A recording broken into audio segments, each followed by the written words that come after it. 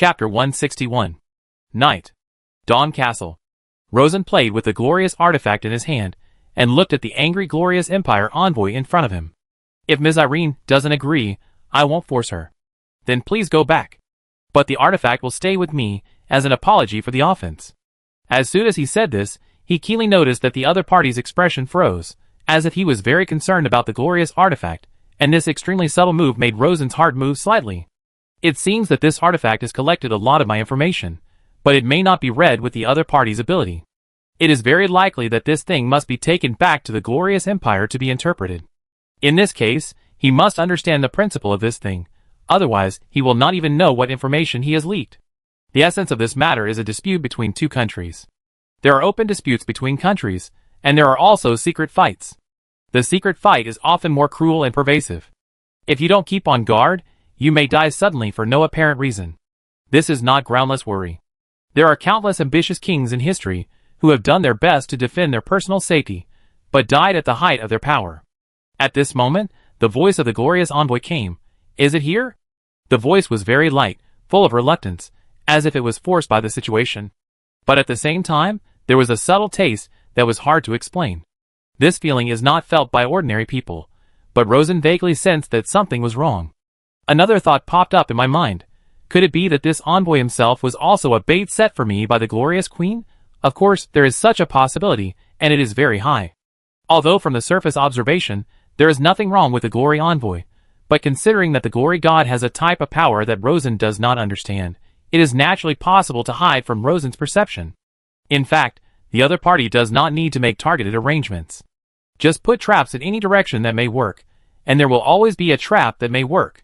The information I have disclosed so far is that I am young, strong, ambitious, and have a love of beauty. Look at the imperial envoy in front of me. Young and beautiful, plump and graceful, with the arrogance of a great country's envoy and the reserved shyness of a dignified woman. Ordinary men naturally dare not have evil thoughts easily, but it is indeed very much to Rosen's taste. Even if he did not spy on this matter, he would definitely find a way to taste it. After understanding this, Rosen sighed in his heart. With the rise of status and the spread of reputation, the number of opponents he encountered has also greatly increased. I feel that the sensitivity brought by my 10-ring peak mana cultivation is not enough. But the wall of the 10 rings is extremely solid, and even with Rosen's speed of practice, there is no hope of a breakthrough. These thoughts only flashed through his mind, and he immediately laughed. If the envoy doesn't mind, of course. Anyway, it was late at night, and there was no one waiting outside, so he could conquer as long as he wanted. And this must be done by the main body, because the clone is not sensitive enough and cannot detect enough power information from the other party's body blood. But if the main body does it himself, he may encounter unknown dangers. After weighing the pros and cons, Rosen still chose the latter. After all, you can't find the treasure without entering the dragon's lair. So he added, but don't worry, I've been sitting here all day, let me go to the bathroom first. There is a secret escape passage behind the study, and there is also a private bathroom for the Duke, which is normal. The clone immediately got up and entered the secret passage, and the main body came in. The clone was not idle either, and immediately took the glorious magic weapon to the Adrian family magic laboratory in the Dawn Castle. The equipment in this laboratory is of extremely high quality, and all kinds of experimental consumables are available. Although there are no special proprietary tools, there are also some good things that can't be bought through ordinary channels, which is much better than Rosen's magic center on the White Sturgeon Island.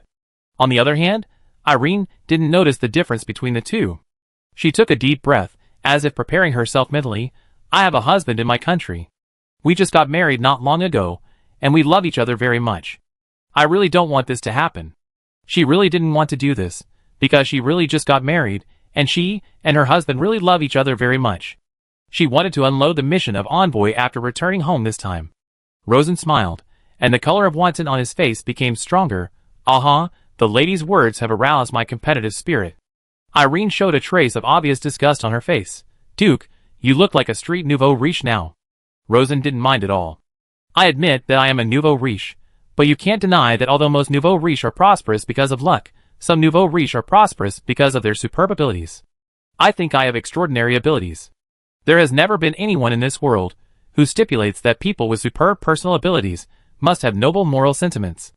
On the contrary, the stronger the ability, the stronger the desire, which is in line with the nature of mortals, isn't it? Huh? Irene let out a long breath. The Duke is right. Most of the people in high positions in the world are actually villains. She took off her windbreaker and put it on the bench by the wall. Where is it? Rosen leaned back. Sit here. Irene walked forward, looked down, and was immediately shocked and hesitated.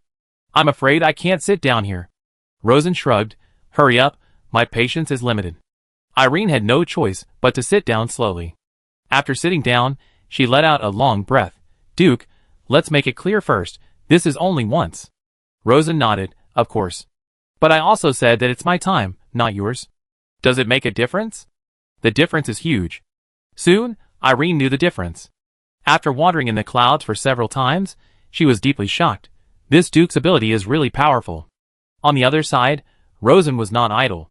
He kept sending the collected power information back to his clone. The clone quickly analyzed it in the magic experiment. To be honest, this is not easy. But Rosen's body has the super sensitivity of the 10 rings, and the information collected from Irene is extremely detailed. In addition, with the human body data of the Sea Cliff Laboratory as a foundation, plus his own research practice and knowledge from the Earth, he has a very deep understanding of blood and the knowledge of the human body in the other world, and he also masters a lot of secrets. Finally, there is the assistance of Lai Fu's super high computing power. When encountering some difficult magic locks, ordinary people may not be able to unlock them in 10 lifetimes, but Lai Fu can directly crack them by brute force. About an hour later, when Irene was still dying in the cloud, Rosen had roughly figured out the principle of the power of light and the operating mechanism of the light artifact. Wow, it's amazing, it's really amazing, this artifact is actually an optical information storage chip from another world. This storage method is very secretive and very stable, because there are countless backup information. As long as the artifact maintains the overall integrity of the structure and is not ground into powder, even if Rosen uses his own power to fill the artifact again, he cannot completely destroy the stored information. And it is not only on the artifact, but also on Irene. The corresponding detection function has been developed into a 9-ring, extremely precise light spell. This spell can be used not only on artifacts, but also on living beings. But compared with the power of light itself, this artifact is just a gadget. Rosen discovered that the power of light is the power to manipulate light. Or more accurately, it is the power to manipulate electromagnetic waves. Its main method of manipulation is to change the speed of light. There are 2 ways to change it. One is to change the speed of light in the medium, and the change range is very large, ranging from 0.1% to 100% of the speed of light in a vacuum. This is not bad, because it can also be done on Earth. The second is to directly change the speed of light in a vacuum. The range is not large, about 98% to 102%, and every 0.1% change will consume a huge amount of mana. At first glance, it seems useless. For the current alien wizards, it is estimated that it is indeed of little use, because alien wizards have limited understanding of the basic laws of the world. This is not Rosen's random thinking, but the result of careful analysis. Because he had never heard of the glorious empire coming up with anything beyond the times. This kind of amazing thing can crush an entire era. Since she has it, the queen can't hide it and not use it. So, if you don't use it, you don't have it. But now, when it comes to Rosen, this ability is simply a king bomb, because the speed of light in a vacuum is far more than just speed, it is the basic constant of the world. As long as it is changed a little, the chain reaction it produces will be extremely huge. The power of glory can freely control the speed of light of the medium, so we can develop various imaging spells, and we can also try to develop optical weapons. I can change the speed of light in a vacuum, and inject more power into various tempered materials, so that the various properties of the materials will leap forward. If we study it in depth, we can even greatly reduce the bottleneck of material fusion or fission and create a sun-like brilliance. Of course, it is only an application concept at present. How to achieve it specifically is not clear at present, and resources need to be invested in research. The business is important now. Since the principle of the spell has been figured out, Rosen naturally successfully read the information stored in the magic weapon. That's interesting. It actually detects my absolute mana strength directly. It doesn't detect other powers, only mana. So, if it is used on a puppet, nothing can be read, because the puppet has no mana. Such an abnormality will expose the existence of the flesh puppet, causing the puppet's danger warning function to fail. Rosen thought about it, and according to the detection principle of light magic, he disguised his mana strength and disguised it as the initial stage of the 8th ring. Then, He carefully wrote the disguised information into the glorious magic weapon and Irene's body. After everything was done, Irene was almost fainting. She couldn't help but sigh, "My Lord Duke, aren't you tired?" Rosen carefully played with the female intelligence officer, who was called an envoy but was actually a spy, and felt very refreshed. Not enough. Far from enough. I really want to grow on Ms. Irene. Irene had been hovering on the peak cloud for many times. Putting aside personal prejudices, she had to admit that this Duke was really strong, many times stronger than her husband at home. After sitting for more than half an hour, Rosen finally agreed to let her stand up. He also found a reason to go to the bathroom as promised, and took back the intact glorious magic weapon. "Miss Irene, I am a person who values credibility. I will return this to you." Irene was relieved immediately, and finally her hard work was not in vain. Then, Rosen quickly wrote a letter in front of Irene. "I can vaguely feel that your majesty is a very powerful glorious mage, and his magic power should be far beyond mine. I am extremely shocked and very depressed about this." Speaking of this, Rosen sighed sadly. "I have no intention of being an enemy of the glorious empire, because I know that I am no match for your majesty." Irene was stunned. Why did the Duke suddenly lose his ambition? Rosen sighed lightly, and his face became more depressed. "It's not that I don't have ambition, but because I am rational enough. He is really not qualified to compete with the glorious empire at present, but the other party has already taken him so seriously. This is definitely not a good thing, so he is ready to show weakness to the queen. I can clearly feel that I have reached the end of my path of magic power cultivation. No matter how hard I practice, it is difficult to make progress, and I can only barely maintain my progress." When he talked about the latter part, he couldn't help but sigh lightly, and his feelings about pursuing the 11th ring, but failing to get it all floated on his face. So he seemed sincere and sincere. Irene immediately believed it 80% to 90%. She saw Rosen writing a letter in front of her and was curious. "Can I read it, Duke?" Rosen nodded. "Why don't you sit in my arms and read it?" Irene hesitated, but still did it. As soon as she sat down, she whispered, "Duke, why are you here again?" Rosen smiled wildly, but his eyes were full of sadness. "Ms. Irene, my life has just suffered a huge blow. Now I only have this hobby left. Please help me." Irene had no choice but to turn around and read the letter. As she read, she was slightly surprised. "So this is why the power of the Blackstone warship is so strong and smooth?" Rosen nodded. "Yes. I believe that with Ms. Irene's vision, you should be able to see that what I wrote is true. Of course, I won't write many technical details. I believe that the Great Queen will definitely be able to achieve it easily and surpass my current achievements." He told the Queen about the basic principles of the warship so that she would believe his sincerity in not daring to compete. "But it's not a loss at all, because the treasure he obtained from the power of glory greatly compensated for this small loss." Irene nodded. "With the power of my glorious empire, as long as there is a successful starting point, we can quickly reach the other side of success." Rosen wrote the letter and carefully used the mana of the peak of the 7th ring to condense a spell seal. Then, with a thought, he summoned Irene's clothes with the hand of the mage and inserted the letter into the pocket of the clothes. "Ms. Irene, I am filled with sadness when I think that such a noble and beautiful person like you will soon leave Varen, and we may never meet again in the rest of our lives. Please be kind enough to let me conquer her once more." Irene was originally very resistant, but since Rosen showed enough sincerity and gave her real things, she exceeded her task. After biting her lip, her heart softened and she nodded gently, just once. No words were spoken all night. Early the next morning, the glorious envoy Ms. Irene left the study exhausted. As for Rosen, he was in high spirits, and continued to hold the Whalon Citizens' Assembly. After the 5th day of the assembly, most of the problems were sorted out, but a very serious and difficult to resolve disagreement emerged. That is, in the face of Whalon citizen reform, the interests of the Earl Lords and nobles in the northern counties were greatly damaged, and even the foundation of their existence was not solid. Many radical civilians even proposed to completely abolish the nobles. The northern nobles were very terrified about this. This is also a very serious issue, which directly concerns Whalon's fate. Because the Natural Alliance, and even the Glorious Empire, are still in the era of aristocratic politics, Whalon suddenly took such a big step forward and became an outlier.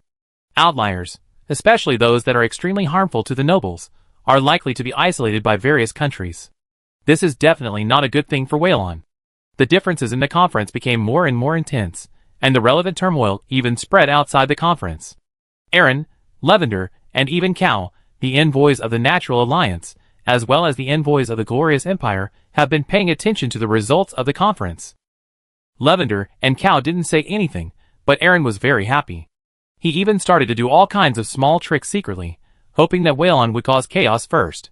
After resting for a few days, Irene's body and spirit had fully recovered. She looked at the reports collected by her men, and smiled with gloating in her heart. Rogue Duke, let me see how you deal with this difficult problem. Chapter 162. The Hall of Glory. Originally the Hall of the Noble Council, it is now the main venue for the Waylon Citizens' Assembly. The structure of the hall is fan-shaped, with a high fan and a low center, but there is a high platform in the middle, on which a civilian magic master named Carls is making an impassioned speech. Every human born in Waylon is naturally a Waylon citizen, and enjoys all the rights and obligations of a citizen. On this basis, I would like to say that the Northern Earls are also Waylon citizens. They have greatly enjoyed the rights of citizens, but they do not seem to have fulfilled the obligations corresponding to their rights. This is obviously unfair. I think the privileges of all the noble lords in Waylon should be abolished, and only the Duke of Waylon should be retained.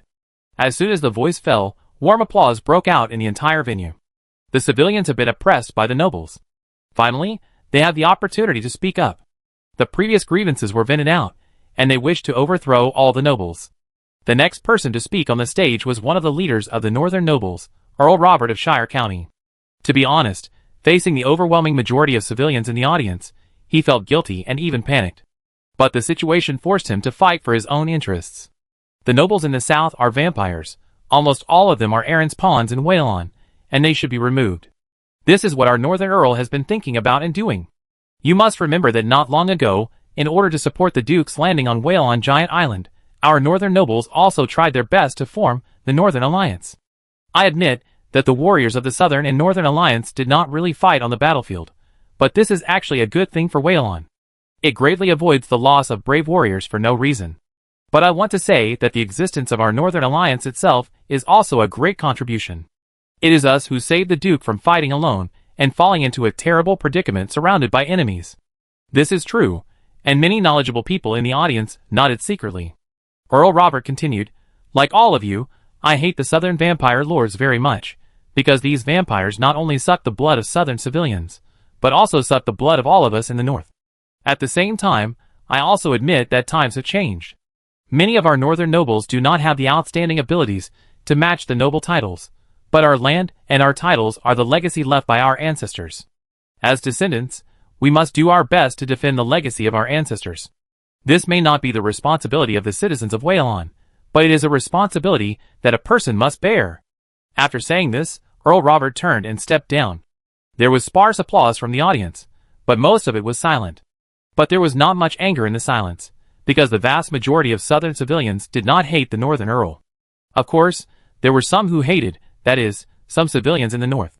But not all of them hate him. Although some earls in the Northern County are unreliable, there are also reliable and highly prestigious earls. For example, the Wolf family in Gaoshan County has always been the popular support of Gaoshan County. The contemporary Earl Wolf in Gaoshan County is a powerful warrior at the peak of the fourth ring. He has a stable character, fair dealings, and a simple life. He has always been respected by all walks of life in Gaoshan County. The issue of the nobles in the Northern County is the last major disagreement. It is absolutely impossible to get a result just by discussing it. If someone with ulterior motive stirs up trouble again, serious internal strife may occur. So, seeing that the discussion of all parties is almost over, the new Duke came to the stage. He is now not only a Duke, but also a magic sage, and he also controls the highest military force on the island, so naturally he has the final say. But being able to have the final say does not mean that you can say whatever you want. Because power does not exist naturally, but like a bank deposit, it needs to be managed bit by bit. Going against the trend is spending money, and going with the trend is saving money. A qualified great lord should spend less money, and save more money, because this money is difficult to save, and it is spent quickly and saved slowly. If you spend it all by mistake, the great lord's head is likely to fall to the ground. After coughing a few times, when the whole venue was quiet, Rosen spoke. First, I want to announce a piece of news that I have been hiding. Speaking of this, he raised his left hand, and pure mana gradually flowed out of his hand, and quickly turned into the power of the Sage of Order Level 10, forming a crystal clear colorful gem. This is the power of the Sage with the strength of the 7th ring, and when the pure mana flows out, It shows an extremely amazing mana fluctuation. The participants can be said to be the smartest group of people in Whalon, and most of them are practitioners. At this time, I felt a deep and powerful mana fluctuation, and my face gradually showed a shock. Rosen's voice sounded again. The Duke of Sistine of the Glorious Empire once used the improved Ramos-Sun formula to calculate that there should be a miracle ring above the sixth ring. As soon as these words came out, everyone present showed incredible expressions on their faces, because everyone guessed an amazing possibility. Sure enough, the next moment, Rosen spoke. I followed my mentor Anna Robert, Madame Agnet, and practiced for 10 years, and confirmed the words of Duke Sistine with the actual practice results. The whole audience was shocked, and Count Robert in the corner was shocked, but also relieved. He understood the meaning of the full name of Mr. Rosenti, and also understood that even if all the earls of the northern county were in trouble, his Robert family would be fine. My sister really accepted a good apprentice. He was fortunate and grateful. The Duke's voice came again on the stage. I found that there are at least 3 miracle rings above the 6th ring. And I successfully reached the first miracle ring, which is the 7th magic ring. As soon as the voice fell, the whole audience was shocked.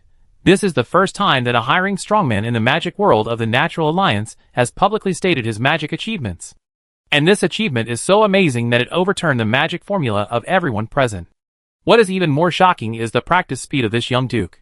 After 10 years of practice, being able to reach the advanced 3rd ring is already outstanding, and reaching the 5th sage ring is an unprecedented magic genius. Now, this duke has actually directly broken through the cognitive limit of the magic world and reached the 7th ring. This is simply, there is no language to describe his terrible magic talent, but everyone present had a similar idea. No wonder this small island controlled by the duke can develop so many powerful magic creations. Such a powerful wizard should also become the master of Whalon. Earl Robert was so shocked that his breathing stopped for a long time, and he had only one thought in his mind. It turns out that I was not wrong that day, he is indeed not immortal, but in the next sentence, Rosen said, everyone calls the ring above the 6th ring the miracle ring, and believes that achieving this achievement is transcendental and immortal. But I want to say that it's all fake.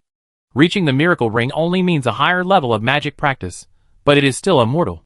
I also want to say that this is indeed a great progress in our mortals' understanding of magic. And my progress alone is just my personal achievement. Only the overall progress of the magic world is the progress of the entire human race. So, after the conference, I will issue a Rosen practice record to share my practice experience with the mages of the whole island and even the whole Natural Alliance. Voila! The venue that had just calmed down once again appeared like a tsunami. Everyone had a feeling. It is a blessing for Whalon to have such a duke, and it is a blessing for mortals. Everyone applauded with all their strength.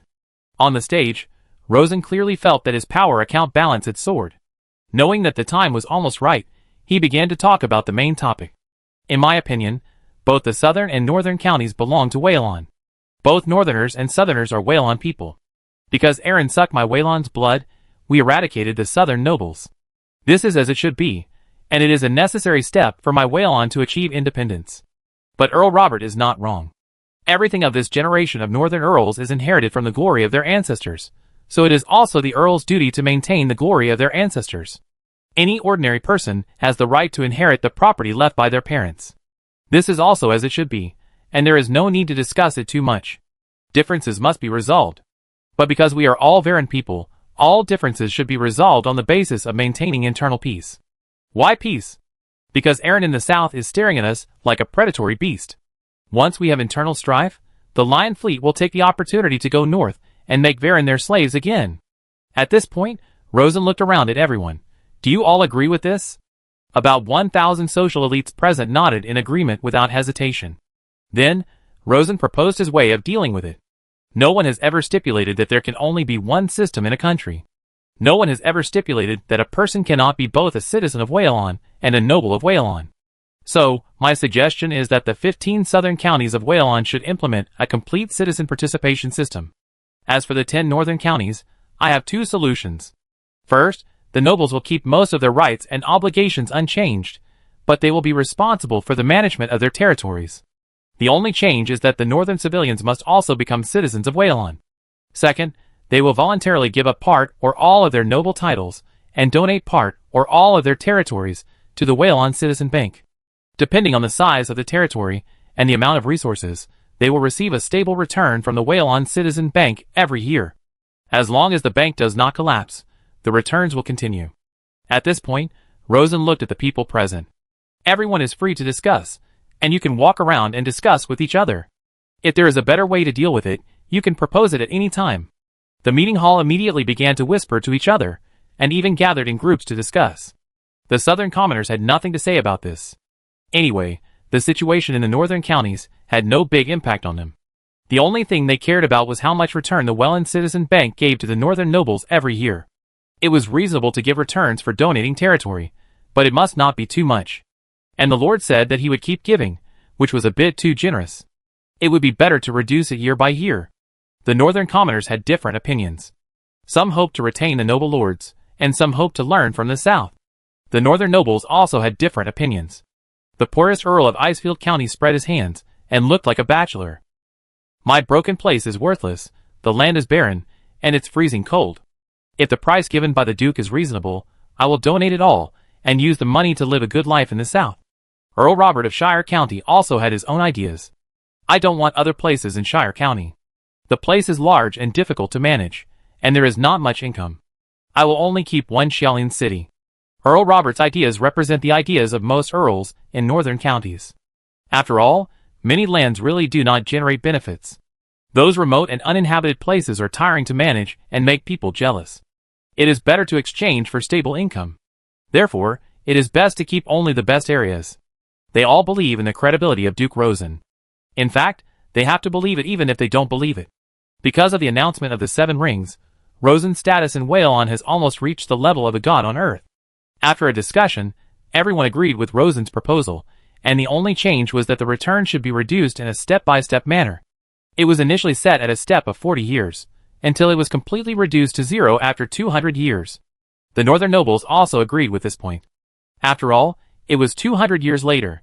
Who knows what the situation will be like in 200 years? After another 10 days of discussing various details, a new version of Whale citizen participation in government was released, divided into 2 versions, the North and the South.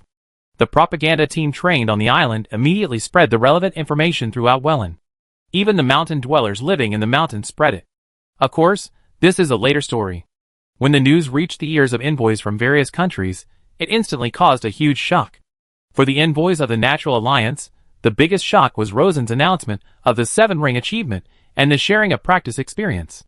This made Rosen the incarnation of the perfect mage of the new era.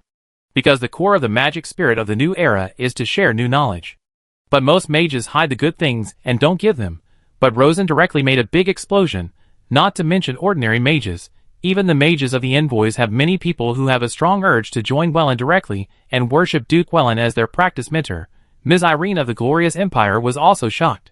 She was not shocked by Rosen's magic achievement. After all, she thought she knew Rosen's level. And there are many high-level mages in the Empire, especially in the glorious royal family. This is already an open secret. She was shocked by Rosen's courage to share his practice experience, and secondly, his political skills. Looking at the information at hand, she sighed softly. Fortunately, he is only at the initial level of the 8th ring, otherwise this guy is really a strong rival of my glorious lineage. While sighing, she suddenly remembered the crazy night before, and somehow, she felt a little hot. When the envoys of various countries digested the new information, the coronation ceremony of the Duke of Dawn, which had been deliberately postponed by Rosen, was finally put on the agenda. The Grand Temple of St. Verin and the Adrian family were very concerned about this. Rosen didn't think it mattered, but he felt vaguely that someone was spying on him. He couldn't help but think, which natural god is spying on me? After all, he is in the Natural Alliance, and the natural god is still there. Chapter 163. The Duke's coronation ceremony was being prepared in full swing. The great temple of St. Verin was very concerned to inform the world that no matter how you mess around, Verin is a member of the Natural Alliance. Adrian was concerned to inform the world that the Duke of Verin was given by their Adrian family, and would be passed on to the Adrian family bloodline in the future. Anyway, no matter whether the next generation of the Duke is named Adrian or not, he must have half of the blood of the Adrian family in his body. Rosen intends to follow tradition. The belief in Mother Nature still has a huge influence on the people of Verin. Although this influence will certainly decrease in the foreseeable future, it cannot be ignored at present. Following tradition will make his seat more stable. On the evening of the day before the coronation, the spy appeared. Rosen was walking in the Dawn Garden, and suddenly a strange female voice appeared in his mind. Rosen Saxon, descendant of the Iron Dragon, find a quiet place, I want to have a good talk with you. The voice seemed to be in his early 30s, very soft, with a hint of fatigue, as if he had just woken up from a dream. Rosen was walking beside a large cluster of sea rose trees, and there happened to be a flower viewing hall here, so he walked towards the small hall. When he arrived at the hall, he put down the windproof veil next to the flower viewing hall, and then sent the guard Alia to walk around. Alia didn't doubt anything. After all, Dawn Garden was heavily guarded and couldn't be safer. She just thought Rosen wanted to be alone. Rosen waited patiently in a flower viewing chair. After about 5 or 6 minutes, a person appeared out of thin air in the flower hall. Light golden curly hair as bright as the sun, pure emerald eyes that seemed to glow, probably just over 30, with soft features full of maternal tenderness, and a simple blue-white priest dress. As soon as he saw the woman, Rosen immediately stood up and saluted, calling her Mother of Nature. Then he immediately set a chair for her. The woman glanced at Rosen, nodded to him, and then sat down on the chair. Her back was straight, her long legs were placed on one side, and her posture was like that of an unmarried girl. Rosen also sat down. Mother of Nature, I didn't expect you to come in person. He expected that he would soon deal with Mother of Nature, but he didn't expect it to be so soon. He also felt strange, and felt that Mother of Nature was really brave to dare to break into his Dawn Castle alone. Because the sensitivity of the 10 rings mage told Rosen that the mana of the woman in front of him was probably at the peak of the 8 rings, much stronger than the Banshee Queen Neferonia, but still had not broken through the 9 rings. Such an achievement is naturally overwhelming against ordinary people, but the Dawn Castle is heavily guarded. The woman seemed to see Rosen's thoughts and smiled lightly. Do you think that if I show my appearance in front of everyone, will the warriors help me or you? Rosen thought carefully and said, probably half will help me, and most will hesitate. But if I really attack you, or even succeed in killing you, I will have to bear the infamy of killing gods, and then I will become the public enemy of the Natural Alliance, and even countless whale unbelievers will abandon me because of this. First, because this is the Natural Alliance after all. Second, because there is more than one natural god, Mother Nature. As far as he knows, there are still several high-ring mages, and even the godly father of the 9 rings power may not be dead, but may just be in a very deep sleep. After killing the contemporary Mother of Nature, the major temples of the Alliance immediately issued oracles. The countries in the Alliance were worried about where to rob money. With such a good reason, they would definitely form a united front to rob Varen. That would be great fun. Mother of Nature nodded. You are very clear-headed, which is good. As she spoke, she asked, the next generation of Duke of Dawn must be Selena's child, right?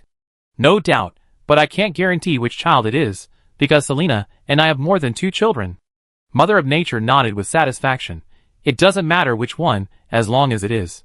She also said, tomorrow's Duke coronation, I will still show natural miracles to confirm the legitimacy of your dukedom.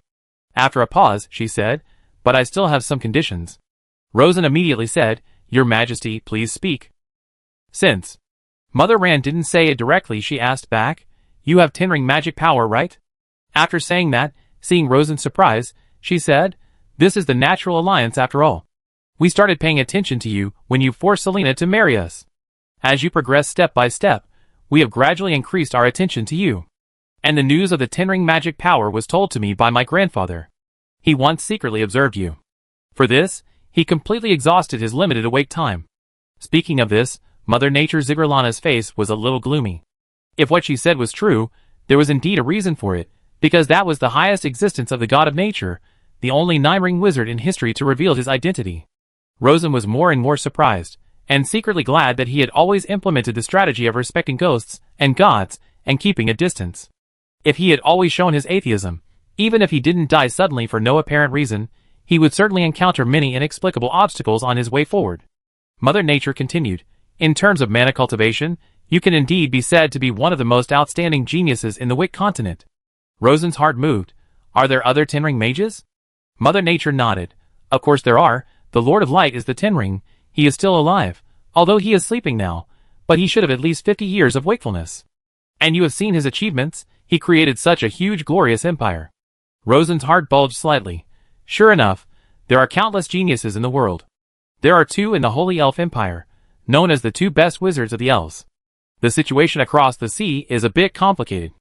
Judging from the current situation, it is not optimistic, because someone has taken the wrong path on the path of magic and introduced a very terrible force. After a pause, Mother Nature looked at Rosen.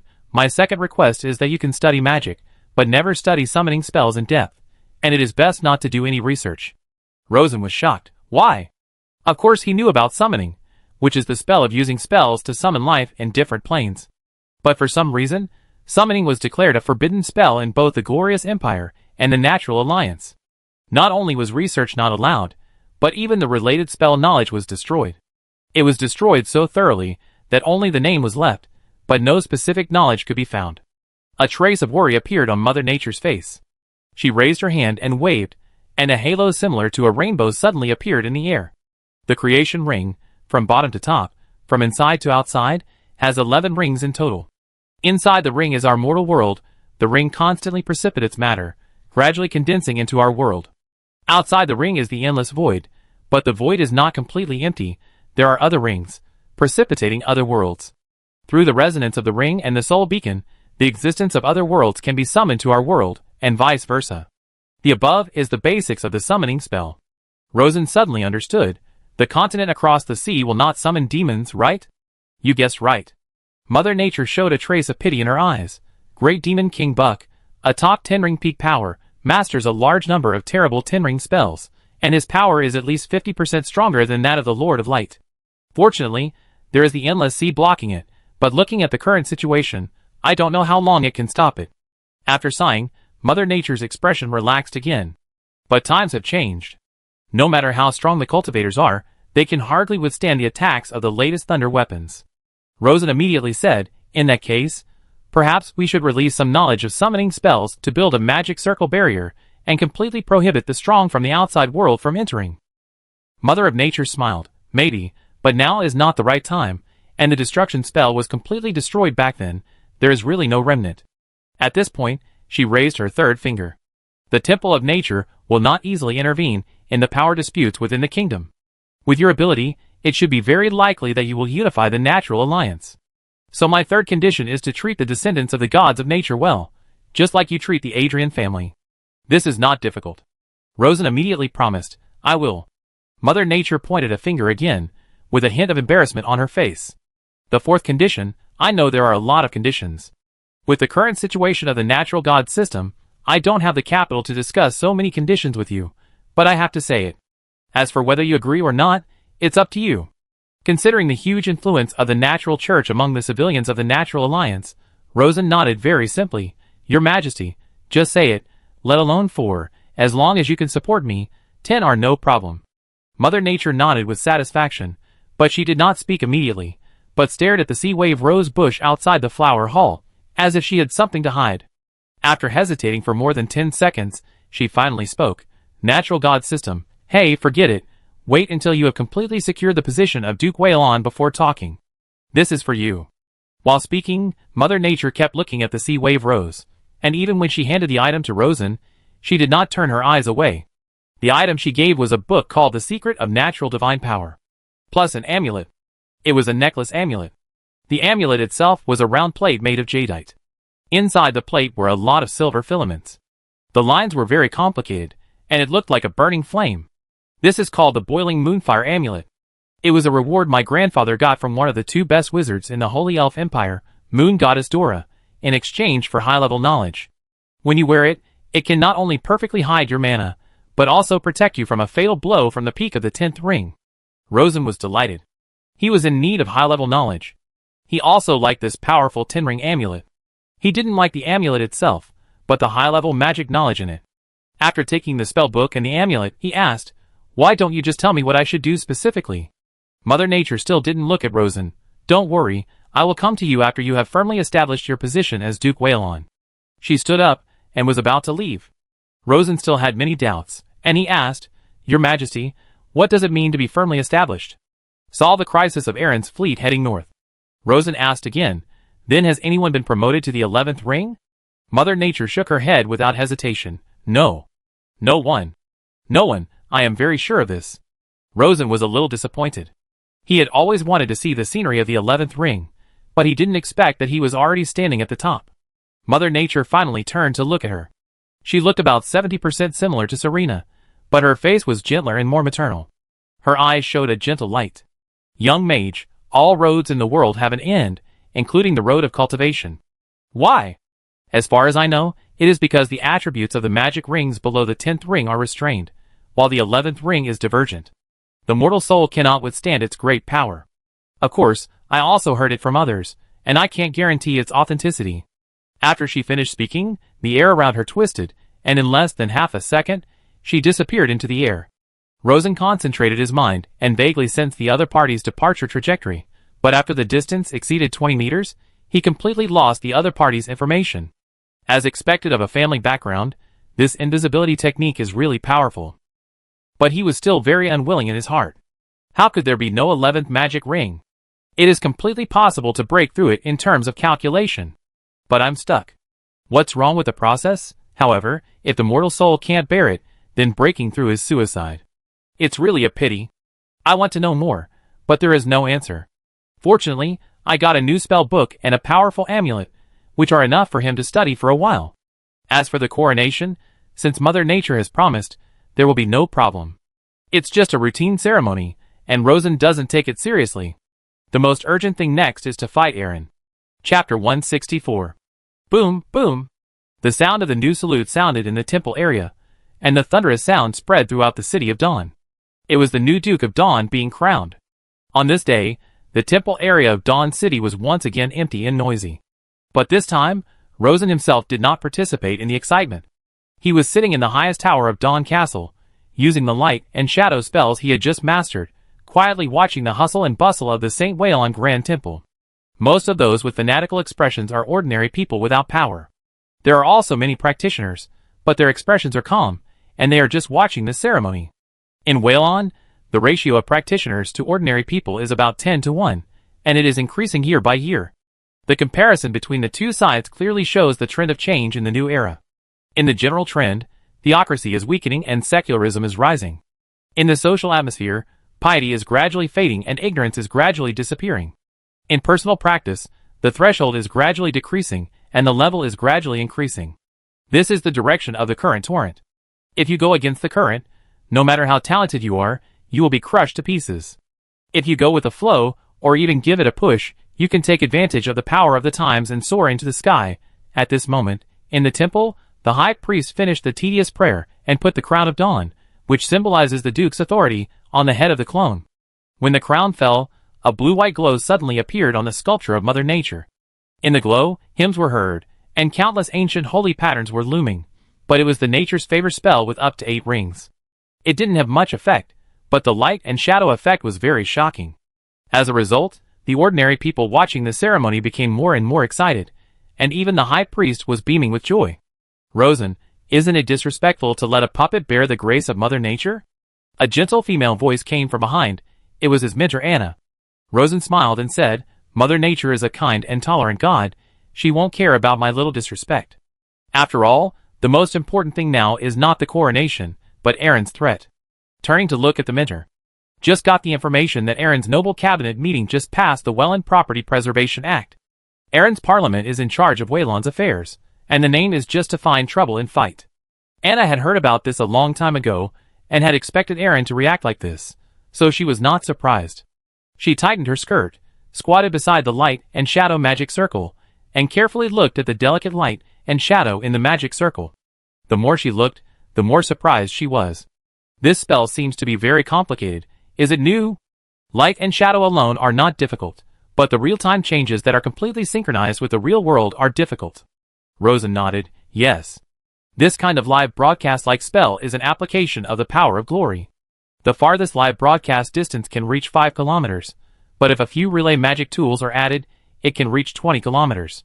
It can be used as a high-level battlefield exploration. The only disadvantage is that it is difficult to transfer, and a group of specialized detection magicians need to be trained. Well, I don't understand it anymore. Anna only felt that the magic array on the ground was delicate and complex, far beyond her knowledge of magic. But she didn't bother about it. How do you plan to fight this battle? Rosen certainly thought about it, and even before he went south to Dawn City, he had already prepared for the battle. Originally, I planned to use a combination of land and sea tactics. Use the high speed of warships to fight guerrilla warfare, at sea to consume interference. Set up defense lines on land, and fight the final decisive battle. Just prepare for a real hard battle. At this time, the coronation ceremony of the temple has ended, and Rosen no longer inputs mana into the magic circle, and the light and shadow on the magic circle extinguished. He stood up, took the mentor's hand, and helped her up. But now, I have gained some new knowledge of magic. I have a new idea and plan to end the battle directly at sea. The two stood side by side in front of the glass window of the tower, looking at the blurred St. Wailan Cathedral in the distance.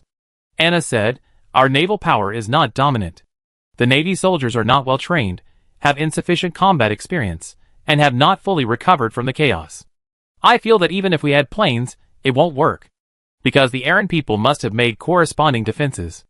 Although the huge zero-ring mine spell is fierce, if more than 500 crew members on a ship are all equipped with advanced mine amulets, plus their own tenacious mines, they can be ignored. Therefore, the only thing that can work in the end is the lightning plane. But there are too few planes at present. Even if we try our best to produce them, we will be lucky to have 30 planes by the time the war starts. Why is the production capacity so poor after taking over the giant island of Wailan? Because the giant island has not been fully organized, and the corresponding talents and factories have not been built. Although the supply of raw materials and materials has increased significantly, the equipment and talents on the production side have not improved much, so the production capacity increase in a short period of time is very limited. Simply put, the bread is already in hand, but it has not been eaten and digested into strength. So, Anna really can't think of how to solve the battle at sea," Rosen explained with a smile. "Because I have developed a brand new shipborne magic weapon. Once installed on the ship, it can greatly improve the sea combat capability of the warship. But what exactly is it? Let me keep it a secret. There is one more thing Rosen didn't say, that is, he will try his best to call on the assistance of the international situation to force Aaron to reduce the intensity of the war." After a pause, he smiled again. "Teacher, you came to me specifically. You must not come to discuss the war situation specifically, right?" Anna squinted and smiled. "Don't call me teacher. I think it's weird." She took out a book, the title of which was Rosen's practice record. "I'm here to ask about practice, Duke Rosen." "What is the specific question?" Rosen has heard a lot of such questions recently, and his ears are almost calloused, because countless mages come to visit him every day. Unexpectedly, the teacher couldn't help it. He took the book and leaned against the wall of the tower to read it, while Anna leaned next to him, her bulging chest pressed against his arm, pointing to one of the pages. "I tried all the techniques you mentioned for communicating with the ring, and the effect is indeed much better than before. But according to my calculations, when I touch the 5th ring wall, the current speed of improvement seems to be unable to break through, even with the soul gem." Rosen observed Anna's practice closely, and nodded in agreement. "It is indeed a little short, but not much." Anna was immediately frustrated. "In other words, my practice talent can only be stuck at the 4th ring?" Rosen patted the book in his hand. "Anna, the techniques described in my book can probably increase the efficiency of practice by 5% to 20%. With its help, the difficulty of breaking through the 4th ring wall can be reduced by 20%.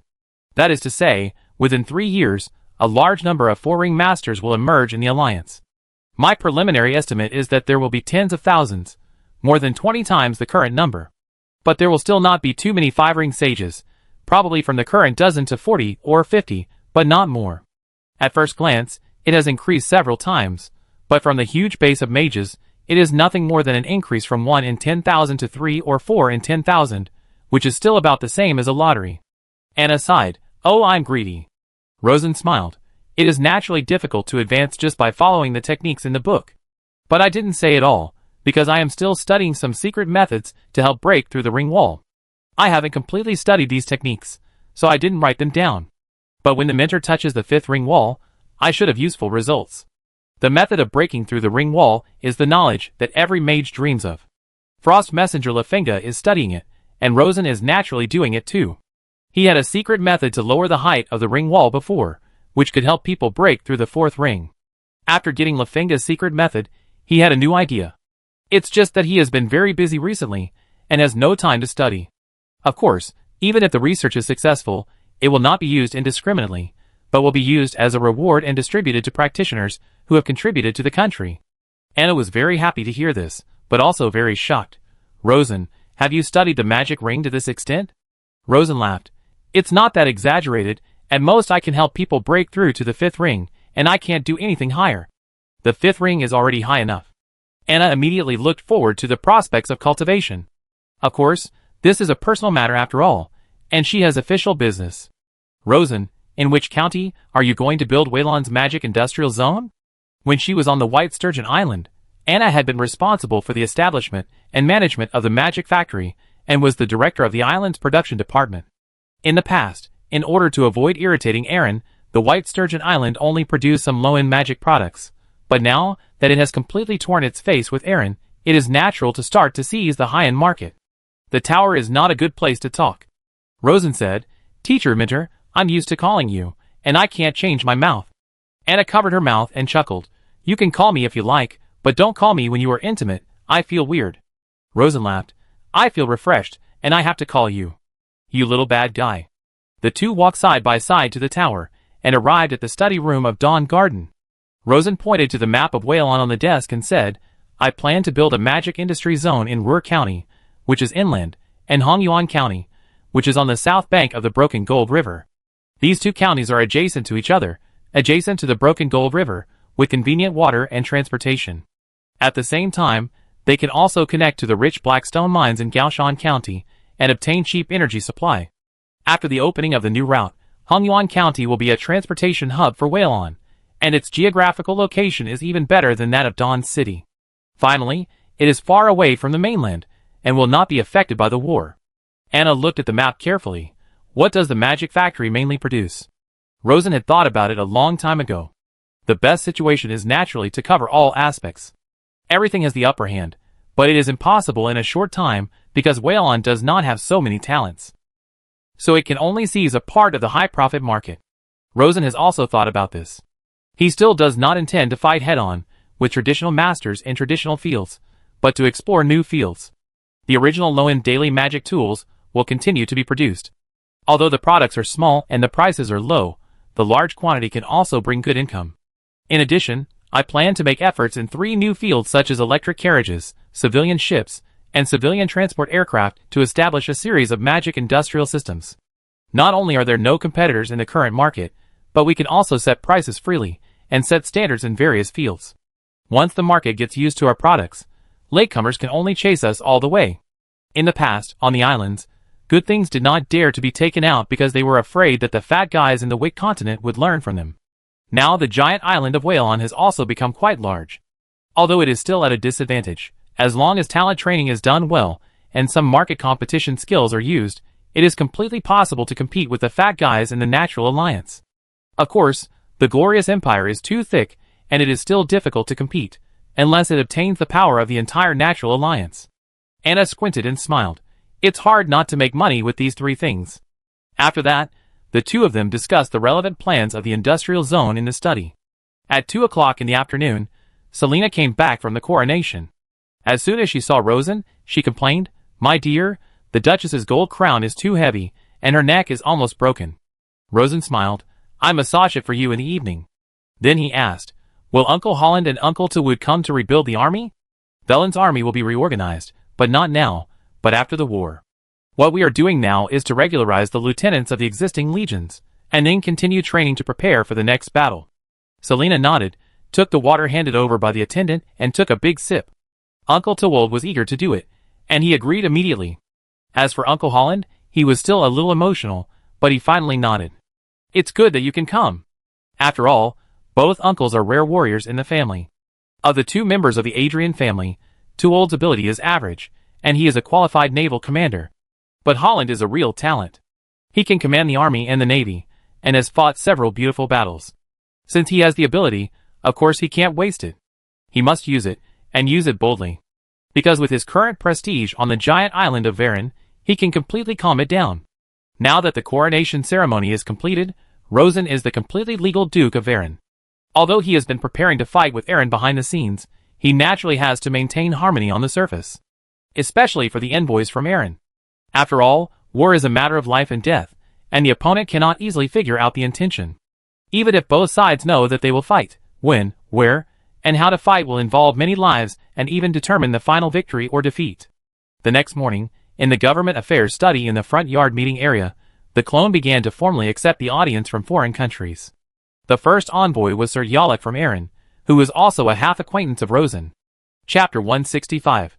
The morning sun shines through the 20-centimeter thick frosted double-layer plastic glass, casting a slightly heavy morning light into the spacious study. There are 2 rows of tall and strong guards standing at the door of the study, 6 in total, each of whom is a 4-ring warrior. Inside the study, 2 clerks sit in the left corners on each side of the left side, and under the left and right columns in front, there are 4-ring combat masters standing respectively. On the left is Rosen's mentor Anna. On the right is a commoner-born magic master named Galad, a native of Dawn City. In the past, he was frustrated and picked up the soup leaked by the noble magicians. Now he has become the acting minister of the Dawn City Magic Department. Behind the last large desk sits the Duke of Whale on Dawn, wearing a dark blue leather armor with dark gold patterns. This is a bit of a big scene. It is a special ceremony for the new Duke to receive foreign envoys on the first day of his accession to the throne. It can be casual in the future. When Sir Jarek walked into this familiar yet strange study, he felt as if he was dreaming. Just a year ago, he discussed with a duke named Ryder how to get rid of the little baron who humiliated the king. A year later, Ryder went to Greystone Island to plant potatoes, while the little baron who humiliated the king became a high and mighty duke, looking down at him. The light in the other's deep black eyes was dim, making it impossible to see what he was thinking, which made Sir Jarek a little breathless. He was worried that the other would suddenly get angry and ask the guards to drag him to the corridor and chop off his head. After all, the 2 countries were about to go to war, and this duke had a bad temper. Some time ago, Sir Schmidt broke his arm and lost his front teeth.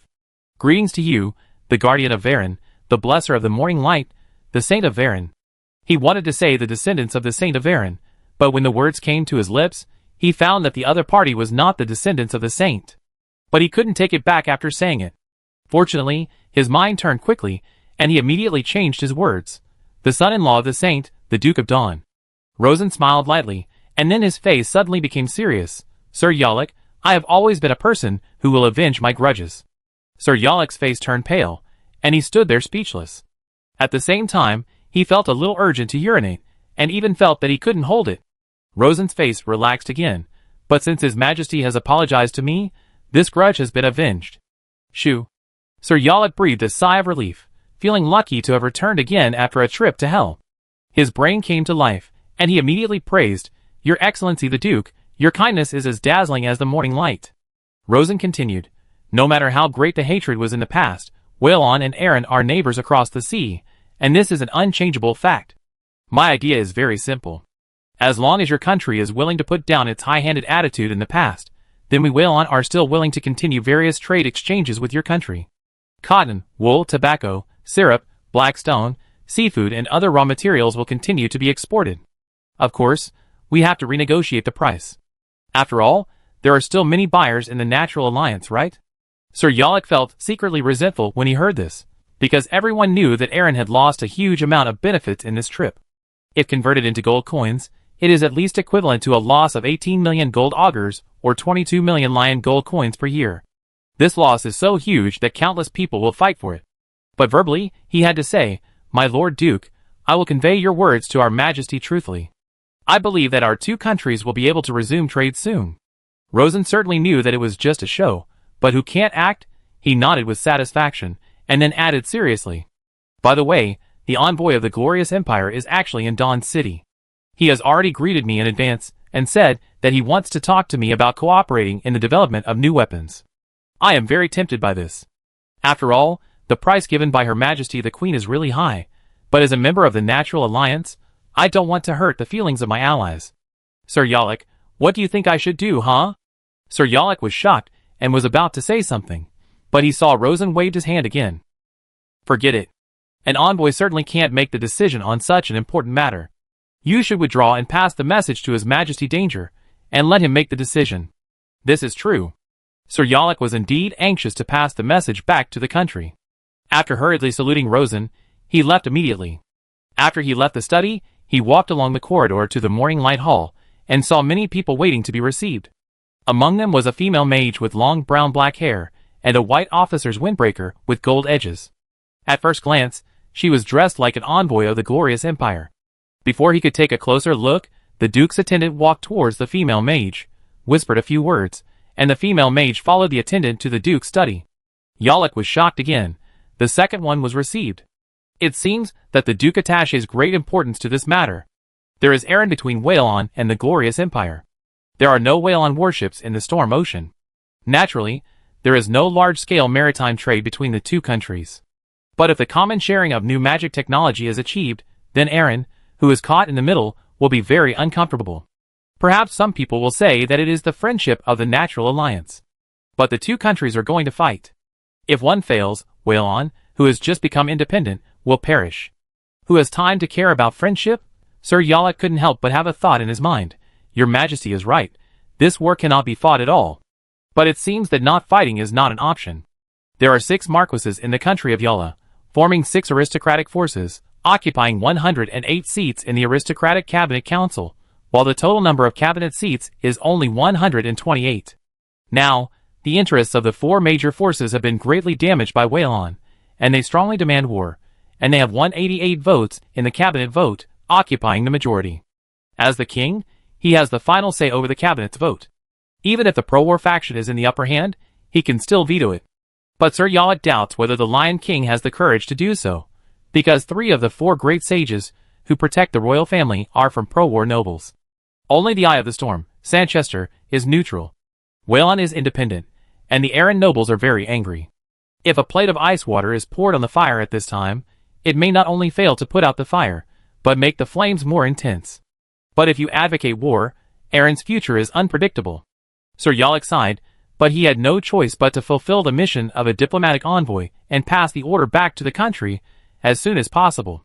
On the other side, in the government study, Rosen received Ms. Irene with formal etiquette. He looked solemn and dignified, completely different from the frivolous behavior he had shown late at night some time ago, making Irene almost think that the person opposite him had changed. She secretly breathed a sigh of relief, but somehow, she also felt a bit of an inexplicable feeling in her heart.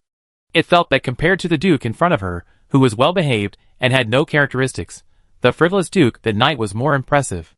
The two sides had some formal diplomatic dialogues, and this routine audience was declared over. Just as Irene turned to leave, a mental whisper suddenly sounded in her mind. If Miss Irene is free, we can discuss new technology cooperation tonight. Strangely, there was only a mental whisper, but she did not detect the fluctuation of mana that triggered the mental whisper. Irene did not respond with a mental whisper, because the use of any spells was strictly prohibited in the current situation, but she thought to herself, I wish I won't come. Even a fool would know what the Duke wants to do, and she can't let her husband down again and again. This thought lasted until she returned to the VIP reception room of the Dawn Castle, and then something changed. The Empire and Whalon are more than 1,500 kilometers apart. No matter what happens here, it doesn't seem to affect the country, and the Duke is quite generous. Maybe I can get some new information from him. Without mentioning Irene's various ideas, Rosen began to receive the third envoy, the magic master from the Levender royal family, Prince Lafayette. After the routine greetings, Rosen smiled and said, Your Highness Prince Lafayette, I have collected all the evidence of the Levender royal family making fake deposits, including the counterfeiting process of the deposit paper, the magic information left on the magic seal, and some of the people involved in the counterfeiting incident. So, the evidence of the fake deposit certificate is irrefutable. What is your country's attitude towards this?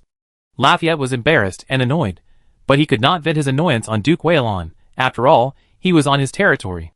The best solution is to pay back the debt, but there are many things to say about it.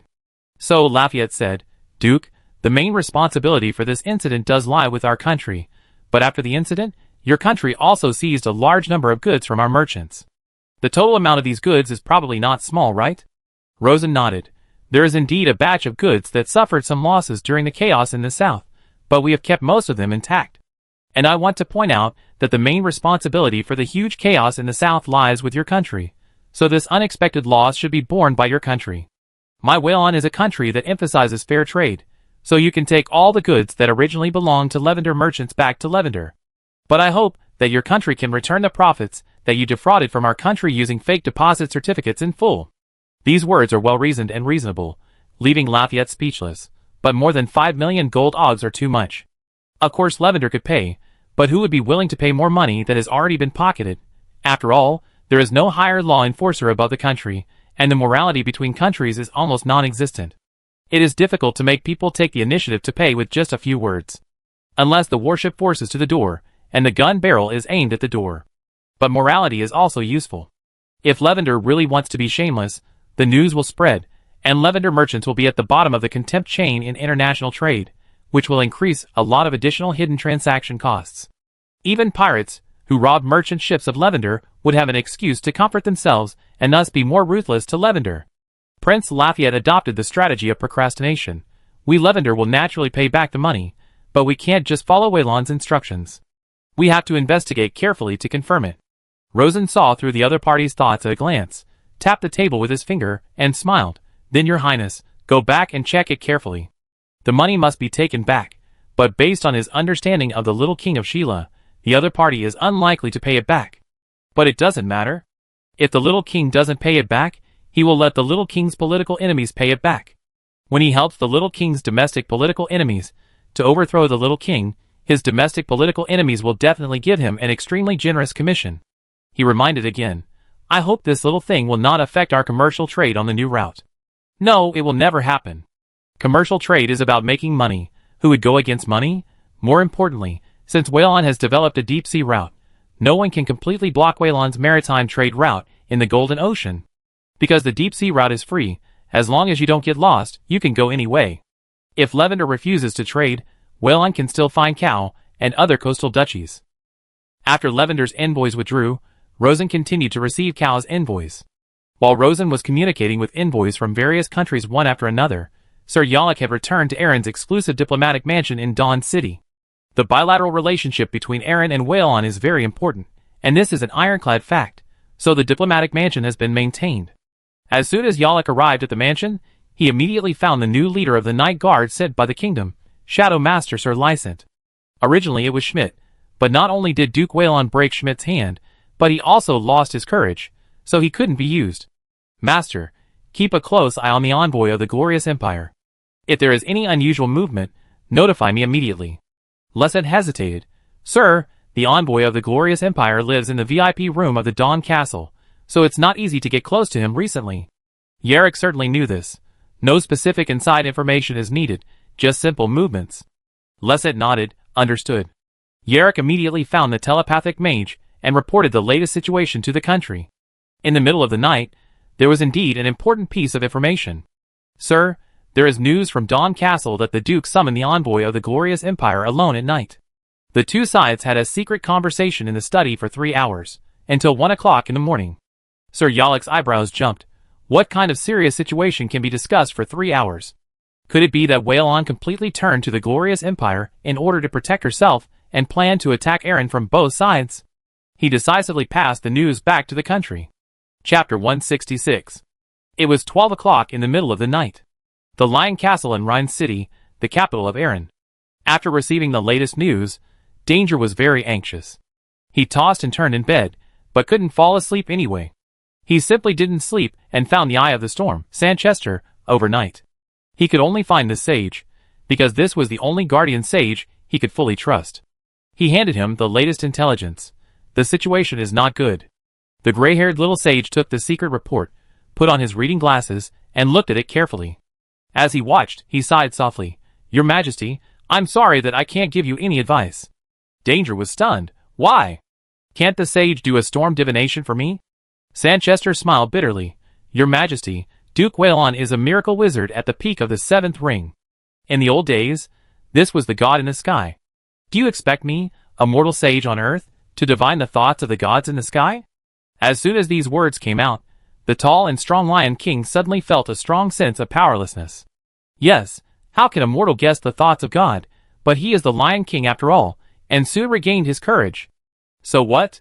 He himself said that there are no gods in the world. Even Chi-Huan is just a mortal. The latest domestic magic research also shows that even gods will fall if hit by artillery fire. Sanchester nodded in agreement. Yes, Chi-Huan is indeed a mortal, but he is a mortal with high magic achievements. So my divination is still useless. Then analyze the current situation, and what do you think I should do? Sanchester raised his slightly cloudy eyes, and looked at Danger meaningfully. Your Majesty, you actually know everything in your heart. You know what is the right path, and what is the wrong path. The problem is that the right path is full of thorns, while the wrong path is like a flat slide. It's refreshing to slide, but you will reach the abyss without knowing it. Perhaps you should make the news of Whalon and the Empire's alliance public at the cabinet meeting, which should convince more nobles to support your idea. Danger smiled bitterly. It can indeed gain more support, but I'm afraid it won't be enough to reverse the situation. In recent years, Erin's national strength has risen, and everyone in the country, from nobles to civilians, has become accustomed to being strong. Now that so much money has been lost, Erin's lion fleet will be a joke if he doesn't fight a war and swallows the bitter fruit. Sanchester naturally also understands the domestic situation inside. Your Majesty, then try your best to win. Danger clenched his fists when he heard it. Is there no other way out? He was afraid that he would win in the north, but lose in the south. To his surprise, Sanchester nodded. There is a dangerous way, which may be useful. You say. Sanchester did not say it directly. He first activated a storm barrier, and then spoke. Your Majesty can take advantage of the battle in Whalon to weaken the power of the nobles in the country, and then settle accounts with them on the charge of failure, so as to completely control the power of the kingdom. Danger was shocked, and his eyes widened. It is indeed a dangerous way. It directly pushed the fate of the kingdom, and his personal fate to the edge of the cliff. If the operation is not done properly, both parties will fall off the cliff together and be smashed to pieces. But if it succeeds, Danger's fist will be clenched tighter. If it succeeds, then he will completely control Erin, and many things he wanted to do but couldn't do before can be done. Should I do it or not?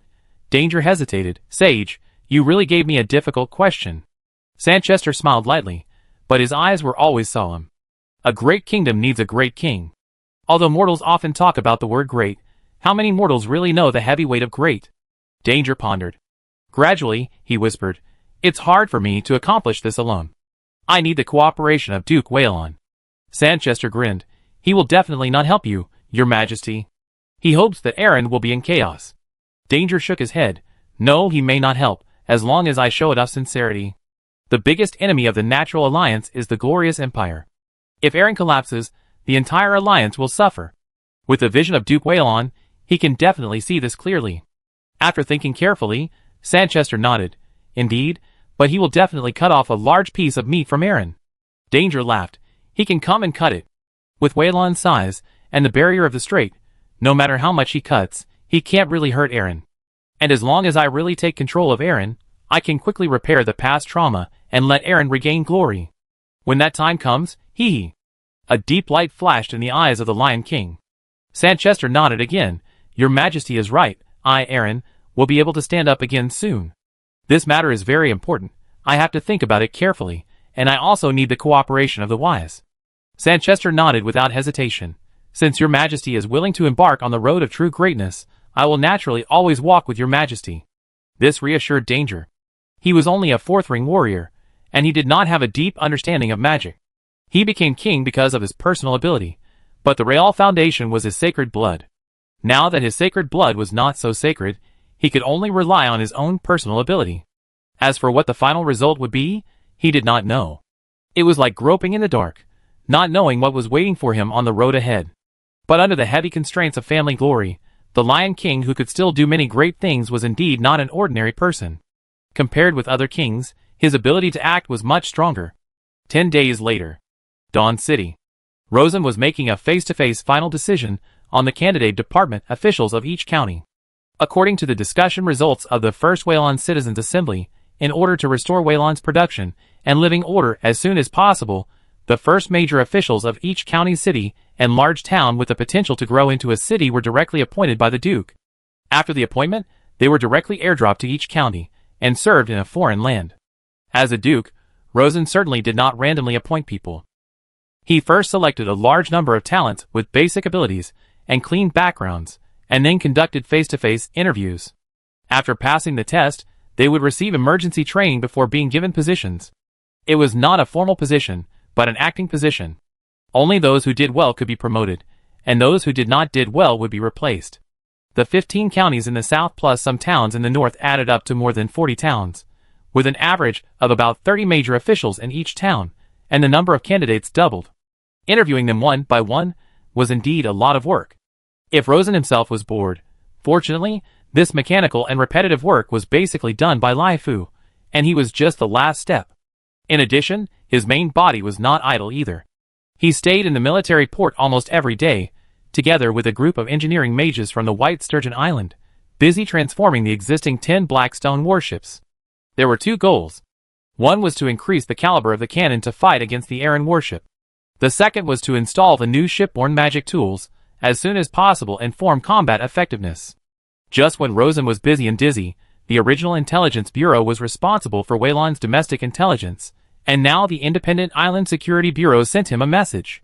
My Lord Duke, an old man entered Dawn City in the name of a cow merchant and secretly found us, saying that he wanted to discuss some Aaron affairs with you. He also specifically stated that it is top secret. I hope you can pay absolute attention to it, and it is best not to let a third party know the content of the secret talk. The one who brought the message was the director of the Security Bureau, named Turanin, a rare half-blood forest elf wizard, currently at the peak of intermediate magic power, and his mother was from the Ego tribe. He was once Donner's right-hand man, and because of his outstanding ability, he walked up to Rosen. Rosen felt a little strange in his heart, and asked in the secret communication, apart from this, are there any other clues? Turanin was confused. There are no clues, it is very secretive. We contacted the Foreign Affairs Bureau, but we didn't find any relevant clues. This person seems to have appeared out of thin air, and we don't even know if he has magic power. Then this matter is interesting. Rosen had a very strange premonition and immediately said, take him into Dawn Castle secretly, don't let more people see him, and take him directly to the underground secret room through the secret passage. Yes. About half an hour later, the person arrived. Rosen immediately went to the underground secret room. This secret room is dedicated to secret matters, so it is not only deep underground, but also has many anti-detection magic runes.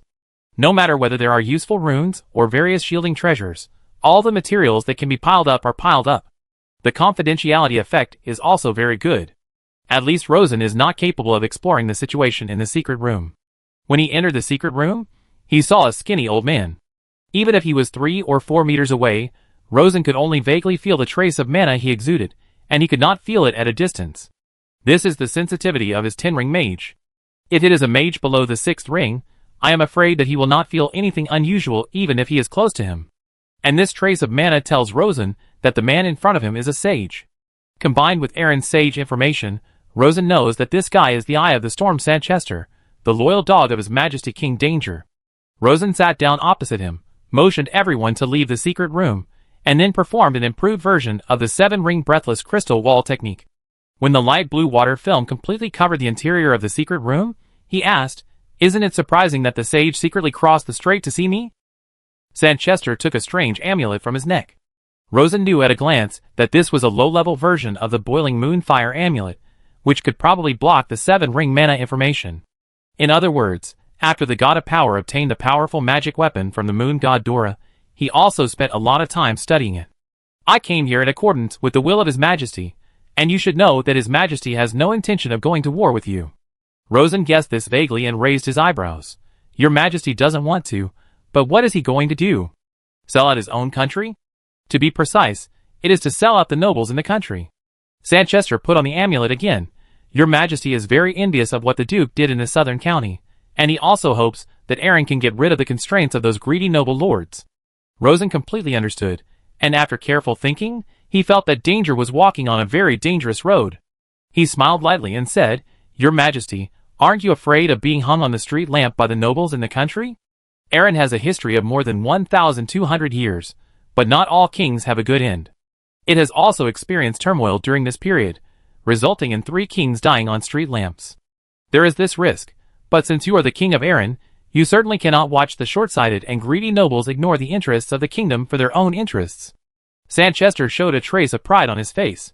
This is the responsibility of a great king, and it is also the reason why I firmly follow Danger. Rosen was worried. This is too dangerous. If you accidentally let it slip, the giant fortress may fall. So your Majesty needs the cooperation of the Duke to control the situation within an acceptable range. And as a reward, after the defeat, your Majesty will give Waylon a very generous compensation on the grounds of redeeming prisoners of war. Rosen grinned. Sanchester, no matter how you control the situation, a group of brave warriors will be inexplicably sacrificed. Perhaps, this is the cold-bloodedness of the real superior. He feels very stressed when doing such things, and he will never be as calm as the other party. Sanchester sighed. It is indeed regrettable, but some sacrifices are necessary. because these brave warriors are all minions of the Aaron nobles. That's true. After careful consideration, Rosen decided to cooperate with Danger. In the naval battle, I will try to reduce the loss of ordinary soldiers and only kill noble officers. Sanchester was slightly startled. My Lord Duke, are you still kind now? Based on the fact that the other party killed 36 noble families, he always thought that the other party had completely forgotten the word of kindness. Rosen smiled faintly, and did not explain much. There is no need to pay attention to insignificant details. Let's talk about the specific details of the cooperation, Sage. In this case, the two discussed in detail.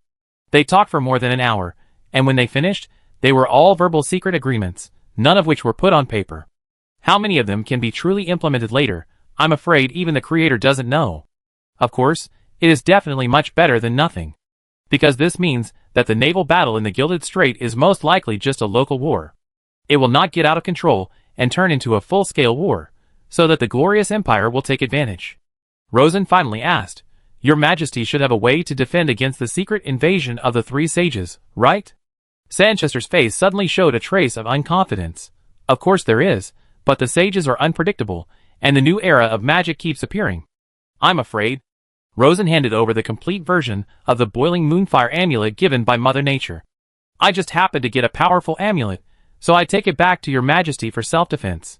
He has studied the principle of the amulet, and can make it himself. Now it is to fulfill his promise to Mother Nature. Sanchester saw that the amulet was a super high-level magic weapon, or it could be said to be a divine weapon. He was startled. Duke, if something happens to Your Majesty, it seems to be more beneficial to you, right?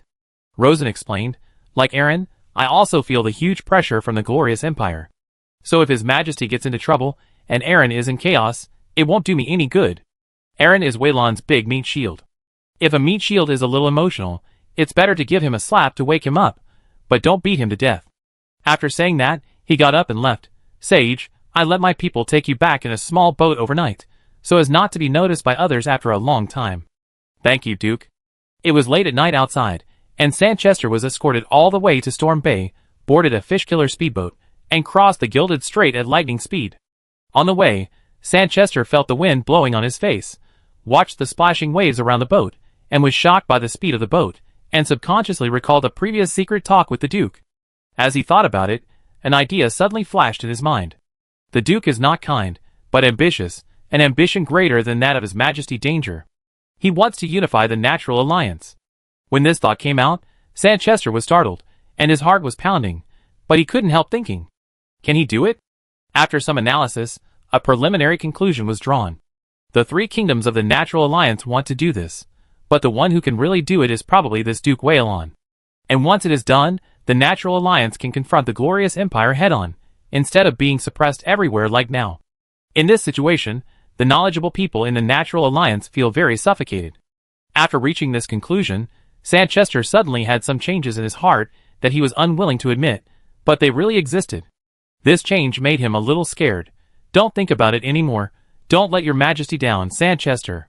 But he still thought about it a little more. What does Your Majesty have? A 4-ring warrior. The Duke is a miracle wizard at the peak of the 7th ring. Forget it. Sanchester raised his hand and slapped himself hard, causing the wizard driving the speedboat to look at him in confusion. Bug? A bug fell on my face, hee. The sage laughed dryly. Chapter 167. This is not a wise war. A shout came from the magnificent Hero Hall in Aaron's Lion Castle. In the hall, there were relatively independent small round tables, about 150 tables, divided into 3 layers to form a large circle. There were 4 or 5 people sitting around each small round table, and in the middle of the large circle was a speech platform. On the platform, a middle-aged red-haired man, wearing a blue, green, and gold vertical striped parliamentary robe opened his arms and shouted loudly. We are Aaron. A great kingdom should not only have power, but also have a far-sighted vision and accurate judgment of the current situation. As soon as the voice fell, someone stood up at one of the round tables. He asked loudly, Count Galopon, may I ask you, has anyone in your family gone bankrupt? The man asking the question was very young, less than 30 years old, with a handsome face, wearing a Navy captain's navy blue gold-rimmed military uniform. The Count on the platform froze and shook his head. No, but this has nothing to do with today's topic, Sir Miller. The young officer called Sir Miller sneered. My family has, and a lot. My family has an investment of up to 800,000 OG in Whalon, with a stable annual income of 300,000 OG. Just because of the willfulness of Duke Whalon, all this turned to ashes overnight. May I ask you, is there any good way to get Duke Whalon to return the money? Count Galopon immediately said, war is an unnecessary measure. Before that, at least try to negotiate with Duke Whalon. The young captain sneered. How to negotiate? Let Duke Whalon return 800,000 OG to me. Or give me 300,000 OG every year for free? Everyone knows that this is impossible. Mr. Galopon, in my opinion, your words are as childish as fairy tales. Bang bang bang. The Speaker of the Noble Council, the elderly Royal Prince Brown, Danger knocked the gavel in his hand hard and shouted, Sir Miller, let Count Galopon finish his words. Sir Miller turned around and saluted the prince slightly, then sat back with a sneer. Count Galopon sorted out his thoughts and continued, no matter what, we are still the most important neighbor of Varon. This is an unchangeable fact. We already have a very terrible opponent in the south. It would be very unwise to set up another enemy behind us. Everything that has happened is irreversible, but we can use the current losses as an excuse to strive for more concessions in future trade agreements. I believe that Duke Varon is unwilling to maintain a bad relationship with Aaron. After the voice fell, another young officer stood up, but it was Sir Orange, a battle master in his early 30s, also a naval captain. Count, Varon has not yet completely emerged from the chaos, and the combat effectiveness of the fleet left by the former Duke has been greatly reduced due to the change of generals at the last minute. The Duke of Varon can only rely on the people of the White Sturgeon Island. It can be said that this is the moment when the Duke of Varon is the weakest. If we don't strangle him completely at this time, do we have to wait quietly for him to grow stronger? What the Earl just said makes me suspect that you are a spy arranged by the Duke of Varon and Aaron. Count Carlbon was furious. Speaker, this is a humiliation to my personality. Bang bang bang. The speaker banged the gavel again. Sir Orange, for using offensive words that exceed the limit, I order you to apologize to Count Carlbon and leave the Hall of Heroes immediately. The young naval captain immediately bowed to the round table. I apologize to you, Count, although I don't think I said anything wrong. After saying that, he turned around and walked out of the Hall of Heroes without waiting for the guards of the venue to come and drive people away. Voila voila. There was a burst of applause in the venue, as if to bid farewell to the hero's departure. Count Carlbon felt a huge pressure, and he no longer had the courage to continue speaking. I have finished my words, Speaker. After a hasty bow to the prince, he returned to the small round table of members of parliament under the stage. As soon as he sat down, the assistant beside him whispered, Count, it's useless, everyone is furious. Count Carlbon looked around at the faces around him, and clearly felt a mixture of anger and excitement, like a group of fanatical believers. His thick eyebrows knitted together. Too fast. What's too fast? The Count sighed. The slaves who were once trampled on turned over too quickly, and the slave owners couldn't stand it.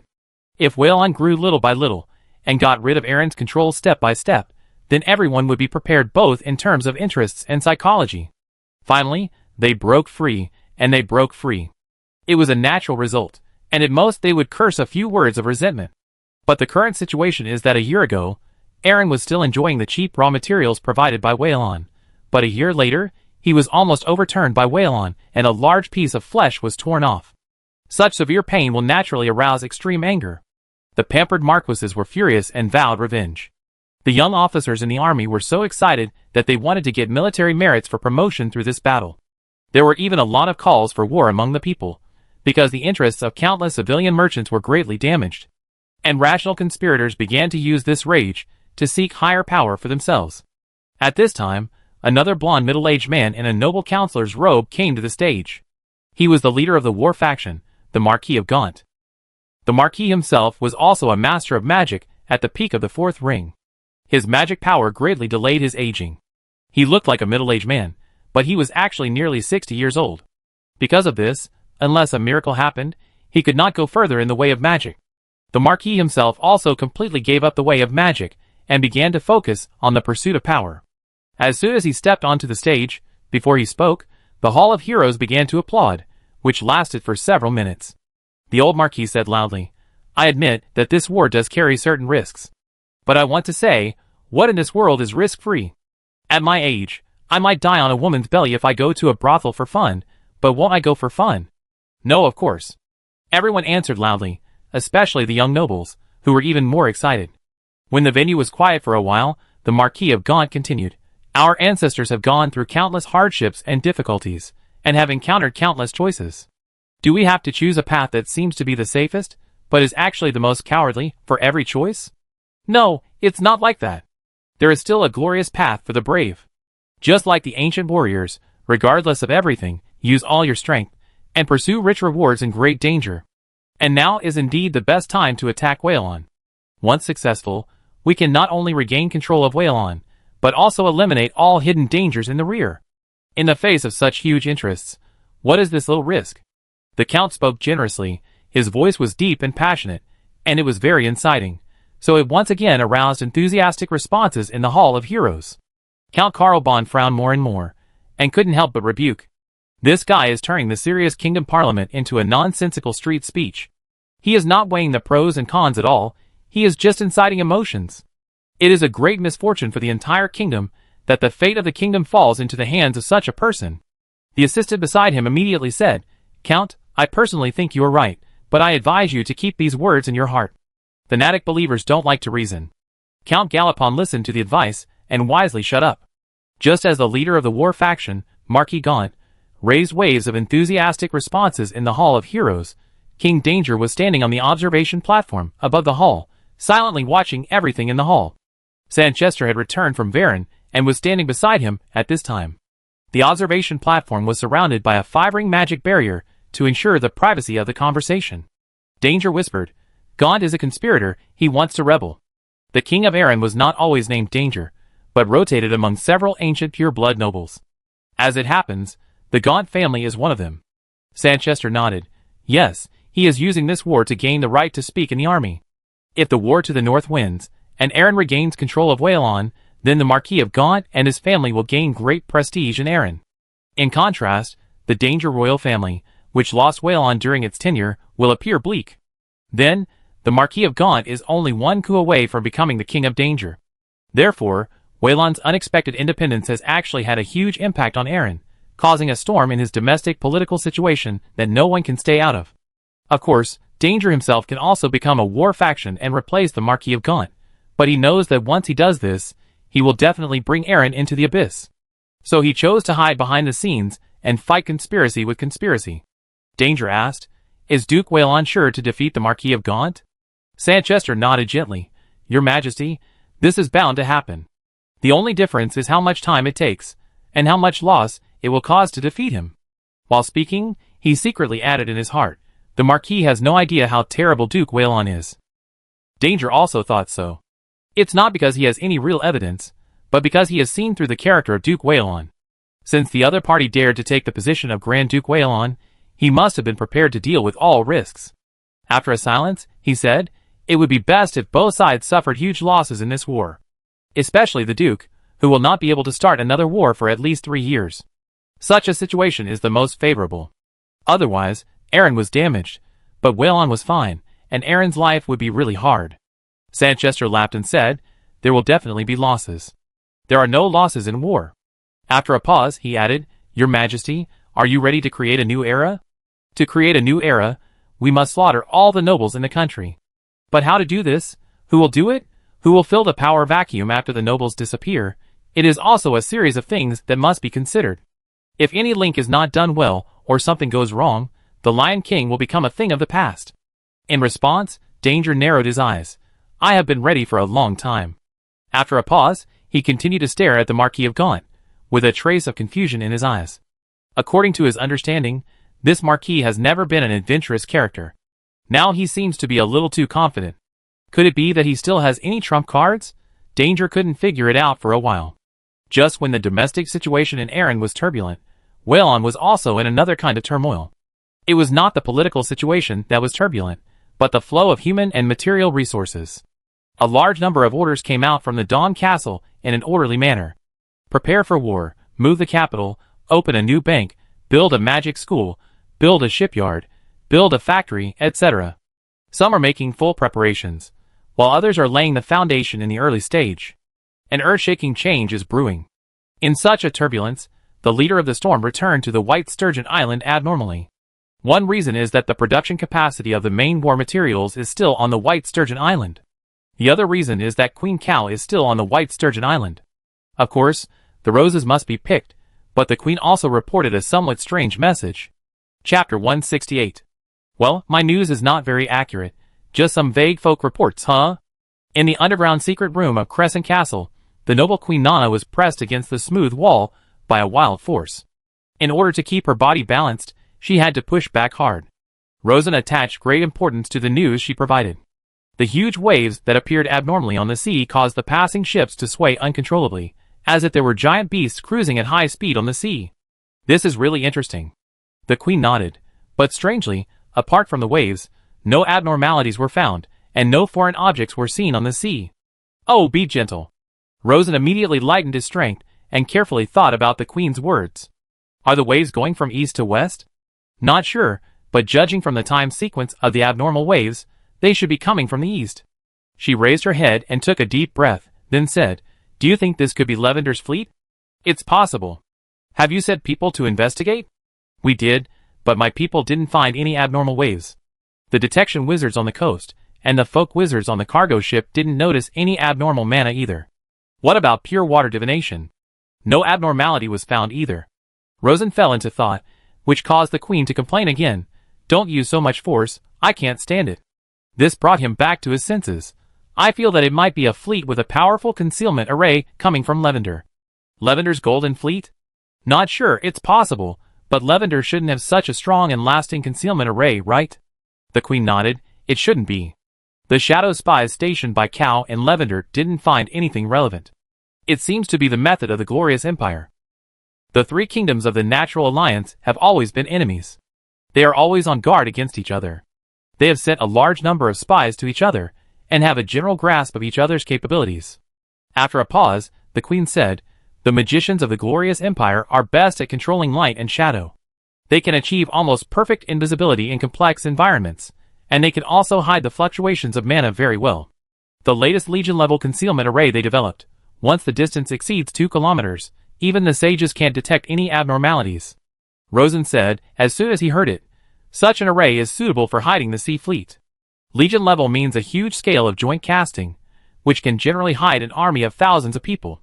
Spells of this scale are as eye-catching as searchlights in the dark.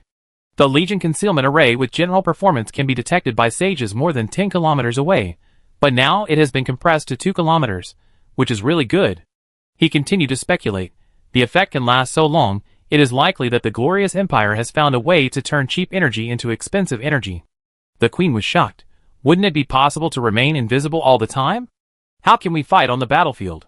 If a 1,000-man army is ambushed in advance on the battlefield and rushes out as a surprise force at a critical moment, it would be terrifying. Rosen smiled and said, There is no perfect invisibility in the world, there must be loopholes. As long as the loophole is found, the invisibility effect becomes a decoration. For example, the waves this time are loopholes, and they are definitely not the only loopholes. Whether it is a ground army or a warship at sea, it is always a force dissipation body, and it will definitely emit this or that kind of power. Moreover, speaking of invisibility, under the premise of small-scale casting, his breathless crystal wall and the newly acquired glorious invisibility are combined, and the concealment effect is not worse than the invisibility of the Glorious Empire, and can even be invisible face to face. At this time, the Queen suddenly groaned, and then stood still, just like the beast hit by the musket. It took a long time before it returned to normal. She looked worried. If it is really a fleet, it may be coming for Whalon, and you will be in big trouble. Although there is no evidence, Rosen has roughly guessed what happened. It should be coming for me.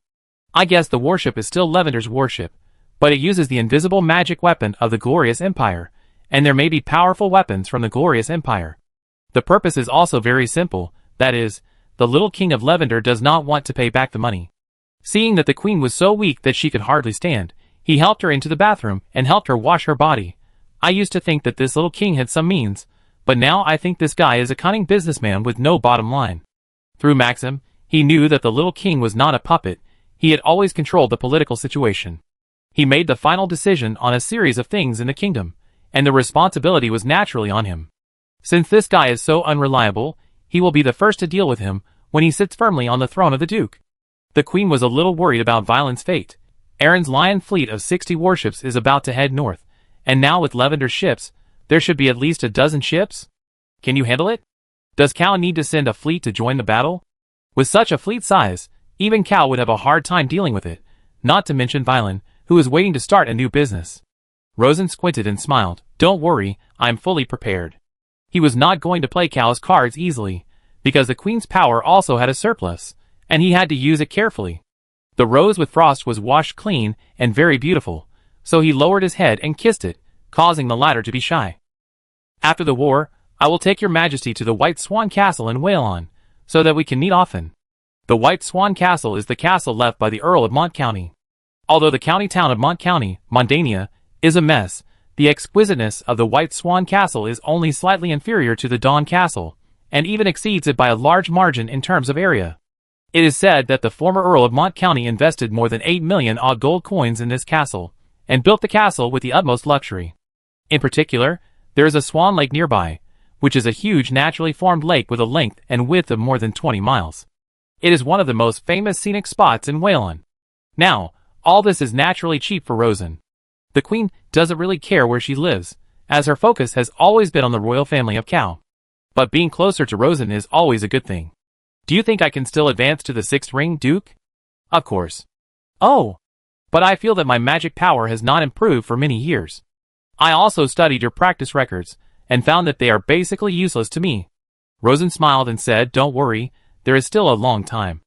I will invest heavily in building a super large-scale magic school in Whalon, and set up a magic center in the school to specialize in studying methods to break through the ring wall. I believe that by gathering the wisdom of countless talented magicians, we will definitely find a way to cross the magic ladder. The Queen was slightly shocked when she heard this.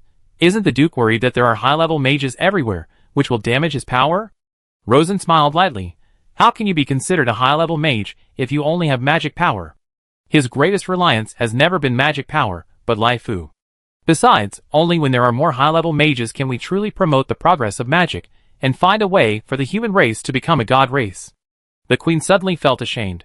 The Duke is right. I actually forgot the Duke's real ideal. After a while of intimacy, Rosen left the Queen's residence. First contact the Island Foreign Affairs Bureau, and based on the clues provided by the Queen, carefully search for the fleet that disappeared on the sea. This search took 2 days and 2 nights. Late at night 2 days later, Rosen, who was still at the magic center of the White Sturgeon Island, received the news sent back by the Island Foreign Affairs Bureau. The director of the Foreign Affairs Bureau is Master Stannard. He is a person who likes to make trouble. He feels that there is no challenge inside Whalon, so he takes the initiative to collect overseas intelligence. He reported, Master, according to the combined inference of the underwater observation of the deep-sea fisherman wizard and the pure water divination results of the Banshee, 10 Blackstone ironclad warships have arrived. The average tonnage is estimated to be 4,000 tons, 17 meters long, 10 meters wide. The average speed is about 28 kilometers per hour, and the maximum speed is unknown. In order to avoid alarming the other party, the Fishman Wizard and the Banshee scouts did not dare to get too close, so there is no way to judge what kind of weapons the other party is carrying. Rosen secretly felt lucky. International politics is really dangerous. No matter how nice the words are, they are all nonsense. In the end, the truth will be revealed on the battlefield.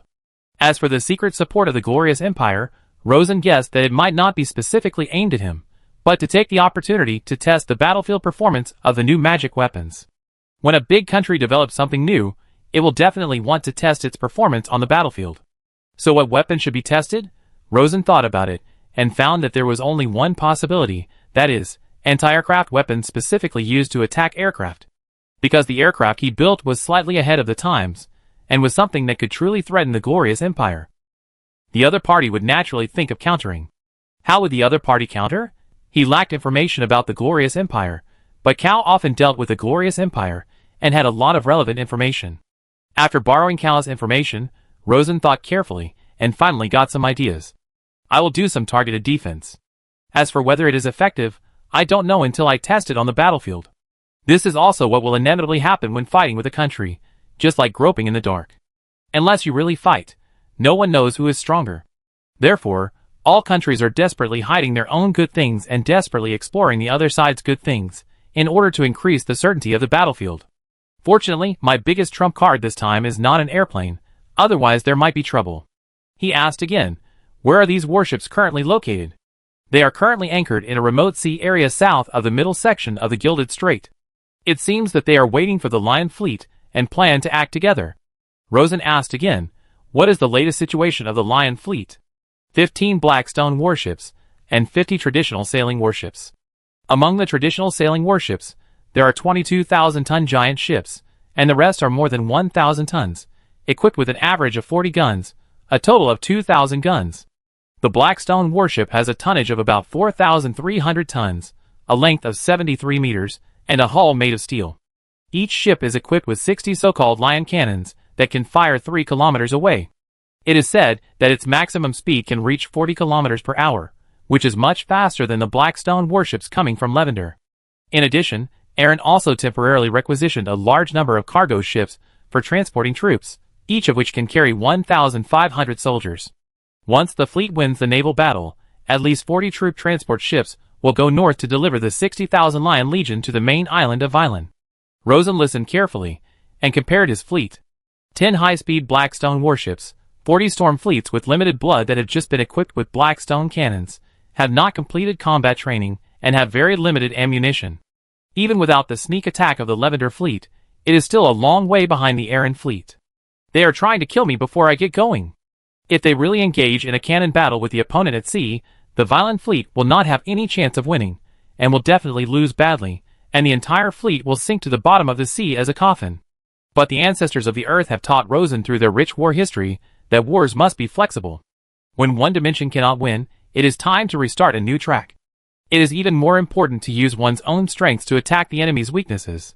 After hanging up Stonner's communication, Rosen took out the report form of the arsenal on the White Sturgeon Island.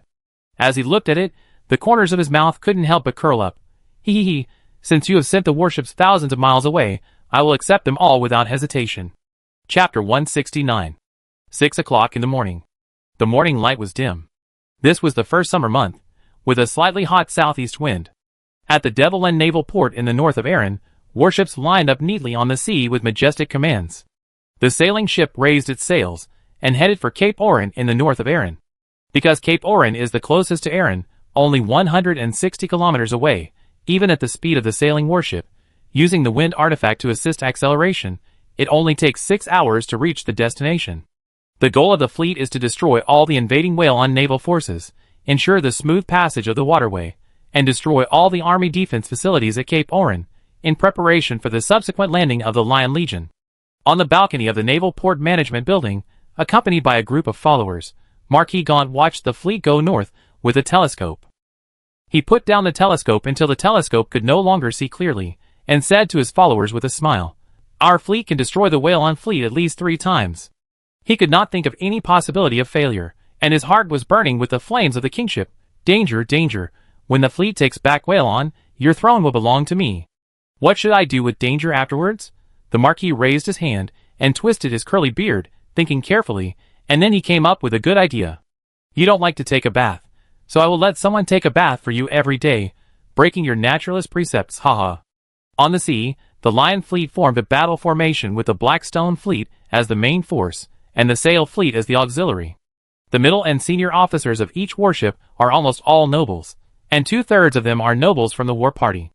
The nobles almost completely control this fleet, and the strength of this fleet accounts for more than 30% of the strength of the Aaron Navy. Once this battle is won, the war party will gain great prestige, and will immediately dominate the political arena of Aaron. The flagship of the fleet is called the Sea Kingship, and the captain is Sir Gaunt, the younger brother of the Marquis of Gaunt. To fight for the kingship of Aaron, of course, the whole family will go together.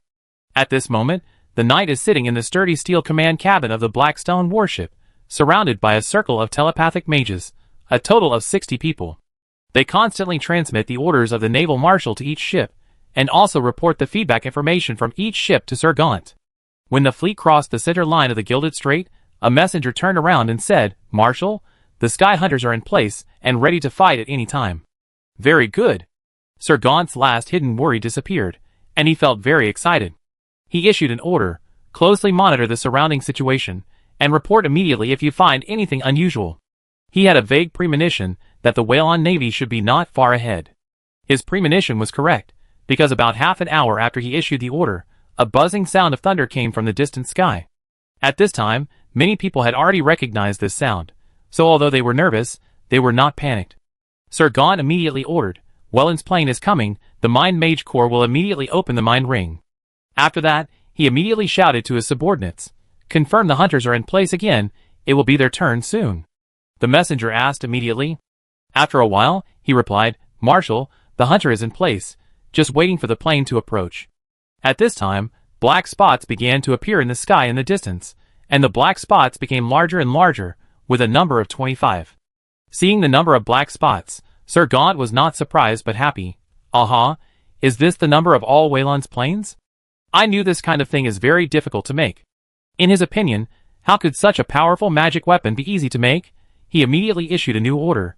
If a plane falls into the water later, the nearby warships will immediately abandon the combat mission and rush to salvage it with all their strength.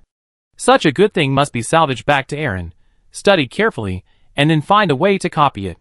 At this time, the situation in the sky changed again. The planes were divided into two groups. One group was hovering in the distance, but 4 of them flew over separately. It can be seen that the other side was flying very high, at least 1,500 meters, which completely exceeded the ground attack distance limit. In the past, Gunter would have been nervous, because it meant that he could only take the beating and not fight back. But now, the situation is different. He came to the porthole, staring at the black spot in the sky, waiting for the mysterious hunter hidden in the dark to make a move. As he expected, the hunter really made a move. In the empty sea area on the side, a large number of incandescent rays suddenly shot out, each of which was thicker than an adult's arm, and there were more than 100 of them. This light was like countless sharp swords, fiercely piercing the plane in the sky. It was the famous spell of the glorious empire, Light of Judgment. No, judging from the current situation, it should be called a dense array of judgment. Sir Gaunt was extremely shocked. How much mana would it take? As a large amount of light pierced out, light and shadows rippled violently on the sea, and a fully armed Blackstone fleet gradually emerged. It was vaguely visible that the fleet was hanging a black background with white sun flags, which were the platinum royal flags representing the Lavender royal family. Look at the sky again. As the dense light came out, most of them missed, but a small half hit the target. On average, an airplane was hit by at least 5 or 6 judgment lights. This is normal. Although the distance is far, and the speed of the two planes is fast, the light is naturally faster. But what happened was far beyond Sir Gaunt's expectations. Bang! Bang! Bang! Bang! Obviously, it was the plane in the sky that was hit, but it was the Lavender battleship on the ground that exploded in the end. To be more precise, it was the weapon used by Lavender to stimulate the Judgment Array beam. These things actually exploded directly. The Judgment Array that was dazzling the moment before became a pile of scrap metal the next moment. Sir Gaunt was shocked. What's going on? Is the magic weapon broken? What kind of broken thing is this? How can it be called a sky hunter? The messenger mage immediately replied. Lavender said that there is a mirror on the plane. Gaunt was stunned, and then puzzled. Isn't the Light of Judgment not afraid of mirrors? Besides, the mirror has no brain, and the angle of entry is different. How can it all return to the original path? It's not like he hasn't played with mirrors before. Is Lavender making up this broken reason to deceive fools? But he didn't have time to blame the other party, because the first wave of attacks from the plane arrived. The fierce mental attack fell from the sky, hitting the fleet on the sea like a torrent, erupting once every 20 seconds on average, each eruption lasting 5 seconds, with a range of up to 500 meters. The warships on the sea surface have made special defenses against this move. Not only are each warrior equipped with a special defensive amulet, but the Mind Mage Corps has also activated a large-scale mind ring. Both Lavender's warships and the Lion warships did block this powerful mental attack. But the performance of the two fleets was different. The Aaron fleet just took the mental attack and continued to move north. The Lavender fleet activated the hidden magic circle again, and it was obvious that it was ready to run away. Under the mental storm, all the mental communication spells failed, and Sir Gaunt could only watch the Lavender fleet escape. He cursed, "This group of cunning Lavender merchants, I curse you to sleep on the seabed forever." At this moment, the violent mental storm suddenly disappeared, and the 4 planes in the sky turned around and flew away. This seemed to be good news, but then, 21 planes that had been hovering in the distance flew over. They flew very high, more than 3,000 meters. The distance was too high, and only a small black dot could be seen, and it was impossible to see what the opponent was doing. The fleet waited for a long time, but was not attacked. Just as Gunther was wondering about the opponent's attack method, he suddenly heard a strange sound. Beep. It was a bit like a whistle, and a bit like the whistle of the wind. Before he could come to his senses, there were extremely dense explosions on the sea. He clearly saw that there was a carpet-like flame extending forward on the sea, extending all the way to the warship, and as soon as the warship was extended by this terrible fire blanket, the deck immediately fell into a sea of fire. The Blackstone warship was okay, and it could barely withstand it. Although there were losses, it did not completely lose its combat effectiveness. But the wooden sailing warships were directly caught in a raging sea of fire. 5 sailing warships were completely deprived of their combat effectiveness by this bombing. Levander's warship had just entered stealth mode, but was forced to exit stealth mode again after such a blow. They seemed to be taken special care of. The decks of 6 of the 10 warships were caught in a sea of fire. If the Blackstone warships were not strong enough, they would have sunk into the sea. Sir Gaunt immediately understood. They actually threw explosive bombs from the sky. This move was not terrible. A strong wind barrier above the warship could prevent the naturally falling explosive bombs. Gale barrier, raise the gale barrier. Before he finished speaking, the messenger mage immediately replied, Marshal, in order to defend against psychic attacks, the mage's mana is almost exhausted, and I'm afraid the barrier can't last too long. Gunter was slightly surprised, but soon he breathed a sigh of relief. It's not a big problem. The planes have all left, and they must have thrown all their explosive bombs. Remove the gale barrier first, and wait for the planes to come. But what should he do next? To be honest, he really didn't know. The situation changed too quickly, and he had no experience in dealing with it. He didn't even see the opponent's ship, but he lost 5 warships, and more than 1,000 soldiers were killed. It can be seen that other captains are in a state of extreme confusion like him. No one has ever seen such a way of fighting. The messenger mage kept passing on the captain's questions. What should we do next? Should we fight? If we fight, how should we fight? Sir Gunter felt a huge pressure on himself. Not only the fate of the entire fleet's soldiers depends on his decision, but so does the fate of his family. Under the huge pressure, he had the idea of retreating. The situation of the opponent was unclear, so it was most important to withdraw Aaron and preserve strength. He had studied the previous battle between the Storm Fleet and the White Sturgeon gunboat, and knew the fighting style of Duke Whalon. If he continued to fight to the end at this time, he would most likely be annihilated. The vague thoughts quickly turned into a clear will, and then he planned to order a retreat. But before he could say anything, he was suddenly interrupted by a terrifying boom. Before he could react to what was going on, he heard several more booms, and at the same time, a blazing and violent flame poured into the command cabin like a flood. In an instant, the flagship command cabin was filled with flames and iron splashes. All the communication mages, including the Supreme Commander Sir Gaunt, were killed. The battle has not been fought yet, and the Supreme Command is gone.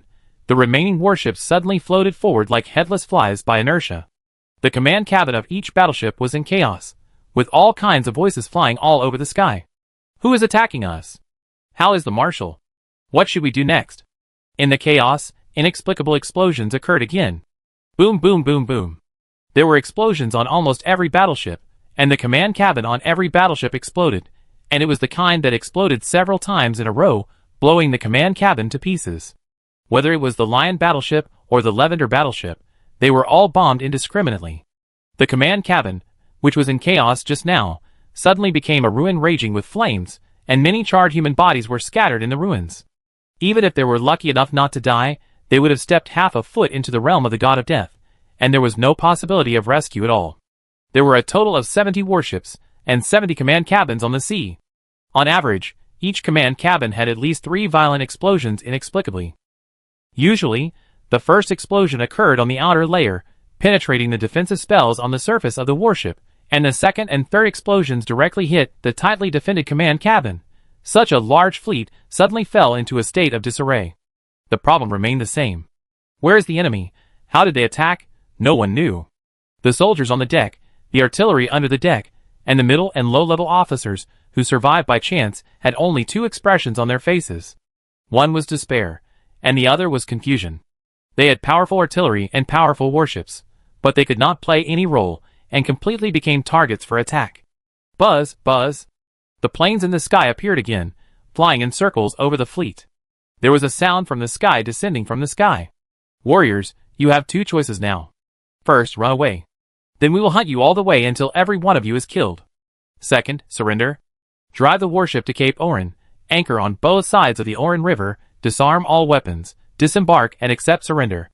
We are merciless to the enemy, But we never draw swords against those who surrender. If you want to live, hit the surrender cursor. If you want to die in the sea, just run away. The survivors on the warship looked at each other. This battle can't be fought at all. All the noble commanders are dead, leaving only some middle and lower level civilian officers. The enemy is still unknown, and there is no other way except surrender. Buzz, buzz. One by one, the sun balls were shot into the sky, forming vertical elliptical patterns. Very good, you made a wise choice. Now, rescue the wounded and move on. Half an hour later, the fleet moved forward again, but all the soldiers on board were shrouded in depression and confusion. It is normal to lose a war. There are losers in every war, but at least you have to know how you lost, right? Now, losing inexplicably is really frustrating. But no one dared to resist. Because the opponent's attack was too terrible, accurate and powerful.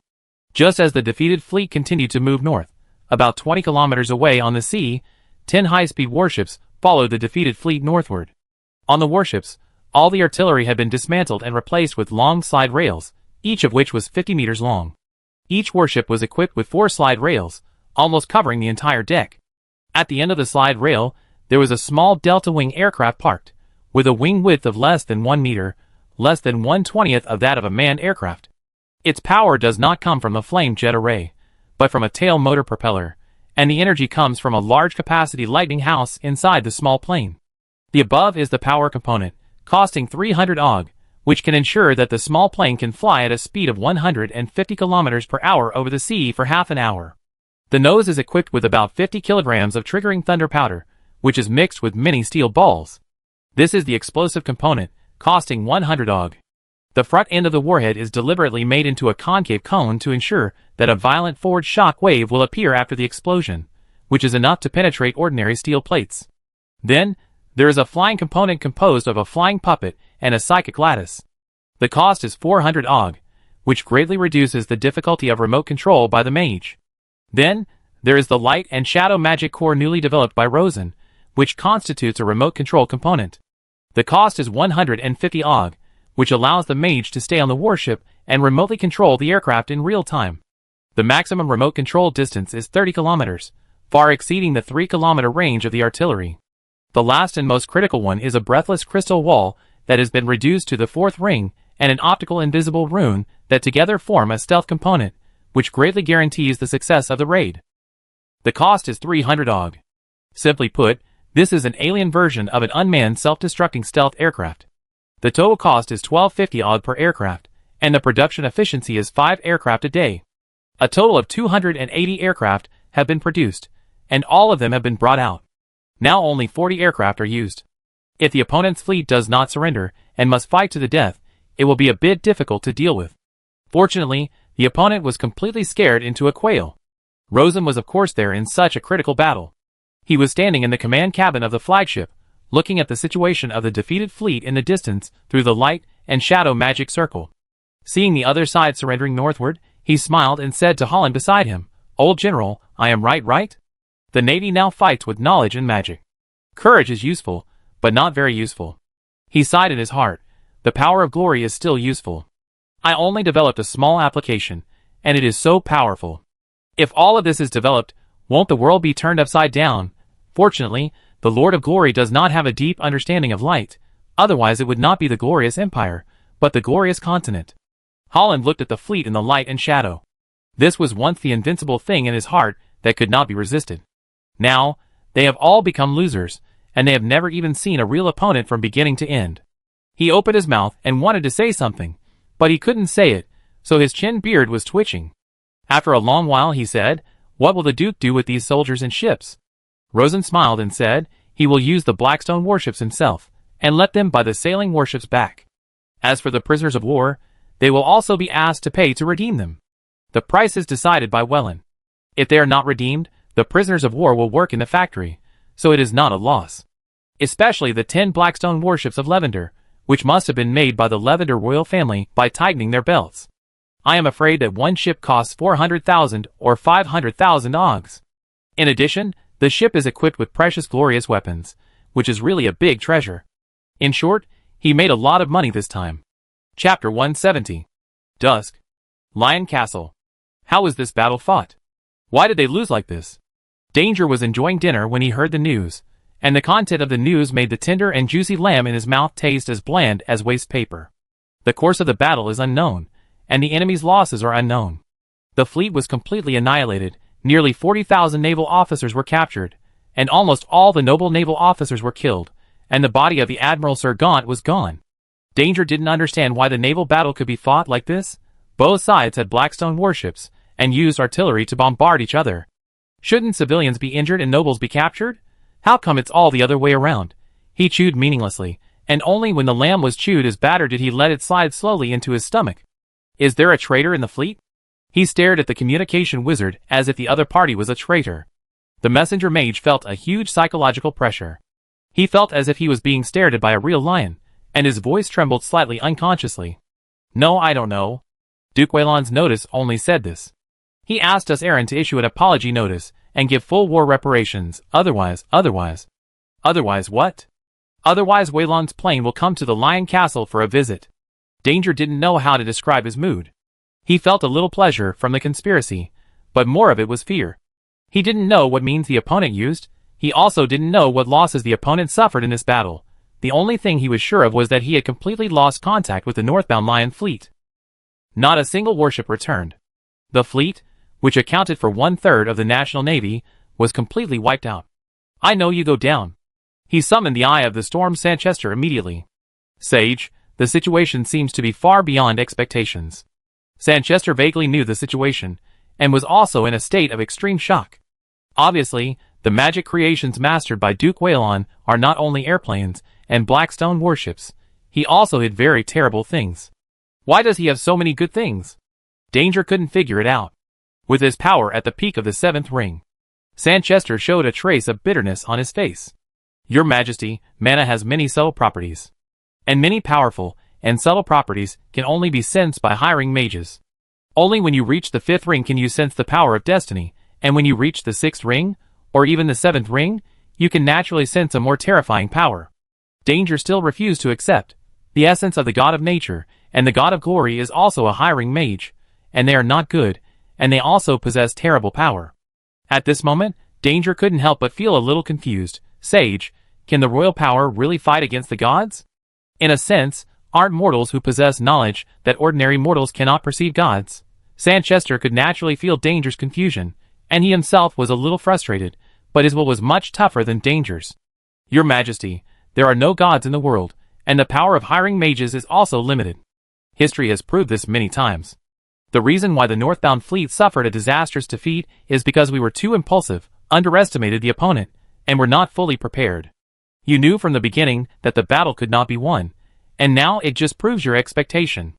Danger smiled bitterly, but I didn't expect to lose so badly. Your Majesty, don't rush to draw conclusions. The greatest fear in the world comes from the unknown. First, carefully investigate the course of the battle, find a way to understand the entire battle situation, and then take the next step. Originally, this matter did not require him as a sage to remind him, but Danger's heart was obviously flustered.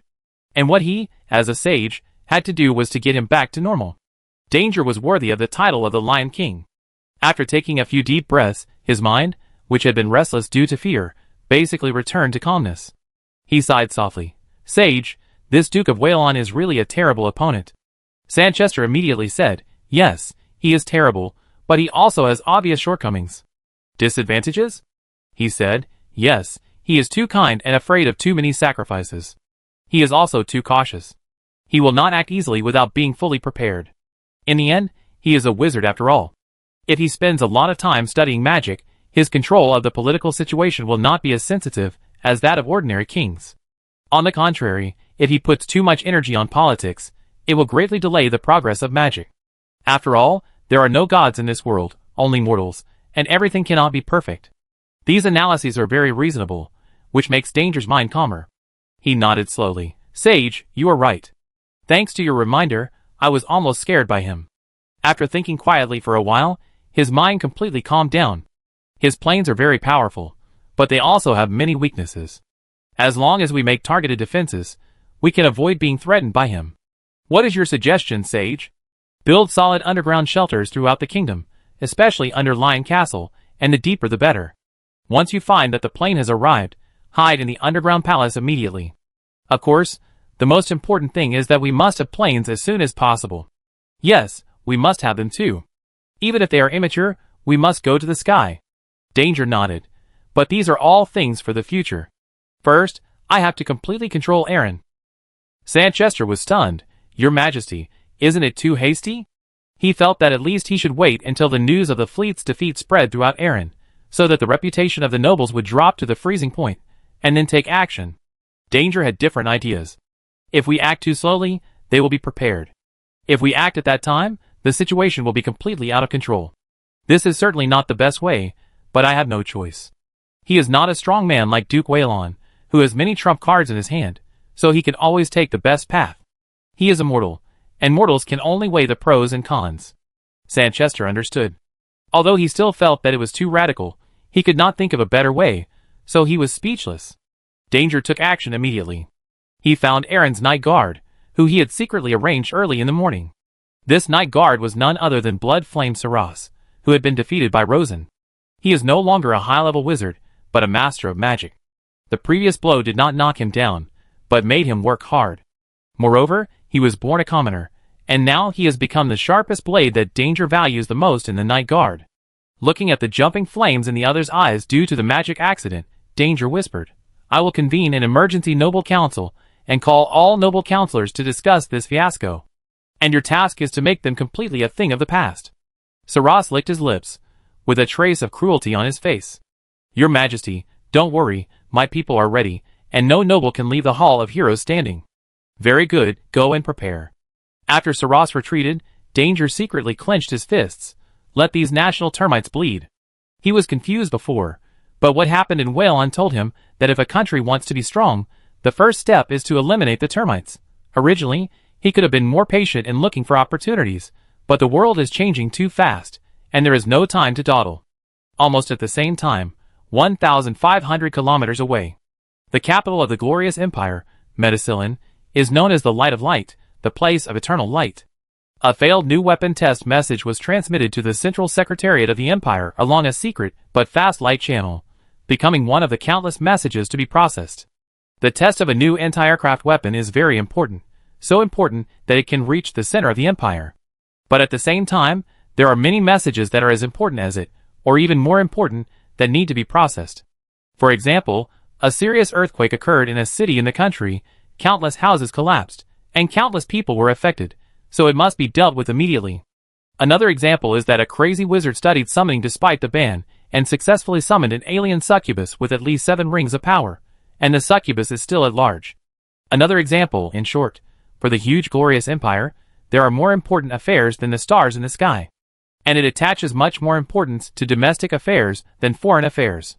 Because historical experience tells every glorious empire person that no one can defeat them from the outside, but a small hidden danger inside, through continuous accumulation, is enough to eventually cause the empire to collapse. So, after 3 hours, this message was finally held by an assistant secretary. The trial array experiment failed? It seems that it needs to be improved. The message was marked with a read mark, and then the relevant information was sent to the Royal Light Forge Bureau. Developing new weapons is not the specialty of assistant secretaries. Professional matters should be done by professionals. And the Royal Light Forge Bureau is the department in the Empire that specializes in the development of glorious weapons.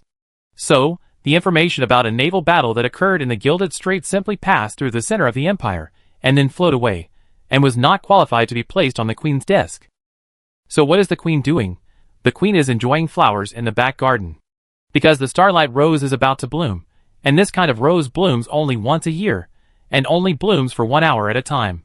When it blooms, the rose buds will emit cool starlight, decorating the entire garden into a starry sky in the night. Every year when the starlight rose blooms, the glorious Queen will hold a grand flower viewing party in her never-sleeping palace, inviting celebrities from all over the Empire to participate. There are no restrictions on the invitees, as long as the other party has enough influence in a certain field. Therefore, being invited to the Queen's flower viewing party has become the greatest honor in the hearts of every empire. At this moment, in the garden, the Queen was surrounded by countless celebrities and scholars, as dazzling as the sun surrounded by stars. Irene, who was once an envoy of Waylon, was also there. She had just returned to the country and attended the party with her husband as the Queen's cousin, and her seat was not far from the queen. Irene, what's wrong with you today? Why are you always absent-minded? Irene suddenly heard her cousins whispering, and was slightly startled, so she also whispered in her mind, "Is there, your majesty?" They used the royal family's exclusive whispering technique, so they didn't worry about being discovered by outsiders. The queen chatted with other ministers as usual, while answering secretly. "Obviously, your husband even called you several times, but you didn't notice." Irene was indeed a little worried. Counting the days, these days should be the days of the naval battle between Duke Waylon and the Lion King. The queen blinked, and her thick eyelashes fluttered. "What does this have to do with you? Are you worried that the explosive bombs from the naval battle will fall into the Nevernight Palace? To be honest, it would be a good thing if they really fell in. I just want a huge compensation from these two noisy guys." Irene smiled slightly. "Your Majesty, it's just a concern about work. After all, this matter will determine my future work location." "Hey, aren't you planning to go abroad?" "I changed my mind. I can't stand being a boring housewife at home. I still feel fulfilled when I work." "Does your husband agree?" "Why doesn't he agree, your Majesty?" "Well, it's up to you. Although I have noticed your husband's dissatisfaction with you, if you insist on thinking so, at worst you can change a man." Irene didn't want to say more about this. She whispered, "Your Majesty, is Duke Waylon really an 8-ring mage?" The queen nodded. "The magic weapon shows that. But considering that he is still very young, I highly doubt that this will not be his final achievement. He may catch up with me in the future, but he probably won't reach the 10th ring. But he said that his magic power is not long. Well, he may be lying. Why does your Majesty think that he can't reach the 10th ring? The information recorded in the magic weapon shows this. It is not my judgment, but the judgment of the Lord of Light. But then again, even if he reaches the 10th ring, it is unlikely that he will create a great empire like in ancient times. After all, times have changed." Aaron whispered, "What if he shows the potential to unify the Natural Alliance? Then we will certainly try our best to stop him. If the situation requires, we will even capture him, imprison him, and then use his intelligence and wisdom. Don't you want to destroy him? There is no need. After all, he is a genius of the human race. It would be a pity to kill him. After all, our biggest enemy is the aliens on the other side of the sea." Speaking of this, the queen glanced at Aaron, just in time. "I will tell you who wins." As she spoke, she took out a light-cast gold coin. "The front is Waylon, and the back is Aaron. The light helps me see the truth." She threw the gold coin on the table, and the result was the back. Aaron was shocked. "Aaron won?" "Don't worry, one time is not safe. You have to do it more times." The queen threw it 20 times in a row, and the result was 15 times for the front and 5 times for the back, so she put away the gold coin with satisfaction. "Okay, you are ready to go to Waylon as an envoy." Irene breathed a sigh of relief. The queen said again, "Go after you divorce your husband, don't delay this good boy." About 5 hours later, Lavender also received the news of the fleet's defeat.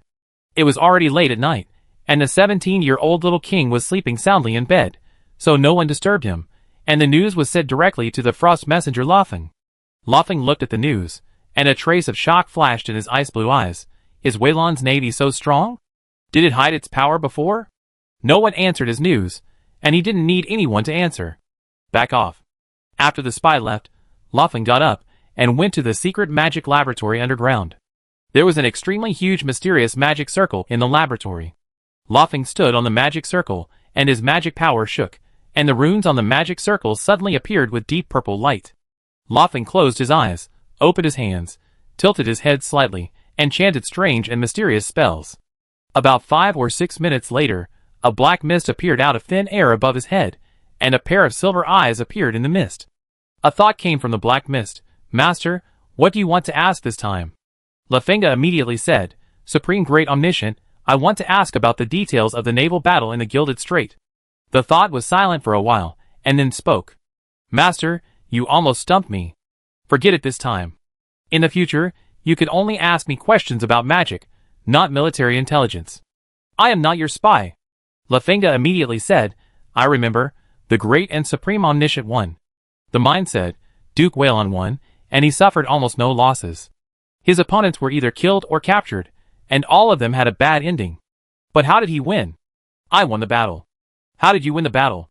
"I know how to get the answer to the question, but I don't want to waste time on such trivial and boring questions.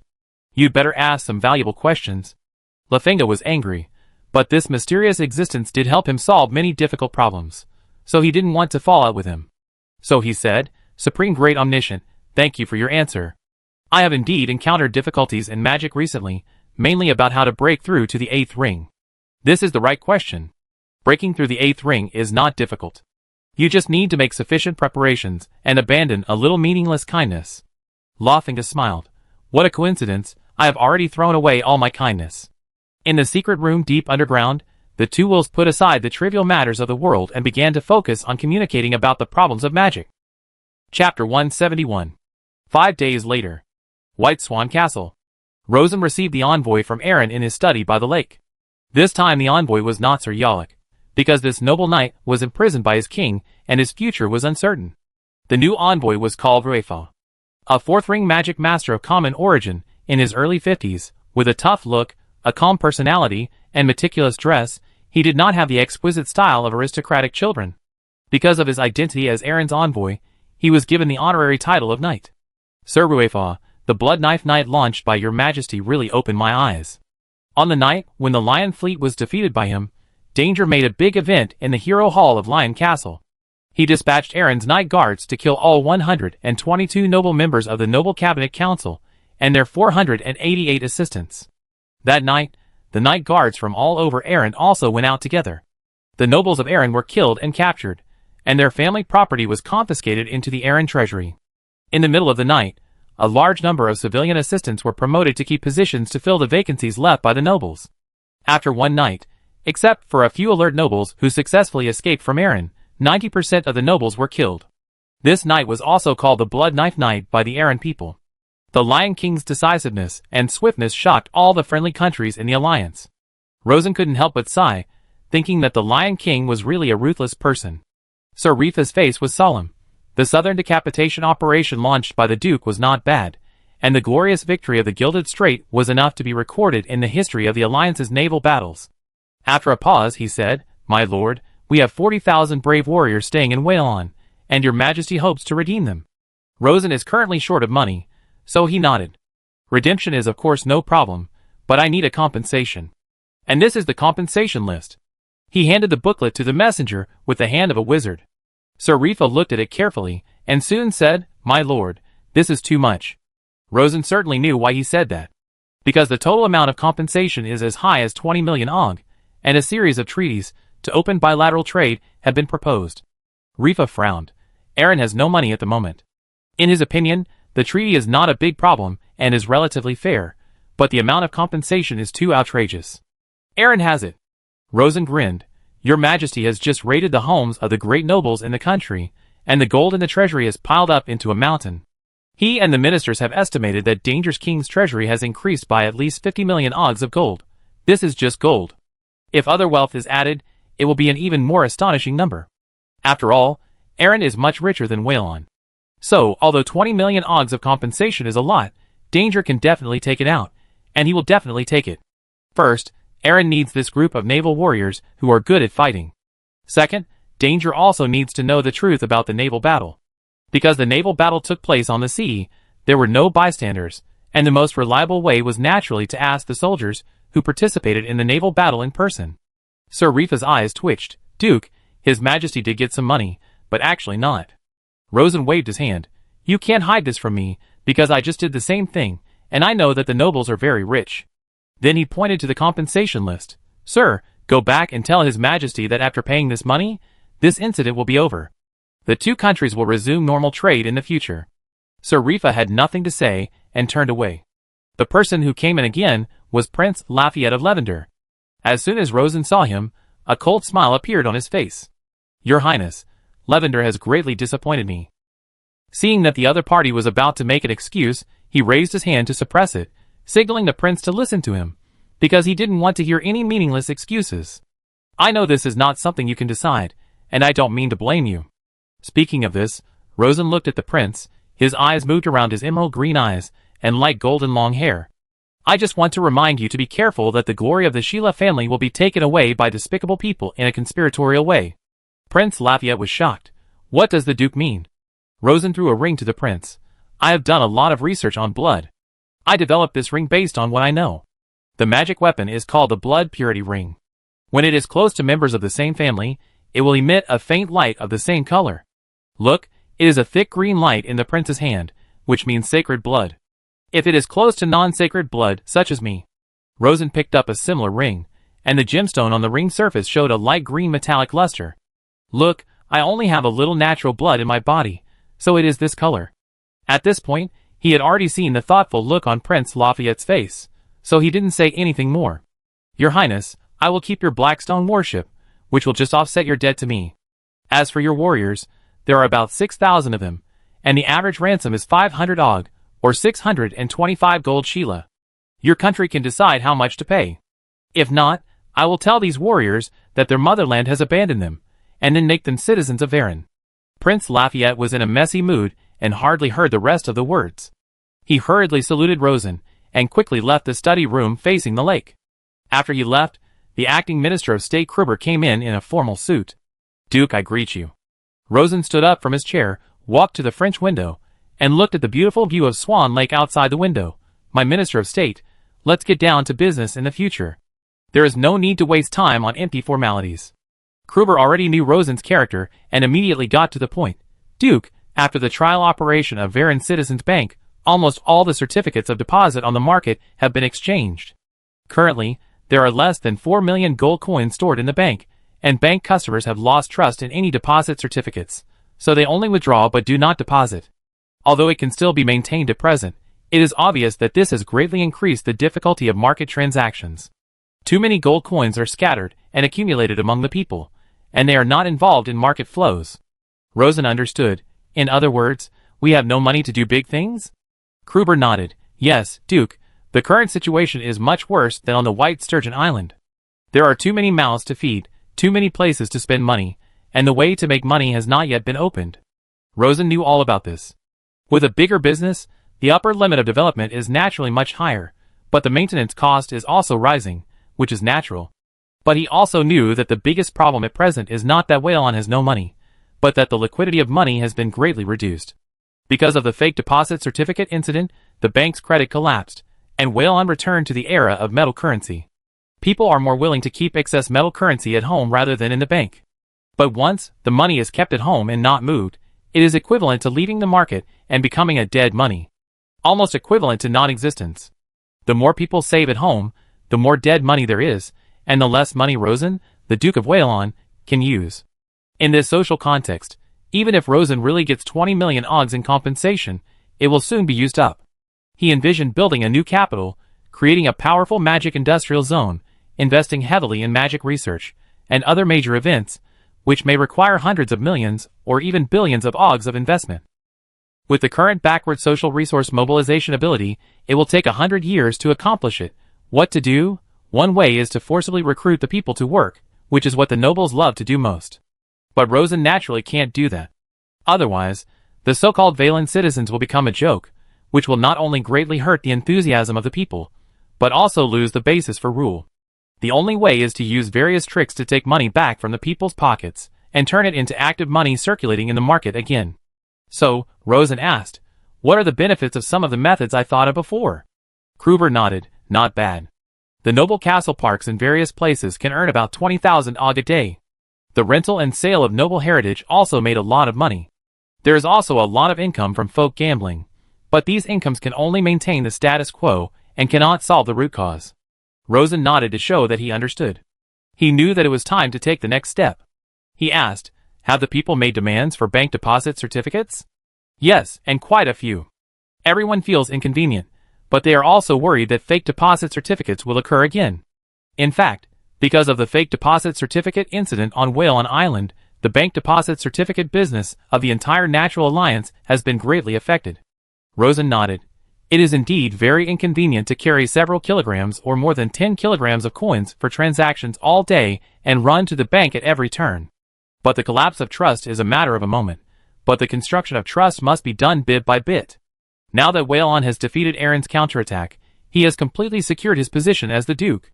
The stability of power is the greatest foundation for gaining the trust of the people. The second step is to make people believe that there will not be large-scale fake deposit certificates again. Why not believe that fake deposit certificates will never appear? Because it is impossible. There is no perfect anti-counterfeiting technology in the world. As long as you are willing to invest the cost, any deposit certificate can be forged. Therefore, the truly feasible path is to use various methods to make the manufacturing cost of most fake certificates of deposit higher than the value represented by the certificates of deposit themselves. To achieve this, the first is to raise the technical threshold of certificates of deposit. The second is to increase law enforcement. The third is to reduce the amount of bearer certificates of deposit. That is, to use small denomination bearer certificates of deposit, that is, paper money. Rosen smiled and said, Kruber, in a month, hold a government bounty in the entire Natural Alliance, and set the bounty at 10,000 AUG. Seeing Kru's doubts, he explained, in a month, I will release a new certificate of deposit sample. The reward is to find the technology to forge a brand new bank deposit certificate. Whoever can deceive the eyes of 100 savvy businessmen with his forgery will be rewarded. Kruber exclaimed, Duke, this is the largest reward in history. The amount is not large. How can everyone pay attention to it? Only by paying attention and causing widespread discussion among the people can a new social consensus be formed. While Duke Rosen was pointing out the situation in his study by the lake, his real body stayed in the northern suburbs of Mondania. This was originally the military camp of the Earl of Mont County, covering an area of more than 5,000 acres. Now it has been transformed by Rosen into Wayland's Aircraft Design and Manufacturing Center, and the area has been increased to a full 20,000 acres. At present, a large area of above-ground and underground buildings has been urgently built with tempered yellow clay, covering an area of about 100 acres.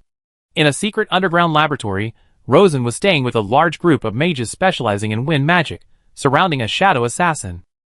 That is the invisible self-destructing drone that performed a great feat in the naval battle. These wind mages are, of course, talents collected from all over Wayland. There are more than 500 of them, plus the mages and craftsmen of the original Aircraft Research Center, adding up to nearly 1,000 people. A group of people are discussing how to improve this thing. This matter is also very important for reopening the bank, even the most important. Because violence is always the first means to maintain the credit of the national bank. If you want to open a bank, print banknotes, and collect seigniorage, you must have thugs. How good the thugs are determines how big the bank can be. If the thugs are scared, the bank will go bankrupt. Chapter 172. Underground Laboratory. The power is too poor, it can't fly fast, and once discovered, it can be easily intercepted. That's right, there is no perfect stealth in the world, and relying on stealth to defeat the enemy is a bit of a gamble. The anti-magic and magic-breaking performances are insufficient. If you encounter a super large-scale barrier supported by a large conversion array, such as a lightning barrier, it may fail directly. Although the 30-kilometer range is quite far, it would be better if it could be farther. The observation effect of the light and shadow array is very good, but it will be difficult to encounter invisible targets. In addition, wind, sand, and water mist can easily cause blindness. In a bunch of hindsight-like analyses, the mages came to a unified view. The reason why this small flying magic weapon can achieve such an amazing record is not because it has perfect performance. It is because of appropriate tactics and unexpected design ideas. Once it is used many times, and the opponent understands its performance, there will be a lot of defensive means. Rosen fully acknowledged these shortcomings, which was why he called everyone to discuss. He clapped his hands and made a summary. No matter what, the design concept of this weapon is groundbreaking, its combat effectiveness is amazing, and it can also minimize the casualties of soldiers. At the same time, we must also admit that there is no perfect weapon in the world, only relatively better weapons. My request is to gather everyone's wisdom and polish this new weapon as sharp as possible to help Wayland cope with the next wave of challenges. Of course, I will not stay out of it. In future research, I will always participate in it, and contribute my wisdom to protect Wayland. The Duke's intelligence is not ordinary intelligence, but intelligence that can reverse the fate of the country. This is not flattery, but a fact that has been verified many times. So, many wind mages who knew nothing about building aircraft and were insecure all had a backbone. Everyone began to applaud. When the crowd was a little quiet, Rosen pointed out several young mages in the crowd. 5 people came out. 3 of them were previously in the aircraft research base on the Sturgeon Island. The other 2 were newly joined mages, Wayland, but graduated from the Silver Moon Higher School of Magic in Cal. 4 were senior mages, and 1 was a magic master, the oldest one, but only 33 years old. At the same time, they were all civilians. You guys come with me, let's talk alone. These 5 people are the most capable engineering research mages, and have been appointed as the general managers of various branches of the Institute. The 5 mages immediately followed. Rosen led the 5 people to inspect the research base, while chatting with them about his ideas for the new unmanned aircraft. What you just discussed is very valuable, and it is indeed the fatal flaw of this new unmanned aircraft. But I believe you can all see that it is extremely difficult to improve the performance of such a complex magic weapon, even just a little bit, right? The 5 magicians nodded. They were given an important task, but their abilities were not up to standard, so they studied very hard. At this time, they also clearly understood the basic principles of unmanned magic weapons. But the more they understood, the more difficult it was to improve. When talking about it, everyone is very relaxed. With a touch of the upper and lower lips, everyone can talk about a lot of truths. But when it comes to doing it, there are unreachable thresholds everywhere, which makes people feel desperate and have no way out. There is an insurmountable gap between pointing the way and changing the world. Most people can only stand by the ditch and watch the excitement, while those who can really cross it are the protagonists on the world stage. The only magic master among the 5 is Belladlin. He graduated from the Cal Silver Moon High Magic Academy, and has been teaching in the academy for nearly 10 years. He has even been promoted to a magic professor. The decent position and decent income allow him to have a decent life in Cal Silver Moon City. The reason why he left everything and returned to Waylon was because he admired the Duke's magic achievements. And he was indeed valued by the Duke. He sighed, "My Lord Duke, I used to think that my research on wind magicians was quite in-depth, but compared with you, it feels like a beginner meeting a master. I didn't know that high-speed airflow has so many special properties." Rosen knew that he was referring to the gap between aerodynamics and the basic properties of gas. He smiled and said, "Sir's research on gas temperature and pressure performance is also very valuable. They are 2 sides of the same coin of airflow properties, and there is no difference between high and low." After a pause, he said, "You said earlier that you wanted to increase power. It seems that you have a new idea?" Belladrian immediately said, "My idea is the same as that of large manned aircraft, using the reverse thrust of ultra-high-speed airflow to obtain power, but the way to achieve it is different."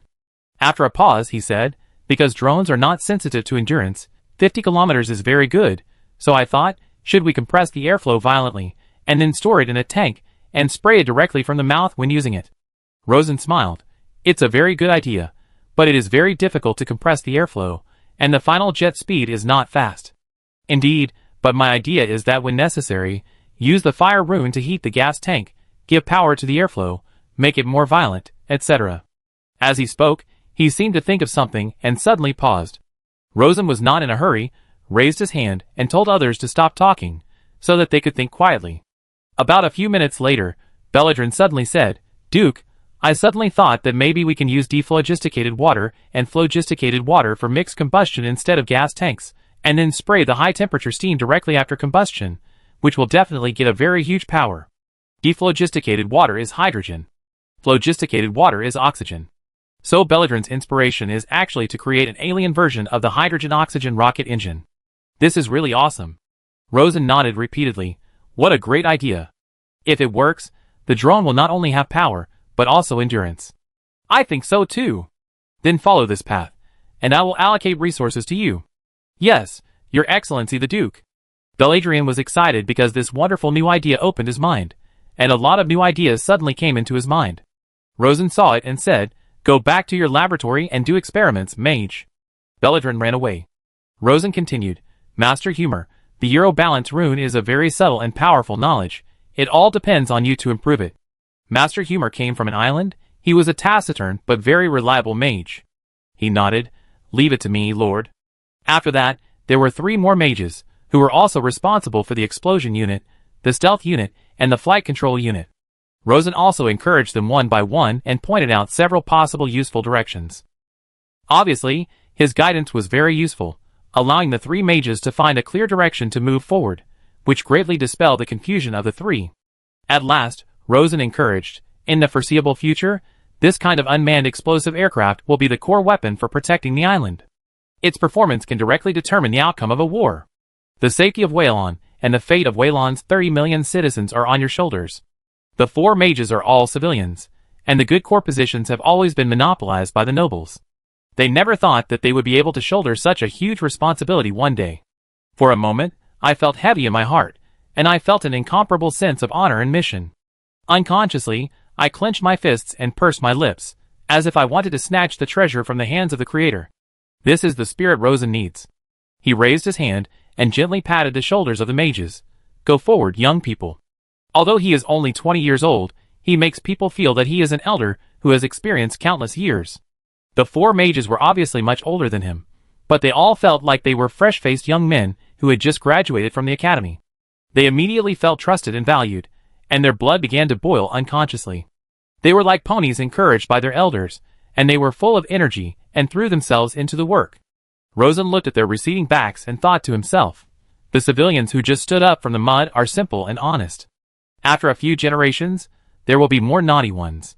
This first generation of citizens has not seen the world yet, and naturally has a spiritual foundation of Puritans and ascetics. They are the most down-to-earth and hard-working.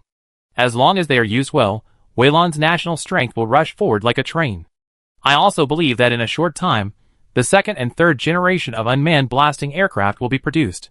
I thought of danger on the other side of the sea again, and sighed in my heart. This guy is strong, but he slaughtered all the great nobles in the country at once, leaving the buffer between the civilians and the king. I am afraid he may not be able to handle such a complicated relationship well. He can handle it, because he is not only a duke, but also a high-level wizard, and has won many battles. He has accumulated great prestige both in the magic world, and in the hearts of ordinary people. At the same time, he also has all kinds of knowledge brought from Earth, which can be used as a reference. What does Danger have? He lost Waylon, suffered a defeat, and had to pay a huge amount of compensation. If he doesn't do it well, he might die suddenly. It's not that what Danger did was not in line with the historical trend, but it was too radical. Who cares? He asked for his own death. It has nothing to do with me. I gave him the 10-ring amulet, which is already a fulfillment of the promise of Mother Nature. Coming out of the underground laboratory, there is a series of identity checks. The review is very strict, and a large number of high-ring equipment developed by Rosen are used to ensure that state secrets are not leaked. After all, the situation is much more complicated now than before, and it is not too cautious. It took more than half an hour for the Duke Rosen to walk out of the underground laboratory smoothly. He got on the electric carriage driven by Alia and drove on the slightly muddy suburban road. After leaving the Aircraft Research Center, which looked like a large construction site, Rosen suddenly had an idea and immediately said, "Don't go back to the castle yet. Go to the woods by the Swan Lake, yes, over there." When they reached the edge of the woods, Rosen got out of the car and said, "Wait for me here. I'm going to meet an old friend in the woods." The woods are metasequoia forests, with tall trees and sparse vegetation. Walking a distance ahead, you will see Swan Lake, where the water and sky merge into one. The scenery is very beautiful. Soon, Rosen followed the path in the woods to the Swan Lake. After walking along the lakeside path for a while, there was another person beside him. With light golden curly hair, soft facial features with a strong maternal touch, and a blue-white summer dress that was slightly different from the last time, it was the Mother of Nature, Zigerlana. Chapter 173. In late summer, the weather in Waylon was still hot, and the cicadas on the trees kept chirping. Fortunately, the Swan Lake was full of water, and the lake breeze was refreshing. Walking under the shade of the trees on the lakeside path, there was a cool and refreshing comfort. At the beginning, Rosen and Mother Nature did not speak, and walked side by side quietly. After walking about half a mile, Rosen heard a voice as round and soft as a swan feather. "Duke, after this great victory in the naval battle, no kingdom in the Alliance should come to provoke you in the next few years." Rosen smiled faintly. "Not just a few years.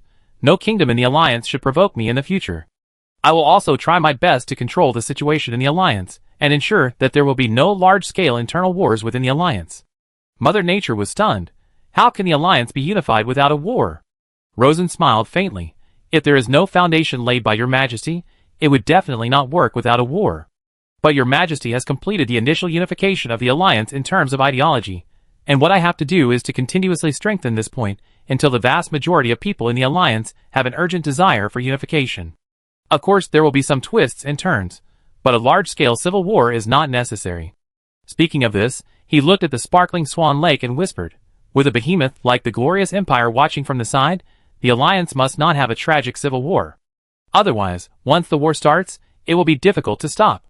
Because the glorious Empire will definitely add fuel to the flames behind the scenes, and even cause irreconcilable blood feuds between the countries in the Alliance.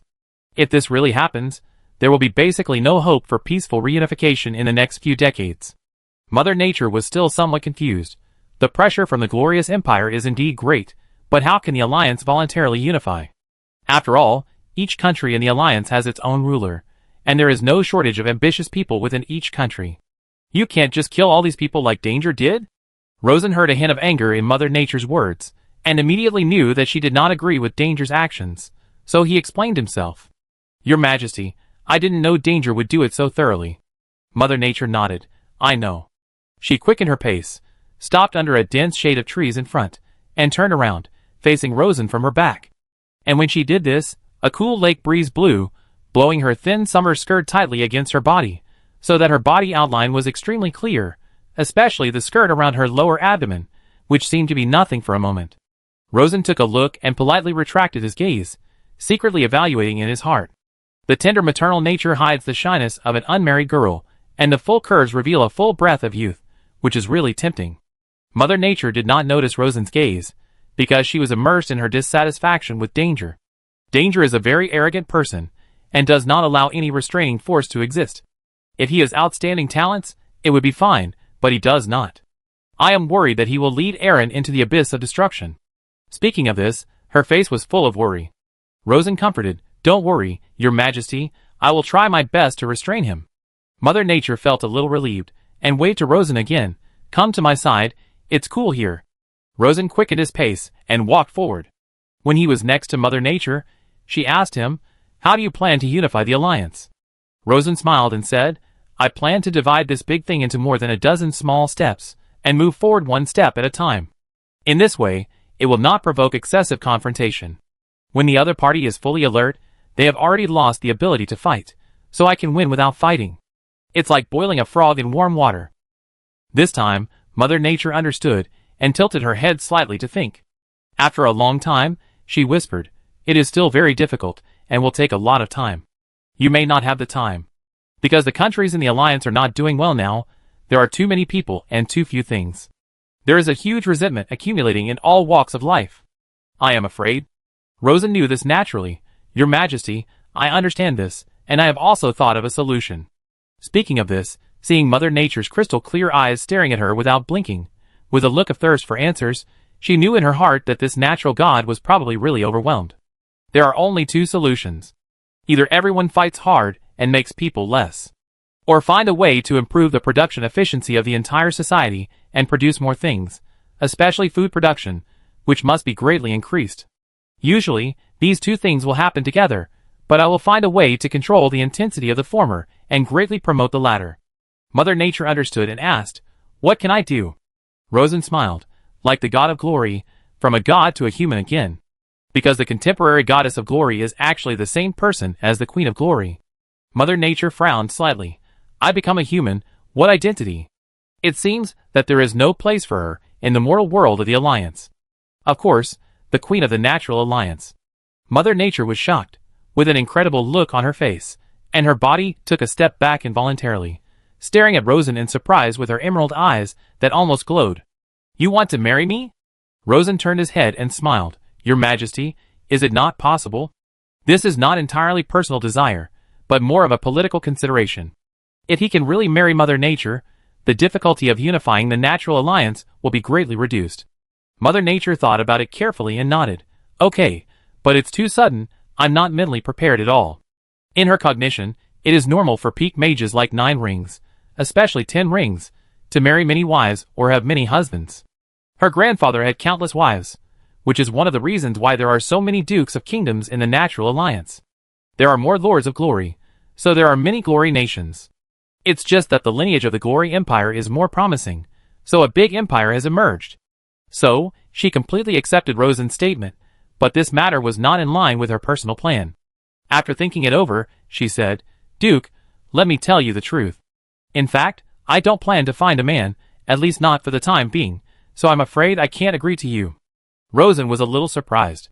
Your Majesty, I thought this was your 4th condition. Mother Nature was startled and shook her head repeatedly. Of course not. After a pause, her cheeks turned red unconsciously. Maybe my performance that day made you misunderstand. I apologize to you. She lifted her skirt slightly, and saluted Rosen seriously. Then, she coughed lightly. My 4th condition is hard to say because it is very difficult. Rosen was even more curious. Your Majesty, just say it. I am fully prepared. He didn't have to marry her. After all, a forced melon is not sweet. Mother Nature took a deep breath and said, this condition is that I don't want to be Mother Nature anymore. I want to get rid of this identity temporarily, but someone must be the mother, so I hope you can take over for me for a while, even for half a year. Rosen was speechless. He didn't expect things to be like this. Mother Nature's face was full of embarrassment. I know this is a bit outrageous, but I'm really tired of people constantly nagging at my ears. Since I succeeded the position of the chief god of the natural god cult, I haven't had a peaceful day, even when I was asleep. I'm really tired of such days. As she spoke, Mother Nature completely let go, and her jade-like cheeks flushed with madness. Rosen really didn't expect it to be like this. I can't do this just because I want to, right? Mother Nature immediately said, you can do it, you have a magic power of up to 10 rings, your soul is extremely tough, and no one is more suitable than you. As long as you agree, I will lend you the name of Mother Nature Zigralana. Your Majesty, I think this is very hasty. Hasty? In fact, I have been preparing for more than 800 years, and after meeting you, I have waited patiently for you for several months. Her face showed a strong pleading look. Duke Rosen, I beg you to take care of me for a while, otherwise I will really go crazy. Are there any side effects? Not many side effects. There will be countless noises around the ears, big and small, buzzing, day and night, and it is hard to hear clearly, which is simply driving people crazy. Is there any benefit? Benefit? One thing, it will make the magic power more powerful, and increase it by about double. I know this is a lot, but it is actually not very useful, because it cannot help people break through the ring wall. Rosen was even more curious. He was curious about any unknown magic phenomenon. Your Majesty, you are transferring your real name to me. This is no small matter. Mother Nature shook her head repeatedly. No, it's not that serious. She thought for a moment, and said, my transfer method actually came from another dimension. Don't look at me like that. I know this is a bit illegal, but when I did this, summoning spells had not yet been declared a forbidden spell. In fact, it is not completely banned now. After all, it is an objective force that can erase existing knowledge, but it cannot stop people's curiosity to explore the unknown. Rosen nodded in agreement. It is better to channel than to block. Mother Nature sighed. You are right, but fear often blinds reason and makes people have the urge to destroy the feared object without distinguishing right from wrong. She continued the previous topic. The principle of transferring the real name is to insert you between me and the believers of nature, and let you become my cabinet chief. In this way, I can be much relieved. Rosen understood and said with a smile, Your Majesty, aren't you afraid that I, the cabinet chief steward, will seize power? Mother of Nature spread her hands and said indifferently, If you really like this tedious job, you can always be my cabinet chief steward, I don't mind. You and I both know that in today's era, the demise of theocracy is only a matter of time. Rosen agreed with this, and with the mentality of studying new knowledge, he said, Your Majesty, when will it be transferred? That depends on whether you have fully mastered the power of nature. Rosen immediately said, I have fully mastered the knowledge that your Majesty has given me, and I have benefited a lot from it. He had already studied the power of nature in depth, and the book given by Mother of Nature just made up for some deficiencies and allowed him to go to the next level. It can even be said that in some individual directions, his understanding of the power of nature has even surpassed all natural gods. Mother of Nature was not surprised. After all, the other party had 10 rings of magic power, and was extremely intelligent. Then, you can transfer now. As she spoke, she took out a strange ring with a very simple style, and a material similar to blue jade from her messenger bag. This is called the True Name Beacon. I secretly bought it from a plane-traveling wizard 700 years ago. One more thing, the plane-traveling wizard was not summoned by me, but came by himself, usually a wizard above the 7th ring. They use all kinds of strange methods to travel between different planes and make profits by taking advantage of the price difference of goods in each plane. After a pause, she explained the transaction. The traveling wizard told me that the world laws of all ring planes are the same, so the problems encountered are also similar. So when I told him about my problem, he sold me this ring. She handed the ring to Rosen. Rosen took it and looked at it carefully. What is the principle of it? Mother Nature nodded. I don't know, and the travel wizard doesn't know either. He told me that this is a strange material formed naturally, and then carved with simple craftsmanship. What I did was to use a strange soul spell to engrave my real name on it, turning it into a sign that belongs to me alone. Rosen nodded to confirm. The craftsmanship is indeed a bit rough. As for the composition of this stone, let me take a look. Hey, it's interesting. He found that this thing could automatically bounce off the detection of external forces. He chained 4 or 5 detection spells in a row, all of which were bounced off, and even pure mana was directly used, but it was still bounced off. But it can be felt that the rebound force is not strong. If it is strongly suppressed, it should still be able to detect. I have also checked it, but I can't see it clearly. But it does work. Mother Nature looked like I knew it long ago. Try wearing it on your finger. There is no difference between wearing it on a finger and holding it on a hand, so Rosen did as she was told. After putting it on, Mother Nature said again, I, Mother Nature Siglarana, appoint Duke Rosen Saxony as the administrator of my church. As she said this, she stretched out her finger, and a strong soul breath condensed on her fingertips, and gently tapped Rosen's ring. At this moment, Rosen felt a buzzing noise in his head, very, very much, as if he was in a noisy square with countless people. Looking up at Mother Nature again, she saw her take a long breath and look relieved. Did you hear it? Rosen nodded. I heard it. It's really uncomfortable. He took off the ring immediately, and the buzzing sound in his head disappeared immediately. Looking at Mother Nature again, sadness appeared between his brows. The annoying voice is back again. Rosen put the ring back on again, and the voice appeared in his mind again. Mother Nature's face showed deep apology. How about this? We can each do half the time. You do it during the day, I do it at night, or we can switch back and forth. Rosen was very surprised. It seems that if you just find someone to wear the ring, it seems that you can transfer it. Mother Nature shook her head. It can be transferred, but most people can't stand it. The wearer must have a strong soul, the stronger the better, at least 8 rings of magic power. If it is not enough, it will become a madman after a long time. If it is a 3-ring magician or below, it will be finished the moment it is put on. My father is a 7-ring, and my mother is also a 7-ring, so they can't share the burden for me. Although my grandfather is a 9-ring, he is so old that he only has 1 breath left. Okay, I am indeed the right person. Rosen silently said in his heart, Lai Fu, try to block the mental noise. The noise has been blocked. A huge amount of mixed mental power was found and tried to be isolated. This is normal, because the believer's prayers are the surge of the mind. Over time, there will be a spiritual resonance between the believers and the gods, and this should be the source of the buzzing noise. With Rosen's magic power, isolating the influence of these non-aggressive mixed mental powers should be a piece of cake. But soon, an unexpected change occurred. The mental power has been isolated, but a new power has been discovered, with an estimated order level of 0.5, which is lower than the power of the magic ring and higher than the power of the soul. This power cannot be isolated, and is being integrated into the soul. Rosen has already felt this power faintly. It is very weak, and can only be felt vaguely by concentrating. The touch of the soul is a bit like the power of the magic ring, but its specific manifestation is different. Because at Rosen's point, the power of the magic ring can no longer strengthen his soul, but this strange power is still strengthening his soul bit by bit.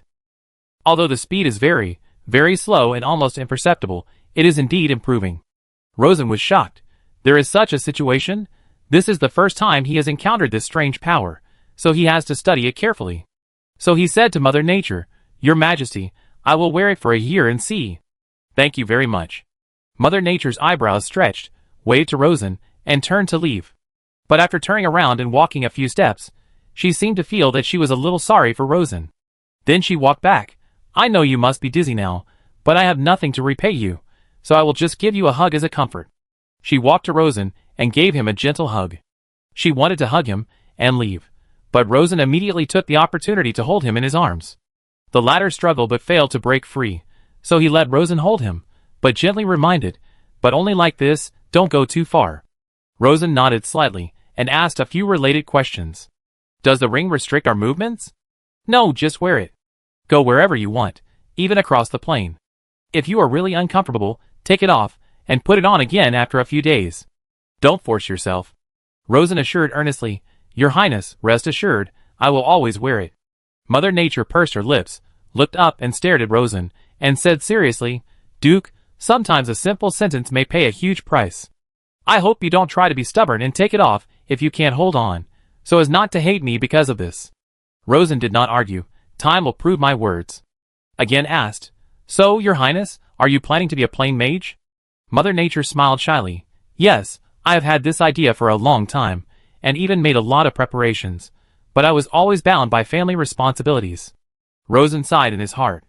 Countless people yearn to have the glory of Mother Nature, but Mother Nature herself just wants to get rid of it all. Everyone has their own aspirations. Open your heart, and the annoying noise will never bother you again. Mother Nature did not leave Rosen's arms immediately. After a long silence, she also sighed. The feeling of hugging a man is much better than I thought. I won't travel for too long. When I get tired of the life of a planeswalker, and you don't change your mind, I will come back to be your queen. After saying this, she tiptoed and kissed Rosen's cheek. Then, she turned around and trotted away. After running more than 10 meters, she suddenly turned around and knelt to Rosen quickly. Duke, thank you again for your help. I feel more relaxed than ever now. Then she ran away quickly, like a bird out of a cage. Rosen wanted to laugh, and then raised his hand to look at the blue jade ring in his hand, which was called the true name beacon, and his mind was concentrated again. This is really a good thing. Chapter 174.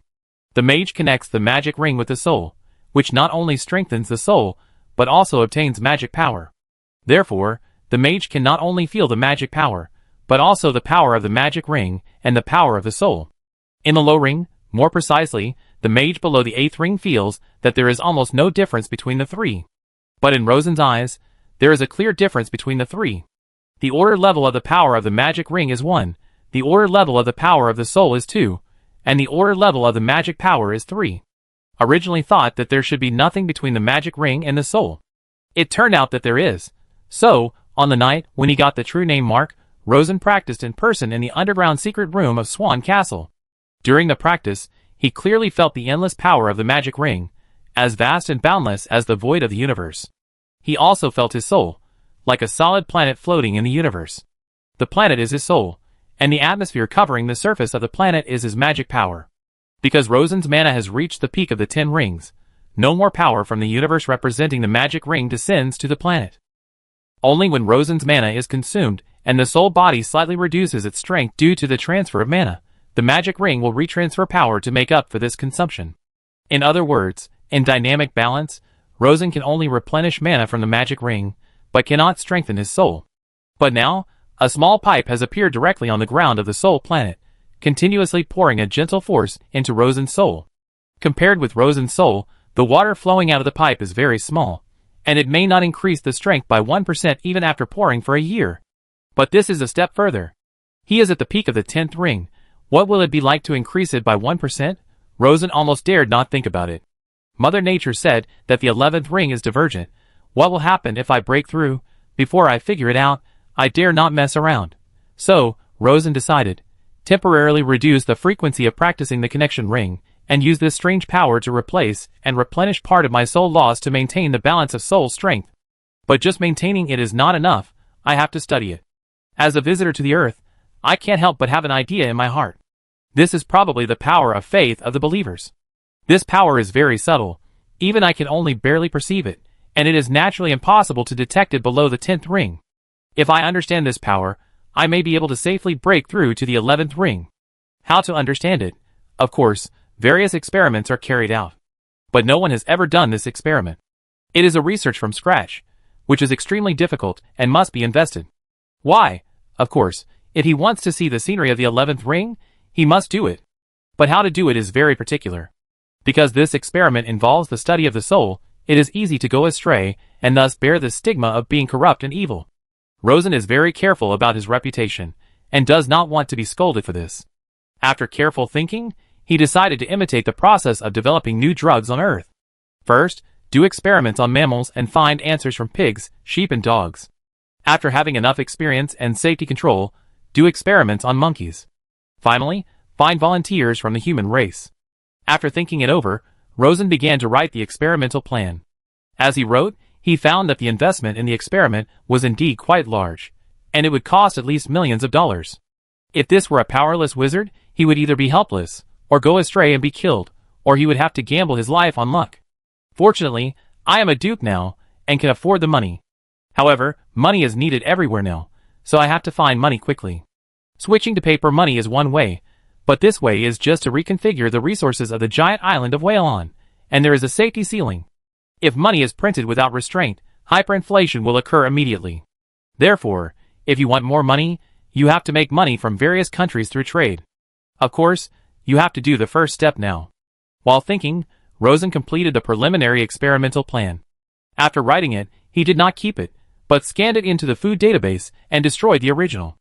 No words were spoken all night.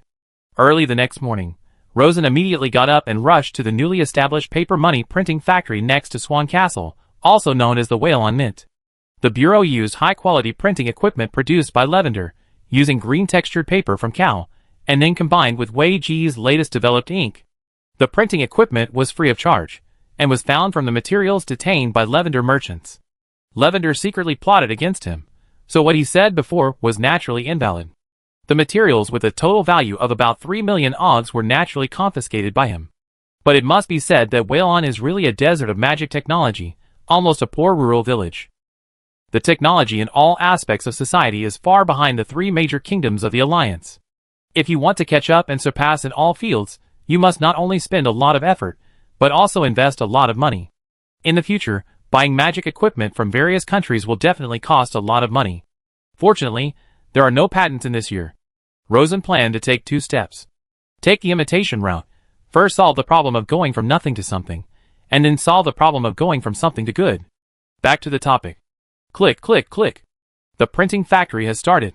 A large group of novice apprentices from Whalon, led by a group of printing masters hired at high prices from Cal, began to try to print the first edition of exquisite banknotes. Rosen, accompanied by the new director of the mint, looked at them one by one. Finally, the two came to a special magic workshop in the basement of the printing factory. In the laboratory, a group of 4-ring magic masters were already in place.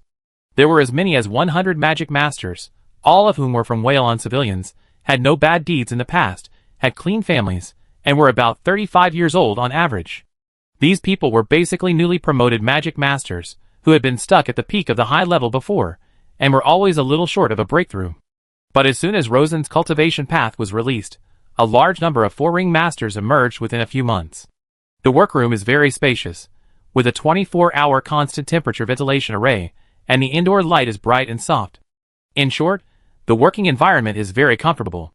There are 20 rows of long tables, with 5 magic masters sitting in each row. In front of the long table is a pile of printed rectangular banknotes, about half the size of an adult's palm. The paper is brittle and hard, and has the characteristics of waterproof, oilproof, and anti-folding and rubbing. Because of the huge quantity, after a large amount of costs are spread out, the cost of a single piece is about 0.5 copper clee, which is equivalent to 50 cents on Earth. There are currently 5 denominations, namely 100, 50, 20, 10, and 5 units, which are the clee used in copper coins before. The magic masters have also started working. According to the standard steps, they picked up the paper money with dried ink, and starting from the first magic master, they printed the anti-counterfeiting magic seal on the exquisite paper money in 5 steps. The anti-counterfeiting magic seal is named the 3-color seal. It was designed by Rosen with great effort, incorporating the deep understanding of the power of steel, the power of nature, and the power of pure water, and then equipped with a constant magic lock that even he himself could not crack. Its appearance is exquisite and eye-catching. It will show dazzling 3-color brilliance in the sun. When touched with fingers, it will give the toucher a very wonderful touch, a bit like the delicate feeling of a young woman's skin. Anyway, it feels very refreshing. Of course, the magic masters cannot understand the essence of the 3-color seal. Their job is just to infuse a trace of their own magic power into the special 3-color seal, and then print the strange power transformed by the seal on the fixed position of the banknote.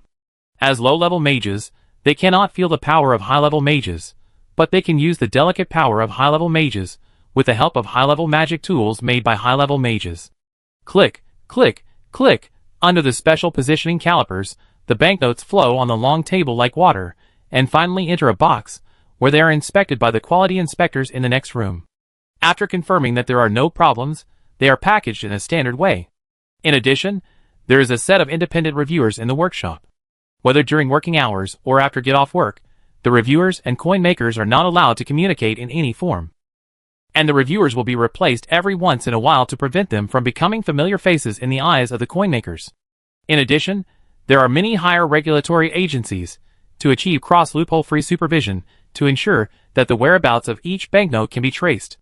During the entire inspection, Rosen did not speak. Soon, he came to the final finished banknote frame and carefully examined the finished product. The pattern on this banknote was obtained by him inviting art masters from all over the Natural Alliance and spending 2,000 ogs for the design fee. The front is a majestic bust of him in formal clothes, and the back is the outline of the map of Whalon, as well as airplanes, black stone warships, and other phantoms. Finally, various complex anti-counterfeiting patterns and a very unique three-color seal are added, which looks exquisite and magnificent, just like a work of art. After a careful look for a while, he nodded and praised, "Very good." After adding the three-color seal, the final cost of the banknote is 1 kale. In other words, such a 1 kale piece of paper can be exchanged for at least 5 copper kale, which is 4 kale more out of thin air. And these 4 kale are the seigniorage collected by Rosen, the Duke of Whalon. The director of the mint accompanying him was none other than Cavendish's father, Master Goss, the former director of the Artillery Research Bureau. The old man was old and could no longer move the booming artillery, so his son Alsha could take on the responsibility. Rosen was impressed by his meticulous character and invited him to supervise the mint. Now it seems that this decision is very good, because this banknote is not only of good quality, but also very stable, just like the artillery made by the old man. Seeing Rosen satisfied, he was also happy, but still felt that this banknote was very empty. "Duke, it's not just me, we all have this question. Can such a small denomination bearer deposit certificate be used? In the past, the smallest deposit certificate was 50 ogre, and there were even 1,000 ogre. Now the largest is less than 50 krones, which is equivalent to half a krone. How many should be printed to meet the market needs?" Rosen smiled and said, "In the past, the nobles were very rich and did not feel bad about spending money. They would spend hundreds or thousands of ogres at will, and tens of thousands were common. Now everyone is a citizen of Whalon. The average annual income is less than 10 ogres, which is about 150 krones. That's about it." Rosen picked up a small stack of banknotes and said, "Isn't it just right to use it?" Goss still couldn't figure it out. "Wouldn't that require a lot of deposit certificates?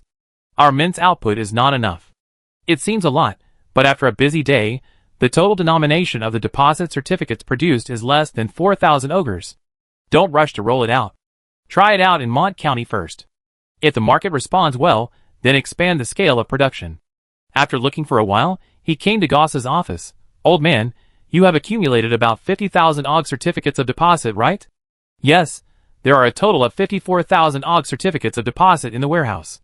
"Very good, then you should work hard to accumulate more, and it would be best if you can have 300,000 og certificates of deposit. I have also started to build momentum in the market." Chapter 175. Early in the morning of that day, in the new capital of Whalon, Mondania, a striking bounty notice was posted on the bulletin board in front of the government building. The Whalon Citizens Bank is about to launch a new bank deposit certificate, but the Duke is worried that counterfeit deposit certificates will appear in the market again, so he hereby issues a large reward. If anyone can successfully forge the deposit certificate in the sample and pass the test of a test group composed of 100 merchants, they can get a reward of 10,000 ogs. The reward will be issued throughout the Natural Alliance. If no one can successfully imitate it within 3 months, the Whalon Citizens Bank will try out a new bearer small deposit certificate. 5 exquisite new deposit certificate samples were released along with the announcement. As soon as the reward was issued, it immediately attracted huge social attention. This is a bounty of 10,000 ogs, on Earth. That is a super high bounty of 15 million yuan. In the almost unbelievable Natural Alliance, this money is enough to make countless people crazy. In less than a few hours, everyone in the entire city of Mondania knew about the bounty. The relevant bounty was not only published in Mont County, but also in the entire Violin, and even in front of the Violin embassy in Erin, Cal, and Lavender. The power of gold coins is huge. In less than 5 days, almost the entire Natural Alliance knew about Violin's high bounty. The great nobles of the Natural Alliance certainly looked down on the money of 10,000 ogre, but the common people and small nobles were envious. So, countless printing houses and mages who thought they were capable began to find ways to imitate it. This matter naturally spread to the royal families of various countries. Erin, King Danger and Rosen had been arguing for more than half a month, and they had talked themselves dry for several times, and finally set the compensation amount at 18 million og. Danger was also very straightforward, and directly shipped 180 tons of lion gold coins to Whalon by ship, in exchange for 40,000 naval generals and 40 sailing warships. Naturally, Erin and Whalon reconciled and resumed normal trade. At this time, he took some time out of his busy schedule, and took the new deposit certificate sample given by Whalon Embassy, and looked at it over and over again. "It looks beautiful. Can we imitate it?" he asked Sir Leap, the director of the Lion Mint, who was also a master of magic from a civilian background. He used to be the deputy director, and when the director was dismissed, he naturally became the official. Leap had already made sufficient preparations. He shook his head. "Your Majesty, paper printing is not difficult. If we are really willing to spend money, we can even do better than this. The difficulty lies in the three-color mark. This thing contains extremely sophisticated magic knowledge. All the magicians in the Bureau have tried their best, but have not been able to crack it." The Eye of the Storm Sanchester was also there. He took the sample handed over by Danger, carefully examined the magic mark, and then came to a conclusion. "It looks like a mixture of natural divine power, steel divine power, and a very strange pure water power. It must have been designed by Duke Whalon himself. The underlying meaning of this statement is that if you want to crack it, you must first have sufficient perception ability. In other words, the magic power must reach the same level as the Duke. There is no 7-ring strongman in the Kingdom of Erin, and the highest is only 5 rings. Danger shrugged. "It seems that there is no need to waste effort." Sir Leap was worried. "Your Majesty, we can't forge Whalon's deposit certificate, but Whalon may forge ours. What if Duke Whalon is the same as Lavender, then Lion Bank may suffer heavy losses." Everyone frowned when they heard this. The collapse of Whalon Dawn Bank was still fresh in their minds, and Duke Reed was directly driven to a deserted island to grow potatoes. If this happened to Erin, Danger couldn't even imagine the consequences. He tapped the desk gently, and was silent for a while before saying, "Can we not use the deposit certificate, but only use the gold and silver currency of full value?" Sir Leap immediately shook his head. "Your Majesty, this is not possible. It will greatly hinder market transactions." Duke Whalon saw this, so he was in a hurry to launch a new deposit certificate. Sanchester whispered, "Perhaps we can use political means to negotiate with Duke Whalon and make him promise not to do this." Danger shook his head. "It may be useful at ordinary times, but if the two countries are hostile again, or if he is short of money, he will definitely use this trick on us in secret." So, the 3 people in the study were worried again. In the end, it was Sir Leap who gave a barely usable step. "Your Majesty, don't worry too much. After all, bank deposit certificates are parent and child certificates. The bank controls the parent certificate, and the child certificate is outside. As long as the parent certificate in the bank is strictly controlled, it will be useless even if the Duke imitates it perfectly, right?" "That's true. One of the reasons why Dawn Bank was exploited was that there was an insider. This traitor was particularly cunning. It was said that he escaped during the chaos and has not been caught until now." Danger was relieved a little since he had a solution to his biggest worry, but he had new doubts. This deposit certificate seems to have a small denomination. "It's not for ordinary people, right?" Sir Leap nodded immediately. "It should be for ordinary people." Danger didn't quite understand. Ordinary people can just use ordinary coins for transactions. Is it necessary to go through so much trouble to make such a good deposit certificate? The other 2 people present didn't quite understand either. They didn't know what tricks Duke Whalon was up to. Finally, Sanchester said, "Let's wait and see. The answer will soon surface." The news naturally reached the Palace of Cow. The Queen and the 3 sages also gathered together to discuss. The conclusion was not much different from Erin's. They were all difficult to imitate, and they were a little confused about the Duke's routine. So they also took a safe step and waited and saw. Finally, the news reached Lavender. When the little King Shira of Lavender saw the new deposit certificate, his eyes lit up immediately. "Ahaha, Whalon has suffered such a big loss, but he still dares to do this. Come, invite the sage to me." Soon, the first messenger laughing arrived. He saluted the little king with a cold expression and called him Your Majesty. Sira had long been accustomed to Laughing's cold look, and directly pushed the deposit certificate sample on the table over. "Sage, Duke Whalon is the most hateful. Let's continue to imitate his deposit certificate and ruin his business." Laughing shook his head. "Your Majesty, the reason why it was successful last time was because no one had done it before. Now banks in various countries are carefully guarding against this trick. I'm afraid it won't have any effect." Sheila shook his head repeatedly. "It is because everyone thinks so that there is a chance." Seeing that Lafinga's expression did not change, he immediately pleaded, "Sage, just try it. It doesn't matter if you fail. What if you succeed? Besides, our Lavender is so far away from Whalon. Even if he makes trouble, he can't find us. He is just venting his anger on some lowly merchants. Sage, Our main trading partner is the glorious nations. There is no need to worry about the ideas of the Alliance's idiots. If they come to make trouble, we can just turn to the glorious empire. At that time, the Alliance's idiots may have to beg us not to leave. Lafinga listened silently, and lowered his head to look carefully at the new deposit certificate sample on the table. He only took a look at the printing technology, and then all his eyes were on the three-color spell seal. The seal is very beautiful and very precise. It is not an ordinary thing at first glance. It must be the work of Duke Waylon. He claims to be a 7th ring peak mage, but his real level is probably the 8th ring, which is about the same as mine now. I want to see what extraordinary means this guy has at such a young age that he dares to offer a huge reward to the All-Natural Alliance. Thinking of this, he nodded slightly. I will try to crack this three-color seal. As for what to do next, your majesty can decide for himself. Okay, sage, you are so kind to me, just like a father. Lafinga thought to himself. Little thing, you are my son. Of course, he has suffered from too many mouths, so he is much more cautious now. Your majesty, please be careful with your words. After saying that, he picked up a few deposit slip samples and turned back to his magic laboratory. In the following days, he studied behind closed doors in the laboratory and tried various methods. He spent about half a month like this, but still couldn't solve it, and couldn't even find a clue to solve it. This seal is really interesting.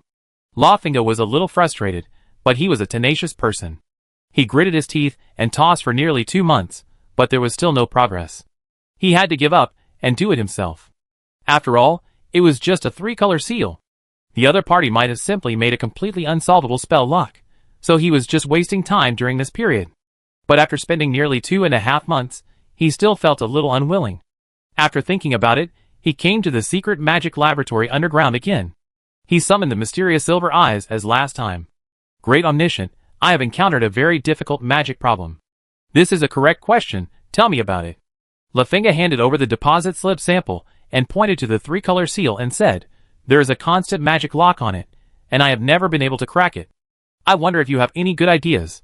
As soon as he saw the deposit slip, an impatient voice came from the other side. Master, why do you always like to entangle with this kind of meaningless math game? Didn't you have enough of the last one? It took him a long time to solve the last one. Lafinga had communicated with this mysterious existence many times and roughly knew his personality. He immediately provoked, Omniscient, don't you know the answer too?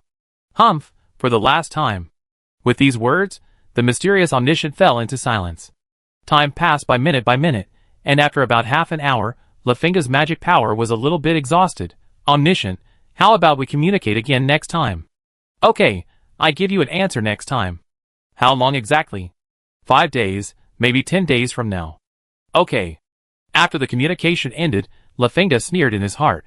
It seems that the ability of this omniscient person has its limits. I thought he really knew everything.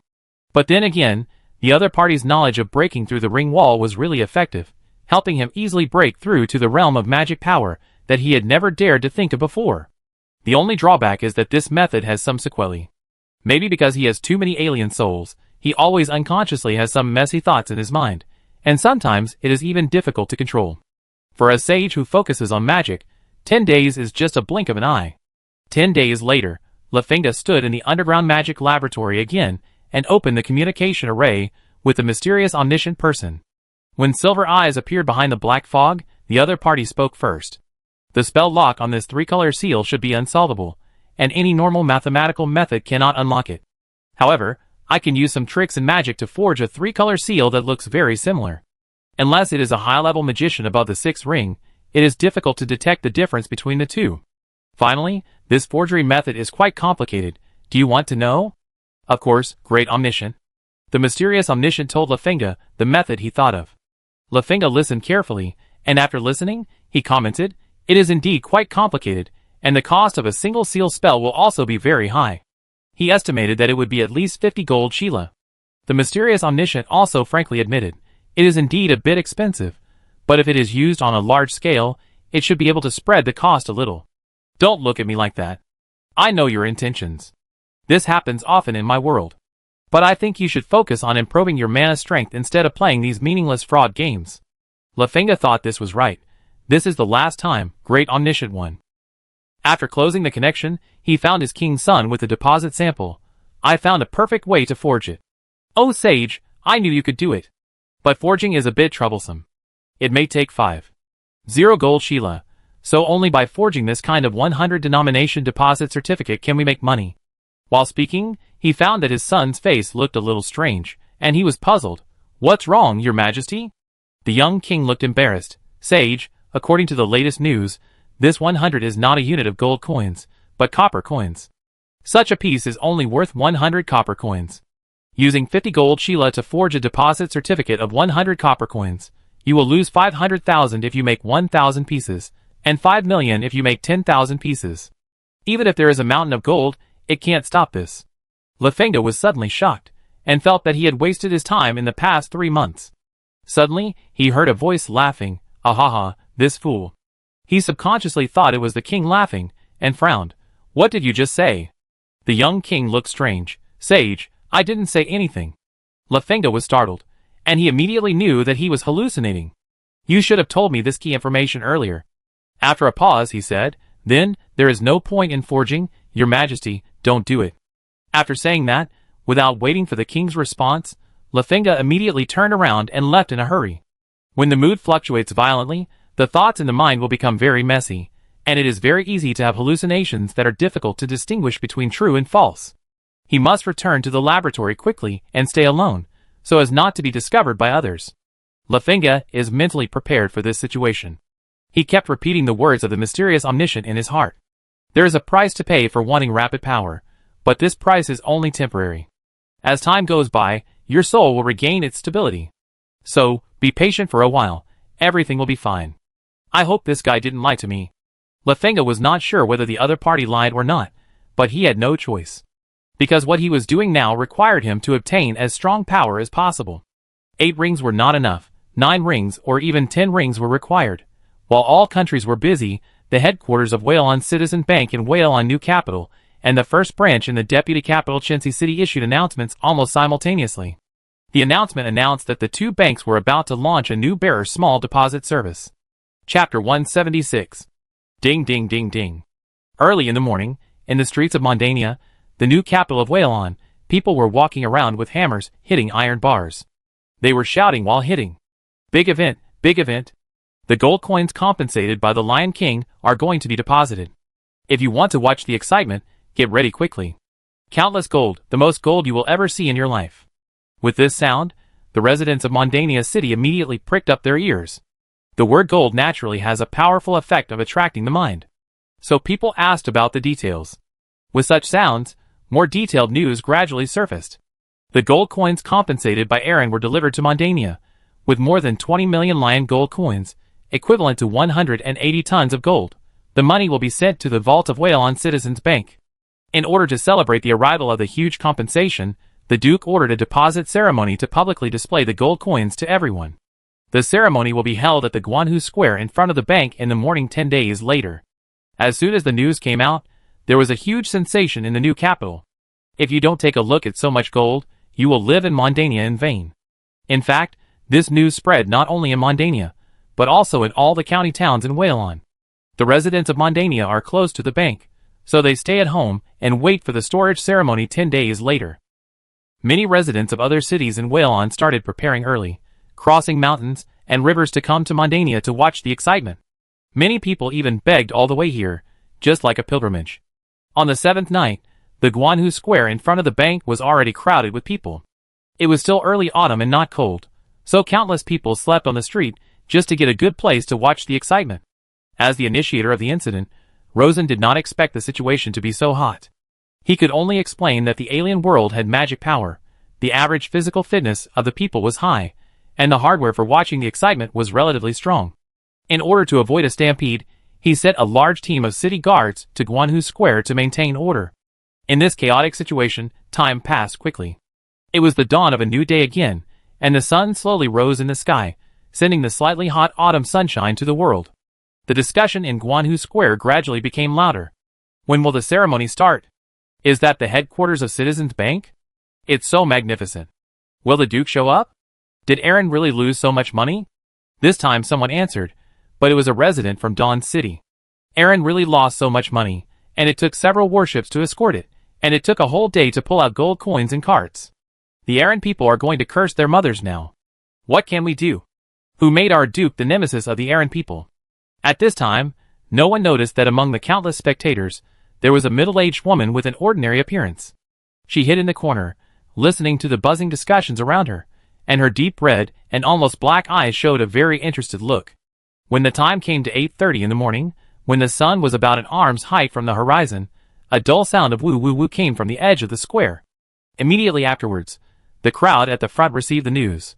Here they come, a few black stone cars with green smoke are coming. The rear compartment is sealed with glass, and it is full of gold. So much gold. Such bright golden light. As the news came out, the noise in the square increased by more than 10 times, almost becoming a condensed and visible sound wave. As the black stone cars entered the venue, more and more people saw the gold. There were a total of 20 black stone cars, and the buckets were very low, and you could see the contents of the buckets by just standing on tiptoe. The buckets were covered with highly transparent glass covers, and through the glass, you could clearly see that the buckets were filled with yellow gold coins. The sunlight shone through the glass and onto the gold coins, which immediately reflected a dazzling golden light. This was 180 tons of gold, more than 20 million gold coins. They were piled up in the buckets like mud, making all the audience's blood boil. The cart loaded with gold was slowly driving in the square, showing the endless gold in the cart. Wherever the cart drove, the audience immediately stood at attention, took off their hats, and paid high tribute to the endless gold coins. There were also poets at the scene, who couldn't help but sigh. "Ah, let me die on gold." A farmer, who had been farming for a lifetime, trembled with his beard. "Ah, there is more gold than the soil in the field." Some wizards didn't believe it, and thought it might be a magic illusion. So, they used various detection methods to test it. The Duke issued an order allowing everyone to use non-aggressive detection spells on the car. Along the way, the gold was subjected to countless magic tests. But there was only one result, that is, this is indeed a real gold coin. As a result, these mages who were born as commoners were shocked and lost their souls. From the endless gold, they felt the power of the country, and the insignificance of individuals. Finally, the vehicles passed through the spacious square, and drove into the headquarters of the Whalon Citizen Bank one after another. There was a high platform at the entrance of the headquarters, and there was a large circle of guards around the platform. On the platform stood the Duke in full dress. The Duke's voice spread throughout the square through the high sky sound spell, and reached the ears of every audience in the square. "Citizens of Whalon, this money is Aaron's war reparations. They will always be kept in the vault of Whalon Citizen Bank. Unless Whalon encounters a crisis of national extinction, they will never be used. Because this money belongs to all Whalon citizens." Woo-ah! A few words ignited the enthusiasm of all the audience, and the cheers of the people broke through the clouds. The Duke's words sounded very straightforward, and everyone thought they understood and felt that it was right to do so. This money is saved to deal with the crisis of Whalon, just like an ordinary family saves money every day to deal with various unexpected events in life. The Duke's voice sounded again. "We will use this gold coin as a guarantee to issue small-value bank deposits to all citizens of Whalon. I believe you have seen the sample of the deposit. In the past 3 months, a bounty of up to 10,000 OGs has been issued to the entire Natural Alliance, and at least 50 waves of challengers have been welcomed, but to this day, no one has been able to earn this money. It's safe enough. Everyone can understand this and agree with it. Because the extremely high reward of 10,000 OGs has long been deeply rooted in people's hearts, I don't know how many people are paying attention to this matter, but the reward has not been reduced."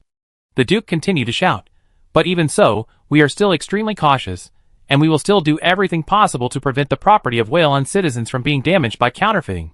To this end, we have introduced 3 measures." After a pause, when everyone was focused, Rosen's high voice sounded again. "First, promulgate a special deposit certificate ordinance. The decree stipulates that any counterfeiting of bank deposit certificates will be regarded as a provocation to national security and must be subject to the most severe punishment. For domestic criminals, we will set up a special law enforcement guard to crack down on them. For foreign criminals, no matter who he is, even if he is a noble or a king, our navy will make him pay a huge price. Just like Aaron, let him pay tens of millions of gold coins." This remark once again caused a huge cheer. The people of Whalon were full of pride, and their admiration for the newly appointed Duke reached a new height. The reason is simple. This Duke is really good at fighting. He beat Aaron to his knees and paid compensation. He is simply a god of war. After the heated emotions subsided a little, Rosen continued. "Second, Even if there are various anti-counterfeiting measures, we will use the deposit certificates carefully. We will issue as many deposit certificates as the citizens deposit in the bank. We will never exceed the amount, so that the deposit certificates cannot be exchanged for the full amount of gold coins from the bank. This is for professional businessmen to hear. Ordinary citizens will just listen to it and think it is very reliable, but they don't know what this really means. Rosen certainly knew the meaning of this. The reason why he kept talking about deposit certificates was just to make it easier for everyone to accept them, which was actually paper money. He also knew that he could issue paper money that exceeded the bank reserves of citizens. Because there were too many paper money, no one would notice if he issued more. And the extra paper money was almost money that appeared out of thin air. But he didn't plan to do that. Or to be more precise, he didn't plan to do it himself. He believed that no one could resist the huge attraction of money that appeared out of thin air. Soon, someone in the banking system would realize this and bring it up to him. At that time, he would bring this matter up separately and let the country's knowledgeable people discuss it together to form a new consensus. Of course, this is a later story. Immediately afterwards, Rosen said the third point. Third, still in line with the principle of prudence, this new type of small amount bearer deposit will only be used in Mondania City and Dawn City for the time being. Only when the new deposit is fully mature will it be promoted throughout Waylon, and gold, silver and copper currencies will always be Waylon's legal currency. Then now, Waylon citizens who are willing to use the new deposit can enter the Waylon Citizen Bank headquarters and bank branches located in various places to exchange them. After saying that, Rosen jumped off the platform and left Guanhu Square under the heavy protection of the guards. Following that, the Waylon Citizen Bank headquarters opened with a bang. A large number of Waylon people immediately rushed in. Most of them were not there to exchange, but to watch the excitement. Bank staff have all undergone rigorous training. No matter who it was, they were patiently and warmly entertained and introduced the relevant matters of the new deposit in detail. The endless gold coins were really shocking before, and the Duke's personal promise was still ringing in my ears. The effect was quite good. About 1/10 of the people directly took out various metal currencies and exchanged them for paper money directly at the bank. Since then, paper money, a non-full value credit currency, has officially moved from the aristocracy to the hands of ordinary people. A month later, the relevant statistical data of the bank was placed on Rosen's desk. Rosen opened it and took a look, and a satisfied smile appeared on the corner of his mouth. Not bad, very good, much better than expected. The 500,000 ogre banknotes prepared in advance have all been distributed to the people. Even the 200,000 ogres rushed out this month have all been exchanged. The 700,000 ogre banknotes were exchanged, and the bank naturally had 700,000 ogre full-value metal currencies. According to the current momentum, the metal currency that was previously distributed to the people because of the Chintzy Bank deposit certificate will soon be collected by the bank again. By then, the treasury of the Waylon Citizen Bank will have nearly 30 million odd gold coins, plus Aaron's 18 million in compensation, which will be 48 million og. Standing in front of him is the first acting president of the Waylon Citizen Bank. He is a fourth-ring peak mage named Nolan, who is just over 40 years old. He was originally the president of a branch of the Dawn Bank and has outstanding abilities. Now he is the acting president of Rosen. He also looked happy. My Lord Duke, this new deposit certificate is very exquisite. It is a good thing just for collection. People love it very much. There are countless people coming to the bank to exchange every day. As many as the mint sends, we can exchange as much as it brings. At this point, he paused and lowered his voice. My lord, I think this new type of deposit certificate can completely replace gold and silver currency for market circulation. It is so cheap. After a long time, when people get used to the new deposit certificate, they can slightly exceed the limit of reserve exchange gold to obtain excess income. Rosen smiled secretly in his heart. Isn't it coming? No one can resist the huge temptation of printing money. But because the temptation is so huge, if it is not controlled well, it will fall all the way and extremely vicious inflation will occur. If 500,000 Klein can't buy a loaf of bread, then his position as Duke of Waylon will be over. Therefore, this matter involves national destiny, and we must be cautious. So, he looked up at Nolan and said in a bland tone, Mr. Nolan, credit is the foundation of the existence of banks and the foundation of the existence of the country. Are you advising me to break my promise to all citizens? Nolan's face turned pale, but he insisted, because the benefits here are too great. My Lord Duke, I don't mean that at all. I am speaking in the spirit of increasing the maximum utilization rate of exchange gold. You see, Although it is agreed that the deposit certificates can be exchanged for gold and silver currency at any time, it is impossible for everyone to exchange them together. The clerks have carefully calculated and practiced statistics.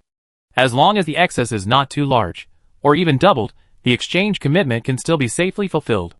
If the bank has 48 million auger reserves and issues currency in excess of twice, it is equivalent to the government having 96 million auger money out of thin air. At first glance, this is really wonderful.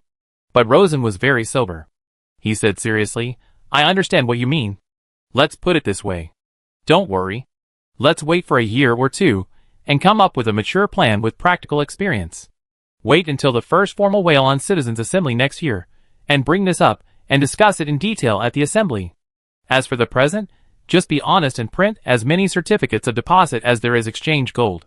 "Yes, Your Excellency the Duke." Nolan nodded and told the news. "Your Excellency the Duke, some foreign merchants also want to use this certificate of deposit to facilitate overseas trade, and more people have asked about related matters recently."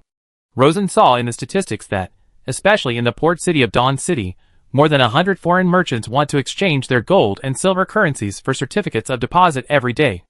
This is of course a good thing, because in essence, Whalon is exchanging a pile of paper for full-value gold coins, and the seigniorage is directly collected abroad. But Rosen didn't plan to let the new deposit certificates go out so early, because Whalon's influence, especially military force, was not yet fully in place. For the time being, use it domestically. After all, it is not mature yet. When the problems have almost emerged and there are no major shortcomings in the improvement, we can take the next step. Yes, Duke. After the acting president withdrew, Rosen drafted another order and asked the herald to hand it to Goss, the director of the mint, to increase the scale of manufacturing new deposit certificates. After finishing, he stretched his body vigorously, walked to the French window facing the lake, and looked out at the lake to relax. It is not enough to anchor the paper currency to the gold augie alone. After all, the gold augie cannot be eaten. We still have to anchor food. Now, we can mine the guano fertilizer on the White Sturgeon Island on a large scale to increase Whalon's food production.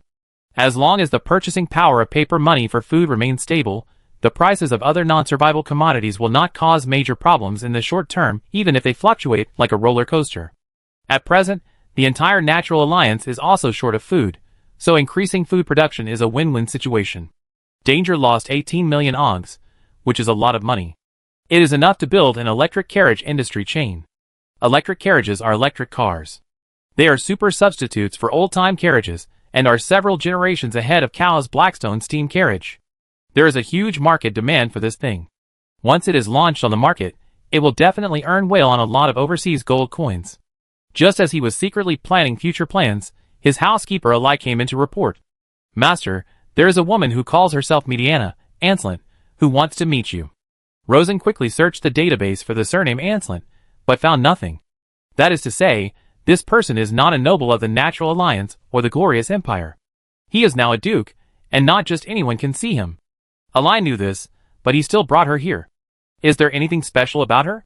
She said. She brought a method to transform lowly energy into noble energy, and she showed a magic power of up to 5 rings.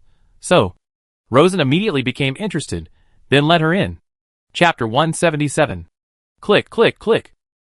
The crisp footsteps sounded like the sound of high-heeled wooden shoes, but Rosen felt something was wrong. Laifu analyzed the soundtrack. After a few seconds, Laifu responded. It was the sound of some keratinous substance hitting the floor, slightly harder than sheep's hooves. Rosen was slightly shocked. A woman with hooves? He was immediately on guard. Click. The door opened, and an ordinary-looking woman walked out. She looked about 30 years old, with dark red hair, dark red eyes, slightly dark skin, very ordinary facial features, and a slightly faded, wrinkled, low-quality cotton summer dress. The summer dress was thin, so the woman's figure was also ordinary. Everything was flat, and the whole person was as dry as a matchstick.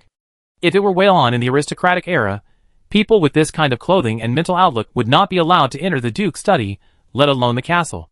But now is the age of citizens, and everyone is a citizen. Although there are still many ideas of high and low among the people, as a Duke who is opening up a new era, he naturally has to set an example. Rosen squinted his eyes, and sensed carefully, but only found 5 rings of magic power, but faintly, he felt that something was wrong, as if the other party was hiding something. But this was an unfounded intuition, and Rosen did not find any evidence. After thinking for a while, he said to Eli, "Close the door, open the barrier, I want to talk to this Lady Mediana alone." Eli did it. Click. The door was closed, the switch was turned on, and the charged arcane lattice immediately released its power, automatically forming a 4-ring arcane wall in the room. Rosen returned to the desk, holding the improved third version of the Vulcan musket hidden under the desk with one hand.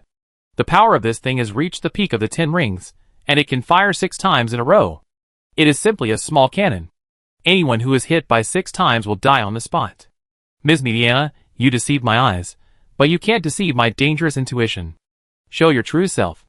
The woman in front of him showed a slightly weird smile on her face, as if a force was pulling her face to force an expression. Generally, this expression will appear on a face that has been used with inferior deformation. With this smile, her body really began to change rapidly. After more than 10 seconds, a woman with a shriveled body and ordinary face became a tall, plump, and almost torn clothes, with delicate features and a wild and unruly look. This time it was really a foreign race. It was not a forest elf or a banshee. It was a foreign woman with hooves on her feet, 2 dark red horns on her forehead, and milky white skin. But the strange thing was that Rosen still only felt the magic power of the 5 rings. "My Lord Duke, can you please not point the musket under the table at me? Be careful of accidental discharge." She spoke, and compared to her huge figure, her voice was very sweet, just like many huge women on earth, but they always have a sweet voice. Of course, the hugeness of this foreign woman was different from being huge. There was almost no flesh in places where it shouldn't grow. Since she pointed it out, considering that he was just a clone, Rosen let go of the musket. He asked, "Are you a succubus?" He had read many ancient myths of this world, and there were many succubi in the myths.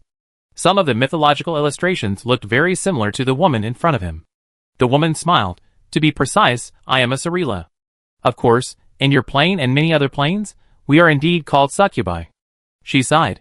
"It may be because the appearance of our race always makes it difficult for you Drytans to control it. But this is not our fault. And of course, it is not the fault of you Drytans, but the fault of the Creator." Rosen looked around at the foreign woman and nodded in agreement. The lady's figure does match the expectations of most men for the opposite sex. Of course, this is an insignificant detail. What I want to know is, what is the lady's purpose? Mediana bowed slightly to Rosen. This action made her chest tremble, and also made Rosen confirm that she was not wearing any restrictive clothes inside. "I came to you for asylum, Your Excellency the Duke." The succubus said so. Rosen did not comment. "You must be from another dimension. Can't you just go back to where you came from? Why do you need my asylum?" Mediana immediately asked back, "If you ran away from hell, would you be willing to go back to hell?" "Hell?" Mediana nodded. "The dimension controlled by the great demon Asima, all creatures are Asima's toys. And any creature that disobeys it will be brutally slaughtered, and its soul will be pierced on the wildfire spikes, and die in constant wailing. The Duke must not know about wildfire spikes, but I will explain it to you. This is a terrifying soul weapon, spread all over the Howling Plains. There are a total of 100 million of them. Duke, you heard me right, 100 million. 50% of them have souls inserted into them, more than the entire population of Varen. And the remaining 50 million are constantly inserting new souls. After a mortal soul is pierced by it, it will not die immediately, because the wildfire on the spikes will provide power to the soul, and the damage to the soul structure by the spikes will make the soul feel incomparable and inescapable pain. Such pain will last at least 100 years, so the entire plane is filled with shocking wailing sounds. Duke, if you are lucky enough to escape from such a world, would you be willing to go back?" Rosen really didn't expect that there would be such a terrifying place in the world. "Just thinking about it makes my back cold, and I am also very curious. Why did this Asima do this? I'm not a great demon, I don't know. Anyway, he just likes it, and he has the terrible power to do so." Rosen was even more curious. No one resisted him. Mediana smiled with emotion. "If you were a group of ants, when someone poured boiling water on your home, you would certainly think of resisting, but is it meaningful?" She sighed lightly. "Asima is a great demon. Or, the great demon god in the void outside the ring." As soon as the word void outside the ring appeared, Rosen fully understood the power of the great demon. Since this kind of existence can survive in the void outside the ring, it must have power beyond the 11th ring, and this alone has made Rosen look up now. Mediana's voice came. "Duke, your plane is lucky, because here, mortals are the masters. But some planes are unfortunate, because they were not only discovered by the cruel demon gods, but also invaded and even destroyed. Rosen became more and more interested. Tell me in detail about the situation outside the magic ring. Mediana shook her head. I'm sorry, Duke, I'm also a mortal. I don't know much about the situation outside the magic ring. I only know that there are 3 planes in the world. One is the world of gods, one is the world of demons, and one is the world of mortals. I escaped from the world of demons. There is also a world of gods, which is controlled by various gentle gods outside the ring. And this world. She tapped the ground with her hoof, making a clacking sound. It is the world of mortals without demons or gods. Of course, it's just like this now. No one knows what the situation will be in the future. Rosen asked, Then do you know the great demon King Buck? Mediana nodded. You mean the one across the sea? Rosen nodded. Mediana showed emotion on her face. To be precise, it is called the great demon King Buck, Bazaner, and it is the mortal body of the great demon god Bazaner. At this point, she stepped on the ground with her hoof again. So, to be precise, this world is half demon world and half mortal world. This made Rosen's heart tremble slightly. Tell me in detail. Mediana began to explain. Currently, there are 7 known demon worlds, 5 god worlds, and 12 mortal worlds. Asima is one, Bazaner is another. Asima likes soul piercing, and Bazaner likes to do various fusion experiments. He likes to fuse and reorganize various races in the mortal world using various strange means to create new races, so he is also called the fusion demon. Rosen was amazed. You know so much. Of course, because I am a traveling wizard. She sighed again. Maybe because of the racial advantage, many of my people are often captured by the great demon and used as bait to seduce mortals, so our race has always had a bad reputation, and even has the bad name of succubus. Rosen nodded to show his understanding. It's similar to the relationship between gangsters and prostitutes. It's good that the Duke understands. Mediana breathed a sigh of relief and began to explain her situation. I am a 7-ring mage. 7 rings are the minimum requirement for a traveling mage. You see that I have 5 rings of magic power because I use a secret method to hide my power. As for what secret method it is, please forgive me for keeping it secret, because this is my specialty. I mistakenly responded to the call of a mage in the glorious empire. He lied to me that he needed a deal. At that time, I was trapped in the demon realm and was running for my life. When I saw someone from the mortal realm calling me, I immediately responded. As soon as I came out, I found out that this was a wandering mage who actually wanted me to be his slave. After a fight, I killed him, and the matter became a big deal. I had no choice but to run away. I couldn't stay in the glorious empire, so I ran to the natural alliance. Whalon was the farthest from the glorious empire in the alliance, so I ran here. But I can feel that the hounds of the glorious empire have been tracking me. In order to protect myself, I can only seek your shelter. Rosen listened carefully and squinted to observe the facial expression of the succubus. But because the other party was a real alien, Lai Fu's facial analysis ability became less useful. So after a long observation, Rosen did not get much valuable information. In this case, he could only understand it bit by bit. I don't completely believe what you said. In addition, I want to ask, if I protect you, what will you bring me? Some knowledge on how to break through the 10th ring and become a legendary wizard. Rosen raised his eyebrows. I didn't understand. Mediana squinted and smiled. You must have understood, Duke, because you have the magic power of the peak of the 10th ring. Don't be surprised. Finding out the true power of the target is the specialty of every planeswalker, otherwise you will die quickly. In the major planes, mages like you who have been promoted to the peak of the 10th ring at a young age generally seek to break through the 11th ring and become legendary mages who can fight against the void gods and demons. Well, I know that your world thinks that the 7th ring is legendary, but you and I both know that this statement is a bit ridiculous. If you don't go through real dangers and see the real top scenery, what qualifications do you have to be called a legend? Rosen nodded in approval. You are right. The first 10 rings are too easy to be promoted, as long as you jump high enough. You can be promoted, but at the 11th ring, Rosen feels like walking on a tightrope on a cliff. A trace of reverence appeared on Medina's face. The road to legend is a very dangerous road, but it is the only way for mortals like us to fight against the void gods and demons. Rosen's heart beat fast, but at the same time he became more vigilant, because this succubus knows too much, and succubus have a bad reputation. Who knows if this woman is a minion of a big devil? He knew very well that the most terrible devils in the world often have the most perfect disguise. They are usually the best of the best, but only at the last moment will they show their true face and deliver the most fatal blow. This succubus in front of him stated that she was harmless at the beginning, and then gave the transaction content according to her deepest thoughts, which was very much like a professional liar. After pondering for a few minutes, Rosen asked, "What kind of power can I have after being promoted to a legend?" "I don't know. After all, I am only a 7-ring mage.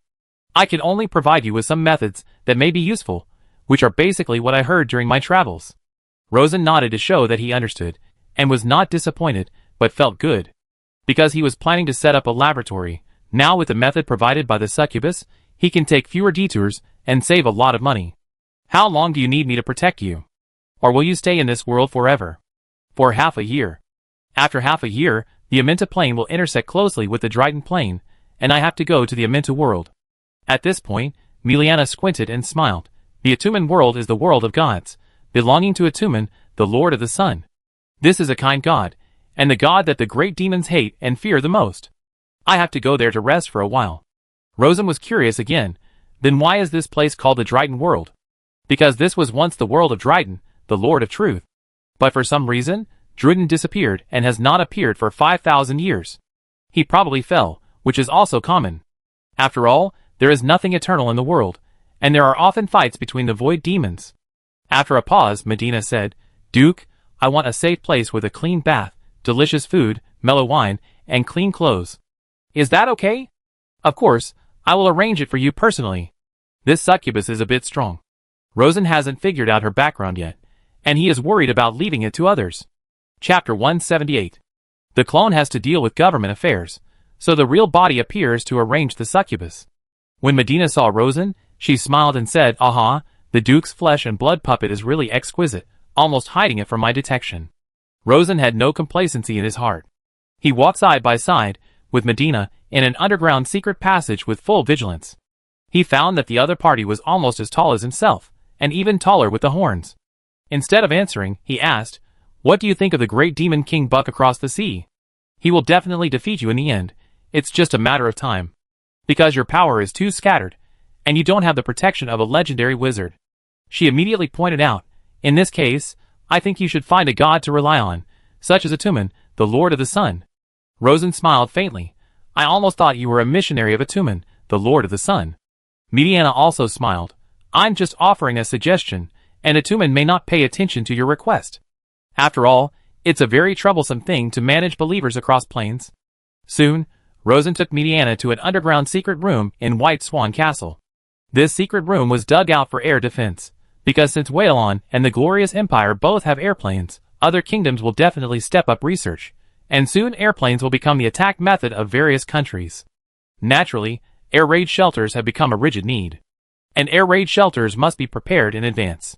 It is absolutely ridiculous to wait for the enemy's planes to fly overhead before using hose. The room has everything: a bathroom, a bed, good wine, and easy-to-store, fairly tasty food. In addition, I will bring you some fresh food from time to time. Mediana walked around the room, and was very satisfied. She finally sat down on the circular leather chair in the basement living room. It would be even better if there were some books to kill time. This is a small problem. I will bring you a batch. Rosen sat down opposite her and continued to ask, "Are the gods and demons in the outer void omnipotent?" "Of course not. There are many things that gods cannot do, but they who live in the outer void have many things that mortals cannot do." She thought for a while, and gave an example. "As far as I know, they should have extremely strong perception of what is happening inside the plane. As long as they are willing. If you pay a price, you should be able to know a lot of things they want to know." Rosen was slightly surprised. "That is to say, omniscience? You can't say you know everything. After all, the starry sky is boundless, and the magic ring is infinite. No one dares to say that they really know everything. As far as I know, there are many low-level mages who have escaped the pursuit of gods and demons with their wisdom and luck.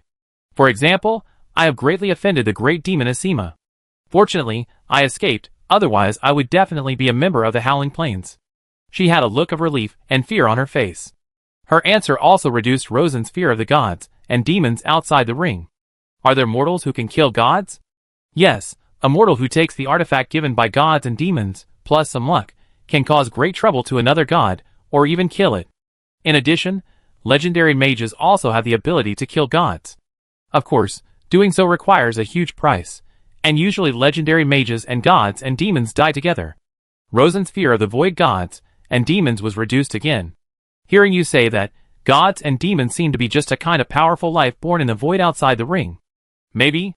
If the legendary wizard continues to become stronger, will he become a god and demon outside the ring? Originally, Rosen just asked casually and didn't expect to get an answer, but Medina answered seriously. Legendary wizards are just mortals with more powerful magic. Even if their power is comparable to or even exceeds that of gods and demons outside the ring, they are still mortals and cannot exist without material bodies. This is fundamentally different from gods and demons. This is not what I said, but what for Moros, one of the 5 legendary wizards in the plain said. After saying this, she suddenly said, "Duke, won't you pour me a glass of wine?" She looked at the wine cabinet on the side, her eyes sparkling. Rosen brought her a bottle of wine produced in Monty County. After each of them poured a glass, the latter immediately drank it all, and then poured herself a second glass. I must admit that I am an avid wine lover. I was trapped in the demon world for 10 years. Once I escaped, I started to flee again. Now I can drink real good wine. She finished the second cup in a blink of an eye. By the third cup, her cheeks were a little red, and she began to slow down and savor it carefully. I heard that you, the Duke, have come up with a lot of new things along the way. I took a closer look and found that it is really good, better than most planes. Rosen was about to ask about this. What is the level of development of magic in other planes? Everyone is about the same, some are ahead, and some are behind. Mediana explained. Because of the existence of plane-traveling mages, the planes are not completely separated, and there have always been various forms of communication. In addition, according to the research of many mages, the major mortal races actually spread out from the same plane, which is the so-called single origin theory. So, everyone developed at about the same time. Except the demon world. The demon world was forcibly interrupted by the big devil, and became a terrible hell. As she spoke, she drank the third glass of wine again, and she immediately poured herself a fourth glass. Your wine is really good, mellow and smooth, the best wine I have ever tasted. Hiccup. Maybe the alcohol was getting strong.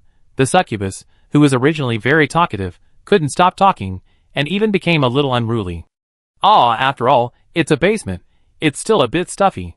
She pulled the collar of her clothes hard, revealing a large piece of snow white, a pair of long and plump thighs crossed into 2 legs, shaking again, and a pair of dark blue hooves clacking on the ground. At present, everyone is also exploring the so-called method of converting lowly energy into high energy. Some places are faster, and some are slower. The Duke Stritton world has lost a lot of communication with other planes because of the prohibition of summoning, so the speed is a little slower, but not much slower. And I do have a technique to convert lowly energy into high energy. Does the Duke want to know? Speaking of this, she leaned back with one hand to support her body, and played with the empty crystal wine glass with the other hand. Her bright dark red eyes seemed to be shrouded in a layer of mist. Rosen sighed secretly. No wonder she is called a succubus. This kind of seductive spirit is really unbearable for ordinary people. But business is more important. Of course, tell me about it. It's the method of converting light into arcane energy. Rosen was shocked when he heard it. Really? 2 extremely practical and famous spells in the field of arcane energy. One is transfiguration, and the other is food making. If he can solve the problem of converting light into arcane energy, then he can move to large-scale transfiguration alchemy, and the mechanical processing capacity will be directly raised to several levels. In addition, large-scale food making will immediately become possible. Both applications are enough to change the world. He immediately asked, what is the conversion efficiency? 3%. Not high, but not low either. With his new knowledge of the power of light, he can build a large factory burning black stone, which is actually already available. Rosen was greatly moved. Mediana, the traveling mage, has extremely keen insight, and her judgment is not affected even when she is drunk. She squinted and smiled. Although I don't think this thing is of much use, it seems that the Duke likes it very much. As a planeswalker, what I like most is trading. She leaned forward slightly and said, previously, the Duke promised to protect and help me leave this plane, and I am willing to share some knowledge of breaking through the 11th ring. This is a deal. Now, what does the Duke plan to exchange for this new knowledge? Rosen's mood soon calmed down. He took a sip of wine and asked, what does the lady want? I don't know what it is specifically. The only thing I can be sure of is that the Duke must give me something valuable, so that I can get the Atumen plane and exchange it for a generous reward from the big shots in another plane. That's going to be a bit difficult. Rosen thought about it carefully and asked, what does the Atumen plane lack? It lacks water.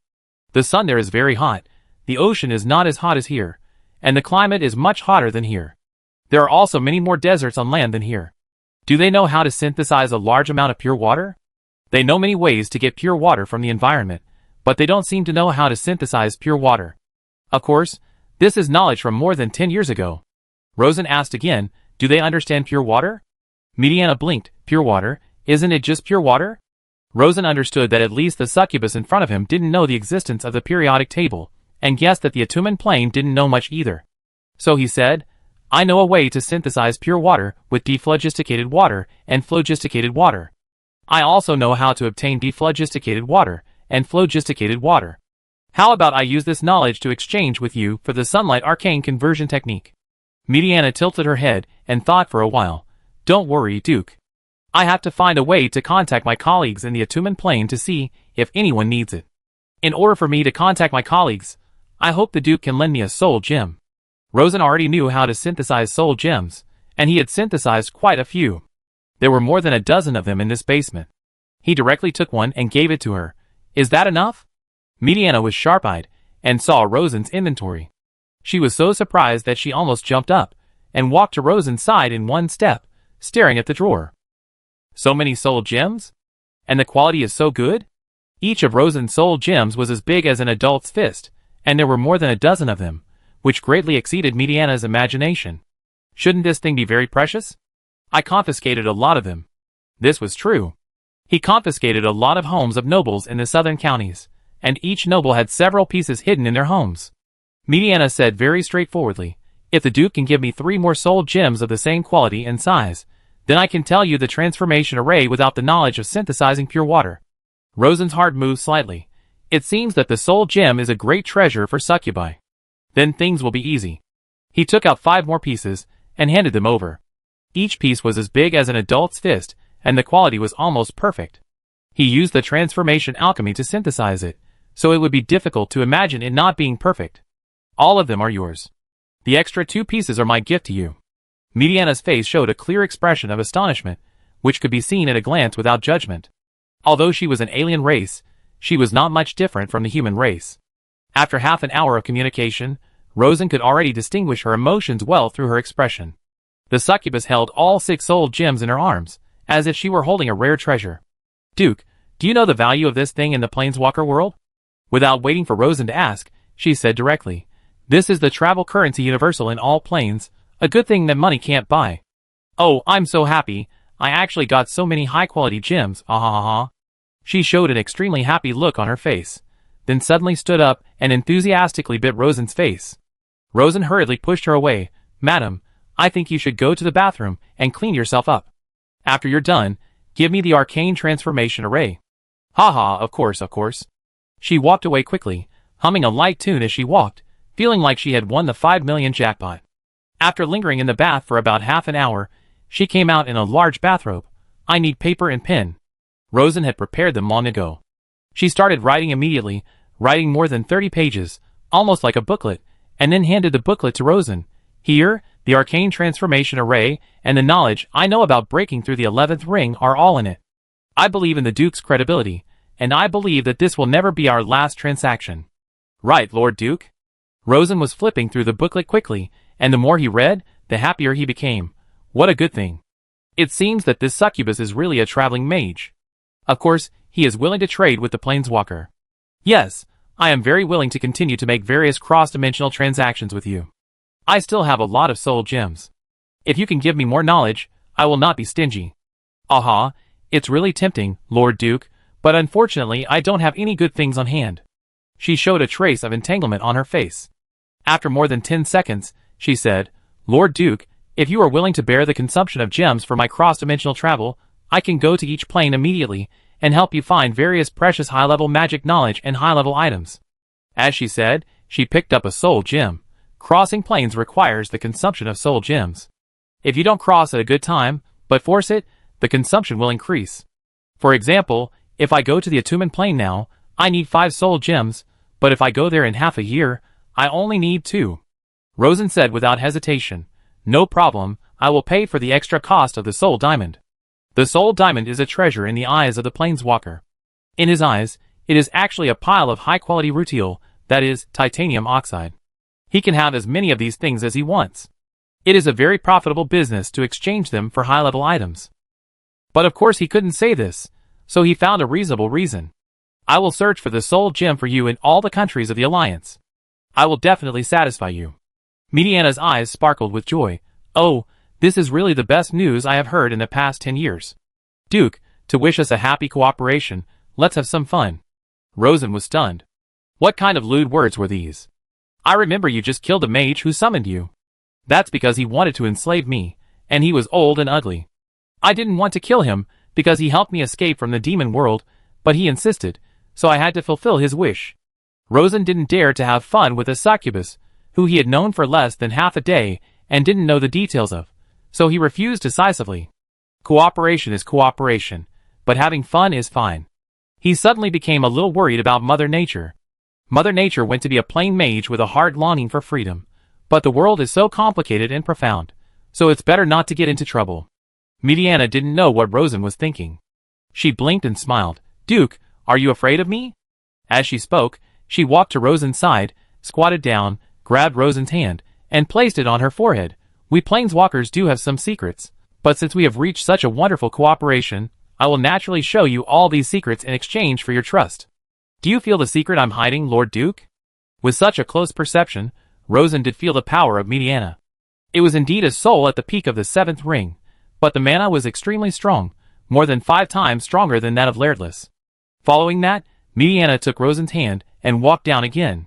Because of the creator's prank, our bodies of the Cirilla people are particularly compatible with the Darritan people, even more compatible than our own people. Are you sure you don't want to have some fun? Rosen felt it clearly. As a playboy, he knew it was a good treasure as soon as he touched it, so he was very moved. He then concentrated his mind and carefully checked the other party's body. After confirming that there was no problem, he spurred the horse. It must be said that this is indeed a fierce horse that gallops across the world, even fiercer than Neferonia. If it weren't for the 2 horns on its head to stabilize its body, it would be almost impossible to control it. It took a lot of effort to finally tame it. But soon, Mediana was full of energy again. Duke, you performed very well. I am very satisfied with this fun. This made Rosen feel like he had done some hard work. I need to have a good rest for a night, and I will set off early tomorrow morning. If possible, I need as many soul gems as possible, at least 20 or more, so that I can return in time when needed. I will prepare them for you. After a pause, Rosen said, Please keep an eye out for a novice called Planeswalker, a young girl, 8 rings of mana, light gold. Before he finished speaking, he was interrupted by Mediana. I know her, and I once traded with her the true name beacon in your hand, which I sold to her. Rosen was stunned. Such a coincidence? Not a coincidence, but a necessity. Because I am a frequent visitor to the Dritten world, especially after the ban on summoning, Ms. Zigarlana can only choose to trade with me. After a pause, she smiled and said, Do you feel that I am very old? I have indeed lived for a long time, about 800 years, but fortunately, we Cirilla people are immortals, and our souls are naturally tough. I can live for at least 2,000 years. Maybe you will leave the world before me.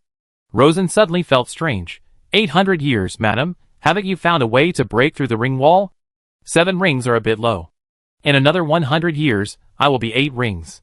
We people live long but grow slowly. This is the price of a tough soul. Okay, Lord Duke, let me have a good sleep. She issued an order to expel him, and Rosen said goodbye and left. The first thing he did after leaving was to go to the laboratory. He had to verify the new knowledge immediately. Chapter 179. The 11th ring is not complete. It is the boundary ring between the ring and the void. Its biggest feature is that there is no ring pressure. Because of this, after breaking through it, the soul power will flow back into the ring, causing the soul to collapse and disintegrate in an instant. When reading this, Rosen felt like entering the vacuum of the universe from the atmospheric environment, and was secretly a little scared. I tried my best to break through before, but now it seems that I am just courting death. He continued to read. Because the ring is incomplete, there is no law restriction, so the upper limit of the soul strength becomes very high. As long as the 2 key problems of spiritual power backflow and power absorption are solved, the soul can exist in the 11th ring and continue to become stronger. There is no solution to the backflow of spiritual power, but there are 2 general solutions to power absorption. One is the mortal belief method. The other is the burning soul method. The above is Medina's rough summary of breaking through the 11th ring. There is also some general knowledge written at the end, which roughly introduces the difference between the faith method and the soul-burning method. It is very valuable, and can help Rosen save a lot of research funds, but there is almost no knowledge on the specific operation details. After all, Mediana is only a 7th ring mage, and it is very good to know so much. Reading this knowledge, Rosen recalled his past practice experience and his understanding of the power of the magic ring, and sighed in his heart. In other words, the magic rings of the first 10 have been well taken care of by the magic rings, like babies with pacifiers. However, the 11th magic ring has grown from a baby to an adult, just like humans walking from the earth to the universe. Without the protection of the atmosphere, even the most basic breathing needs to be solved by yourself. Whether you can survive, and how far you can go depends on yourself. I want to break through the 11 rings. I need to understand the rings, the soul, and the laws of the world to a very deep level. Let's look at another piece of knowledge, which is the transformation of Aeoli. This knowledge is quite detailed and occupies the main part of the booklet. The difficulty is not high. It can be used directly after a slight modification. He plans to give it to Cavendish and Bell, and let these two research-oriented genius mages help him study. And the knowledge of breaking through the 11 rings is too advanced. No one can help him for the time being, so he can only rely on himself to find a way.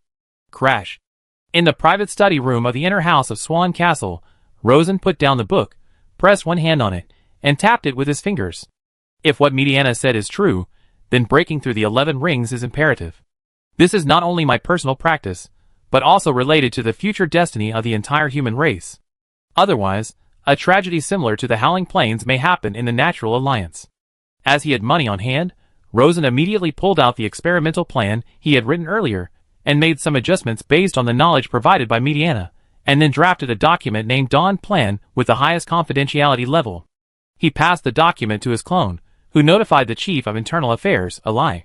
He first found Stannard, the director of the Whalon Foreign Affairs Bureau, and Turlin, the director of the Security Bureau. In the study room by the lake, the clone had already written 2 copies of the document and handed them to his most trusted subordinates. I want to set up a top-secret laboratory to study the mysteries of life and soul. You have 2 tasks.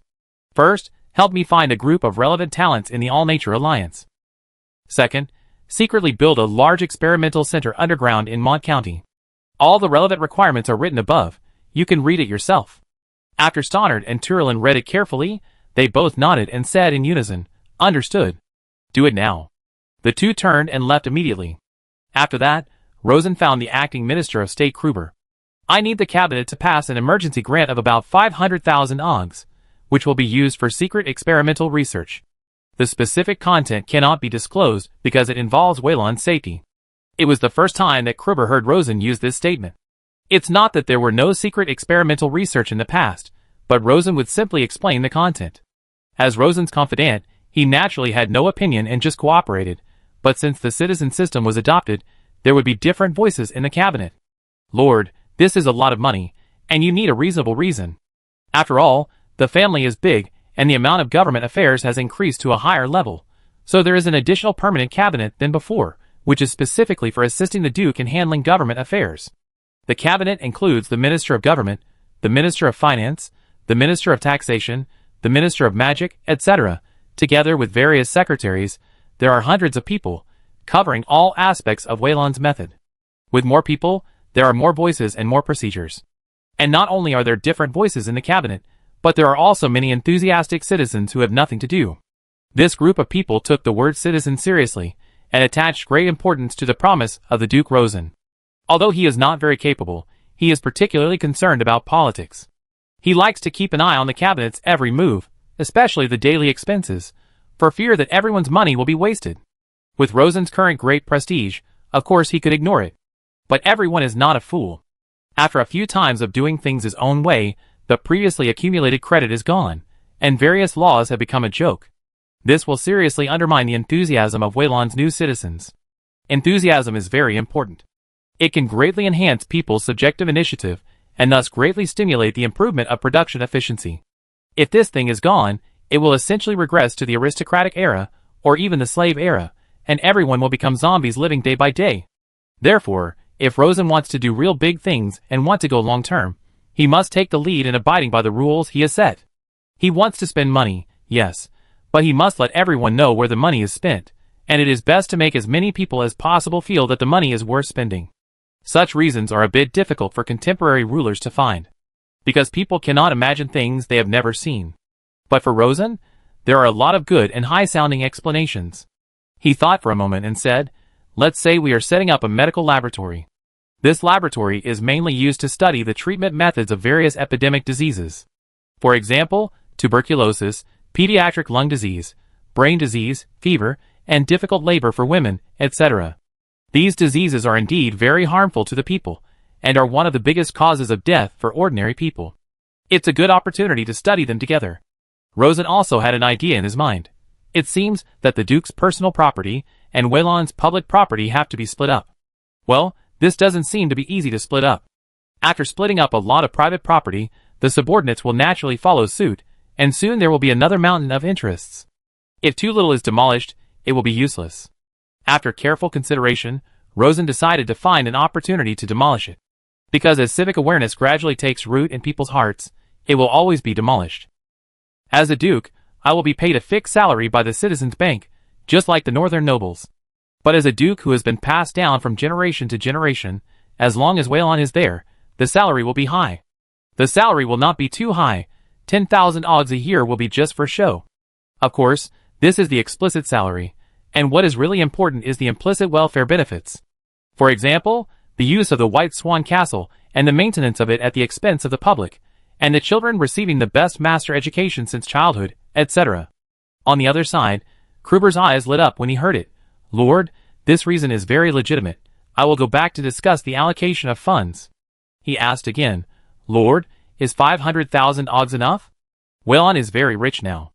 18 million ogs have just arrived, and he has also made banknotes. He can squeeze out a lot of money at will. It's enough for now. If it's not enough, add more. Understood.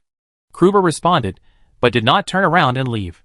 Lord, there is one more thing, about food supply. In the past year, the price of food in Wick Continent has risen by 20%. It was originally increasing in an orderly manner, but the recent increase rate is a bit abnormal. What do you mean? This matter is very important, and Rosen is very concerned. It's a bit too fast, as if someone is behind it. At the same time, Wayland's self-supplied food is still insufficient, and it will need to purchase a large amount of food for at least the next 2 years. If the price of food continues to rise, like this, it may far exceed the speed at which we earn foreign currency. Of course Rosen knew about this. Although the entire Wayland has been increasing food production, food is not something that can be grown from the ground immediately. Although there is no shortage of farmers and fertile land in the south, because there has been no food crops for a long time, there is a lack of good seeds and planting experience. The mountain potatoes on the White Sturgeon Island have also been increasing sharply, but it takes time to reclaim wasteland, and people cannot only eat potatoes. Therefore, it will take at least 2 years to achieve self-sufficiency in Wayland's food. So, these 2 years are very passive. Not only does it cost a lot of money to buy food, but it may also be targeted by opponents. I know about this, and will find a way to solve it as soon as possible. Kruber really couldn't think of any solution that Rosen could come up with. But past experience told him that this mage duke can always find a way out of seemingly dead ends. So he saluted again and turned to leave. The matter of the Seoul laboratory was arranged like this for the time being. Once the laboratory is set up, I believe there will be a lot of progress soon. But the second thing Kruber said made Rosen worried. He had a vague feeling. Maybe someone was secretly manipulating international grain prices. Although manipulating grain prices is extremely unethical, it can indeed make a lot of money, and is directly related to Wayland's food security. We need to find out the reason. Chapter 180. It is the job of the Island Foreign Affairs Bureau to investigate international affairs, and this is a large market with nearly 500 million people in the alliance, and it is not something that can be investigated in a day or two. Therefore, after issuing the task to Stannard, Rosen could only wait patiently for the result. Of course, he did not just wait. Wayland has a lot of things to do at the moment. The various foundations laid in the early stage are now officially on track. Build a new capital city to create a new urban model. Build advanced and basic magic schools to cultivate magic talents. Build magic industrial zones to provide new jobs and earn foreign currency. Build docks to build warships. Build aircraft factories to build various aircraft to improve armaments. Finally, A large amount of magic research funds must be allocated to various magic laboratories. And so on. The reparations that had just been received immediately flowed out like a flood. Of course, it was not gold and silver that flowed out, but paper money. Time passed quickly in the busyness. Early the next morning, Rosen went to find Mediana first. He wanted to see how the traveling wizard traveled through the plains. Mediana had already gotten up, changed into a tight combat leather armor, and prepared a series of luggage, looking ready to go. After seeing Rosen, she smiled and said, "Lord, you are here just in time. I am waiting for your soul gem." Rosen was naturally ready. He did not give synthetic gems, because the quality of the synthesis was too high and too consistent, and if there were too many, it would be obvious. He also wanted to synthesize rare materials, and make money in various planes. He did not want the knowledge of the basic element table to be spread in various planes for the time being. So, he gave various natural gems found in the homes of the nobles, about 30. The quality of this batch is a little worse, but the quantity is enough. Mediana looked at them one by one and nodded with satisfaction. This is already very good. After that, she walked to the middle of the basement, and a very complicated magic circle had appeared on the ground. She placed the soul gems one by one on the hub of the magic circle, a total of 8, and she stood in the middle of the magic circle with her package on her back. "Duke, I am about to open a plane transfer magic circle now. This magic circle needs a power called phase force to drive it. I know you must be very curious about phase force, so I wrote it down for you and put it on the desk." Rosen has seen the booklet, which is a full 40 or 50 pages, and a name is written, called Power of the Planeswalker. Mediana's voice continued, "Duke, you must learn it well. If I get into trouble one day, I still hope that the Duke will come to rescue me." Rosen nodded. "I will learn it well. One more skill means one more way. If he can't make it in this plane, he can use this new knowledge to run away." Mediana continued, "It's not enough to have a magic circle. You also need to set up a conversion beacon at the destination to guide the transfer. Otherwise, the location after the transfer will be very random, and it may even appear in a fatal environment." Rosen nodded to show his understanding. "What about the first transfer? Rely on luck?" "There are adventurous planeswalkers who rely on luck, but such planeswalkers generally don't live long and will die for various inexplicable reasons. Another method is to find some naturally existing beacons. I have given the relevant search methods in the book, and the Duke can practice it by himself. After the first successful transfer, you need to manually set the transfer beacon. This is also the basic homework of the travel wizard. I have also written down the specific methods in the book." Rosen thought it was very good. "Where are you going?" "I originally planned to go to the Atumen realm, but the Lord must now break through the legendary knowledge of the 11 rings. So, I will go to the mortal world guarded by the legendary wizard Naya, and seek relevant knowledge from this legendary wizard." As he spoke, the crystal red soul gems in the magic circle gradually lit up, the light inside the magic circle began to distort, and Medina's voice continued to come out. "Naya is a great and legendary wizard. She has thwarted the invasion plot of the great demon 3 times, and the last time she even seriously injured a great demon. She is also a very kind, extremely wise and open-minded wizard. I believe that after hearing about your situation, she will be very willing to teach you relevant knowledge. But her status is also very high. It is very difficult to meet her, so I am not sure how long it will take me to succeed. It may be 3 or 4 months, or it may be several years. In short, it depends on luck." As he said this, the distortion of the light inside the magic circle instantly intensified, followed by another fierce flash. When the light dimmed, Mediana disappeared. Rosen looked at the ground again, and found that the soul gems had turned into a pile of white powder. He walked forward to carefully check the composition of the powder. He found that the element had not changed. It was still titanium oxide, but the original wonderful magic properties that interacted with the magic ring had disappeared. It was a bit like a magnet demagnetizing. If you want to use it again, you have to synthesize it again, which is equivalent to remagnetizing the magnet. After observing the planeswalker's operation closely, he roughly understood it. This plane transfer array is a means of plane crossing with the help of the magic ring. At present, Rosen is not sure whether other planes are in the same universe as his own plane, but one thing is certain: all planes must share the same magic ring. The magic ring is like a bond, and the plane is the pearl strung on the bond. Because of this, the speed of time in each plane world should be consistent. He carefully collected the titanium oxide on the ground and prepared to reuse it. Make some flaws when synthesizing, and then say that I have found a new batch of soul gems. Coming out of the basement, Rosen went to Bell Labs without stopping. The mages of Bell Labs have studied transfiguration alchemy and lightning alchemy, and have a very deep understanding of basic elements. At present, they have filled 2/3 of the blanks in the periodic table. Now the giant island of Whalon is short of food, and in the long run, the entire Wick continent will also be short of food. If the former is short of food, they can still buy it from Wick continent. If the latter is short of food, then they can only find ways to increase food production. There are traditional agricultural methods to increase production, such as breeding excellent seeds and improving planting technology. But Rosen, as a wizard lord, has just got something new. Not only do he have to use traditional methods, but he also has to find ways to use magic. First find Bell, who looks dull but talented. How do you feel about the new conversion array? Bell is studying it. Although the time is short, because of the detailed knowledge, he has already reached a preliminary conclusion. It can indeed convert light power into Aeoli, and the efficiency is indeed very low, but I can feel that there is a lot of potential for improvement. I estimate that by optimizing the performance of the array materials, and then optimizing the array structure itself, the conversion efficiency can be increased to more than 10%. It sounds very good. Have you got any results on the elemental composition of various basic food elements that I asked you to study before? Food elements are the names given by Rosen, to be precise: starch, protein, and fat. It has been around for a long time. Bell smiled dully. For example, the most important flour has a very simple structure. It is composed of 3 basic elements, namely, dephlogisticated water, phlogistic and charcoal, or it can be said that it is a fusion of charcoal and water. Rosen smiled when he heard it.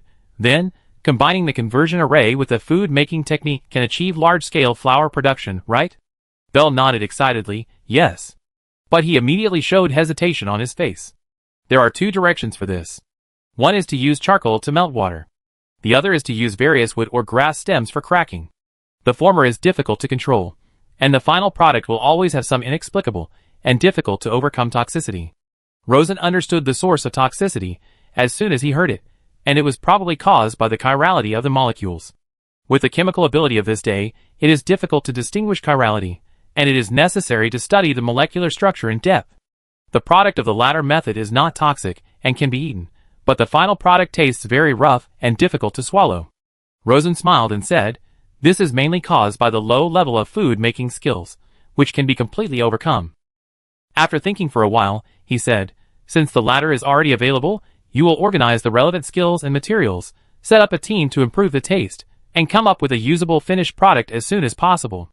At the end," he reminded, "this is very important. Hurry up." "Yes, Lord."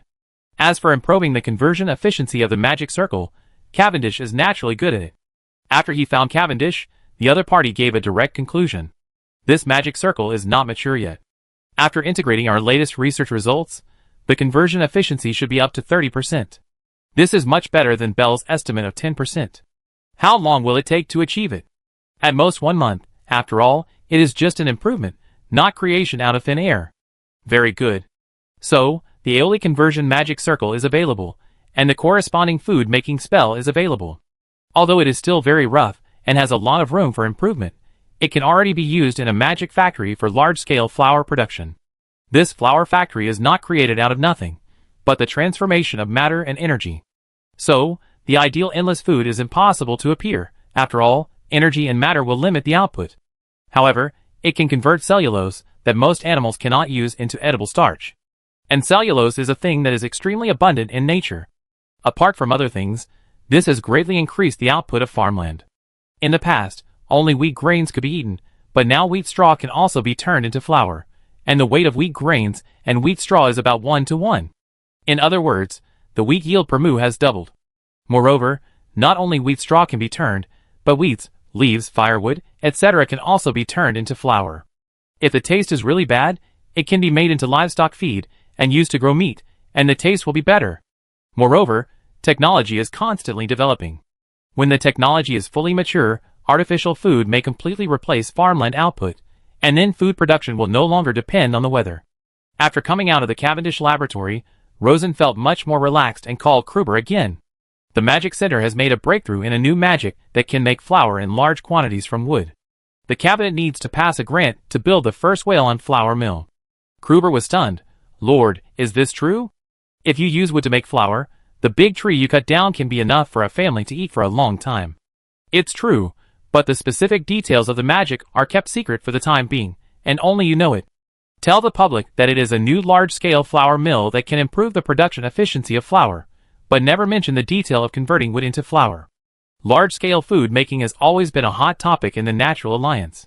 If it is spread out, it will definitely cause a huge shock. Rosen's political sensitivity told him that this matter can be used as a card to make a big fuss. So, he decided to keep a low profile first, and then break the news in a high-profile manner when necessary.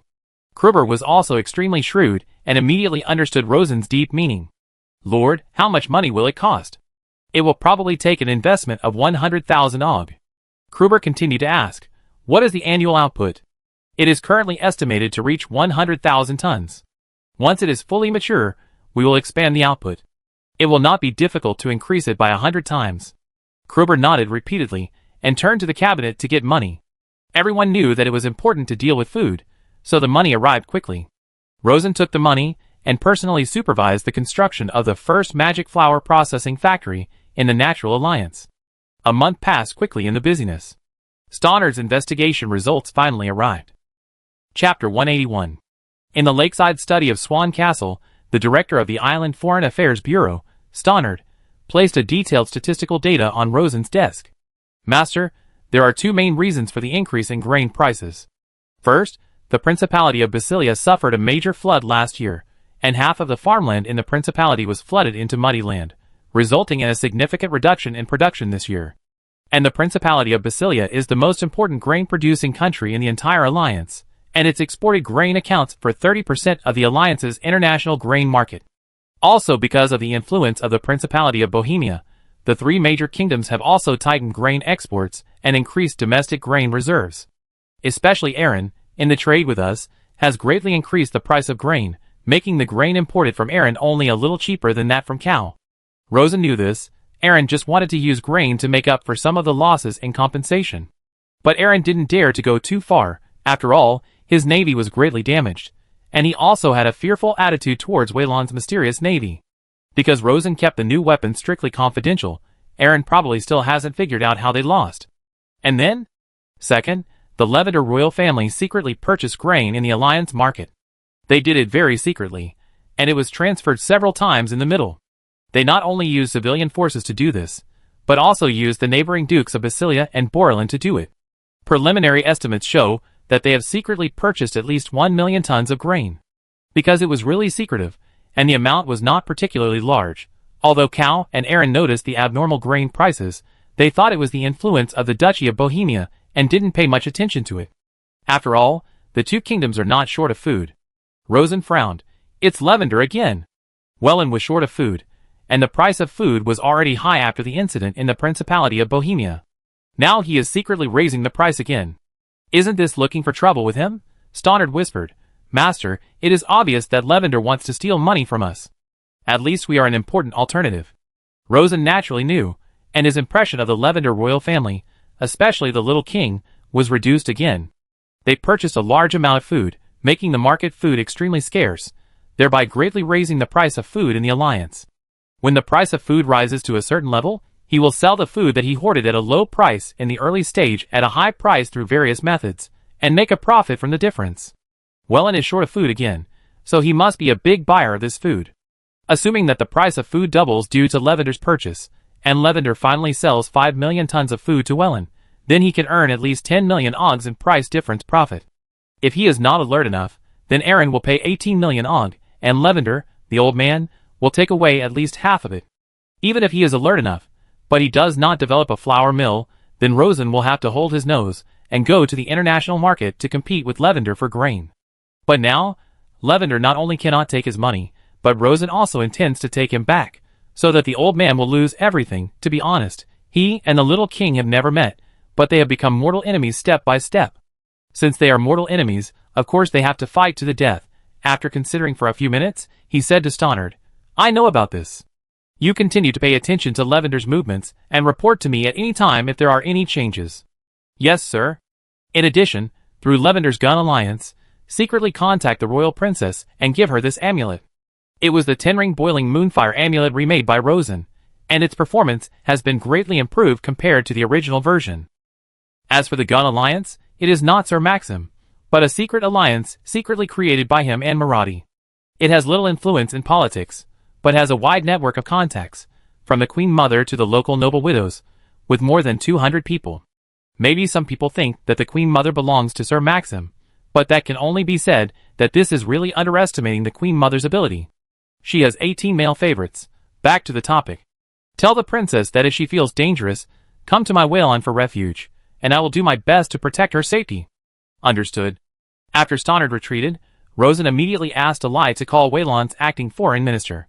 It was none other than Sir Tuold, the former marshal of the First Storm Fleet.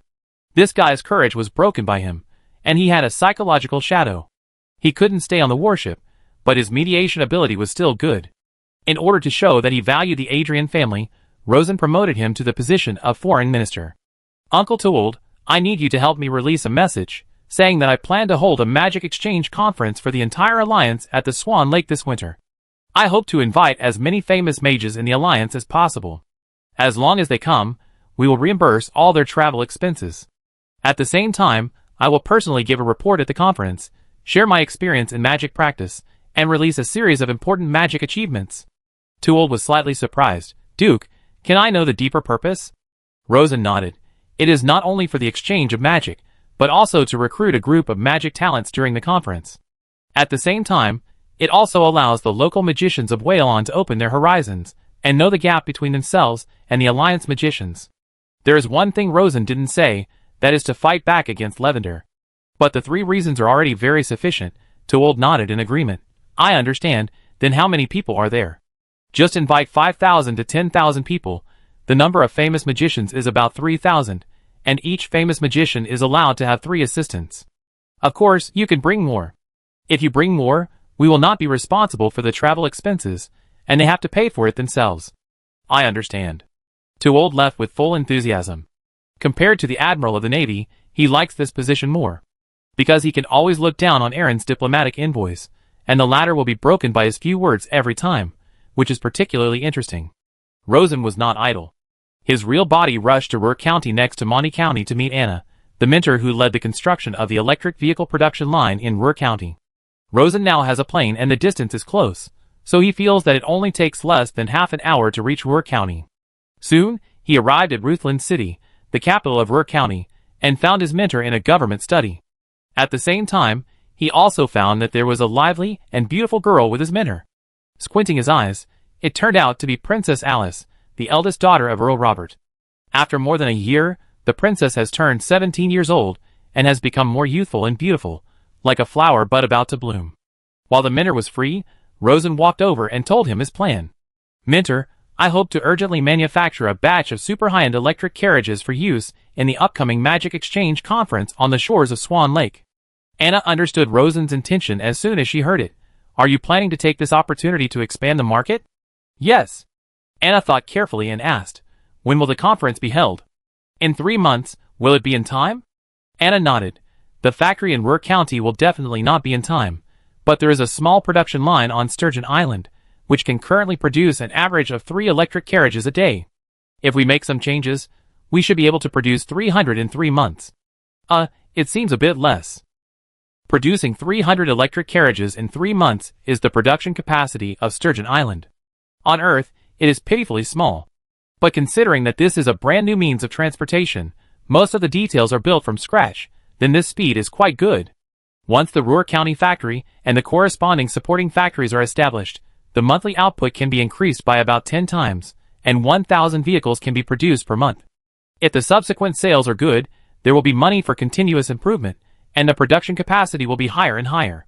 Rosen thought for a while, and said, 300 vehicles will be fine, just to entertain the top 300 mages. 300 vehicles are not many, but they are enough for advertising. After the business was over, Rosen planned to find an opportunity to get intimate with his mentor, but found a light bulb next to him. Princess Alice looked at him with her big eyes flickering, with curiosity and admiration on her face. My Lord Duke, can I attend the Magic Exchange Conference? Of course. Then can you give me some advice on my magic training? The instructor immediately scolded, Alice, didn't the Duke write a book? Can't you read it yourself? Alice immediately pouted. How can what is written in the book be better than what the Duke teaches in person? The Duke is very busy. Watching his aunt and niece singing the same tune, Rosen found it quite interesting. He laughed. When the Magic Exchange Conference comes, you come to Swan Castle as a guest, and I will give you some advice. Okay, then it's settled. Alice was very happy. Seeing that Alice had been following the instructor, Rosen could not find a chance to be alone, and he suddenly felt a little regretful. Just as he was about to return to Swan Castle, he heard the instructor say, "Alice, I have an important document here. Please help me send it to Master Lemire." "Okay, Aunt." The innocent Princess Alice took the document and trotted away. Click. The study door closed, and Teacher Anna bit her lips and looked at Rosen with a moist look. How could Rosen not understand, and immediately cast a breathless crystal wall. More than half an hour later, he left Rutland City with satisfaction. The next morning, the news that Duke Whalon would hold a magic exchange conference spread quickly throughout the Natural Alliance through the lightning messenger. Aaron. Danger had just quarreled with several troublemakers in the cabinet, because the cabinet ministers demanded that the daily income and expenditure details of the royal family be made public and the royal family's expenses be reduced. For example, the number of dishes on the king's table should be reduced to 10, only 2 more than Duke Whalon across the sea. The reason was that Aaron's economic situation was not good, and he needed to save money. Danger was naturally unwilling. He was a nobleman, so that he could achieve great things, not to find a group of shabby civilians to manage how many dishes were on his table. The two sides were very unhappy, and then Danger received a message from Whalon. This Duke Whalon is here to make trouble again. As soon as he saw the content of the message, he knew that Duke Whalon wanted to attract magic talents from various countries and develop the domestic magic industry. Can he agree? That's definitely not possible. He immediately summoned the cabinet minister he had just appointed. Issue a ban, strictly prohibiting Master Aaron from participating in Whalon's magic conference. The cabinet minister is also a magic master, just over 50 years old, and a very stubborn person. Among the ministers who just quarreled with Danger, he was the leader. Upon hearing this, his brows immediately tightened. "Your Majesty, Duke Whalon is a 7-ring wizard. He is willing to share his magic achievements, which is the luck of all the wizards in the Alliance. If our wizard Aaron does not participate, Cal and Wizard Levender will definitely participate. That is unfair to Wizard Aaron." Danger was angry. He picked up the teacup on the table and smashed it hard on the ground, making a loud bang. "Old man, are you deliberately going against me?" The Minister of State Affairs' brows jumped. "Your Majesty, it is my duty to provide correct advice." "What a bullshit duty. I promoted you to be the Minister of State Affairs. What I want is your support for me, not to go against me in everything. From now on, you are no longer the Minister of State Affairs. You pack your bags and get out. Also, you are also Wizard Aaron. You are not allowed to participate in Whalon's Magic Exchange Conference, otherwise it will be regarded as treason." The dismissed finance minister had a sullen face, bowed slightly to Danger, and turned away without saying a word. Danger was very unhappy, so he went to Sanchester to vent his frustration. "Sage, I now feel that these commoners are more annoying than the nobles.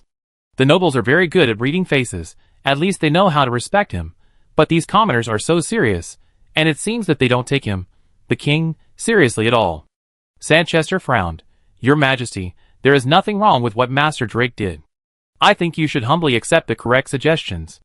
Danger felt even more depressed. "Sage, of course I know what he said is right, but I need him to come up with a solution, not to go against me." Sanchester said, "Your Majesty, there is no solution to this matter.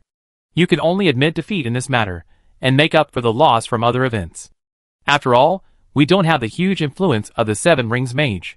But we can improve the treatment of mages and increase investment in various spells to retain Aaron's talents." Danger was too lazy to listen halfway. Okay, I know, I will do what you say, but I will never agree with Master Aaron to attend the Whalon Magic Conference. If he wants to hold a magic conference, I will also hold one, bigger, better, and more impressive than his, and snatch all his people." After saying that, he turned around and left without paying attention to Sanchester's reaction. Sanchester watched Danger leave, knowing that after experiencing the Bloody Night and tasting the pleasure of absolute power, Danger had changed a little.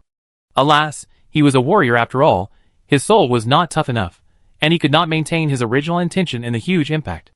In this regard, Duke Whalon, a 7-ring wizard, was the other extreme. The other party has been moving towards the same goal from beginning to end, without any change. This can be clearly felt from the various policies and decrees issued by the other party, and from the public's evaluation of the Duke. In contrast, Danger was a bit drifting with the flow, advancing and retreating, while Duke Whalon was like a strong bow, accumulating power bit by bit. When this bow is fully charged and shoots an arrow, I wonder what kind of amazing scene it will be. He couldn't help thinking, can mortals fight against gods after all? He couldn't help thinking, this magic exchange conference is really rare, maybe I should find an opportunity to go there. Chapter 182. In the blink of an eye, a month has passed. There are still 2 months left before the Magic Exchange Conference. The Natural Alliance has once again entered a cold winter. Especially in Whalon, because it is located in the north, the temperature drops faster, and the weather is below zero every day. The surface of Swan Lake has begun to freeze. But because the Grand Magic Exchange Conference is about to be held, the city is much more lively than in previous years, and there are many more foreign faces. Naturally, the city's guard force has also been greatly strengthened to cope with more severe security challenges.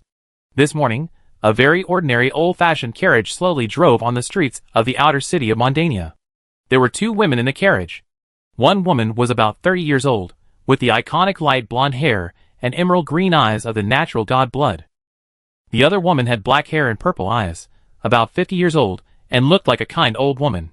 "Your Highness, fortune-telling tells me that we are likely to be caught up." The kind old woman suddenly spoke. The young woman was shocked. "Is it the Scarlet Assassin?" "I'm not sure." The other party has adopted a very secret disguise method. This should be the method of the LaFinch faction. Will LaFinch kill us at all costs? The old woman shook her head. "I don't know, but I have sensed the danger, a very terrible danger. We have to get off the car immediately, and ask for help from the roadside guards.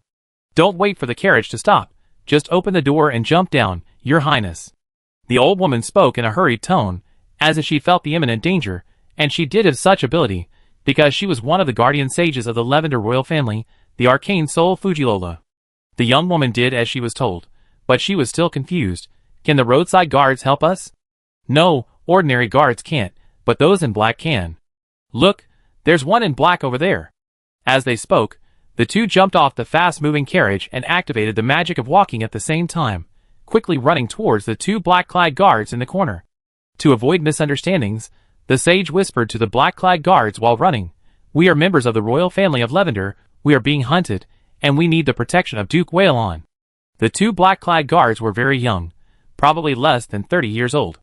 Originally, they looked a little casual, but after hearing the old woman's words, they instantly became very alert. One of them raised a cane-like weapon in his hand and whispered to the 2 women, "Come here, come quickly."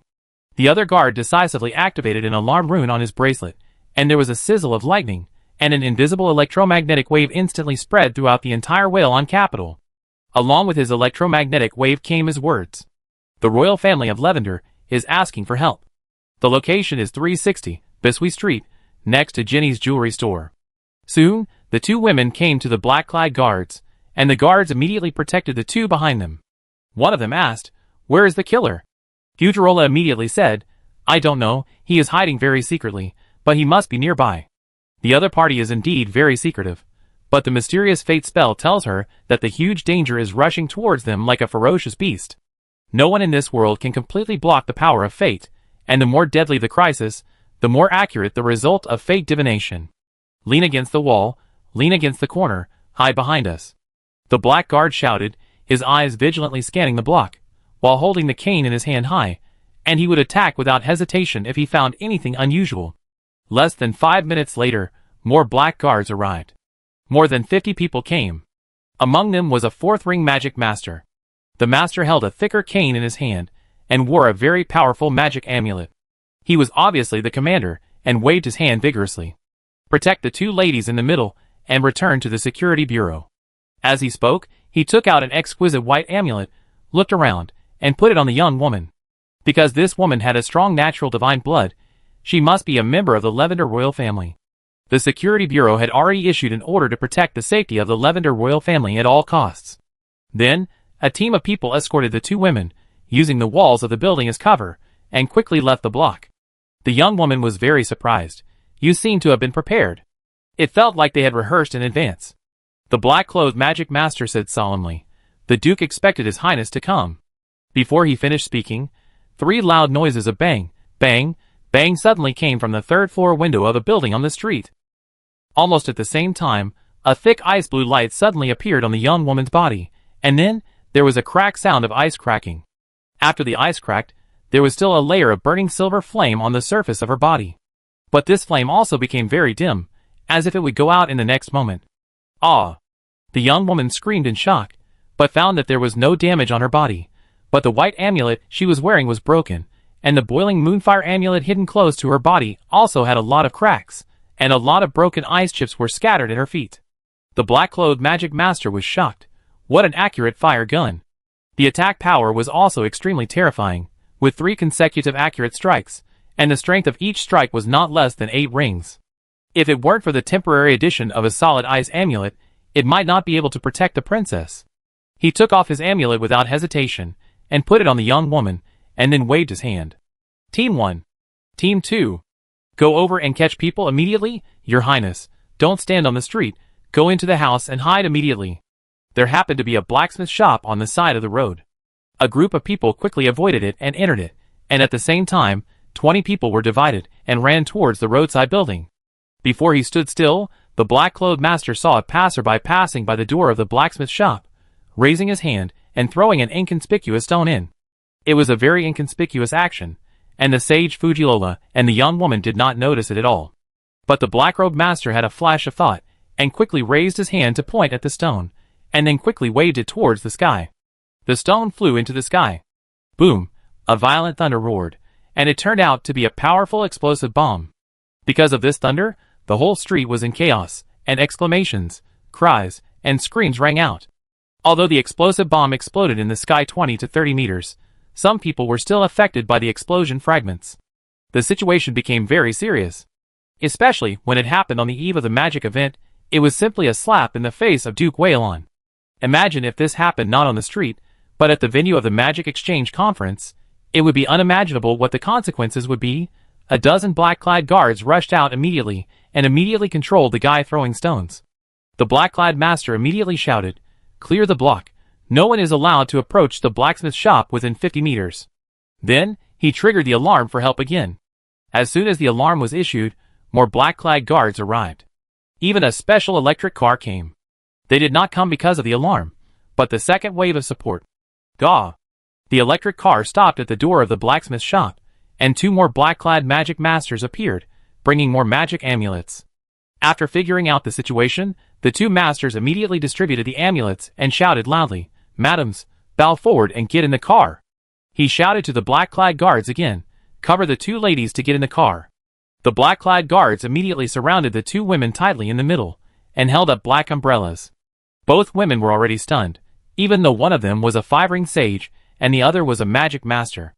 Faced with this new era of assassination, and the assassins also carried powerful hidden amulets, they had no effective way to deal with it. At this moment, their performance was basically the same as that of ordinary people. Soon, the 2 women got on the electric car. The car immediately drove out at a very fast speed, much faster than ordinary carriages. The streets along the way had already been cleared, and pedestrians avoided the roadside in the shrill sound of horns. Soon, the car drove into a huge tempered black clay building. There was a brass nameplate hanging at the door of the building, which read Headquarters of the Island Security Bureau. This building is very tall and very thick. The outer wall alone is 1 meter thick and 10 meters high, just like a city wall. After entering the building, the car still did not stop, but drove directly into the underground along a secret passage. After driving for hundreds of meters in the underground passage, it finally stopped completely. The black-clothed magic master opened the car door. "Madams, it should be safe here." The young woman and the old woman got out of the car and found themselves in a spacious underground corridor. There was an open door on the side of the corridor, and fully armed soldiers were guarding the door on both sides. Where is this? The underground shelter of the Security Bureau. In front of it is a safe house that can isolate all magic detection, designed by the Duke himself. In addition, there are a large number of guards around, enough to resist any invasion. The 2 women breathed a sigh of relief and walked quickly into the safe house. Clang! Click! The door of the safe house was closed. It can be seen that the door is very thick, made of pure steel, nearly 20 centimeters thick, and a large number of mysterious and complex magic runes are painted on the surface. When the door was closed, a thick layer of aqua blue light appeared on the inner wall of the room, and the room suddenly became very quiet. Hush. Fujilola breathed a sigh of relief and sat down on the chair in the safe house. Your Highness, we are safe for the time being. Such a thick underground shelter, and the defense array designed by the Seven Rings mage himself, should be able to resist any danger in the world, right? I know. The young woman was Princess Lavender, and her judgment of this underground secret room was the same as Fujilola's. After relaxing her mind, she felt her legs a little weak, so she also sat down on the chair. After a long silence, she asked in confusion, Sage, Lafinga could have taken action against us earlier. Why did he wait until we arrived in Wailon? Fujilola shook her head. Your Highness, I don't know either. Maybe it's because he not only wants to kill us, but also wants to frame Duke Wailon and sabotage the Duke's Magic Exchange Conference. Isn't he afraid of completely angering Duke Wailon? Fujilola smiled bitterly. What can a madman like him do? After a pause, her face showed a strong fear again. Moreover, Lafinga may not be afraid of Duke Wailon, because I can vaguely feel that his magic power is also very strong, and it seems to have broken through a certain limit. The eldest princess was shocked. Do you mean that he also has 7 rings? I don't know. Anyway, he is very, very powerful, and I am far from his opponent. She sighed softly.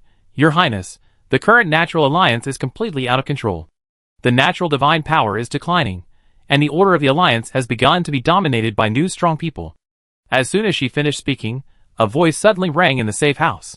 Your Highness, Lady Fujilola, you don't think you're safe hiding underground, do you? Ha ha ha. It was actually Lafing's voice. The voice was filled with a sense of chaos and madness, making it impossible to predict his next move. What's even more frightening is that this place is clearly protected by a powerful magic barrier, but the opponent's magic power can still penetrate it. The eldest princess subconsciously exclaimed, Isn't it safe here? Fujilola also looked horrified. Did Lafing personally chase Wailon? She instantly felt a sense of despair in the face of a terrible demon. She even felt that even Duke Wailon might not be able to protect them. Just as she was horrified, a young man's voice sounded in the room again. Your Highness, Sage, don't be nervous, don't respond, just stay quiet. Lafinga used a ranged spell. He only knows your approximate location, but not the exact location. The eldest princess recognized the owner of the voice at once, because they had met on the White Sturgeon Island. Duke, is that you? Yes, it's me. We are now communicating through the lightning messenger. Ladies, please wait for me patiently, I am on my way. Chapter 183. Underground Safe House of the Security Bureau. Princess Lavender and Sage Fujilola sat in the chairs silently, waiting patiently. They could still hear Lafinga's voice. Your Highness, don't hide, come out quickly, you can't hide. Fujilola, I tell you, I now have the power of 8 rings. In my eyes, you are just 2 ants. I can crush you with 1 finger. Duke Wailon is only a 7-ring mage. He is just a young man, with a little cleverness and a little luck. He knows nothing about the power of high rings. He can't protect you. The voices sounded again and again, as if ringing in the ears, like the demonic voice of the god of death. But the 2 women followed Rosen's reminder, and remained silent. Your Highness, do you think escaping from Lavender will help? It's useless. You did escape, but the Sheila royal family is still here. I will kill them one by one. Let me see who to kill first. Your Highness, you actually have an illegitimate daughter. Who is she born to? Oh, this illegitimate daughter is already 8 years old. She looks so cute. Haha, I will let her taste the most unforgettable taste in the world, haha. As she said this, Her Highness's body trembled violently, and her originally white skin completely lost its blood color. Because she did have an illegitimate daughter, who was secretly born to a talented civilian wizard when she was young. But because she was an illegitimate daughter, and her father did not have a prominent family background, she did not want the child to experience the darkness of the royal family, so she quietly gave her to the child's father to raise. This was her biggest secret, but she didn't expect it to be dug out by Lafing. Aha, Your Highness, you must care about this child, but compared to the child, you should care more about the child's father, right? This man is so good-looking, handsome and strong. Even I am moved when I see him. No wonder he can get your favor. Let me see. This handsome man, is his scream before death the same as that of ordinary people? Hee hee hee. The princess clenched her fists, her knuckles turned white and blue, and her teeth were clenched tightly. She felt both hatred and confusion.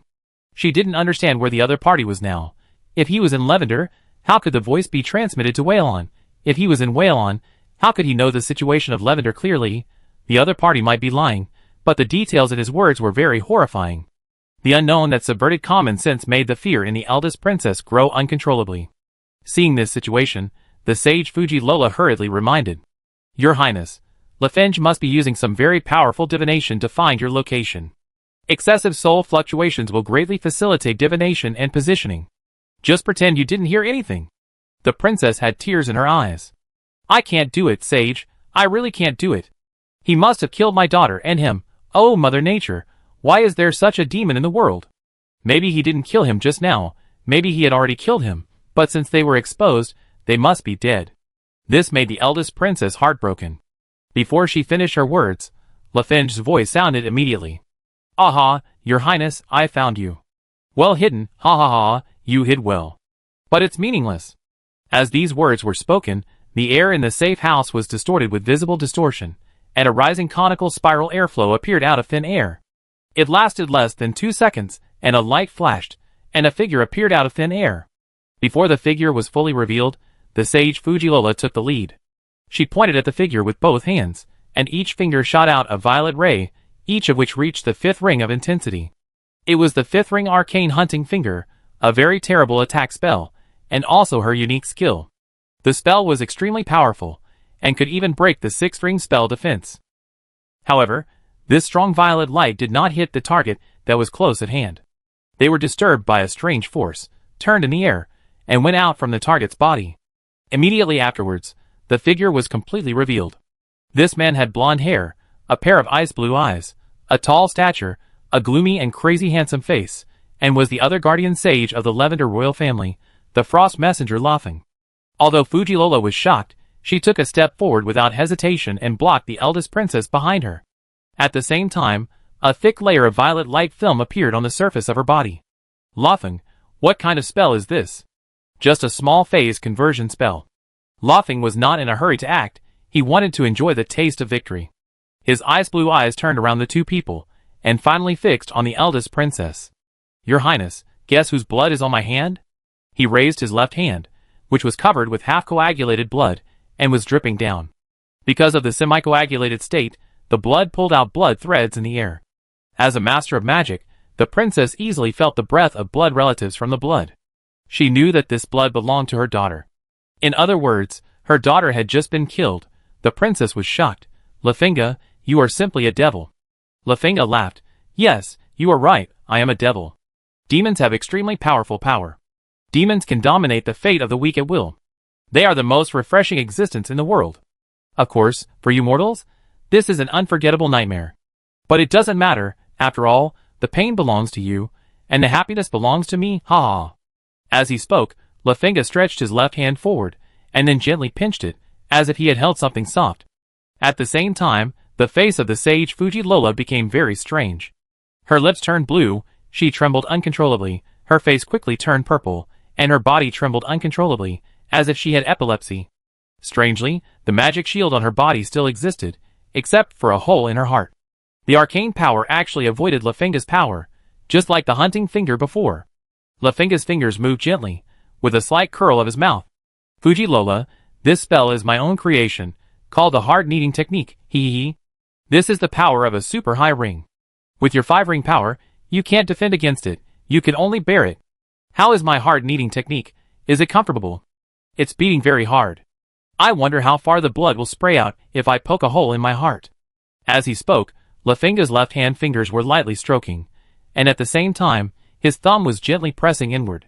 As she did this, the sage's body trembled violently, and his mouth opened uncontrollably, trying to breathe, but he couldn't breathe. This scene was too terrifying. The princess screamed, and the magic power flowed, using a 4-ring arcane ray on Lafinga. The arm-thick dark purple arcane ray shot out, and pierced Lafinga's forehead. But the weird situation appeared again. When the arcane ray touched the front of Lafinga's body, it turned strangely, and went around his head. The princess was desperate. Everything in front of her was beyond her knowledge of magic. This demon was too powerful. Lafinga laughed triumphantly. "Your Highness, this trick doesn't work, try another one." Before he finished speaking, there was a sudden bang from the side. An icy blue light flashed on the surface of Lafinga's body, and then it turned into countless light spots and shattered. His left arm, which was holding the heart of the sage, disappeared with his shoulder. He was also pushed by the huge force and stumbled out. Immediately afterwards, ripples flashed in the air, and first a dark Vulcan gun emerged, followed by a figure emerging from the air.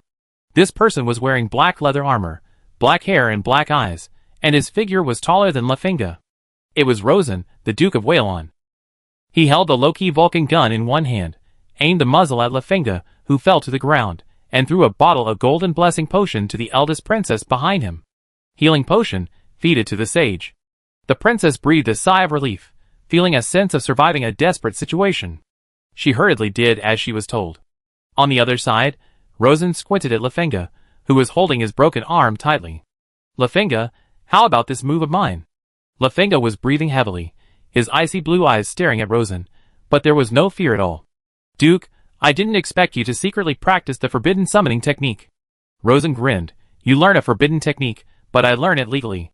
Because I have asked Mother Nature for permission. While speaking, he stared at Lafinga and observed carefully, and then concluded, You are not Lafinga himself, you are his substitute. He, the Duke's eyes are really good.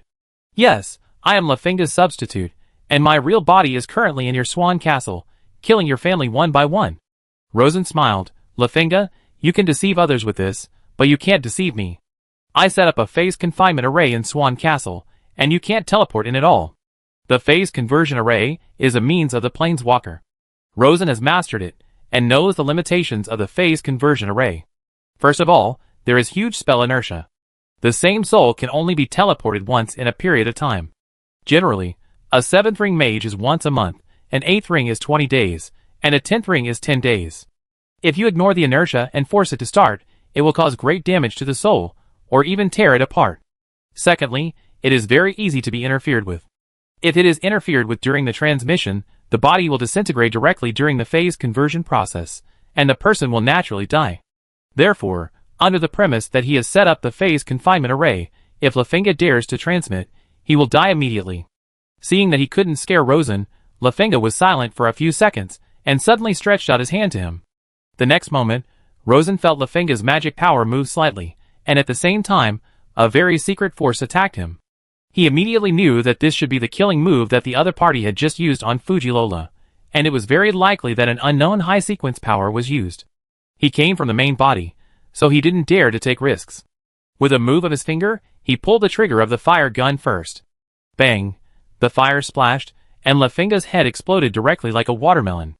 The whole person was also hit by the huge impact force, and flew back 5 or 6 meters, hitting the wall like a pile of rotten meat. His strange power can twist the 5-ring spell, but it is obviously not able to twist the 10-ring strength of the Vulcan gun. No mortal in the world can withstand his injuries. Even if a legendary wizard came, he would definitely die on the spot. So Lafinga was dead. To be precise, the substitute replaced by the other party's blood fusion was dead. But Rosen did not feel proud of this, because Lafinga's previous conversation and the power he showed revealed a terrible message.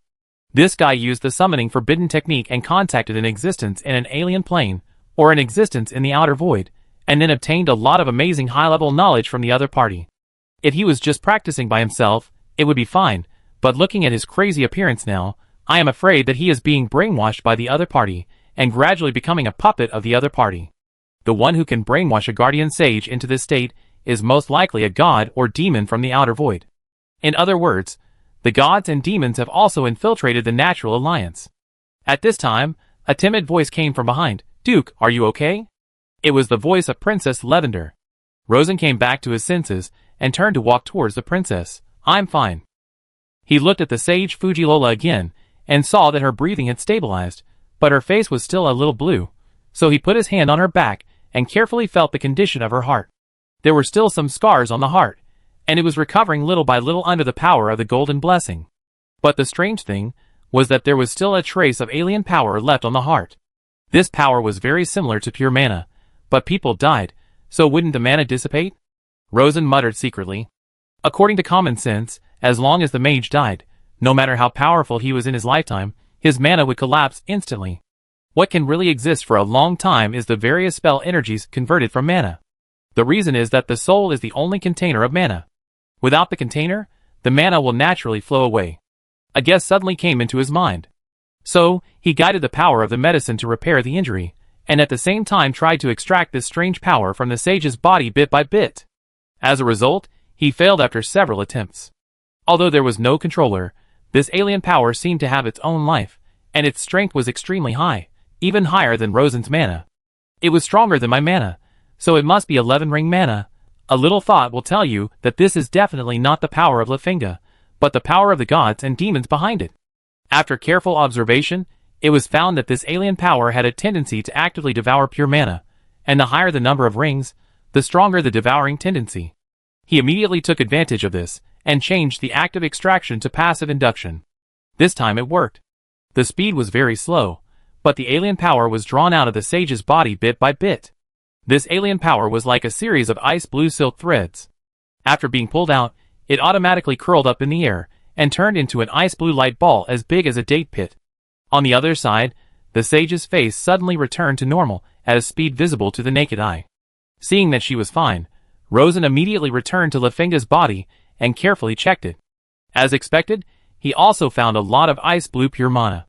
After collecting and merging all the power together, it was as big as an apple, emitting an extremely pure ice blue light. When Rosen approached with his pure mana, he was immediately swallowed up slowly. Probably because he lost the controller, the swallowing intensity was not high, and Rosen could easily draw out his mana. As the swallowing progressed, the volume of the ice blue light ball increased slightly, and the brightness also increased slightly, as if it had been replenished with power. Rosen felt happy in his heart. This is the characteristic of the 11th ring of magic power. If I understand this, I can greatly speed up my breakthrough to the legend. In addition, the security of the capital city must be greatly strengthened to prevent Lavender and Aaron from causing damage. The phase imprisonment array must also be set up to prevent Lafinga from assassinating my important confidants. Thinking of this, he said to the two women, "Your Highness, Sage, you two are my guests of Whalon. It is no longer safe here. Follow me to Swan Castle." For the two women who had just experienced a terrorist incident, Duke Whalon, who arrived in time and defeated the devil, was like a savior. Naturally, there was no objection. Seeing the princess's gloomy face, Rosen knew that she was sad about the death of her daughter and lover, so he patted her shoulder gently. "Your Highness, if you want revenge, you must first live well." The princess's face was shocked, and she exhaled the turbid air in her chest. The Duke is right. Chapter 184. The night after 10 days. The underground secret room of Swan Castle. Rosen summoned all the mages around him, who were 5 rings or above. There were 5. They were the 6-ring iron goddess Melchelina, the mother and daughter of the Banshee, the 5-ring Queen Cow, and the arcane soul Fujilola, who had just been exiled from Lavender. Finally, Princess Lavender, as a witness of the demon incident, was naturally invited to the scene. The full name of this princess is Molly Sheila, the aunt of the current little king, and the younger sister of the previous generation of King Sheila. Currently has the power of the peak of the 4th ring. It used to be very strong, but after Rosen published the practice record, a large number of magic masters emerged in the Natural Alliance, which overshadowed her brilliance. After everyone arrived, Rosen suddenly found that except for himself, they were all female mages. This discovery made him sigh again. Women have a big advantage in connecting magic rings. But at the same time, it was also discovered that this advantage was only reflected in low and high rings. At the super high rings of 9 and 10 rings, the advantage seemed to disappear. Including Rosen himself, the known super high ring mages are the Queen of Glory and Moon Goddess Dora, and the other 4 are all men. After the women sat down on the circular leather chairs, Rosen took out the ice blue power he had extracted before. Compared with 10 days ago, this power has shrunk a lot, leaving less than 1/3. It's not that Rosen is reluctant to feed the mana, but its structure is uncontrollably collapsing. Rosen guessed that it should be that after leaving the controller, it cannot exist independently for a long time. Just like human cells, they can still live for a while after leaving the body, but they will die after a long time. He said to the women, "This is the strange power used by Lafinga. It is very powerful, and can snatch control of the power of low-level spells. To be precise, it can snatch across 3 rings. Considering that its strength is 11 rings, it means that if a wizard below the 8th ring encounters it, the spell will not obey his command. I carefully analyzed its strength, and found that it is higher than the 10th ring." When these words came out, the women were shocked. The eldest princess Molly stood up as soon as she sat down. 10 rings, how is it possible? Lafinga said that he only has the power of the 8th ring. Rosen released the restraint on this ice blue power. The ice blue light ball suddenly floated in the air like a ray of glowing duck down, and fell down at a very slow speed due to the action of gravity. You can feel it yourself, and you will know that this is pure magic power. The women tried it one after another, and were immediately very surprised, because it is common sense that magic power cannot exist independently without the soul. But the magic power in front of him overturned this common sense. After everyone tried it, Rosen said, "It's very strong, isn't it?" "Yes, very strong, much stronger than me." The speaker was Nephronaloia, who had the magic power of the middle stage of the 8th ring, the highest except Rosen. The other mages were also shocked, and it was obvious that they had never seen such powerful magic power.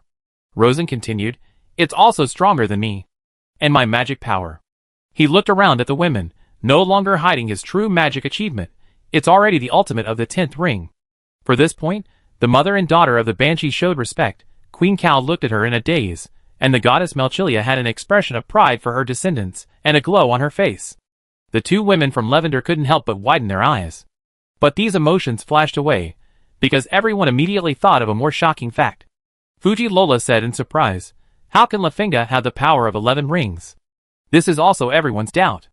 Everyone turned to look at Rosen, waiting for the young genius wizard to give an answer. Rosen did not disappoint the women. There are demons in the void outside the ring.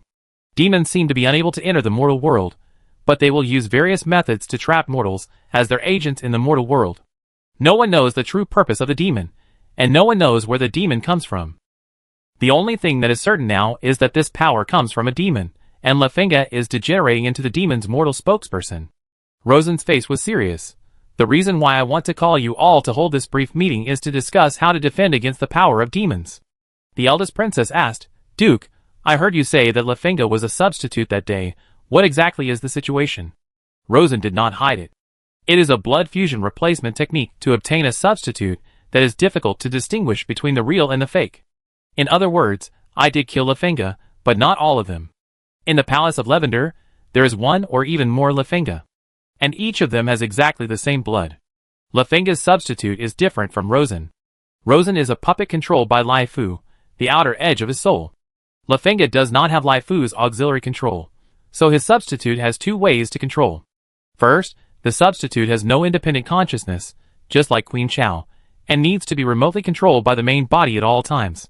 Second, the stand-in has independent consciousness, but is secretly controlled by the main body Lafeng. According to Rosen's observation, the second method is most likely. The women looked at each other in surprise. The Banshee Nephronia remembered the situation in the Sea Cliff laboratory. "So, the one we met in the laboratory that day was just one of the Lafengs?" Rosen nodded, "Obviously, but Lafeng at that time was obviously not as deep as it is now." He turned to look at the two women from Lavender. "I believe you can both see that Lafeng is only one step away from being a madman." Princess Molly said bitterly, "No, he is already a madman." Rosen ignored the princess's emotional output, and continued, "The current Lafeng has the power of 8 rings, and it is possible to upgrade to 9 rings at any time, or even to the 10th ring. For the great power of the country, this personal strength is nothing. A musket team can deal with it. If not, artillery or high-powered explosive bombs can always kill the opponent. But because he has mastered the power of phase conversion, and has the powerful power bestowed by the demons outside the ring, he has become the most perfect assassin. What we want to discuss is how to defend against his assassination." As he said, he looked at Queen Cow. "Nana, Cow is very close to Lavender, and may become the target of demon infiltration, so you should pay special attention to this." The queen was secretly shocked and secretly glad when she heard it. Fortunately, her real body is far away in Waylon. If she was assassinated by Lafinga without knowing it, it would be really terrifying. On the other side, Rosen began to distribute the drawings of the imprisonment array. The phase imprisonment array, after setting it up successfully, can prohibit phase shift. This array requires the assistance of soul gems. The good news is that we, Waylon, have enough soul gems. He looked at Queen Cow. "Nana, to set up a large phase imprisonment array, hundreds or thousands of soul gems are needed, but don't worry, I will send a batch to Cow." The queen nodded immediately. "I will buy it at the market price of soul gems. This matter is within her power, and no one can say anything." Rosen was naturally happy. After all, he could get a lot of money. He continued, "After the phase transfer was banned, the threat of Lafinga was reduced by half. But he obviously gained a lot of high-level knowledge from the demons, and is good at disguise and stealth, so we must have a way to find him. This is very difficult, but this unexpected demon power gives us some opportunities. Rosen pointed to the ice blue demon power. This is an extraordinary power, a terrible weapon against mortals. But it is also this power that has become Lafinga's biggest loophole. As long as we can find him in advance, then a team of 10 fully armed musketeers can send him back to hell. The basic attack strength of the musketeer is above 6 rings, and the special musketeer can reach 8th, 9th, or even 10th rings. As long as 10 elite musketeers form a semicircle and fire together, even the great hero will die. Besides, musketeers are very cheap. If 10 are not enough, then there can be 100. For the royal family, there is no pressure at all. After his analysis, the expressions of the women present suddenly eased a lot, and their fear of Lafinga was reduced a lot. Laertes asked, how to detect this kind of demonic power? Rosen smiled slightly. To be honest, it's difficult. Magic can't detect it at all. At least all the detection spells I know can't do it. Seeing that the women were all confused, he changed the subject. But? He took out a handful of strange silver-white rings from his pocket. The inner layer was silver-white metal, and the outer layer was coated with a layer of transparent crystal. The strange thing is that these silver-white rings all glowed with purple light. When the rings were away from the ice-blue demonic power, the light weakened, and when they were close, the light increased. The sacred ring does not rely on any mana to operate. It uses a very rare metal element, which I call arcane holy gold. In fact, it is rubidium metal. This thing is too active, and will explode when it comes into contact with water. Rosen had to carefully wrap it in special glass. I discovered this metal by accident. For some unknown reason, it is very sensitive to demonic power, and the longest detection distance can reach 1 kilometer. Rosen really didn't know the reason. When he was researching, he just held a simple idea that there must be an antidote within 7 steps of a poisonous snake, and that all things are mutually reinforcing and mutually restraining, and tried one after another. Originally, he was just trying his luck, and he really got it. That is to say, when a demon apostle appears within 1,000 meters, it will emit purple light. I also added a light-sensing magic circle on the surface of the ring. When the purple light is detected, it will transform a slight spiritual power, allowing the wearer to feel the abnormality at the first time. Rosen distributed the rings one by one, and after the women put them on, he asked, do you feel the fluctuations in your mind? Queen Cow nodded, yes, I feel a sense of concentration, very special. The other women also nodded. Now that there is a confinement array and a detection ring, everyone's fear of the demon apostle Lafinga has dropped a lot. It seems that it is not so scary. Queen Cow said, Duke, this sacred ring is very important, and should be promoted vigorously. Rosen nodded, I will. I will equip the army with a large number of them, so that the demon apostles have no place to hide. We will also export a large number of similar sacred instruments to reduce the space for the demon apostles to move as much as possible. Naturally, a large number will be sent to Cow. After losing their fear, the minds of the mages present have returned to the ice-blue demon power. Melkalina asked curiously, why can't it exist stably and independently? This is everyone's question, and they all subconsciously looked at Rosen. If it were 10 days ago, Rosen really couldn't answer it, but after 10 days of hard work, he came to a preliminary conclusion. It is a sophisticated soul-dynamic self-sustaining structure. After a pause, he explained, it's like a black stone steam engine. As long as the black stone keeps burning, it can keep running until the black stone is burned out. The devil's power is similar. As long as the power source is not completely consumed, it can exist for a long time. As he spoke, Rosen looked at the devil's power floating in the air very attentively. Although its owner is extremely evil, the power itself is very wonderful. There was a sentence that Rosen didn't say, but everyone present heard it subconsciously.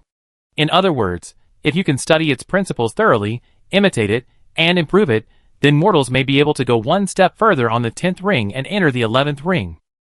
Nephronia asked, Duke, if you really enter the 11th ring, mortals will become true gods, right?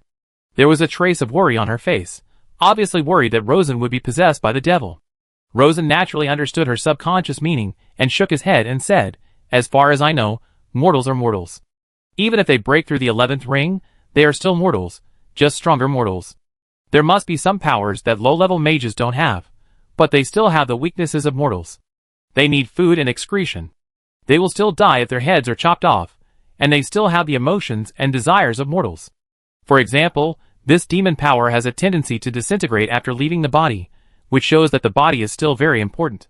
If a mortal is promoted, the body is the body, especially the head that stores the soul, is still irreplaceable. Of course, the specific situation will only be known after you are promoted. Lautrus asked, "How do you know so much?" Rosen smiled. "Various magic experiments told me." Then, he clapped his hands. "I have said everything I should say. Demons are very strong and cannot be underestimated, but they are far from invincible. Everyone, be vigilant and carry this with you." Click. Rosen took the third version of the Vulcan gun in his hand. Because of the disguise of the transfiguration, it looked like an exquisite decorative cane. This thing can judge gods and demons. I specially designed the structure of the fire gun, which can judge 6 times in a row. There are some things that Rosen didn't say, that is, the demon apostle seems to have an extremely powerful divination ability. It is this ability that allows the Lothan people in Lavender to detect the situation of Whalon. This ability is very scary on the battlefield, which is equivalent to opening a full map hang.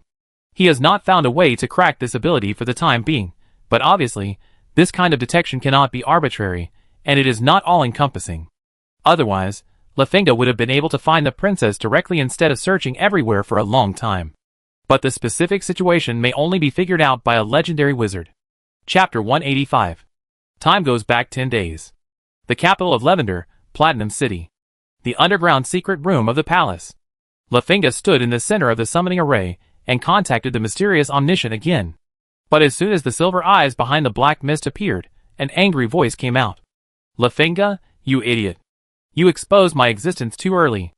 Lafinga looked a little frustrated. "Great omniscient, I underestimated the magic power of Duke Whalon. He actually mastered the power of phase. He originally wanted to kill Duke Whalon, but the plan went wrong. You don't know how serious the matter is. Even now, you still greatly underestimated him." After a pause, the silver eyes spoke again. "Let me tell you now, Duke Whalon has the power of the Peak of the 10 Rings, and his achievements in the field of magic are much higher than yours. You, a fool, actually brought my power into his hands. Do you know what this means?" "What does it mean?" Lafinga was shocked, and he really didn't know what it meant. "Forget about the meaning. The most important thing now is to stop Duke Whalon's magic exchange conference and prevent him from further expanding his power, and at the same time find new enemies for him." "New enemies?" "That's right. Let Duke Whalon deal with other enemies. Don't always focus on you, a fool." Lafinga was angry, but after experiencing the great power of the omniscient, he perfectly concealed his dissatisfaction. After all, he was also the guardian sage of a country, and he had an idea after a little thought. Aaron is a good enemy, and so is the Glorious Empire. The silver eyes were very satisfied. Yes, especially the Glorious Empire. If the Queen of the Glorious Empire knew that Duke Whalon had the power of the 10 Rings Peak, she would definitely find ways to stop him from further strengthening his power. Also, don't expose my existence. To avoid this, I will take back your omniscience." As he said this, Lafinga felt his body tremble slightly, and strands of ice blue light continued to flow out of his body, rushing into the black fog and disappearing. After losing the blessing of the omniscient's power, Lafinga's ice blue eyes suddenly dimmed a lot, but other than that, there was no big change. "I know you are very disappointed now, don't worry, I will tell you how to break through the 9 rings. Of course, compared with the 8 rings, the 9 rings are much more difficult, you need to sacrifice more mortals, and you also need more patience. It will take about a year." Lafinga was immediately excited. "Great omniscient, I not only want the 9 rings, I also want the power of the 10 rings. I want to surpass Duke Whalon and then step on him." "Good, very ambitious." Silver Eyes praised, "But don't rush, take it step by step, we have plenty of time." Well, in 10 days later. The secret basement of the medical laboratory. Rosen was holding a thick stack of experimental records, flipping through them page by page. It recorded a large amount of soul experiment data, a total of more than 70 experiments. Most of the experiments were designed by Rosen himself, and a few were designed by experimental mages, and the experimental results did not disappoint Rosen. As these experiments proceeded, his understanding of the soul, life, and the rings of magic has made great progress. But it is still not enough. After reading it, Wen Yin encouraged the experimental mages and clapped his hands again. Continue. Next, we will start the 2 most important experiments. One is to verify the self-sustaining phenomenon of the soul under low ring pressure. The second is to verify the soul vortex phenomenon. Where did the knowledge for these 2 experiments come from? Of course, it was discovered from the demon power. The unexpected acquisition of demon power allowed Rosen to advance his understanding of the 11 rings by several big steps. The verification experiment is very difficult, extremely cumbersome and precise, and extremely expensive. One experiment costs 10,000 OG. Naturally, it was led by Rosen, and assisted by various experimental mages. While he was experimenting, the clone continued to act as a diligent Grand Duke. At this moment, the Grand Duke was holding a routine cabinet meeting every half a month in the Golden Hall of Swan Castle. The cabinet ministers reported their work content one after another. Rosen sat lazily in the main seat, with one hand on his cheek, as if he was about to doze off. But whenever the ministers thought he was not listening carefully and began to perfunctorily, he would be punished immediately. Nolan, I have heard 3 key data errors. Don't let me hear it for the 4th time. The voice was very calm, but it made the bank president Nolan smile awkwardly and quickly collect his mind. The reports were carried out one after another, and they were adjourned every 1.5 hours. It took a whole morning to come to an end. The ministers were all middle-aged, and the youngest was 35 or 36, and all of them had backaches. After that, I had lunch with the Duke. The dishes were delicious, but there were not many dishes. Everyone had their own set. 3 dishes, 1 meat and 2 vegetables, plus white bread as the staple food. No one had any complaints, because the Duke also strictly followed the rules. After the afternoon, there was another boring meeting. It was not until after 3 p.m. that the meeting finally ended, and then it was the minister's favorite afternoon tea time. Afternoon tea is the biggest benefit of the bi-weekly meeting. In the spacious, bright and comfortable tea room, there will be unlimited supply of high-quality fragrant tea and exquisite snacks from all over the Alliance. The Duke will not be tense all the time, and will chat and laugh with everyone casually, but he will not stay too long, and will leave after a few words of small talk. As soon as the Duke left, the ministers completely let go. Nolan sighed. The Duke is indeed a 7-ring wizard. His will is as strong as steel. That's right, not to mention the half-monthly meeting, he also works hard every day, from morning to night, without a day off. If it were me, I would go crazy. The speaker was the Minister of State Kruber. As a Minister of State, he works from 8 a.m. to 5 p.m. on weekdays, except for special periods, and has a day and a half off every week. The Duke works from 8 a.m. to 9 p.m., all year round, like an Iron Man, which makes him admire and amazed. Foreign Minister Tuwoot is eating rose shortbread non-stop. It's not that he has never seen the world, but because this is a snack specially provided to the royal family of cow, which is difficult to eat on weekdays, and is particularly suitable for his appetite. After finally eating to his heart's content, he said, "Yes, this is the most diligent Duke of Whalon I have ever seen, even more diligent than the Saint Duchess." He added in his heart, "My great-nephew is so lucky to have a good father. With such a diligent and capable father, it is hard for Whalon not to be rich and powerful." If Reed's father had this ability, Reed would not have to go to a deserted island to grow potatoes. After eating another piece of shortbread, he said, "What do you think about the Lion King's plan to hold a magic conference?" The Minister of Finance is called Raven, a senior wizard with a big black beard. He leans on the big leather chair in the tea room, holding a cup of fragrant tea and sipping lazily. In my opinion, the Lion King is afraid that he doesn't recognize his situation. Wei-gu, the Minister of Magic, said in a slightly teasing tone, "That's right, he is not a wizard. What kind of magic exchange conference is he holding? It's more like a warrior conference." As soon as this was said, the ministers all laughed, and they didn't take Aaron's magic exchange conference seriously at all. After all, their Duke is a 7-ring magic master, and the Lion King is a defeated opponent of the Duke, so there is no comparison at all. I guess there will be some mages attending the meeting. After all, the Lion King also needs face. At that time, he will definitely spend a lot of money and lose money to make a fuss. Mage Aaron was also banned from going north to attend the meeting. I wonder how he feels now. I heard that they have a lot of opinions about the Lion King, saying that he is a tyrannical, ignorant, and reckless man, and that he has not taken a bath for many years and his brain is dirty. The first sentence is okay, but the second sentence is a real humiliation. If you say it in front of the Lion King, you will definitely get a knife on your neck. While talking and laughing, the pleasant afternoon tea time flows, like a clear stream in spring. But some people are happy, and some people are naturally disappointed. The Lion King was certainly disappointed, because since the ban was issued, he clearly felt the huge pressure from Aaron's magic world. Even Sanchester, who always stood by him and supported him, remained silent this time. He couldn't figure it out. It was just a magic exchange conference. Was it so serious? Duke Whalon was such a smart person. Did you really think he would announce the real thing? Besides, Aaron and Whalon just fought a battle, lost a lot of money. Didn't these mages see it? And they shamelessly joined in the fun. Don't they have any shame? Danger couldn't figure it out. Unable to figure it out, he subconsciously went to find Sanchester. Sage, why is this? Sanchester didn't answer directly. After many days of silence, he finally gave a suggestion. Your Majesty, I think the date of Aaron's magic conference should be postponed. Let Duke Whalon hold it first, and when he finishes, you can hold it again, and hold a conference with a larger scale and greater influence than his. After all, Duke Whalon has already held it. Even if he is outdone, he can't hold it again in a short time. In the next few years, people will only remember the best one, right? This suggestion is very good, and Danger was convinced at once. The sage is right, so let's do as the sage says. Danger was very happy. First, he got good advice. Second, Sanchester paid attention to him again, which made him feel that he was no longer alone. After returning to the study, he just sat for a while, and found that Lavender's new envoy, Sir Mara, wanted to visit him. He was in a good mood, and summoned the other party immediately. What's up, Sir Mara? Sir Mara bowed respectfully, and then presented a plan.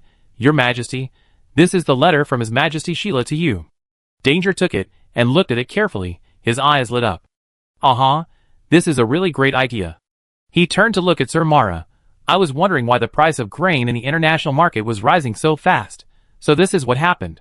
Go and tell Sheila that I am very satisfied with his plan, and will do my best to cooperate and teach the Duke a hard lesson, so that he knows he has offended the wrong person. Sir Mara bowed slightly. I am very happy to reach a consensus with your Majesty. In addition, we hope that your Majesty can persuade Cal to join the plan together, so as to greatly suppress the arrogance of Duke Whalon. Danger sighed. Forget about Cal. Oh Lord Cal. The king does not manage affairs, and the queen has always been in power. The queen is very good to Whalon, just like she is preparing to recruit the Duke as her son-in-law. Sir Mara smiled and said, Your Majesty, this matter is not a big deal. If the queen can't convince you, you can still find the 6th princess and the 3rd prince to cooperate. After all, these two are also very rich. If they take out a few million ogs, it will be enough to increase the international grain price by a large margin. Will they listen? Of course, after all, it is a profitable business, isn't it? Danger nodded in agreement. That's right, let's do it. Glorious Empire. An important piece of information entered the Central Secretariat, stayed there for less than a quarter of an hour, and went directly to the Queen's study, and was placed on the desk in the study. The Queen opened it and frowned, and immediately asked her assistant maid, Where did the news come from? Lavender, Your Majesty. Lavender is so far away from Whalon. How could he know about Whalon? Don't tell me nonsense. The assistant maid shook her head. Your Majesty, I don't know. I will check it immediately. Check it. Make sure to check it out. Go to Lavender to check. Go to Whalon to check too. Notify Irene, and ask her to find a way to get the Duke's blood. If there is no blood, other things will do. The Queen has a pair of willow leaf sword eyebrows. When she is relaxed, they are willow leaf eyebrows. When she is concentrating, they are heroic sword eyebrows. At this moment, these eyebrows have become 2 sharp swords pointing obliquely to the sky. Just when all sides of the continent were surging with an undercurrent against Whalon, in a secret basement of Swan Castle, a place dedicated to phase conversion, the air began to distort. After a few seconds, the plane travel wizard Medina, who had been away for more than 2 months, reappeared. Chapter 186. Underground Secret Room. Mediana took the bottle, and gulped down the wine. She drank half of the bottle in one breath before stopping. I was lucky this time. I soon met the legendary wizard Naya, and told her about your situation. Another good thing is that Naya just stepped down from the position of the guardian wizard of the Nawat Republic, and had a lot of time. So she not only asked me to bring this spell book to you, but also specially made a magic weapon for you. Mediana pointed to a fist-sized strange magic weapon in Rosen's hand. This is called the Backtracking Magic Ring. When you enter the 11th magic ring but fail to condense the legendary heart, it weakens your soul strength and allows you to return to the 10th magic ring, thus avoiding the misfortune of soul collapse. Rosen has a great understanding of the knowledge of the soul. After careful observation, he understood the principle of the magic weapon, and felt that the design of this magic weapon was extremely exquisite, thinking beyond the imagination of ordinary people. He exclaimed, This is really a good thing. This is simply a regret medicine for practicing. He was also very curious about the country called the Republic in the distance. Because the word Republic is a word that only appears after the society develops to a certain level. As a legendary wizard, is Ms. Naya just the guardian wizard of the country? He has been in this aristocratic world for a long time, and his thinking has been subtly influenced. He subconsciously thinks that this legendary wizard should be the absolute ruler of the country, and should be higher than the emperor. Mediana certainly understands what Rosen means. She smiled and said, I was also very strange at first, but now I completely understand it, and I think that the system of the Nawat Republic should be the best way for mortals like us to fight against the invasion of gods and demons. Without waiting for Rosen to ask, she explained in detail. In the Republic of Nawat, the legendary power of legendary wizards does not come from their own practice, but from the support of the people. This support is similar to faith, but not exactly the same as faith. It does not believe in a specific god, but a concept of protection. The Guardian Archmage is a glorious position with a sacred halo. That is to say, if you serve as the Guardian Archmage, you can gain the support of the people's faith and gain the power to break through the 11th ring. But once you step down, the people's faith will leave you and fall on the newly appointed Guardian Archmage. Rosen understood. That is to say, the retired Naya does not have legendary power? Yes, she is now only the power of the peak of the 10th ring. The newly appointed Guardian Archmage is named Sasmar, who is also a talented 10th ring peak mage. After a pause, Medina added, in Nawat, the term of office of the Guardian Archmage is 10 to 20 years, at most. A replacement will be needed in 20 years. It's not that Naya didn't do a good job, but because the soul and body of a mortal can't bear the pressure of legendary power for a long time. After a long time, you must rest, otherwise you will face the danger of soul collapse. Rosen was surprised. After the promotion, it is only a temporary breakthrough, not forever?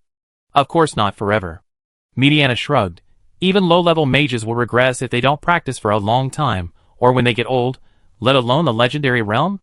The legendary realm is like a bird flying into the sky. Of course it flies, but the consumption is also huge, so it can't fly all the time.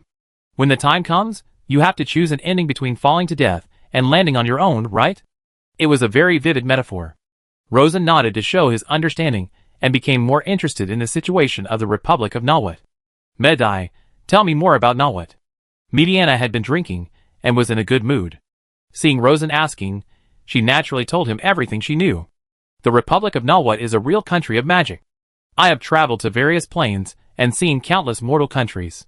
I have never seen a country with so many super high-ring mages like the Republic of Nawat. Because there are so many super high-ring mages, the qualification to become a member of the High-Ring Council, which holds the highest power in the country, is 10-ring magic power. Currently, there are 102 members of the council.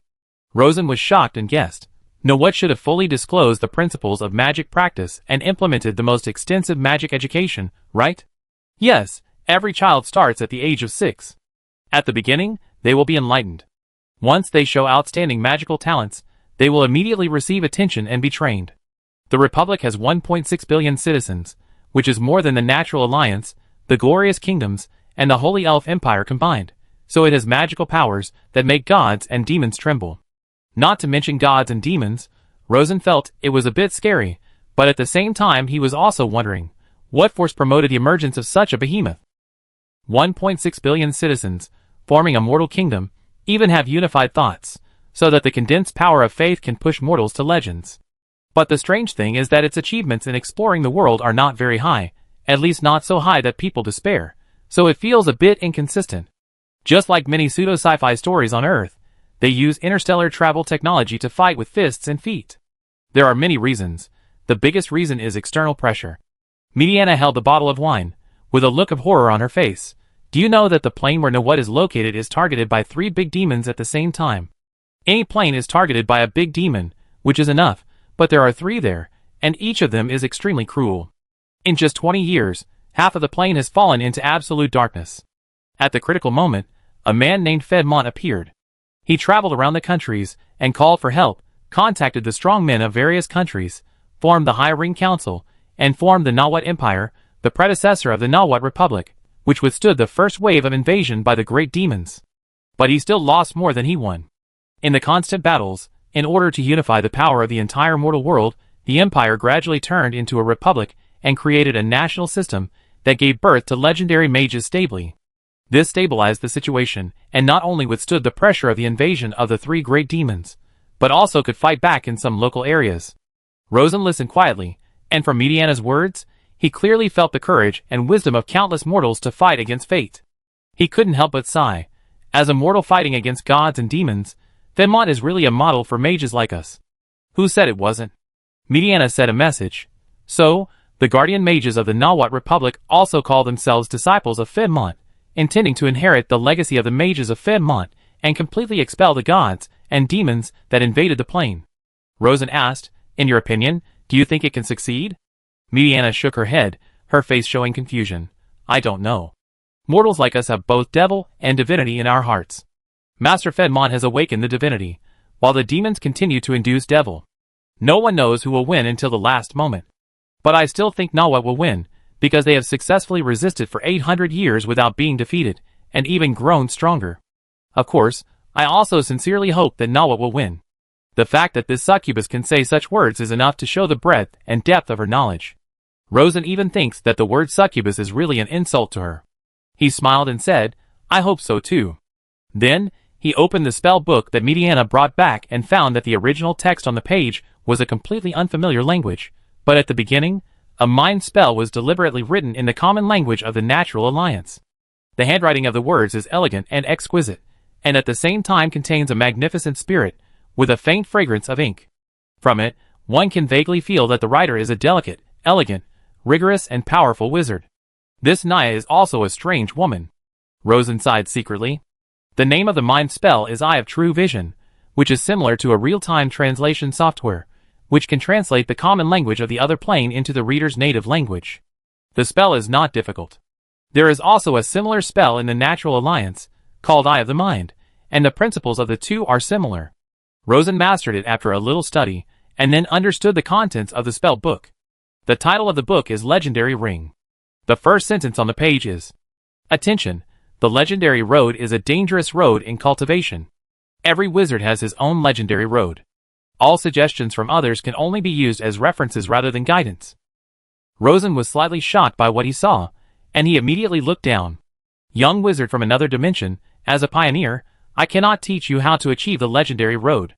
All I can do is describe the various characteristics of the 11 magic rings to you. As for how to deal with it, no one can help you, you can only rely on yourself. After reading these sentences, he looked up at Mediana. It's not quite what I imagined. Mediana obviously also read the contents of the spell book and shrugged. The road to legend is like this. There are many members of the High Ring Council in the Nawat Empire, and they have very rich practical experience, but in the end, only 9 people are capable of serving as the Guardian Grand Mage. It's like a fish leaping onto land without dying, or a beast galloping on the ground flying into the sky. It is precisely because it is so difficult that it deserves to be called a legend. Rosen nodded in agreement. Indeed. If the first 10 rings are compared to the surface of a living planet, then the 11th ring is entering outer space. For mortal life, it is indeed an essential improvement, and it is indeed a huge adventure. He began to open the contents of the spell book. There are about 50 pages in the book, which describe the characteristics of the 11 rings in great detail, but most of them are from the first-person perspective of the Naya Mage, and many places are filled with a kind of idealistic description. This is normal, because magic power comes from soul practice, and soul practice is idealistic. It is because of idealism that it is difficult to promote on a large scale. Rosen read very quickly.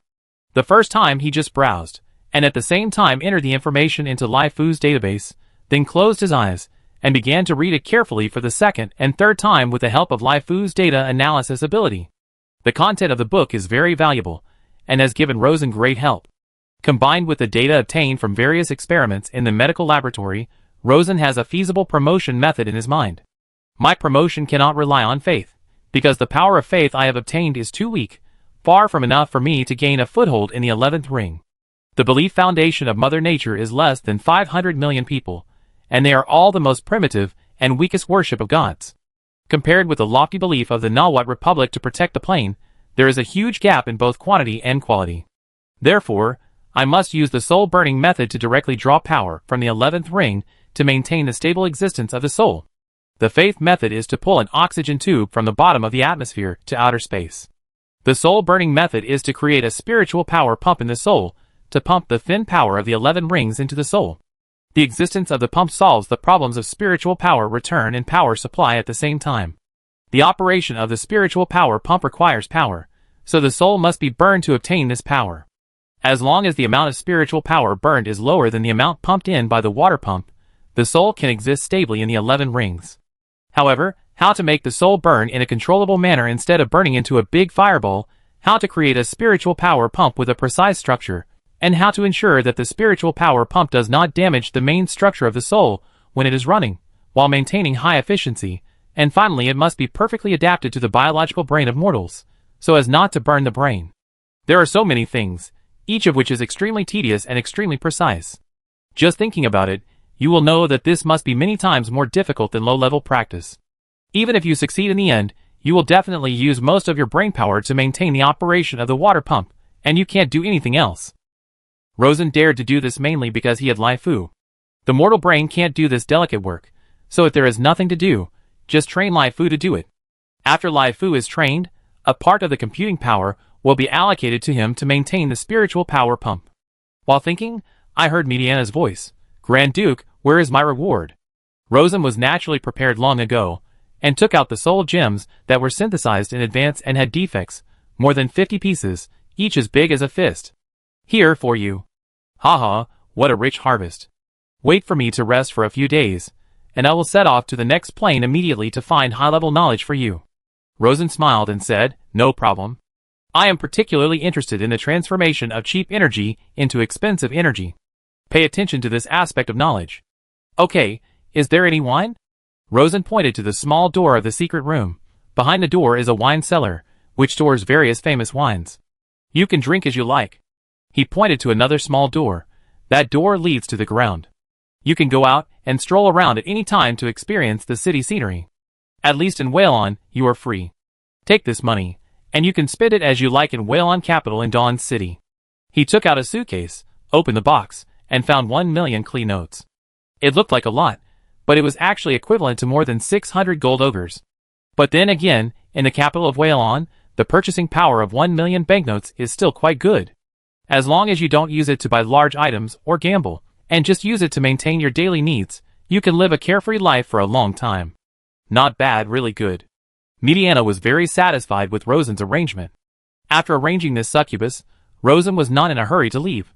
Master Naya has helped me a lot. How can I repay her? Mediana smiled slightly.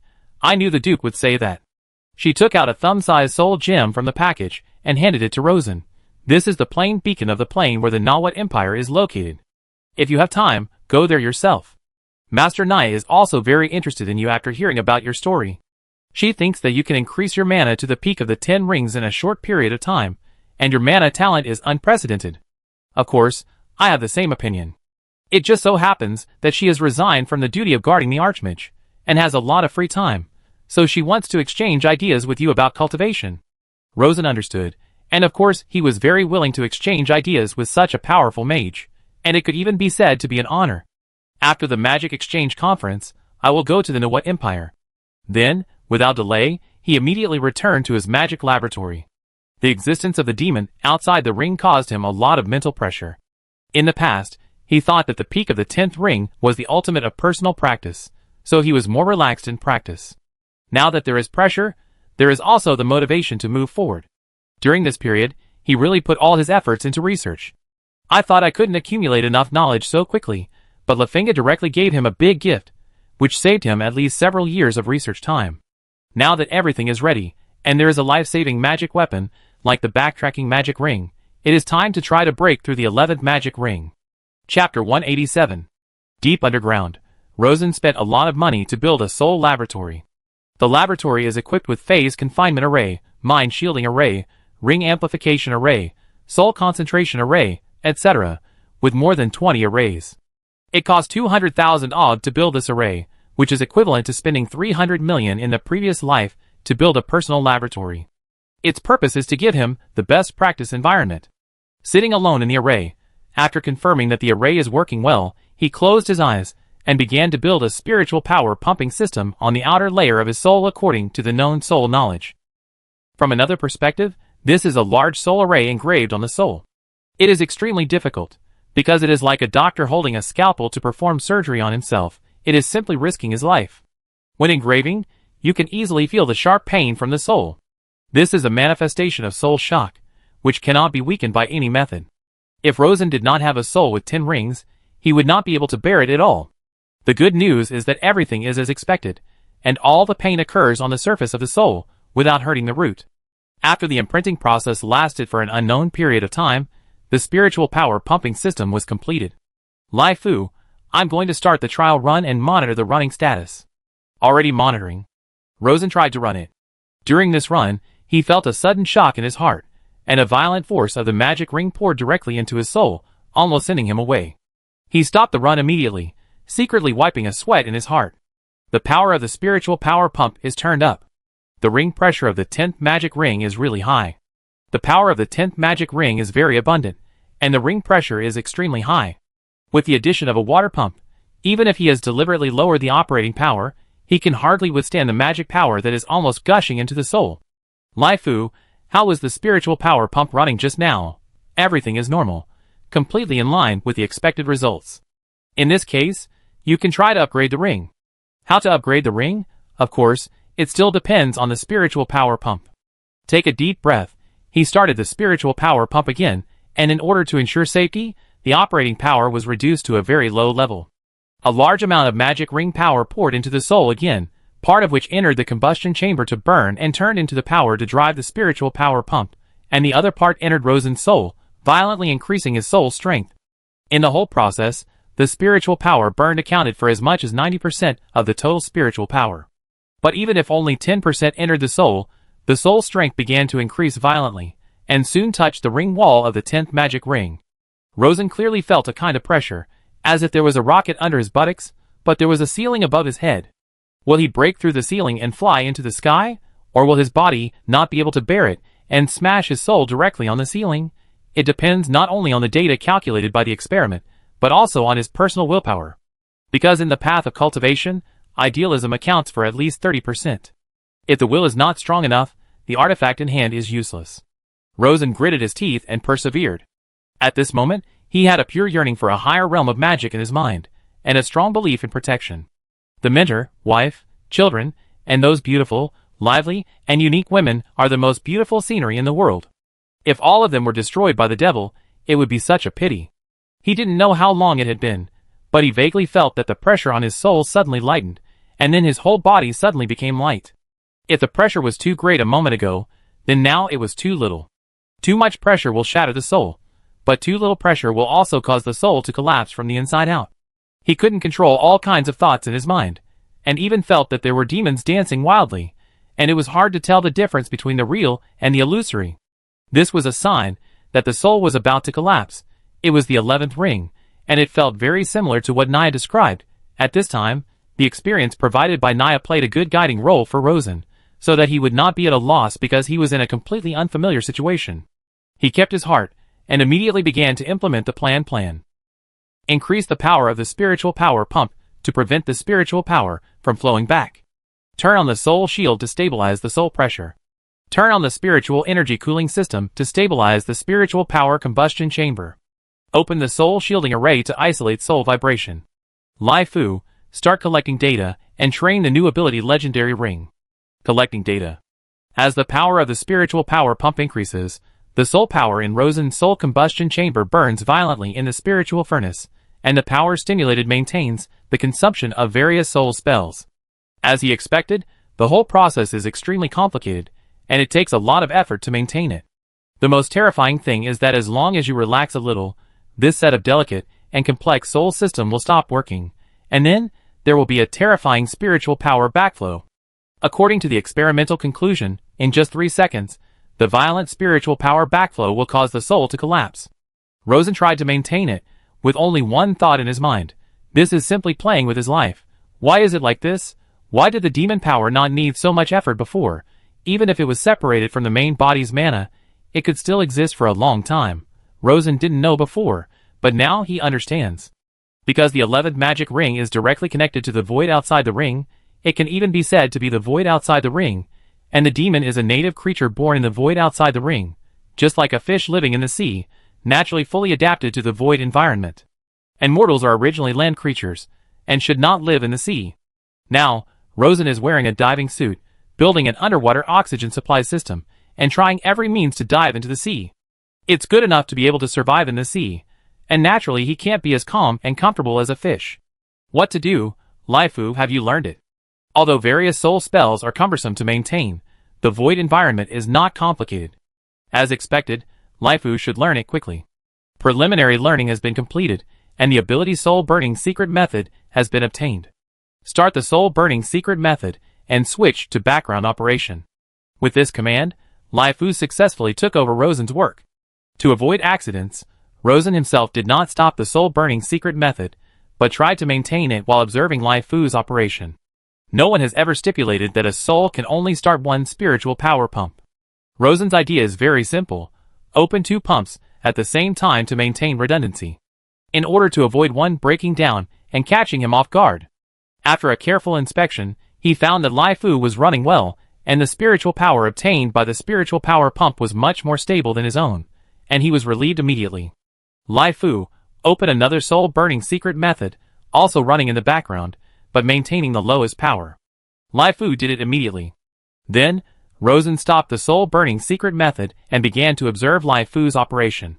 After watching for a while, Rosen asked, Lifu, how much computing power does it consume to maintain the Soul Burning Secret Method? Currently 25% computing power is required. This consumption is very amazing, which means that Rosen's 3-line operation ability has been dragged down by the Soul Burning Secret Method, and the Duke Puppet occupies another line, so he only has 1 line left. But this is only temporary, because Lifu's total computing power has also increased. The soul has become much stronger. Has the total computing power increased? The total computing power is increasing, and no limit has been found yet. Very good. Rosen carefully checked his mana strength again, and found that it was about 20% higher than the peak of the 10 rings, and it was still increasing at a considerable speed. At the current speed, if there is no limit, it is estimated that the current base value can be increased by 5% per hour, and it can be doubled in 20 hours. This is really crazy, and even Rosen decided to be a little scared. Now the magic ring has no limit, but life has a limit. The mortal soul and the biological brain are completely integrated. Once the life limit is exceeded, the brain will probably collapse. The brain is too complicated, Rosen has not studied it clearly, and naturally there is no way to improve it, so he dare not take risks easily. Moreover, if the soul power rises too fast, it will cause violent soul shock, and may even cause the soul to collapse. Lifu, reduce the operating power of the spirit pump to maintain the stability of the soul strength. After the soul shock disappears, continue to improve, but the improvement speed is reduced to 1% of the current. Continue to collect data, and train the Soul Burning Secret Method. With this command, the soul gradually stabilized, and Rosen also secretly breathed a sigh of relief. He decided to be cautious and move forward bit by bit. Once he found that something was wrong, he would stop moving forward immediately. As the soul stabilized, he gathered his mind and began to carefully feel the situation of the 11 rings. Then he found many changes. The 11 rings were really empty, and there was a feeling of no end. Looking down, I can actually overlook the rings. The rings were not completely calm. Would there be various power ripples? In the past, Rosen could also vaguely feel this change, but it was far less clear than now, and the range of feeling was far less wide than now. The reason is very simple, because he was in the ring at that time. When people are in the game, they are naturally confused. And now, he jumped out of the ring and looked down from a high place to a low place. In the past, he could only feel the fluctuations of the rings around him within 1,000 meters, but now, he can overlook the fluctuations of more than 10 kilometers. As the soul strength increases, the range of vision continues to expand, and the precision also increases. He soon discovered that the frequency of the ring ripples is not too high, but not too low. Most of them are caused by the magic of the wizard, and the ripples are very small. There are also a few caused by changes in the natural environment, and the ripples are very large, even causing the height of the ring to fluctuate significantly. As he watched, Rosen understood. By observing the ring ripples, most of the scenes that happened in the mortal world can be inferred, but not all. To really understand, you need rich experience. This ability is very important, but relying on the brain power of mortals, it is definitely not comprehensive. We have to train Lifu to see it. Just like on Earth, AI is trained to see various medical examination images. As long as the sample is large enough, the diagnosis level will be much higher than that of the doctor's naked eye. Those violent ripples should be caused by various natural events. It is possible to create some lucky people, allowing them to jump to a higher ring more easily. Some lucky people encounter several violent fluctuations in a row, so they reach the high ring or even the super high ring. After seeing it clearly, Rosen's pressure caused by the demons outside the ring suddenly dissipated by more than half. Sure enough, the path of cultivation feels unfathomable before reaching it, and after reaching it, it feels like that. Entering the 11th ring is still a mortal, just a mortal who has mastered the secrets of stronger magic. But to say that the cultivation has reached the top, that's not right. Because the 11th ring has no limit on the strength of the soul, no one knows how high it can be improved in the end. How high is the endurance limit of the mortal body? I don't know, at least Rosen hasn't encountered it yet. In addition, this is only personal practice after all. Although it is very strong, it still cannot do without the support of the mortal world.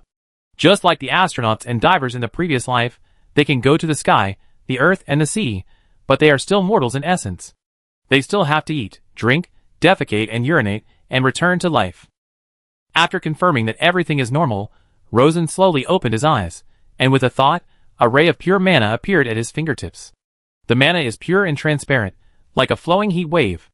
After it appeared in the air, it immediately decayed into various magic energies, and it did not exist as stably as the power of the devil. But in terms of mana strength, it is not much different from the ice blue devil power of the past. The reason is also clear. The devil is a native species of the void, and Rosen is an imitator of mortals.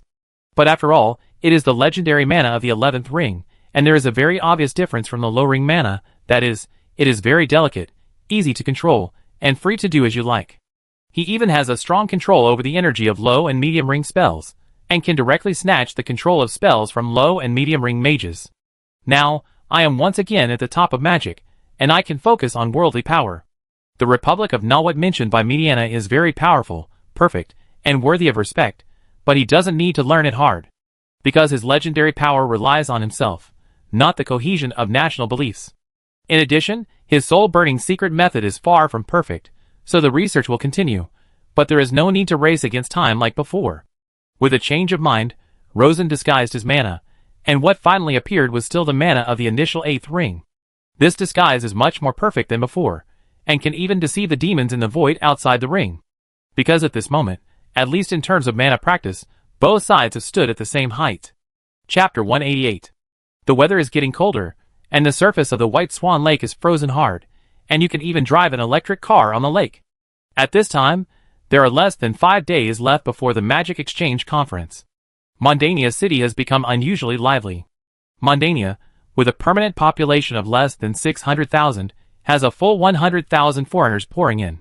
Famous wizards from Cal, Lavender, and major principalities all gathered in this once unknown city. Even Aaron has many wizards. They came in disguise and risked treason to attend the conference.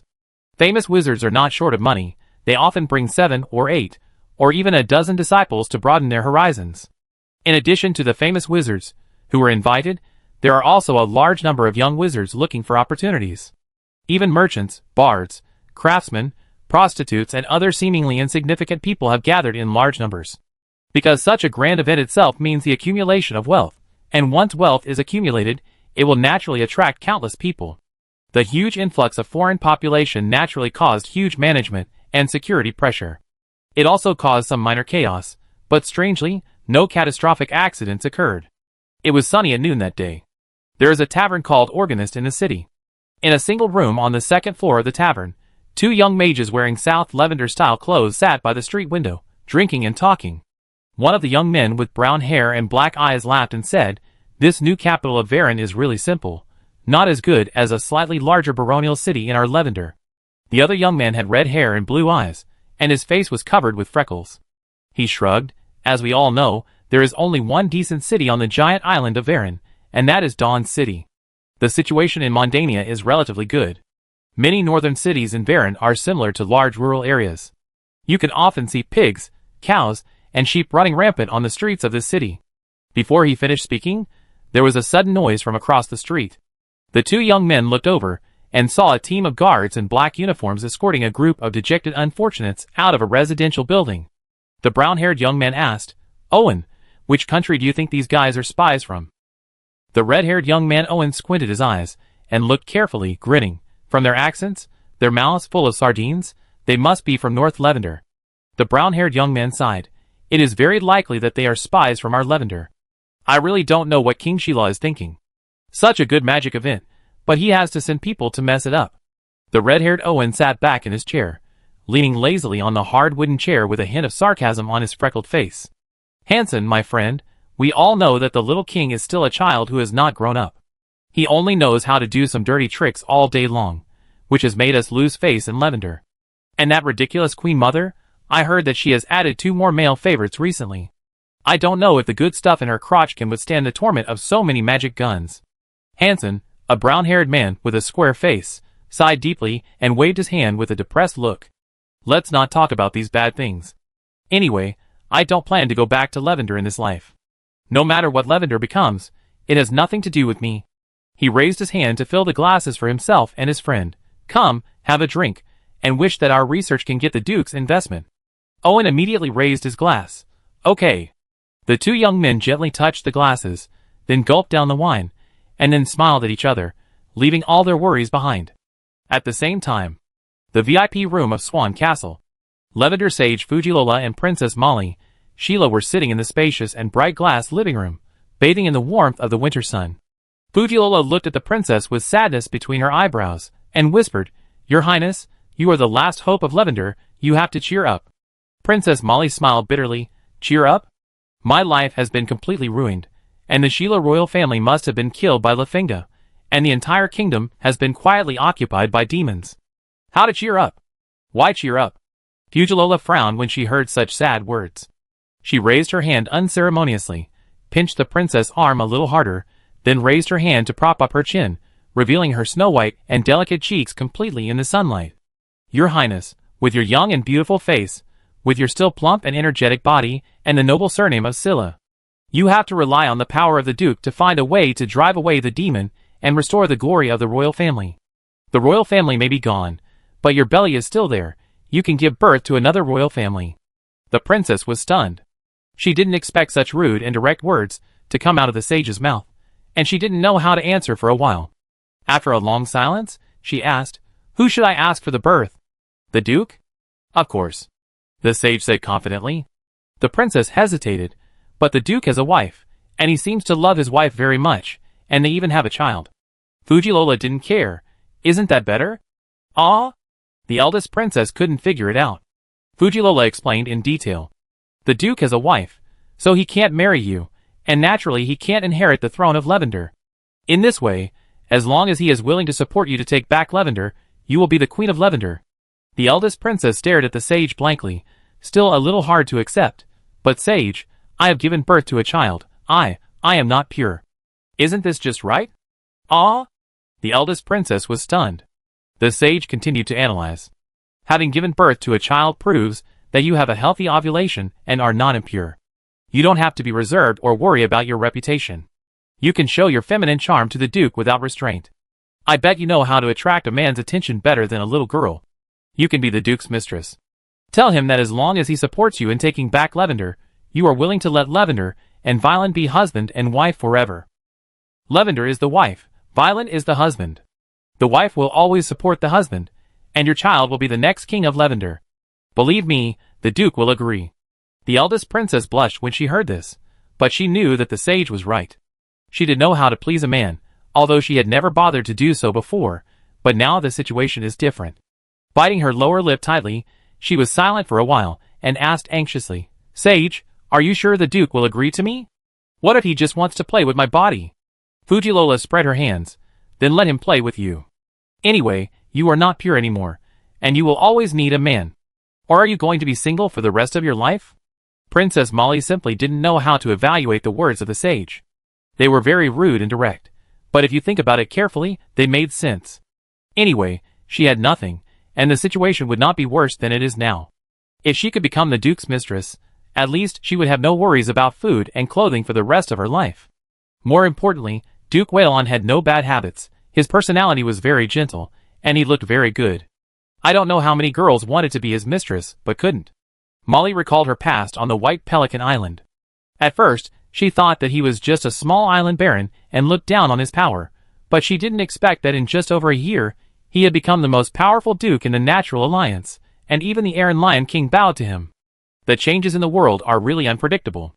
But the reserve brought by long-term royal education still made it difficult for her to break through the constraints of rules and change her thinking in a short period of time. She knew that what Fugililla said made sense, and it should be the only way to repeat the glory of the Sheila royal family, but she couldn't change her mind psychologically. Fugililla understood it, and didn't force it, but told a fact, "Your Highness, this is actually not difficult at all. You just need to find an opportunity to be alone with the Duke, and then take off your clothes. Believe me, the Duke is a playboy. Since he can accept Queen Cow, he can definitely accept you." Molly's eyes widened when she heard this. Where is the Queen of Cow? Fugililla spread her hands. The woman named Nana in the underground secret meeting that night is the Queen of Cow. Molly almost jumped up when she heard this. How is it possible? How can the Queen of Cow stay in Waylon if she doesn't stay in Cow? I don't know about that, but I'm 89 years old anyway, and I can tell at a glance that there is something going on between the Duke and the Queen. Molly felt that her worldview was a little overturned. Sage, are you seeing things? Why don't I feel it? Fugililla sighed. Your Highness, you are of noble status, and everyone around you is trying to please you. Of course, I want to observe others carefully. But I'm different. I was born a commoner, but I'm in the royal family. The power of the sage is my passport to the royal family, but observing words and expressions is the biggest amulet that allows me to survive until now. Not only Queen Cow, but the two blue-haired women who appeared that night also had an affair with the Duke. That's a dissolute Duke, and this is normal. Because he is young enough and strong enough, has a good appearance, amazing talents and great power, he has the capital to be dissolute. And this is your chance to regain the glory of your family, Your Highness. Molly's cheeks were flushed, not knowing whether it was because of excitement or shyness. After a long time, she said in a voice that couldn't be any softer, "Then I find an opportunity to try." The sage was satisfied. Don't be too deliberate. It will make men feel calculated and disgusted. When the opportunity comes, just do it naturally. Molly's cheeks became redder, and at the same time she felt that the sage in front of her was a bit like a brothel madam, and she seemed to have become a prostitute. The sage sensed Molly's subtle thoughts and sighed softly. Your Highness, I know this is a bit shameless. But noble people cannot be kings, they can only be ascetics. Molly nodded gently, indicating that she understood, but she didn't say anything else. The warm sunlight shone on the two of them without hesitation through the exquisite and wide glass, without any deviation at all because of the two people's previous plan. At the same time, by the Swan Lake, Rosen's real body was walking on the lakeside path with Miss Irene, the special envoy of the glorious empire. He got straight to the point. Miss Irene, we Waylon have a big grudge with the Lavender royal family, and we are also extremely dissatisfied with the glorious empire's support for Lavender's new weapons. Chapter 189. Swan Lake in winter still has very beautiful scenery. Under the warm sun, the endless frozen lake reflects the golden sunlight, which is a perfect fusion of ice and fire. The tall metasequoia trees on the lakeside stand neatly like silent giants, showing a unique tough temperament of the north. Walking along the Swan Lake, Irene was in a good mood, and she was prepared for the questions raised by Rosen. The only thing that surprised her was that the other party had been holding back until now, because it was almost 5 months since the defeat of the Aran Navy. Even if she returned to Waylon, it had been 2 months. In fact, this was her first private meeting with the Duke in the past 2 months. Duke, I have carefully studied this matter. It is the result of our country's Light Forge Bureau's self-determination. After the Queen learned the whole story, she asked me to apologize to the Duke, and the various Light Forge weapons equipped on the Lavender battleship were given to the Duke as an apology gift. This is really an excuse that left Rosen speechless. Fortunately, Rosen did not really want to settle accounts with the glorious empire. The Light Forge weapons obtained on the Lavender battleship did benefit him greatly. In particular, it was equipped with a magic array that converts flames into the power of light, which he has applied to many fields. As an anti-aircraft weapon, he naturally took the high-energy trial array and transformed it. One of the most important transformations is puppetization. In other words, the combat puppet completes most of the attack actions, and the mage only needs to perform auxiliary control, which greatly reduces the difficulty of operation and greatly increases the attack power. So, he spread his hands. Okay, let's forget about it. After a pause, he changed his tone. But next, I, Waylon, will openly become an enemy of Lavender. I hope your country can stand on the side of the human race and maintain a neutral attitude as much as possible. Irene blinked, puzzled. The side of the human race? What the Duke meant by this is that Waylon represents the human race, and anyone who stands against Whalon is the enemy of the human race. She felt that the other party's words were too arrogant. Unexpectedly, the young Duke Whalon nodded seriously, his face looking very solemn. Miss Irene, I have been very busy for the past 2 months. Guess what I have been busy with? Irene said lightly. You didn't tell me, how could I know? After saying that, she felt that her tone was a little wrong, and she coughed lightly. Your Excellency, the Duke might as well speak directly. Rosen smiled faintly. I am investigating the royal family of Lavender. Without waiting for the other party to ask, he explained in detail. Perhaps you don't know, but your queen must know that through the forbidden summoning spell, it is possible to summon to another plane, or the existence of the outer void. Erin's heart was shocked. No, I know. As a member of the glorious royal family, she really knows. She also knows that the continent across the sea fell into a terrible disaster because of this summoning spell, and this is also the biggest reason why the Empire banned summoning. Since you know it, then this matter is simple. Rosen raised his eyebrows. After careful investigation, I found that the guardian sage of the Lavender royal family, the frost messenger Lefenga, practiced the forbidden summoning spell without authorization, and it is very likely that he has fallen into the puppet of the outer void demon. Irene was shocked and stopped. Impossible. Rosen also stopped and looked at him without hesitation. I don't need to lie. Some time ago, Princess Molly of Lavender escaped to Whalon and told me about it in person, and I also saw the incredible power with my own eyes. If we hadn't developed a powerful thunder weapon, with traditional magic alone, we would not be a match for Lefenga. Irene's heroic sword eyebrows were almost locked together. Where is the evidence? I want evidence. Rosen could have provided ironclad evidence, that is, the ice blue demon power, but this thing has collapsed. Even if it didn't collapse, he couldn't take it. Because once he took it out, it would inevitably expose his Ten Ring magic power. And as far as he knew, the glorious Empire was very afraid of this. So, he couldn't provide ironclad evidence, and a trace of embarrassment appeared on his face. Lefenga hid very well, and Whalon is too far from Lavender, so the investigation is difficult, so I only got some indirect supporting evidence. I will sort it out, and send it to you later. Of course, this is just my personal statement. Miss Irene may not believe it, but please pay attention to this matter, and pass the news to the Queen, and let her investigate it carefully. Irene nodded slowly. The Duke is right. This news is very terrible. I really want to pass this matter back to the country. She wanted to go back and pass the news immediately, but she stopped halfway, and turned to look at Rosen. Duke, I suddenly think this matter is very interesting. Because our country's special envoy stationed in Lavender also received information that is very unfavorable to the Duke. There is a feeling that your two countries are throwing dirty water on each other. Rosen raised his eyebrows. Unfavorable information, Miss Irene? Lavender said that the Duke has the power of the peak of the 10 rings. When saying this, Irene stared at Rosen's eyes without blinking, as if to observe his reaction carefully. In response, Rosen was stunned, and then spread his hands innocently.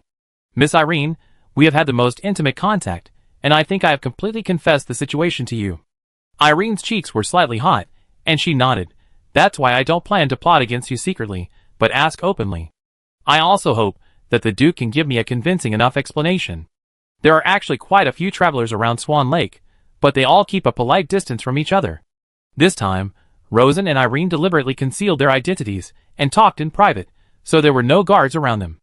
At this moment, the two of them unknowingly walked to a relatively deep lakeside road. There were no people around, which was a good place for a private chat. So, Rosen took the opportunity to release a pure water breathless crystal wall technique and a light invisibility technique to hide his body. Then, he explained sincerely, Aaron, I said that I know myself well. Our Whalon is just a principality, and has no intention of being an enemy of your country. I also said that my power is only at the initial stage of the 8th ring, and I am powerless to make progress. The magic weapon that Miss Aaron brought back earlier should have clearly stated this. Aaron nodded. That's true, but if the Duke really has the ultimate magic power of the 10th ring, then you are still able to deceive the detection of the magic weapon. Rosen was puzzled. I'm curious, even if I really have the ultimate power of the 10 rings, is this more important than the invasion of the Void Demon? Aaron shook her head. Of course, the latter is more important. But our country has infinite power, and is fully capable of fighting demons and eliminating other potential threats. Rosen sighed in his heart. Oh, it's probably the arrogance of a great empire. He can fully understand this spiritual trait, because if the country is large enough and well organized, the power that can burst out is really terrifying. Over time, from the Empress to the citizens, they will have a feeling of being invincible and omnipotent. This is the case in the other world, and it is also the case for countries on Earth. Even Rosen himself feels that if he sits in the position of the Empress, he might be more arrogant than her. At this time, relying on various verbal truths cannot change the other party's thinking. If you run out of saliva, people will only think you are a clown, and a sentence like "come and hit me if you dare" can kill you. Only a truly heart-wrenching military defeat can make the citizens of a great country sober up and re-examine their own shortcomings. Rosen would naturally not be a clown who preaches great principles, so he sighed with emotion. "Your Majesty's courage is really admirable. So, what should I do to completely eliminate your Majesty's worries?" This is very important, because the current natural alliance is still in a scattered state. In this state, the glorious empire can easily cause him huge trouble. For example, supporting a war agent in the alliance, supporting him with various powerful magic weapons behind the scenes, and specifically competing with Waylon, can not only make Waylon's life very difficult, but also greatly consume the power of the alliance. Another example is to send strong men from the country to assassinate him directly. If one is not enough, then 10 or 100. Even if Rosen is promoted to a legend, his life will be very difficult. Even if he does not die, his family will die. Of course, he can fight back, but there is basically only one way: assassination. But the risk of assassination is also very high. An obvious fact is that the phase transfer array is definitely ineffective against the God of Light. Because the other party knows the existence of the devil, there must be a phase imprisonment array. After comprehensive consideration, the best way is to keep a low profile, quietly integrate the alliance, and wait until you have the power to compete head-on with the glorious empire, and then talk to the other party properly. On the other hand, seeing Rosen so frank, Irene personally has completely believed him, but no matter what, His Majesty's will must be carried out meticulously. Your Majesty needs some of the Duke's blood, not much, 50 milliliters is enough. Rosen understood the other party's idea as soon as he heard this request, because blood and other human tissues contain a person's most basic soul information. With enough blood, a very powerful soul divination can be performed, which can penetrate all the fog and directly observe the essence of a person's soul. If it was before, Rosen really didn't dare to let the other party get so much blood. Even when he was intimate with Irene before, he deliberately controlled the amount of body fluids gushing out. But now the situation is different. The realm of the 10th ring is not enough to perfectly disguise the soul, because the Lord of Light also has the power of the 10th ring, and the sensitivity of the souls of both parties is at the same level. But his current soul strength is more than 20% higher than that of the 10th ring extreme strongman. 20% is not a lot, but the sensitivity to power is a full order of magnitude higher. What was previously unclear is now clear. What was previously difficult to control is now easy. Of course, this does not mean that his power is invincible, because the mysteries of the world are endless, and there are all kinds of mysteries that cannot be figured out. But then again, in soul divination, Rosen has a way to achieve perfect disguise. So he spread his hands. Does it have to be blood? 50 milliliters is not a small amount. After a pause, he asked, "How about spit? Or urine?" Irene couldn't help rolling her eyes. "Be serious, Duke, spit may be okay, but urine is definitely not." "But do you really want me to bring 50 milliliters of saliva to His Majesty?" Rosen waved his hands. "Of course, I won't be so disrespectful to His Majesty. I can give 50 milliliters of blood, even 100 milliliters, but Miss Irene must give me some compensation." Irene's cheeks flushed, and she said coquettishly, "You are so big, what is this little blood? You even need compensation?" Rosen chuckled. "You know what I want, Miss Irene?" Irene glanced at Rosen. "Tonight, I come to you tonight." Rosen was satisfied. "The old place? Can't we change places? It feels weird to do things in the study." Rosen chuckled. "In fact, I have opened a new lounge behind the study, which has a big bed, a separate bathroom, and even a dressing room." "Duke, you are such a bastard. But okay, I will come to see you in the evening." Seeing that there was no one around, Rosen pointed to his cheek again. "Miss Irene, give me a kiss." Irene pursed her lips, but finally stood on tiptoe, and did as she was told. Of course, Rosen would not be honest, and took the opportunity to embrace her and hug her tightly. The whole performance was that of a dissolute duke who had no restraint on beauty. Irene enjoyed this taboo intimacy very much, while thinking to herself, "Your Majesty is too cautious. This duke is only 21 years old, not much older than the little king of Sheila. Reaching the 8th ring is already a top talent. How could it be the ultimate 10th ring?" The news from Lavender was slanderous at first glance. Why did she spend so much effort to check it? Just thinking about it, she suddenly felt that the Duke's hand was in a place that it shouldn't be, and she hurriedly stopped him. Duke, this is not allowed. If someone saw this, how could she face people in the future?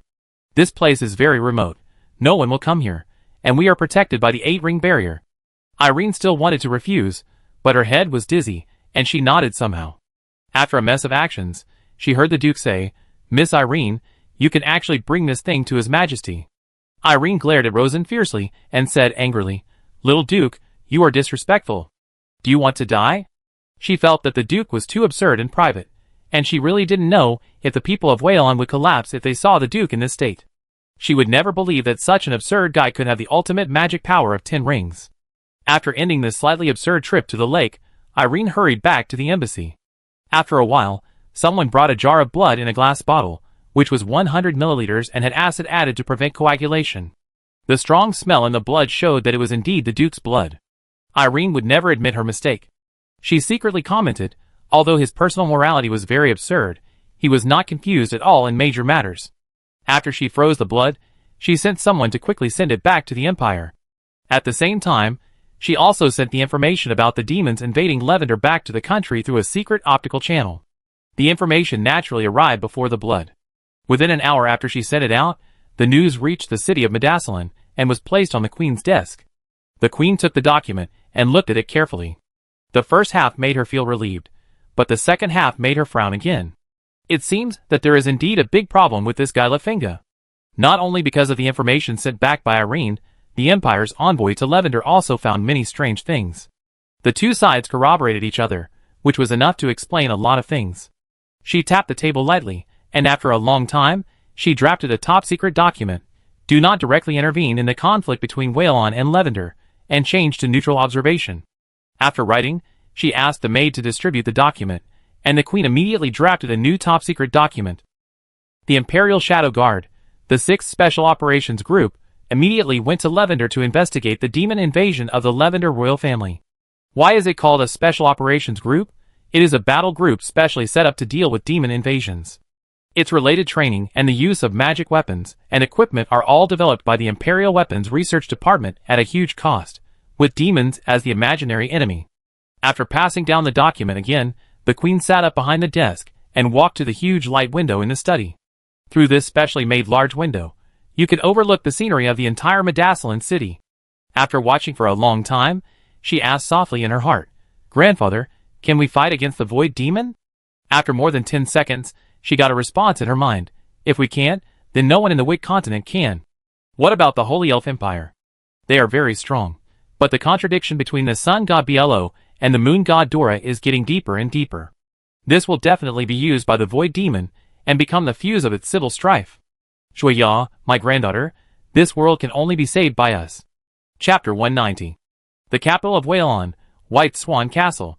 In the lakeside area of the castle, there is a huge water viewing platform, which was originally used by the Earl of Mont County to enjoy the beautiful lake view, but now it has been transformed into a venue for a Magic Exchange Conference. This day is the opening ceremony of the Magic Exchange Conference, and the entire lakeside area is in a semi-open state.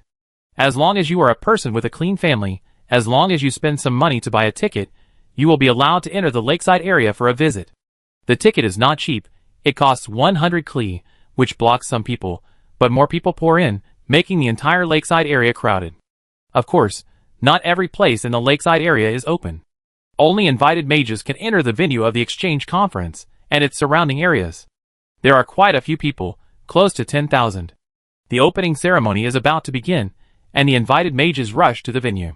About 50% of these mages are from Cal, 20% from Lavender, 20% from various duchies, and the last 10% are from Erin on the other side of the strait.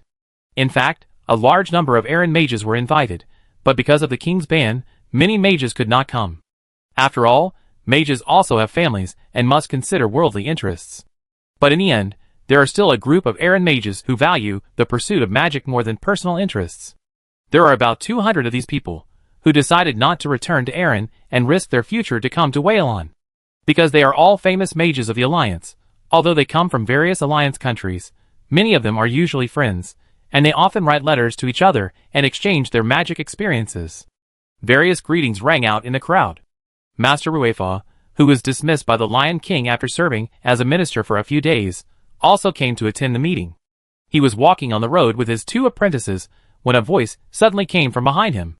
"Rifa, why are you here too?" The person asking the question was an old wizard in Cal, none other than Master Livicardo, who had built the torrent crossbow for Rosen in the past.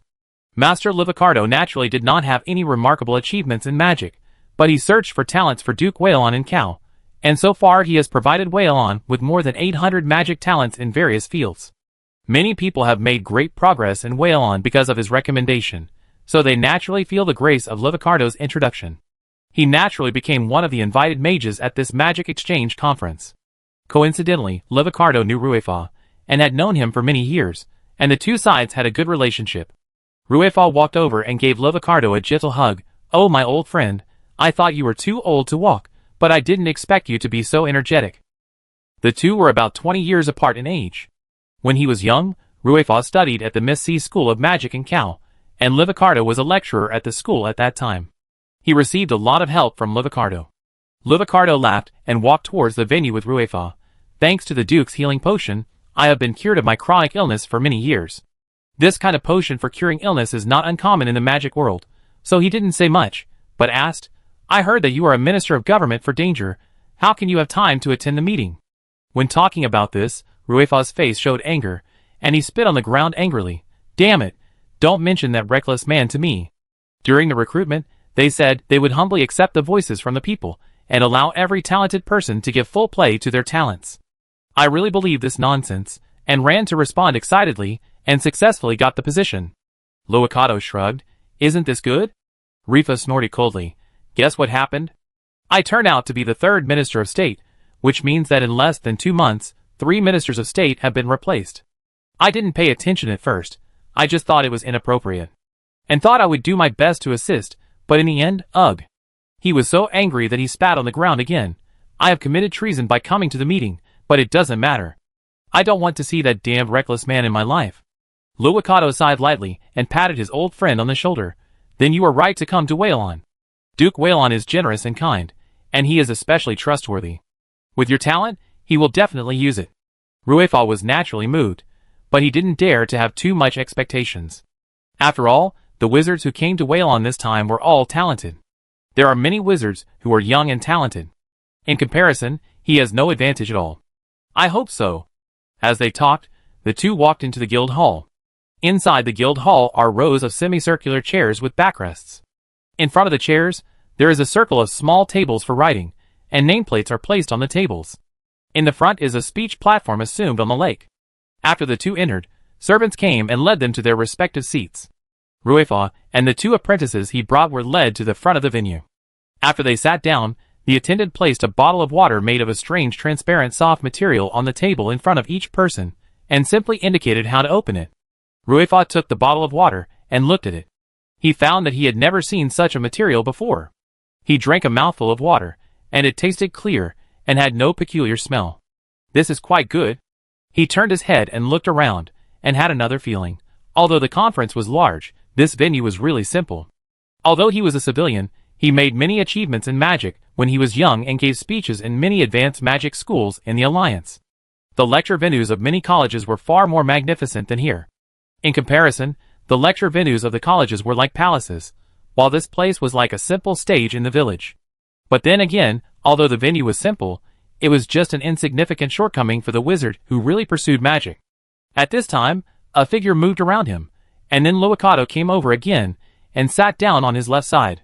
"Old friend, why are you here?" Livicardo chuckled. "I asked someone to change my seat, haha."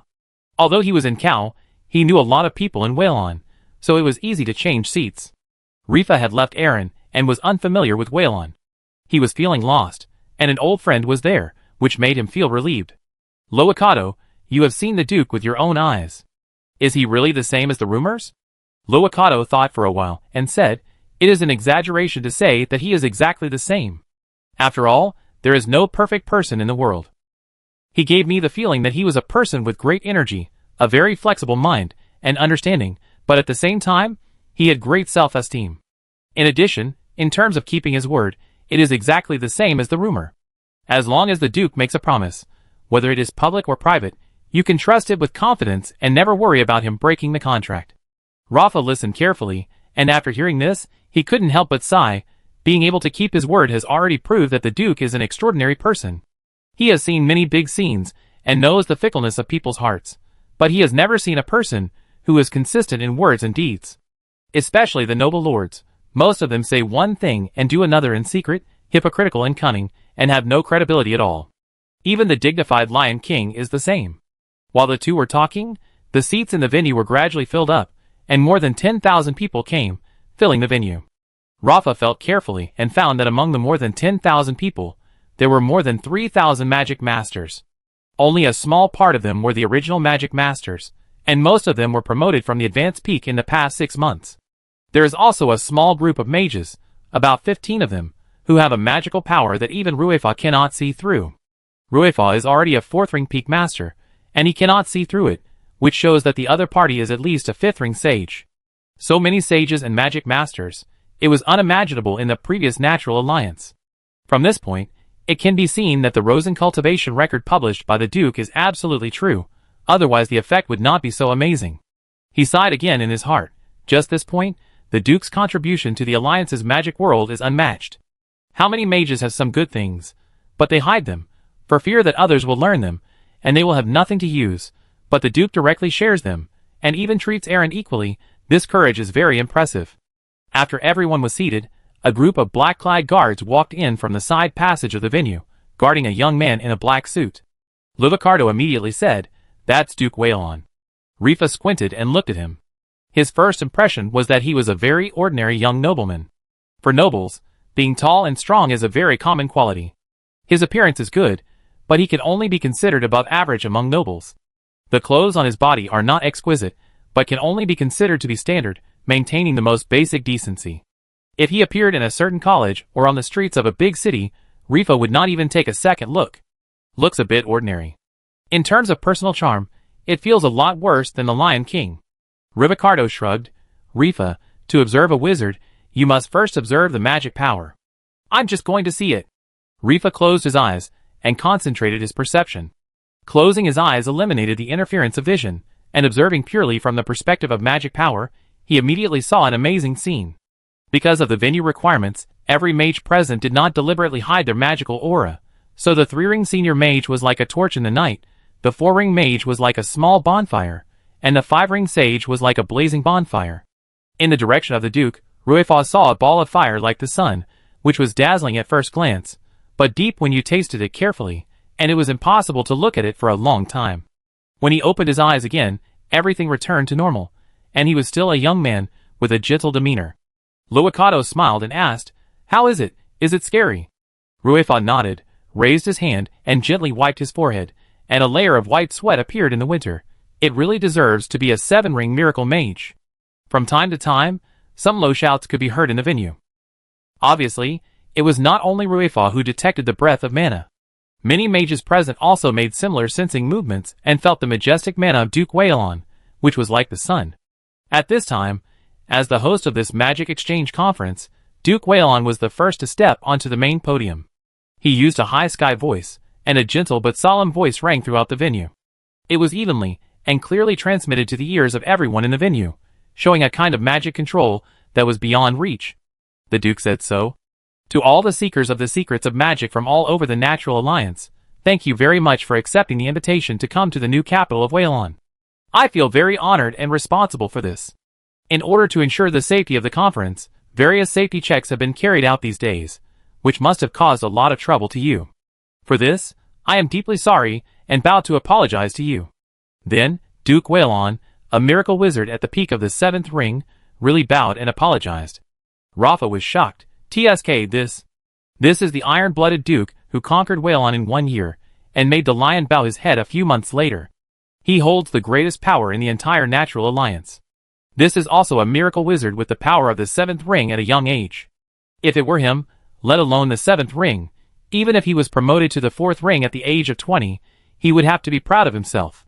But he is still so humble. Ruefa stood up unconsciously, and took off his hat to return the greeting. Hula. He was not the only one who did this.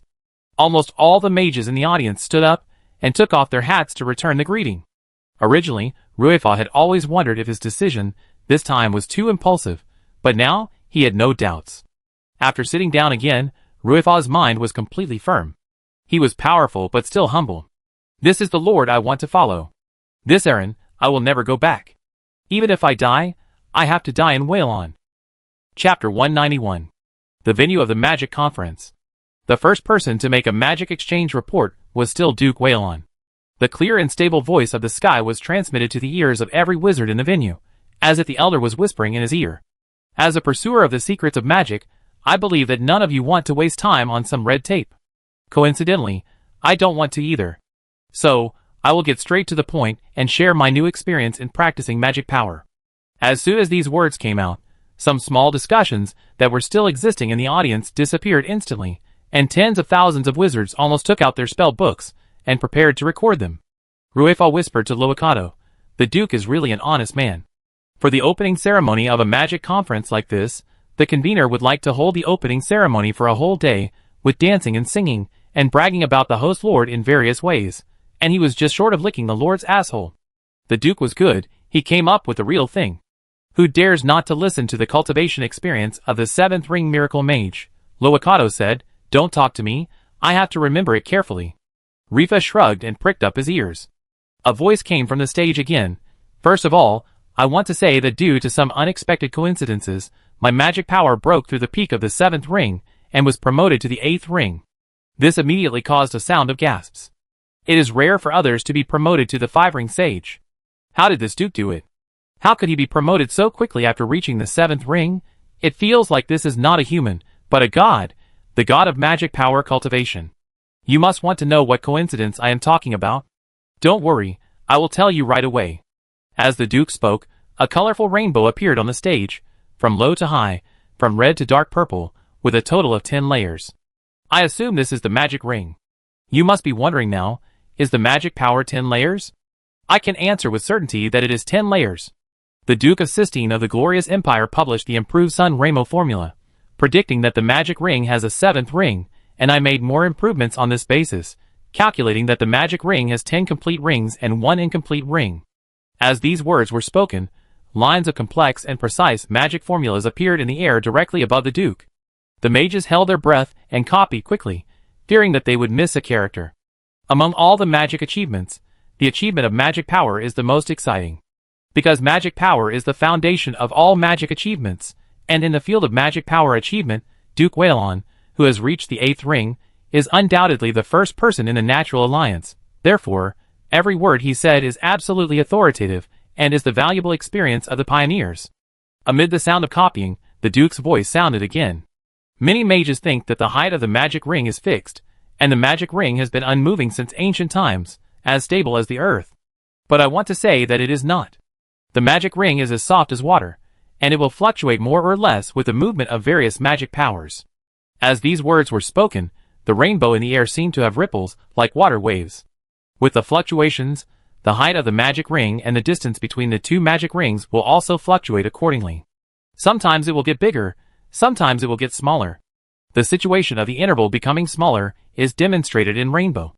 So, when the interval becomes smaller, seize the opportunity to connect the magic ring, and practice the magic power with the greatest concentration and efficiency, and the possibility of breaking through the ring wall will increase significantly.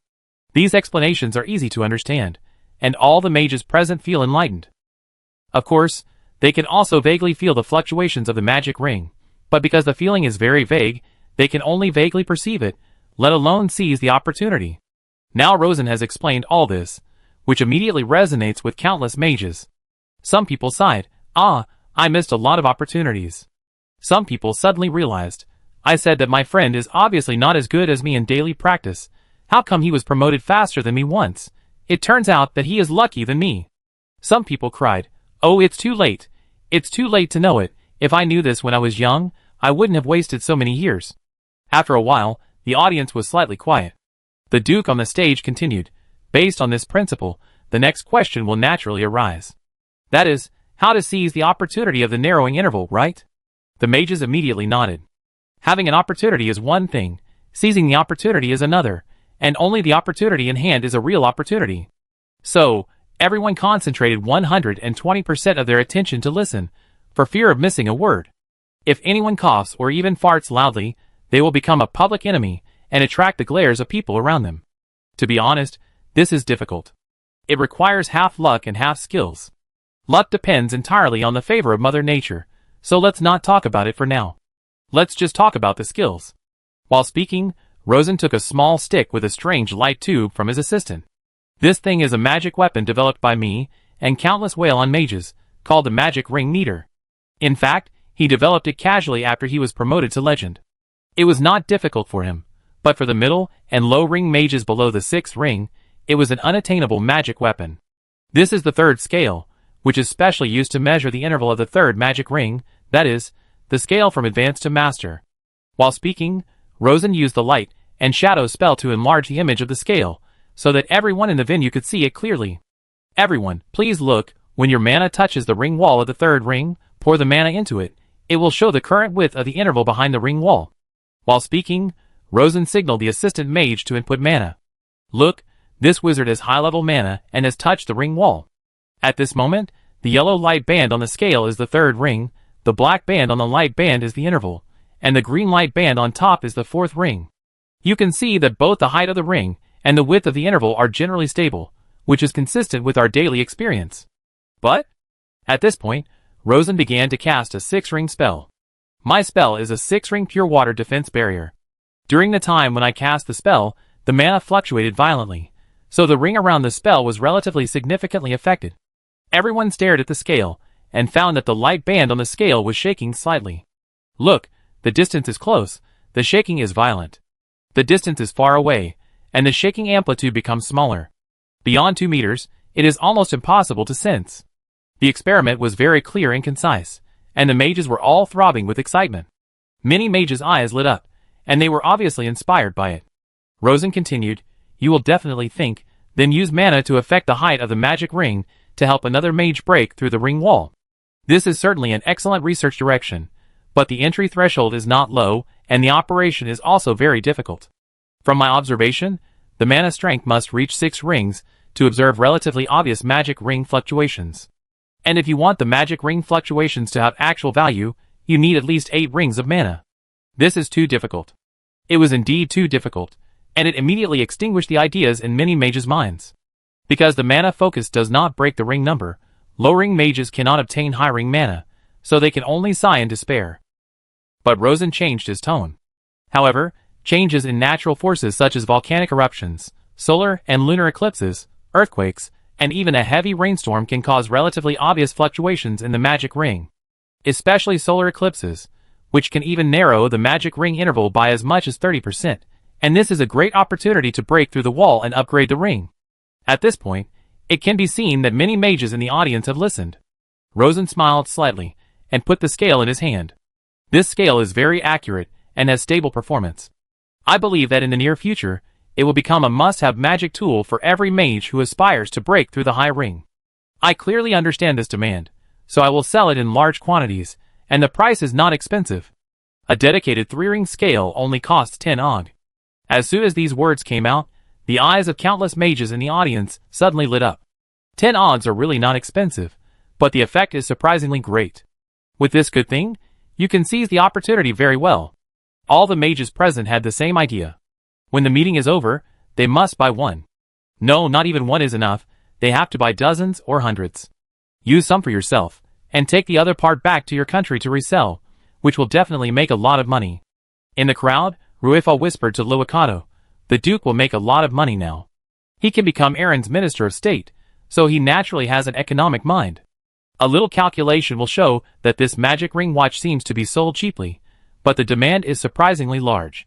Ruifa also guessed that this thing looks simple, but it must be difficult to copy. The entry condition for manufacturing should be high-ring magic power, otherwise it would have been figured out long ago, and would not have appeared until now. Therefore, this small scale will definitely become one of Whalon's biggest sources of income. Mages who need to buy scales can go to the Whalon scale store to buy them after the meeting. Thank you. After saying this, Rosen turned around and walked down the stage. But he didn't leave, but listened in the special seat. As soon as he stepped down, the second mage, who was also from Whalon, followed him and began to introduce another practical magic technique. After he finished speaking, several more mages came on stage, all of whom were from Weilon's magic center.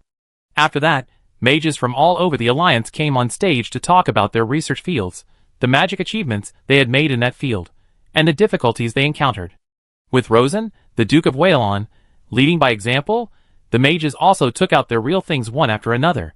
For a time, the podium of the Magic Exchange Conference was full of stars and knowledge, and the academic atmosphere condensed by pure knowledge became unusually rich.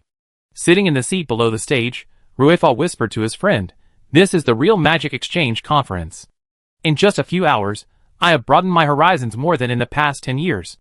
Moreover, I can feel that under the leadership of the Duke, Weilon will soon usher in an explosive development, and a large number of new magic creations will appear." Loakato shrugged. "Who says it's not?" He added, "In addition, Weilon now has incredible creations, and the Blackstone carriage is one of them." Rifa has naturally experienced the Blackstone carriage and feels very tempted, but he smiled bitterly. "It's good, but I asked the price. One car is at least 5,000 og, which I can't afford. For nobles, 5,000 og is not a big problem, but for ordinary people, this thing is expensive." Loakato smiled. The Duke showed the best Blackstone carriage. "There will definitely be ordinary and cheap ones in the future. We will always be able to afford them." Rifa nodded in agreement, and at the same time said with emotion, "The huge wealth will soon flood into Weilon like a flood." While the two were talking, two young men walked onto the podium, one with brown hair and the other with red hair. They were both very young, but both had 4 rings of magic power. After the two came on stage, the red-haired young man gave the main speech, and the brown-haired young man was the assistant. The red-haired young man began to introduce himself. "My name is Owen, and this is my close friend and partner Hansen. Our research field is geodesy, not ordinary measurement, but precise measurement. As we all know, the Earth is round, but how round is it? Is it a perfect circle or an ellipse? If it is very round, what is the diameter? How can we accurately locate every point on the spherical Earth? These are the targets we want to map. To this end, we have created a series of new methods, the core of which is the horizontal and vertical line marking method."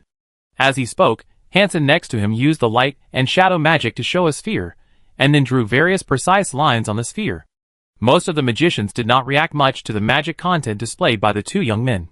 They thought it was pretty good, but it didn't seem to have much to do with magic. But Rosen, who was sitting in the corner, curled his lips. "Oh, finally someone came out to map the Earth, and it looks very professional." He knew the significance of this matter. Whether it was military or civilian, it was the basis of countless modern applications. And not only the Earth should be mapped, but also the magic ring and the solar system in which it is located should be mapped, so as to clearly and accurately understand the world in which one lives. Only with a clear understanding can we accurately project power when needed. It can also be seen that the measurement methods of these two young people are still a bit rough due to the tools and cognitive level. But as long as they start to get on the right track, it will only take time to perfect it. He can see that these two young people need money, a lot of money, and many assistants, many tools, and even a special surveying ship. But it doesn't matter, he will invest. After the two young people stepped down, Rosen immediately instructed his assistant to stop them and invite them to visit Swan Castle. You can see that the two young people suddenly showed ecstatic faces, and Rosen also smiled. It's good, it can be regarded as mutual achievement. He was in a good mood, but this good mood did not last for a while, and was interrupted by something other than magic.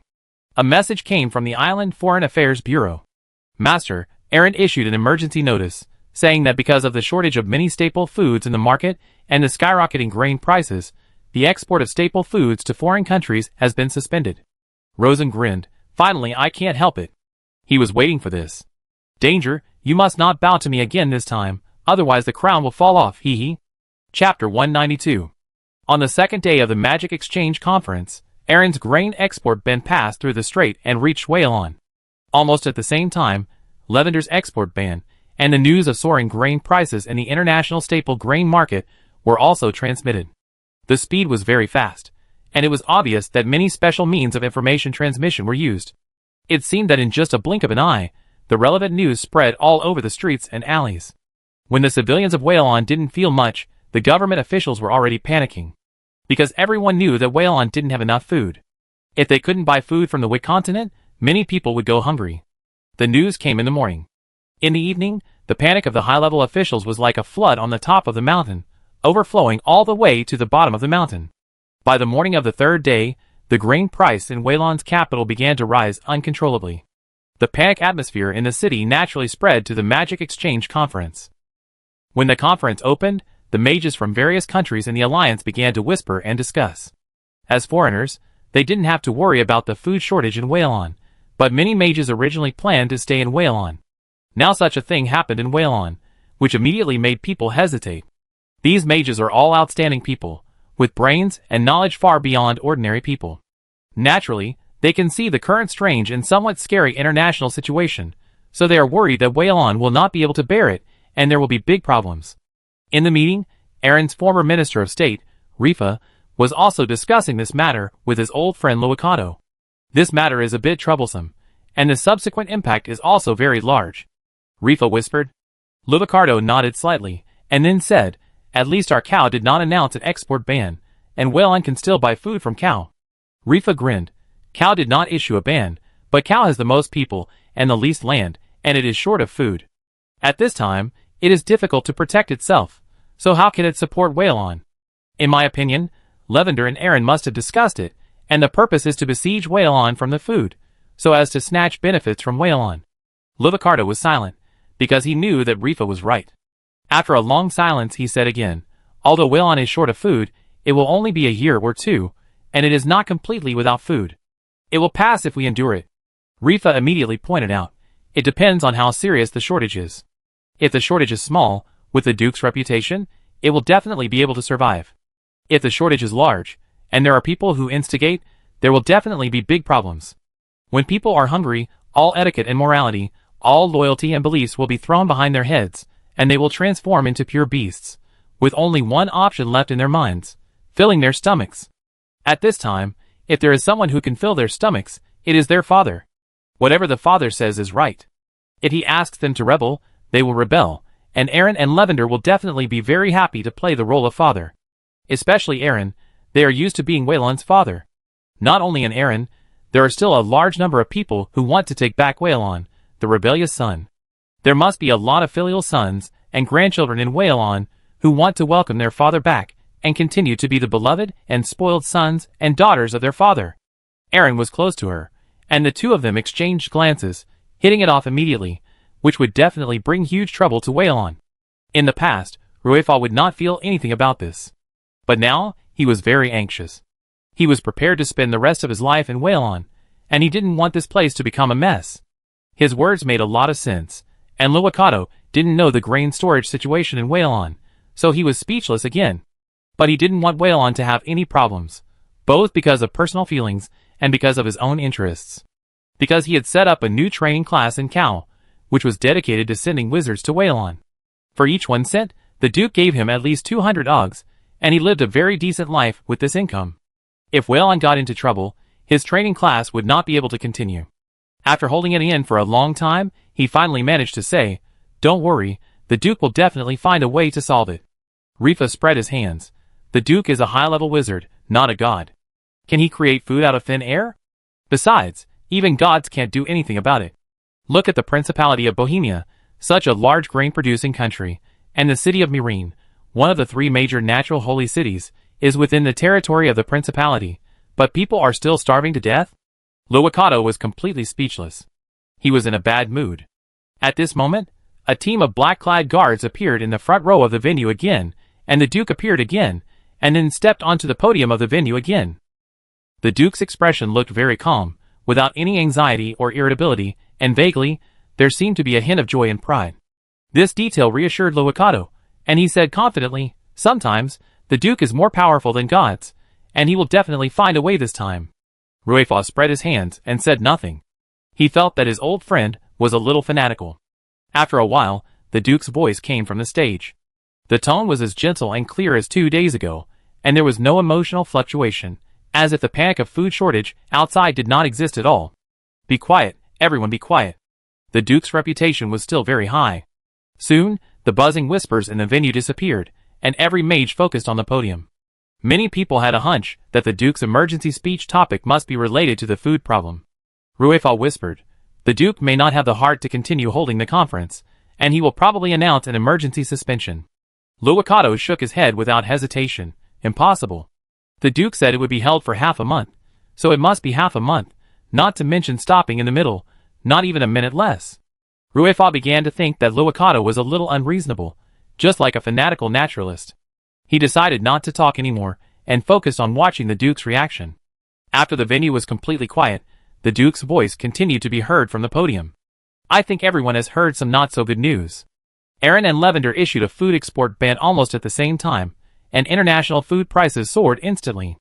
Last night, the price of a ton of potatoes was 14 OG, and this morning it broke through 20 OG, and it is still rising. Potatoes are still cheap. Flour, even the most ordinary rye flour, costs more than 25 OG per ton, while it only cost 5 OG before the new year. There are also many unscrupulous merchants, who mix sand and gravel into flour, and sell the stones at sky-high prices. The news was shocking, and many mages began to feel uneasy. Because the situation was out of control, not to mention Whalon, their own countries would also be greatly affected. This made every mage present lose interest in the meeting, and they planned to leave early, and go home to deal with this terrible change. Ruefa couldn't help but whispered, not only will Whalon be in trouble, but many people on the Wick continent will also starve. There are many pure urban populations on the Wick continent, who have no land of their own and rely on their salary to support themselves. Many low-level urban people spend every copper coin carefully, and have no emergency savings in their pockets. These people have very poor ability to cope with changes in the external environment. Now that food prices have skyrocketed, their lives are bound to be greatly affected. In all likelihood, they will go bankrupt, become homeless, wander the streets, or even starve to death. And society is integrated, and no one can stay out of it. Therefore, if food prices do not return to normal quickly, Wick continent may soon experience large-scale turmoil. The well-informed former Minister of State of Erin could not help but curse in his heart. These kings only care about their own thrones, and have never treated civilians as human beings. At this time, the Duke's voice came from the stage again. But I want to say that no matter what happens, this magic exchange conference will proceed normally, and all the planned schedules will not be affected in any way. Luokato winked at his friend. Let's see. Ruefa spread his hands. Now it's not a question of whether the Duke will open it, but whether the mages are willing to continue to attend the meeting. He felt that many mages were ready to leave. The Duke's voice came again from the stage. The export ban on Aaron and Lavender, as well as the surge in international grain prices, did have a significant impact on Varen.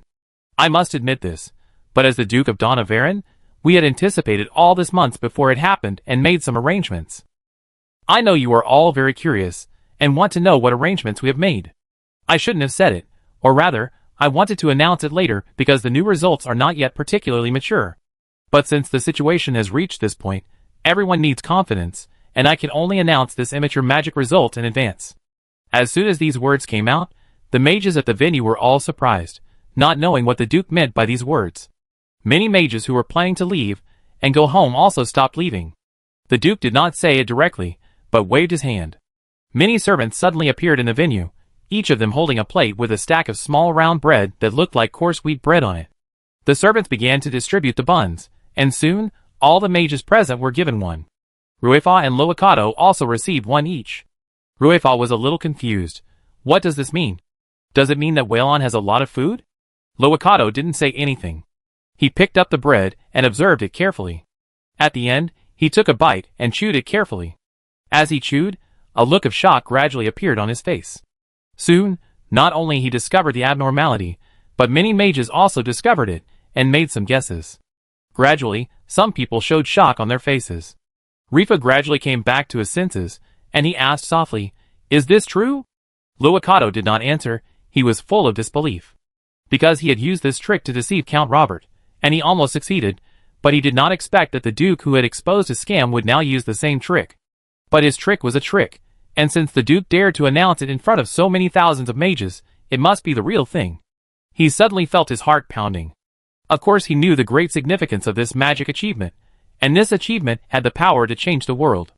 Then, the Duke's voice came from the podium. Yes, we Whalon accidentally obtained an arcane conversion array, which can obtain arcane power on a large scale.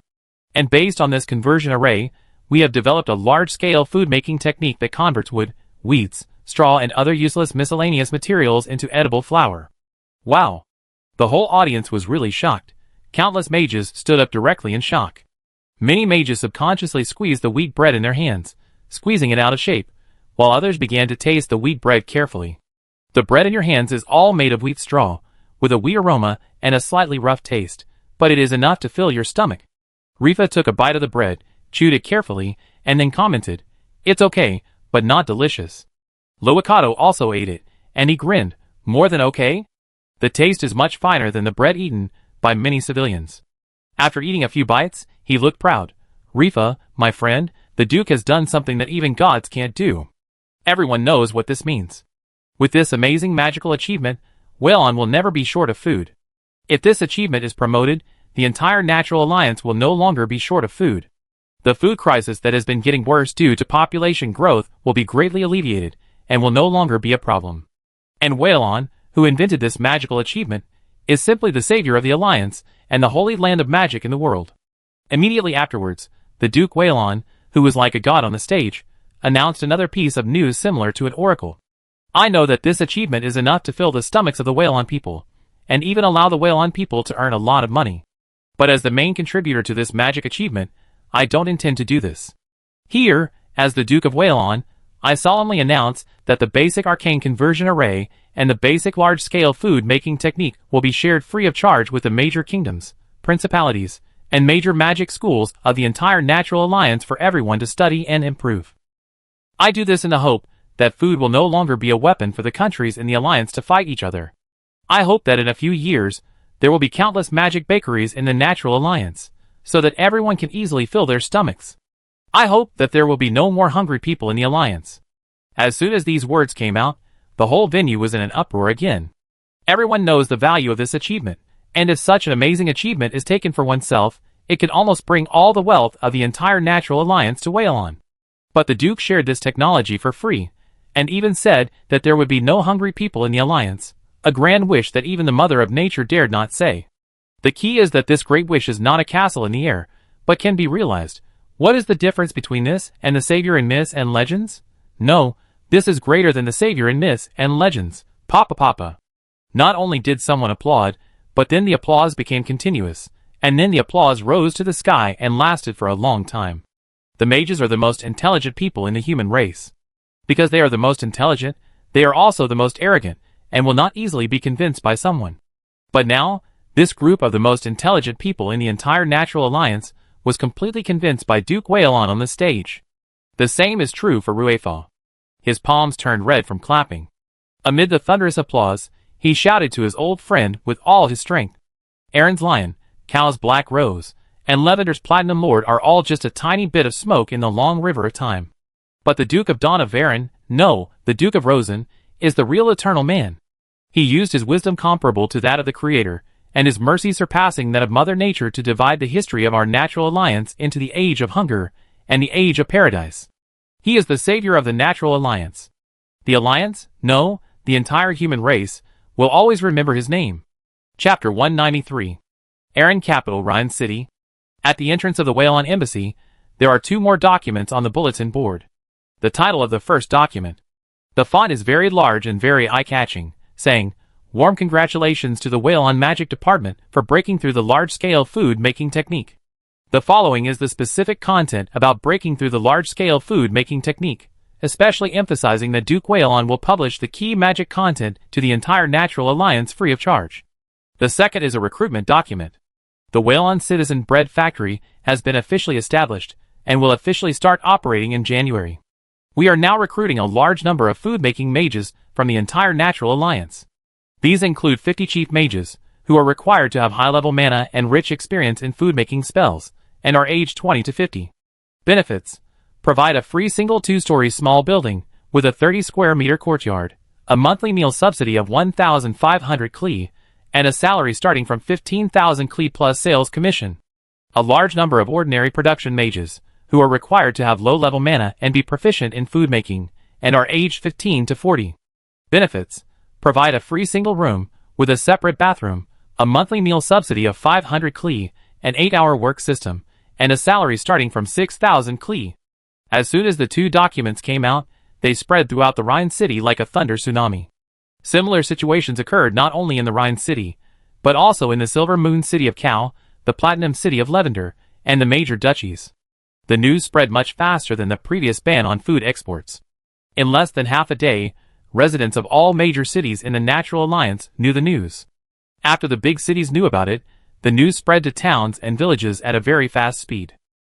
The next morning after the news was announced, the grain prices that had soared to the sky due to the export ban fell sharply, and they could not be stopped, falling more than 10 times faster than the ebb tide. The night before, a ton of potatoes cost 20 ogs to buy, but the next morning, it was cut in half, only less than 10 ogs. People had only one thought in their minds.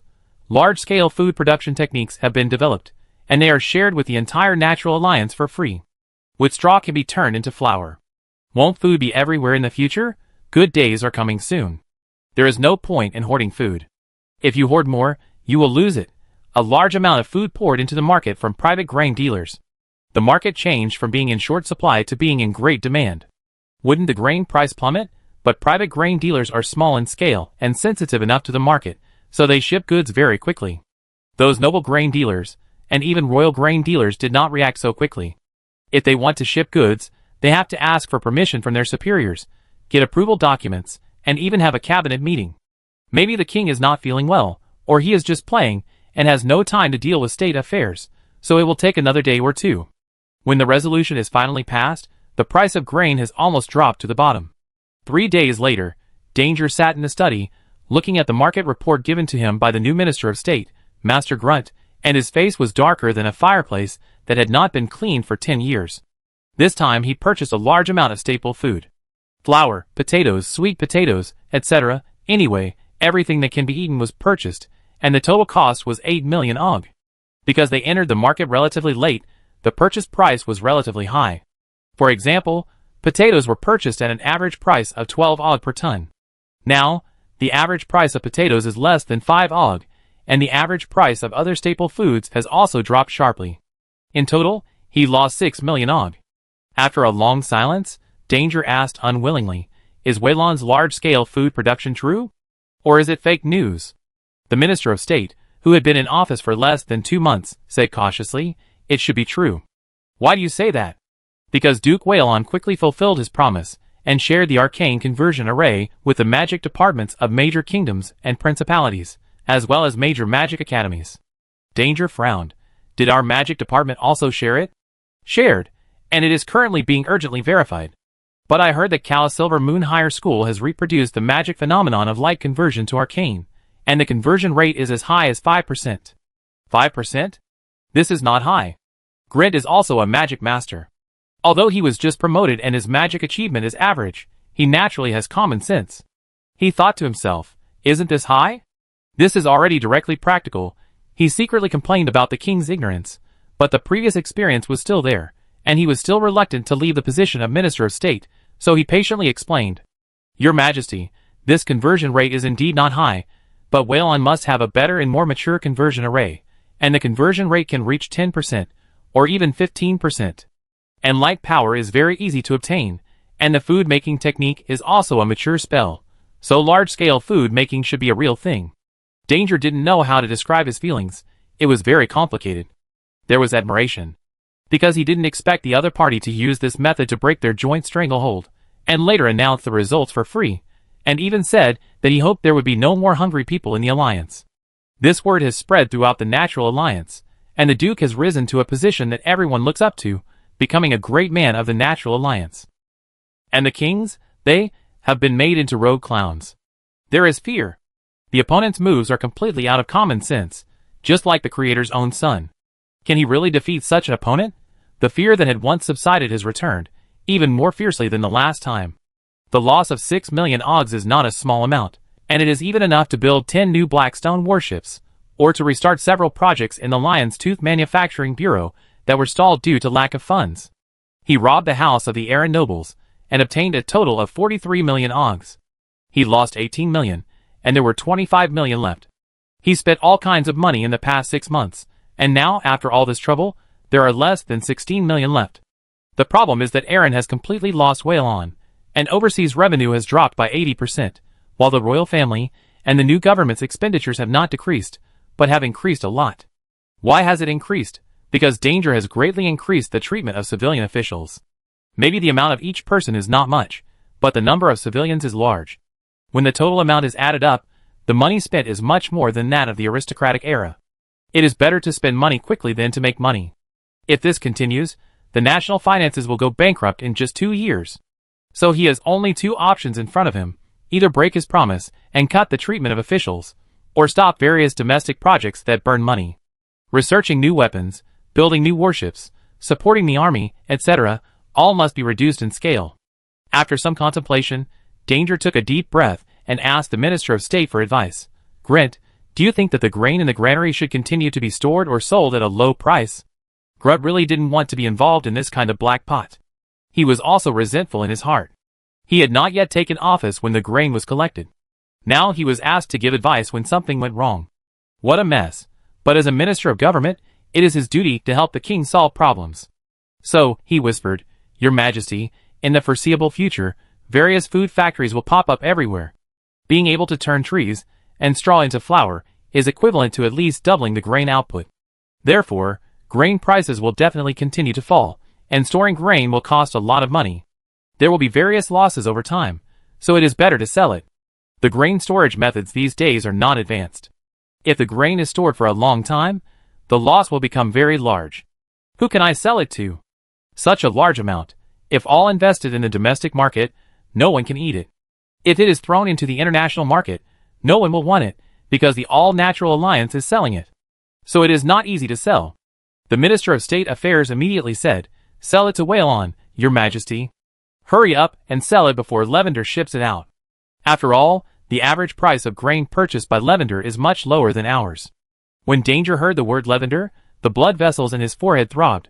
I am so stupid that I actually did such a shitty thing with that damn little king. But he was unwilling to sell it to Whalon at a low price. First, the other party might not accept it, and he would have to beg to sell it in the end. Second, he couldn't swallow this breath, because this matter was equivalent to him spending money to buy grain and then giving it to Whalon. As long as he thought of this, he felt as uncomfortable as swallowing a fly. He thought for a while and said, Or, why not just use this grain to make wine? The Minister of State Affairs whispered, Your Majesty, I have contacted major domestic wine merchants. They can only take 20%, and I hope Your Majesty can give a preferential low price. Danger's face began to gather a storm. Isn't the price low enough now? It is low, but with such a large quantity, I hope it can be lower than the current market price. Danger was annoyed and said angrily, This group of greedy merchants, I think they are itching to scratch their necks with a knife. He now has no good feelings for all merchants, especially Levender merchants. All of them are bastards. You contact domestic merchants, grain merchants, wine merchants, pig and cattle farmers, anyway, as long as they use grain, contact me. Let them take my grain according to half of what I originally took, no, 60%. Make sure to take all this grain, and each county will have its own tasks. Any official who dares to refuse will be dismissed and replaced immediately. Any merchant who dares to refuse will be hanged. He would rather let this grain rot in the domestic market than let Duke Whalon get it cheap. The Minister of State was shocked. Your Majesty, you can't do this, it will cause trouble. What can happen? Danger's eyes were full of anger. I am in charge of the Lion Legion, tell me what can happen. Huh? The Minister of State did not dare to answer, and after hesitating for a moment, he nodded and agreed. Yes, Your Majesty, I will convey your order now. Danger continued, Don't leave in a hurry, there is one more thing. After saying this, the voice of the Lion King became much deeper, and his pair of emerald green eyes flashed with a fierce light of choosing people to devour. Go and count the Levender people in Erin, quietly count the number of people and assets, and count them all clearly. He will soon be short of money, and must find additional income. The fastest way to make money in this world is to rob. Of course, you can't rob your own citizens easily, but you can rob the Levender people without any worries. Who asked your king to give me bad advice? Danger thought bitterly in his heart. Grant was startled and immediately understood Danger's idea. He wanted to persuade him, but was shocked by Danger's appearance, so he nodded respectfully, Yes, Your Majesty. He sighed in his heart. Levender merchants are really unlucky. There was just a wave of robbery in Whalon, and countless people suffered. Now Erin has to come again, and it can be predicted that Danger's methods must be 10 times more brutal than Whalon. Cow's situation is much simpler. First, the princes and princesses have little money and collect less food. Second, Cow itself is a little short of food. So, This matter became that the third prince and the sixth princess spent money to buy food for the people, which did not harm Cao's national strength, and even improved the reputation of the royal family. The only problem was that the third prince and the sixth princess had many bankruptcies. In order to fill the financial hole, the two sons of the king, who were originally quite rich, took turns to cry to their mother and begged her to let them go. After all, they were her own children, so Queen Cao raised her hand and let them pass this test. But although they passed the test, their vitality was really damaged, and they had no money to toss for a long time. Lavender. When the little king picked up the urgent document submitted by the cabinet, it was already 5 days later. The reason was that he had been hunting in the royal hunting ground recently. If it weren't for the cabinet ministers urging him, he would have to play for at least 5 days before coming back. After a quick look at the content of the document, the little king who had just turned 17 grinned. Hey, this duke is really capable. He can even come up with such a solution. The Minister of State, who came to report, was called Harold. He reminded, Your Majesty, we lost at least 15 million ogre in this incident. It's just 15 million ogre. The money is gone, but the grain is still there. Sell these grains to the major nobles in the country at a low price, and each noble will get some. Get back as much money as you can. The Minister of State frowned and reminded again, Your Majesty, about half of this money was borrowed from the major nobles and wealthy businessmen in the country, and it needs to be repaid. The little king looked up at the minister in front of him with an impatient face. Harold, are you done yet? If you have money, pay it back. If you don't have money, write them an IOU.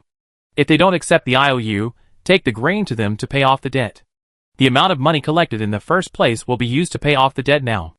We all did this together, so of course we all share the loss. Do I need to teach you this?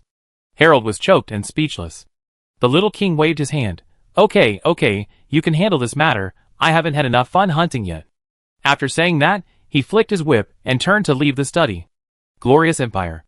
The news of large-scale food making was once again urgently placed on the queen's desk. She looked at the contents of the document and smiled gently. This little duke is quite capable of tossing, so you can toss well. Anyway, you won't be able to toss for long. She has obtained the other party's blood, and her grandfather has used various methods to carefully check and confirm that the other party is indeed the power of the initial 8 rings, and it is indeed difficult to improve. The power of the 8 rings, no matter how hard he tries, Duke Whalon will not pose a threat to the glorious empire. And the life of the godly father of the natural alliance is about to end. When he passes away completely, the natural alliance is just meat on the chopping board. At that time, she can play a few cards at random to force the little duke to the city of Medassalin. At that time, let him replace Duke Sistine and become her new national master. Chapter 194. Princess Lavender is 34 years old, but because of her promotion to the 4th ring of magic power, her aging speed has slowed down greatly. Because of the pampered life of the royal family, she looks only 25 or 26 years old. Her biggest feature is that her skin is very white, which is crystal clear white, just like mutton fat white jade. The whole person looks like a mutton fat white jade sculpture. The second feature is that her mind is very broad. It is not obvious when she wears a new bra. When her true face is revealed, it scares Rosen. How did Rosen see it? Of course, he saw it with his eyes. At this moment, he was in the room of the princess, discussing political cooperation with her. The reason why he wanted to provide political asylum for the princess was of course to deal with Lavender. He had won the food confrontation, and it was time to proceed to the second step, and the second step required the cooperation of the princess. The princess was a distinguished guest, and the matter was confidential, so Rosen took the initiative to come to her residence to discuss it secretly. According to the plan, he intended to have a secret talk with the eldest princess and Fujilola.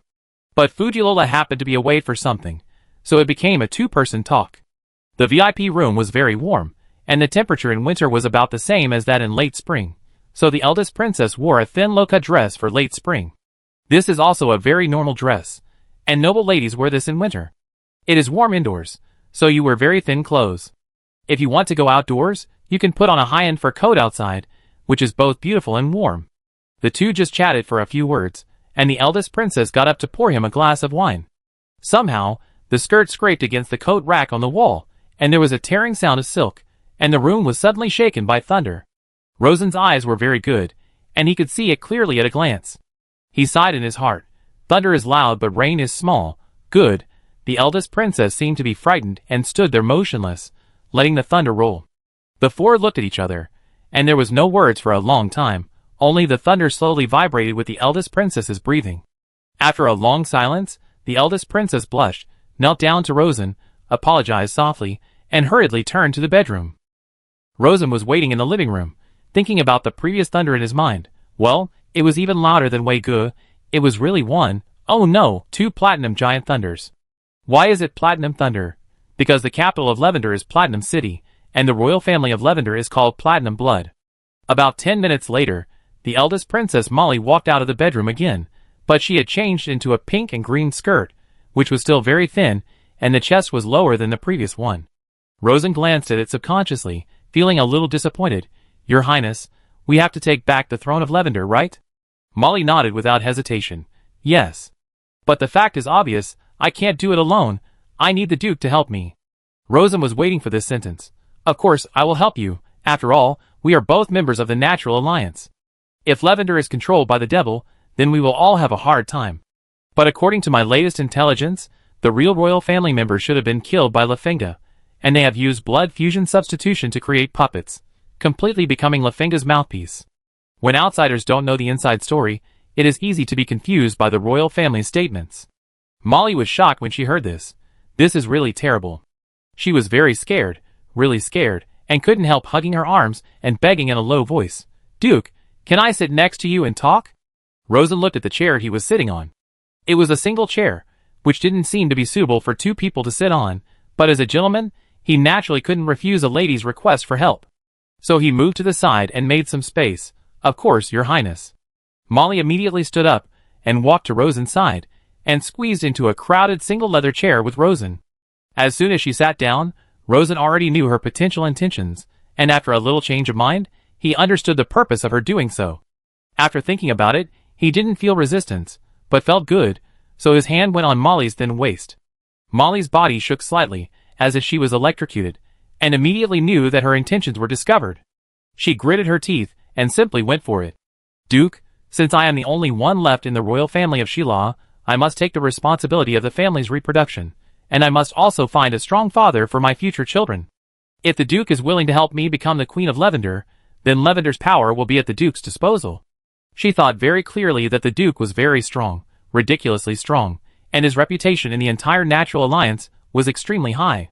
With his help, she would definitely be able to take Lavender back, but at the same time, Lavender would definitely be controlled by the Duke. But he was only a mortal after all, and it was impossible for him to control Lavender forever. When she was still alive, Lavender was naturally controlled by the Duke, but at the same time, he was also protected by him. When she, the Queen, grew old, her children and grandchildren would have their own concerns.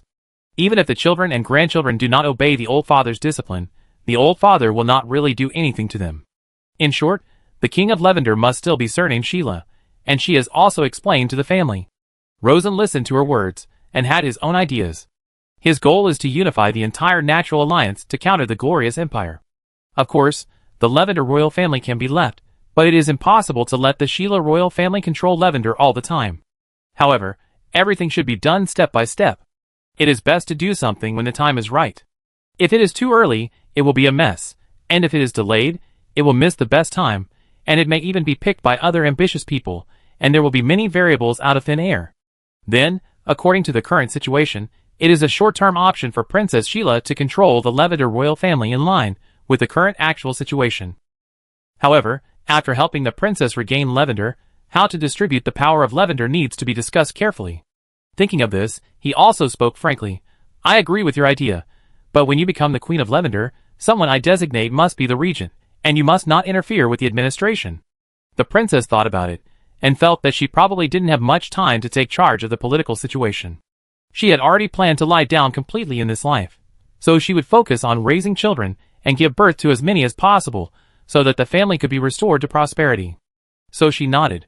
Okay, but I must have the final veto on how to govern. Rosen thought this was not good, but if the other party was the Queen of Lavender, but had no veto power, it would be no different from a puppet. In the early stage, I am afraid that the people of Lavender will be very resistant. After thinking for a while, he said, you can have the veto power, but you can't use it easily. You can only use it once a year. Twice. The princess bargained softly, with a pleading look on her face. Rosen didn't care much about the difference between once and twice, but this was his power, and he couldn't give it up for nothing. He smiled and said, "Your Highness, I can agree to your 3 vetoes, but shouldn't your Highness pay something?" Molly is worthy of being a master of magic, very straightforward and decisive. She knelt down in front of the sofa, and completely gave up her self-esteem to Rosen. Because she had no time to speak, she whispered in her heart at the same time, "Duke, is this enough?" Seeing the eldest princess of Lavender kneeling in front of him, and serving him so humbly, Rosen felt extremely refreshed. Aha, the taste of power is really fascinating. Who would have thought that the princesses of the 3 major powers in the alliance would be so submissive in front of him? Of course, Rosen knew very well that the other party was kneeling to the power he had, not the real him. But at this moment, there was no need to care so much, because he was now the embodiment of supreme power. So, just enjoy this moment. Raising his hand and gently stroking the eldest princess's thick light golden hair, he smiled and said, "Your Highness, I am very satisfied, so I agree to your request. But I also want to make it clear to you that if the times change in the future, and the people no longer support the king, then I will not resist the people's needs and forcibly suppress the rebellious people." The eldest princess is also a master of magic, and has a clear perception of the changes in the world. While trying her best to satisfy Rosen, she said, "I understand. If this happens, I hope the Duke will let the Sheila royal family continue to have glory, just like the glory of the Adrian family now." Ahem. It's good to have this clear understanding, so that the transition will be much easier in the future. Rosen smiled and said, "Of course, after all, the future Sheila royal family is also my descendants, and I will naturally let them live a good life." Although the eldest princess worked very hard, she was ultimately negligent in this way. In addition to the sense of spiritual conquest, the actual experience was not good. Soon, Rosen asked her to stop. "Your Highness, I need a mouth without teeth." Molly understood, and did it immediately. This time she was much more skilled, and it also freed her mouth to speak. "Duke, what exactly do you plan to do? Conquer with the army?" Rosen smiled slightly. "There is no need to do this at all. It is enough to question the blood of the little king." But he hit it perfectly. It is indeed perfect, but as far as I know, the reason why it is so perfect is because of the help of a magic potion. In short, as long as your Highness stands up and publicly declares the blood of the little king illegal, the rest will be left to me. After saying this, he couldn't help but comment, "Your Highness, I must say that the saliva in your mouth is very rich." He has never seen such rich saliva. Molly's cheeks were as red as fire. "Duke, there is one more thing. The next King Lavender must be our child." Rosen nodded. "There is no doubt about this." Molly was satisfied. No words for a long time. More than an hour later, Rosen left the princess's room, walked a few steps in the corridor, and saw the sage Fuji Lola with a head full of silver hair. She was watering the flowers with a kettle in the small garden of the VIP area. She looked at Rosen and smiled. "My Lord Duke, it seems that you have already reached an agreement." Rosen knew that the matter must have been planned by the sage. He walked to the corridor and stood with his back against the pillar. "Sage, you should know that the Sheila royal family can never completely restore its past glory." Fujilola nodded. "Of course I know, and I also know the Duke's ultimate goal. And I agree with the Duke's goal. After all, a scattered alliance has no future." Rosen was very satisfied and smiled. "I need information about the Lavender Palace, the more the better, especially a certain unlucky potion master who is imprisoned. Rescuing the imprisoned court potion master is also his promise to Wei Ge." Fujilola pointed to the book on the stone bench in the garden. "Duke, I expected this a long time ago, and have prepared it for you. Everything I know is in it, and it should be exactly what the Duke wants." What a wise sage. Rosen flipped through the book and was very satisfied, so he asked, "Sage, do you want to continue to participate in the continent's affairs, or just enjoy the glory?" "The latter. I am really old, I just want to live a quiet life, and don't want to fight with young people." Rosen nodded. "Then the sage can live in Swan Castle with peace of mind. If you don't want to stay in Swan Castle, you can also choose a place in Whale at will." "Thank you, Duke, Swan Castle is great, I like this place." Fuji Lola continued to pick up the small watering can and watered the flowers leisurely. Chapter 195. In the blink of an eye, half a month has passed. The last day of Weilon's Magic Exchange Conference has also come.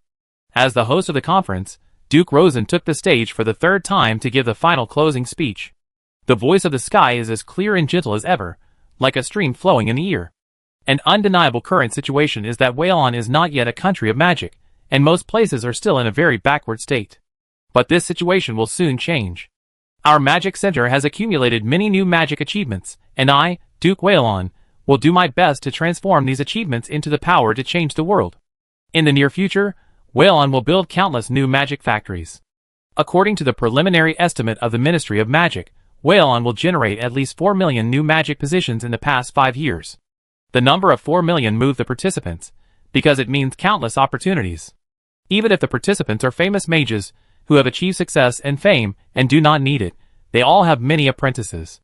Although there are some black-hearted mentors who exploit their apprentices, there are also a large number of mentors who sincerely hope that their apprentices can develop and achieve success and fame, so that their efforts will not be in vain. Therefore, everyone is very concerned. The Duke on the podium continued to report the data. At the same time, as the Duke of Waylon, I will try my best to increase the income of mages. I solemnly promise that among the 4 million magic positions, the lowest monthly income will definitely exceed 5,000 Klai.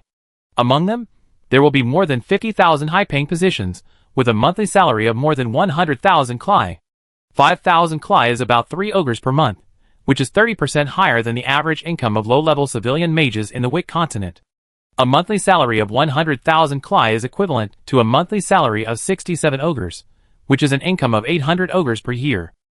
For the middle and large nobles, this is naturally not a glorious income, but for the small nobles and civilians, this is an extremely generous income, enough for them to live a very decent life. Many famous mages present are civilians. They have good results in magic, but they are not good at management, so at least half of them did not reach this income. More importantly, since the Duke made such a promise on such a major occasion, he would definitely try his best to guarantee this. So, many mages were moved. They also believed that Duke Waylon was telling the truth, and what they saw and heard in the city of Mondania these days also fully confirmed this. Loakato turned to his friend and said, "When the conference is over, don't leave in a hurry. I take you to see the Duke." Rifa's heartbeat slightly accelerated. Can this work? Everyone knows that this is an extremely precious opportunity. With just one word from the Duke, his fate can be changed, and he can save more than 10 years of struggle. However, Ruefa was not thinking about seeking benefits for himself. He wanted to take this opportunity to explain his thoughts on the political situation in Waylon to the Duke. He has been in Waylon for so many days. Not only did he participate in the magic conference, but he also carefully observed the situation in all walks of life in Waylon. He already had a lot of ideas in his mind. He thinks that Waylon is very good now, better than all other countries in the Natural Alliance, especially it is extremely friendly to civilians, but Waylon also has many potential risks. If these hidden dangers are not eliminated, Waylon will soon fall. Although he has only been here for less than a month, he already has great expectations for Waylon, so he hopes that Waylon can be better than it is now, and even become the perfect country in the world. On the other hand, Loakato was very proud of his friend's surprise, and laughed. Others certainly don't have this ability, but the Duke and I are old friends, so of course I can do it. After saying that, he added, "Of course, I can only take you to see it once. Whether you can seize the opportunity depends on your own ability." Rifa nodded repeatedly. This is good enough. Of course, he will seize this precious opportunity tightly. At this time, the Duke's voice came from the stage again. On the beautiful Swan Lake, a high-level magic school belonging to Waylon is being built, covering an area of more than 50,000 acres, and I will personally serve as the first dean of the school. The school will be completed in half a year, and it is expected to recruit 500 senior professors, 2,000 magic instructors, and 5,000 assistant magic instructors. The recruitment requirements are very simple. 1 is to come from the Natural Alliance. 2 is to have sufficient ability. 3 is to have good character. Other factors such as background, gender, and age are not considered. The treatment of the faculty and staff of the school will increase by at least 30% on the basis of the first-class magic schools in the Alliance, and the resettlement of the faculty and staff's families will be solved. If you are interested in teaching in the school, you can submit an application to Waylon's magic department after the meeting.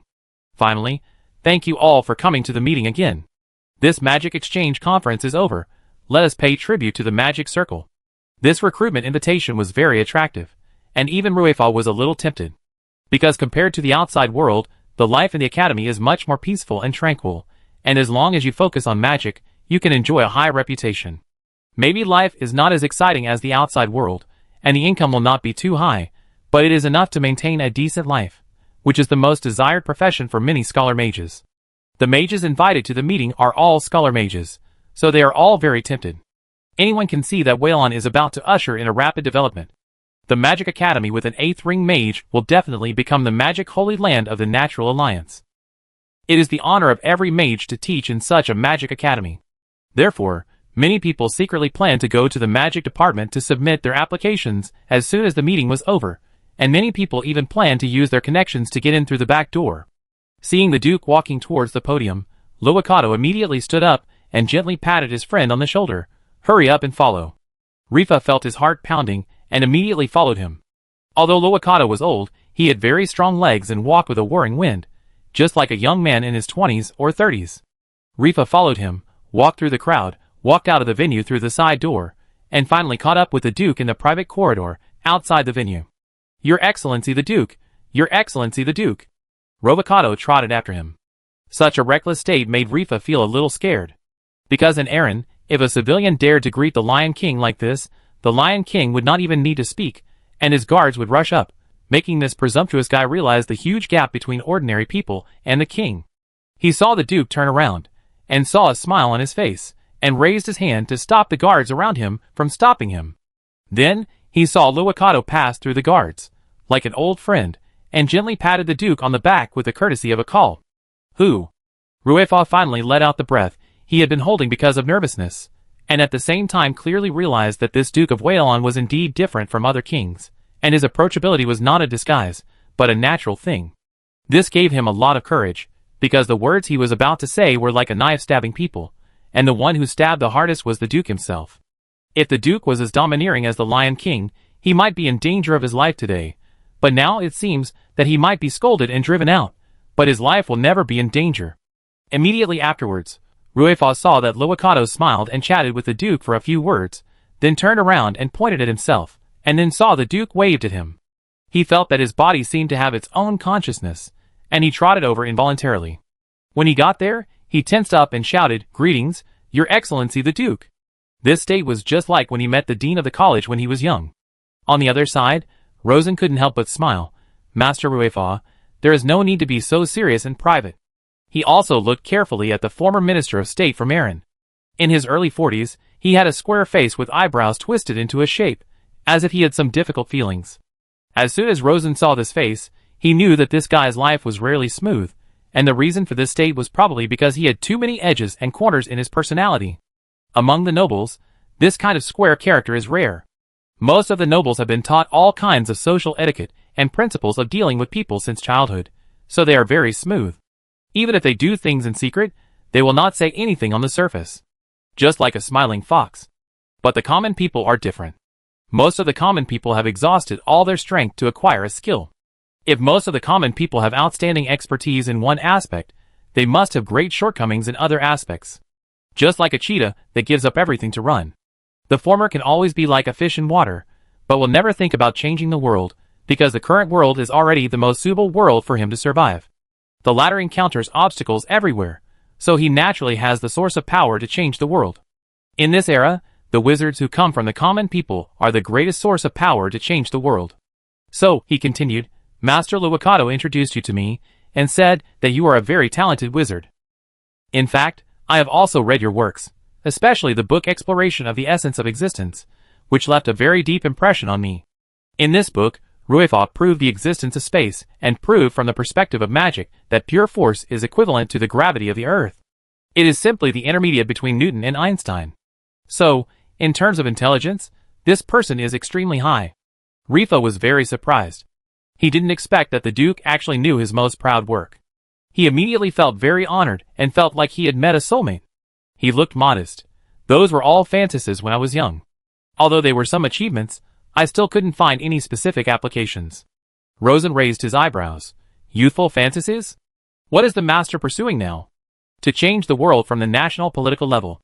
After saying this, Ruefa stammered, as if he wanted to say something, but he seemed to have not organized his words yet, so he was hesitant. Rosen understood at a glance and immediately said, "This is not a formal occasion, master. Please speak freely." Rifa gritted his teeth and really said it. "Duke, I have carefully studied the citizen participation system you proposed, and I have also heard you say that Waylon should belong to all Waylon people." "That's right, then what?" At this time, Ruefa found that Ruvocado was constantly winking at him, and he also knew why the other party winked at him, because he had discussed his views with him before. And the other party thought that the idea was good, but it was not in line with reality, and no noble lord would accept his point of view. Loacardo also thought that if he said these words in front of the noble lord, it would be a great mercy for the other party not to put him in prison. Ruefa certainly knew this. He would not dare to say it before, but his observations these days gave him some courage.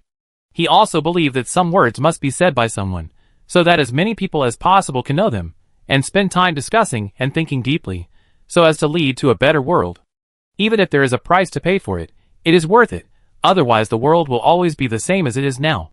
So, he ignored his friend's reminder, gritted his teeth, and said as tactfully as possible, "My Lord Duke, since everyone is a citizen of Whalon, then you and your family should also be citizens of Whalon, right?" Rosen nodded. "Yes, that's right, I have never denied it." Rifa continued, "First of all, I admire your political wisdom in dealing with the nobles of the northern county, but there is a legal problem in this." Cough, cough. Loacardo coughed loudly. He felt that if Rifa continued to talk, something big would happen. Rifa pretended not to hear. "That is, since the nobles have been stripped of the main political power of Whalon, what reason does the Duke have to continue to control the political situation in Whalon?" After saying this, Rifa was waiting to bear the Duke's anger. But he didn't wait for anger, but got a slightly smiling answer. Because Varen is still a duchy, to put it more clearly, it is the kingdom of the Duke of Dawn. My dukedom comes from the transfer of my wife, and is recognized by Mother Nature and the Adrian family, so I have the legal authority to rule Varen. Rifa was stunned, and after thinking carefully, he found that this reason was really impeccable, but he still felt that something was wrong, so he couldn't help scratching his head. Rosen now knew why this guy was dismissed by danger in a short period of time. Just this straightforward temper. The noble kings of the old times really couldn't stand it. Soon, Ruefa thought of an unreasonable point from another angle. "But Duke, you said that Varen Citizen Bank is a bank belonging to all citizens. The wealth stored in it belongs to all Varen citizens." "Yes, I said that." "Then according to logic, if you want to use this wealth, you should get the consent of all Varen citizens, but you don't seem to do so." Rosen certainly knew that there were loopholes in what he did, but he still had a way to defend himself. "I did not use it, because the gold was still in the vault. I just issued the bearer deposit certificate of the gold." Rafa was a little confused. He knew that this was definitely wrong, but he couldn't tell what was wrong. Rosen knew that he had met a guy who loved to argue. Such a guy may have very poor interpersonal relationships, but he can often become a thinker and expand the wealth of the human spiritual world. So, he also answered seriously, "Master Ruefa, it was the Whalon Citizens Assembly that gave me the right to control these wealth. Every penny I control has been discussed and confirmed by the cabinet meeting, and finally used to develop Whalon and protect Whalon's safety. Are you satisfied with this explanation?" "This explanation is much more reasonable than the previous one." Ruefa nodded slowly. "This is good, but there is still a small flaw." "Please speak." Rifa had thought it through a long time ago, so he said it directly. "Duke, as an 8-ring wizard, you must have many achievements of your own magic. Then according to the simplest principle of fairness, whoever works, whoever reaps, these achievements should belong to you personally, not all citizens of Whalon. I also believe that these achievements will definitely bring huge wealth. According to natural reason, a large part of them should be controlled by you personally, right?" Rosen understood. Master's idea is to distinguish between personal private property and government public property, right? Rifa's eyes lit up, and he nodded immediately. "Yes, that's what I mean. I think it is a great injustice for the ruler to confuse the concepts of the individual and the state in order to achieve personal appropriation of national wealth. Duke, you have made great contributions to Whalon, but you have not gained your own wealth from it. This is an injustice to you personally. If your descendants do not have your achievements in magic and wisdom, and cannot contribute to Whalon, they will inevitably appropriate national wealth for their own use, which is an injustice to all Whalon citizens." At first, he stuttered a little, but the more he spoke, the clearer his thoughts became, and the smoother his words became. When he finished speaking, Rosen clapped gently to show his appreciation. "Well said, Master Ruefa. Then, I want to ask, how to completely eliminate this injustice?" Rifa immediately said, "In addition to the distinction between public and private property, as you said before, various laws must be enacted to strictly prohibit officials from using their public power for personal gain. Because the power of officials comes from all citizens of Whalon, it should be used for all citizens. If it is used for oneself, it is essentially stealing the wealth of all citizens. If it is not prohibited, it will take a long time, maybe a few decades, to form a new aristocracy that actually exists. Their existence is more secretive and more terrifying than that of the old aristocracy, just like the borers hidden deep in the trees. When they are discovered, the trees have become rotten wood on the verge of death. This is a bit deep, and it will touch the interests of countless people, and naturally offend countless people. Rosen looked at Ruefa deeply. Master, I want to remind you that your approach is against human nature. Ruefa said without hesitation. To be precise, it is to fight against the low-level animality in human nature. The square face of this magic master was full of seriousness, and his voice was high-pitched, as if he was preaching the truth. I think there is low-level animality and high-level divinity in human nature. If a person succumbs to animality, he must be a mediocre person, and his fate will be manipulated and controlled by others all his life, and he will never achieve anything great. Similarly, if a country composed of countless people succumbs to the animality of its citizens, it must be a mediocre country, and it is only worthy of being a slave to a powerful country and being manipulated by it as a chess piece. Only by suppressing animality and pursuing rational divinity can people become saints, and countries can become great countries that control their own destiny, and even dominate the destiny of the weak. Rosen applauded again and praised. Well said, Master Ruefa, really well said. This guy is really a sharp knife. This sharp knife from Aaron is not for external enemies, but for the inner demons of the country.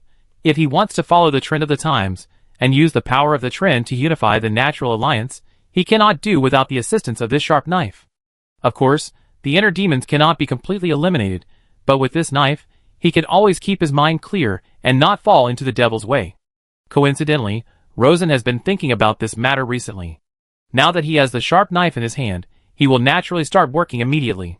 So he said, Master Ruefa, my cabinet lacks an inspector minister, and the current Whalon government also lacks a formal inspection department. The establishment of the inspection department is to ensure that my Whalon government can always suppress the beast with divinity, and always be a government that seeks benefits for citizens. Master, are you interested in being the inspector of the citizens of Whalon? Rafa was delighted, but then he was startled. The inspector of the citizens of Whalon? Isn't it your inspector, the Duke? Rosen smiled. If it's mine, then who will inspect me? Ah? Rafa was shocked. He didn't expect Rosen to do this. He couldn't help but say, then my power would not exceed yours, the Duke? Rosen smiled. Master Rafa, ideals are ideals, and reality is reality. We should make reality as close to the ideal as possible, but this is obviously an impossible state.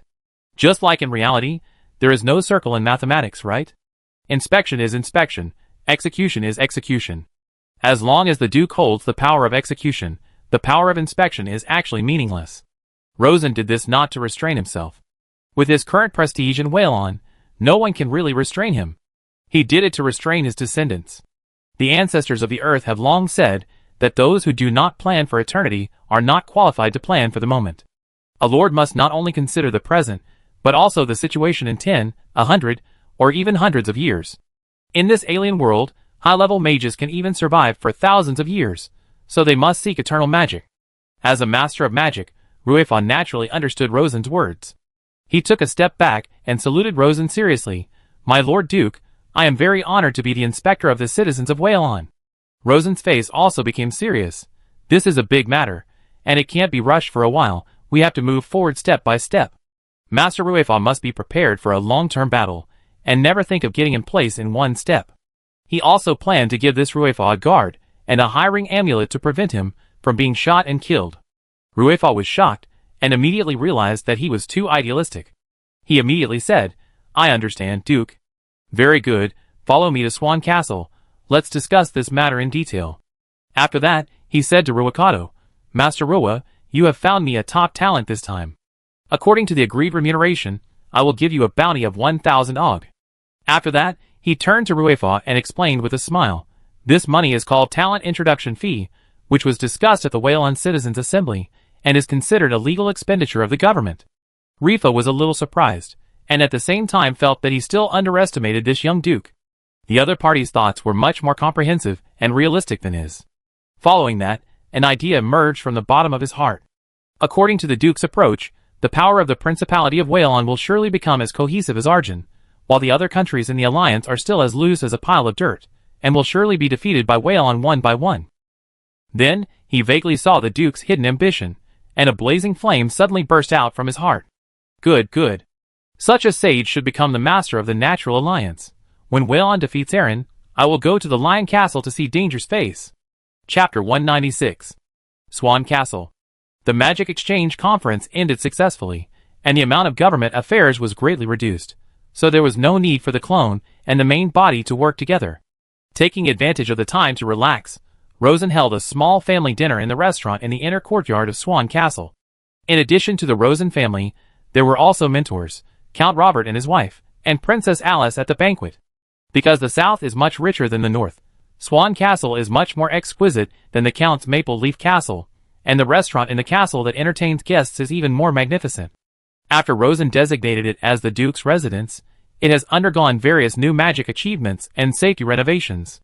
It is currently much more gorgeous than the Dawn Castle. Because it is too gorgeous, Count Robert is a little restrained. During the dinner, Rosen and Selena sat in the main seat, with Mrs. Saxon and her sister Evelyn on the left, and Count Robert's family on the right. This is a family dinner, so there are no strict rules. Everyone talked and laughed at the table, and the atmosphere was relaxed and lively. Halfway through the banquet, Count Robert asked, "Duke, I heard that you plan to divide the public and private properties of the nobles." At this time, Count Robert had completely lost his former reserve. When facing Rosen, he seemed cautious and even humble. Rosen was not surprised that the Count was well informed. After all, he was being watched by millions of eyes. If there was any disturbance, the whole city would know it in an instant. He did not hide it, yes, but it has nothing to do with the northern nobles, because you have already clearly divided public and private. It is mainly aimed at me, the Duke. The Count was relieved, but he was also confused. Duke, your control of Waylon is not legal and reasonable, right? Who is the blind guy who actually brought up this? There were more things he didn't say, because he didn't understand Rosen's approach. Other kings and dukes hated that their power was too small, and tried every means to fight for power. But this duke limited his own power? Rosen could certainly hear his subconscious meaning. In fact, his wife Selena didn't quite understand it, and was even a little dissatisfied with the mage Ruefa who brought up this matter, thinking that this guy was too nosy. Not to mention Selena, many people in the Waylon government, and the people were also unhappy. Government officials were unhappy because they realized that Ruefa would come to touch their cakes, and their lives would be difficult in the future. The people were unhappy, partly because they were secretly guided by government officials, and partly because of pure emotional output. They felt that this mage Eren was really nosy. They, the people of Waylon, loved to let the Duke manage them. You, the Eren people, didn't stay in Waylon, but you went to Waylon to point fingers at the Duke, which must have bad intentions. Rosen knew that this matter must be well unified, otherwise the supervision work of Mage Ruefa would not be carried out at all. The first step to unify the thoughts is to unify the thoughts of your family. A harmonious family brings prosperity. He took a sip of wine and said, "Actually, I proposed it myself, in order to keep up with the trend of the times. I have been in charge of Waylon for nearly a year, and I clearly feel that many thoughts that restrict the power of the king and the duke have emerged among the people. Not only in Waylon, but also in the Natural Alliance. Of course, it is still a minority now, but the voice is growing little by little. Since there is this trend, it should not be ignored. Otherwise, when the trend increases to a certain extent, it will have its own will, and we will naturally stand on the opposite side of this voice." The wind has already started from the tip of the green duckweed. If you wait until the breeze turns into a storm before taking any action, you are a complete fool. When that time comes, we will either be forced to change or fight against the tide of the times, and finally let Waylon be shattered in the fight against the torrent. I don't want this to happen, so I plan to guide this trend myself, thoroughly improve Waylon, and make our Waylon the most fair country in the entire Natural Alliance system, the most honest officials, and the richest people. Count Robert still didn't understand. When that time comes, it won't be too late to change. The Countess had a very good impression of Rosen, and admired him very much. Upon hearing this, she said, "Grant, don't use your short-sighted views to instruct the Duke." Count Robert felt that his self-esteem was damaged, and said with a wronged face, "Madam, I am also concerned." Rosen waved his hand. "Madam, the truth will become clearer the more you talk, so you should speak openly. It is not good to hide it in your heart." Hearing what he said, Selena also spoke openly. "My dear, doing this will greatly reduce the status of the Duke of Dawn in Varen." Rosen nodded. "It will indeed, but it is a way to truly preserve the glory of the Adrian family forever." After a pause, he said, "To be honest, I learned this trick from Mother Nature." "Ah?" Selena was stunned. Rosen looked around at everyone. More than 1,000 years ago, the Natural Alliance was a combination of politics and religion, and the Temple of Nature also had great authority in the world. The temple could easily depose and establish the king through oracles.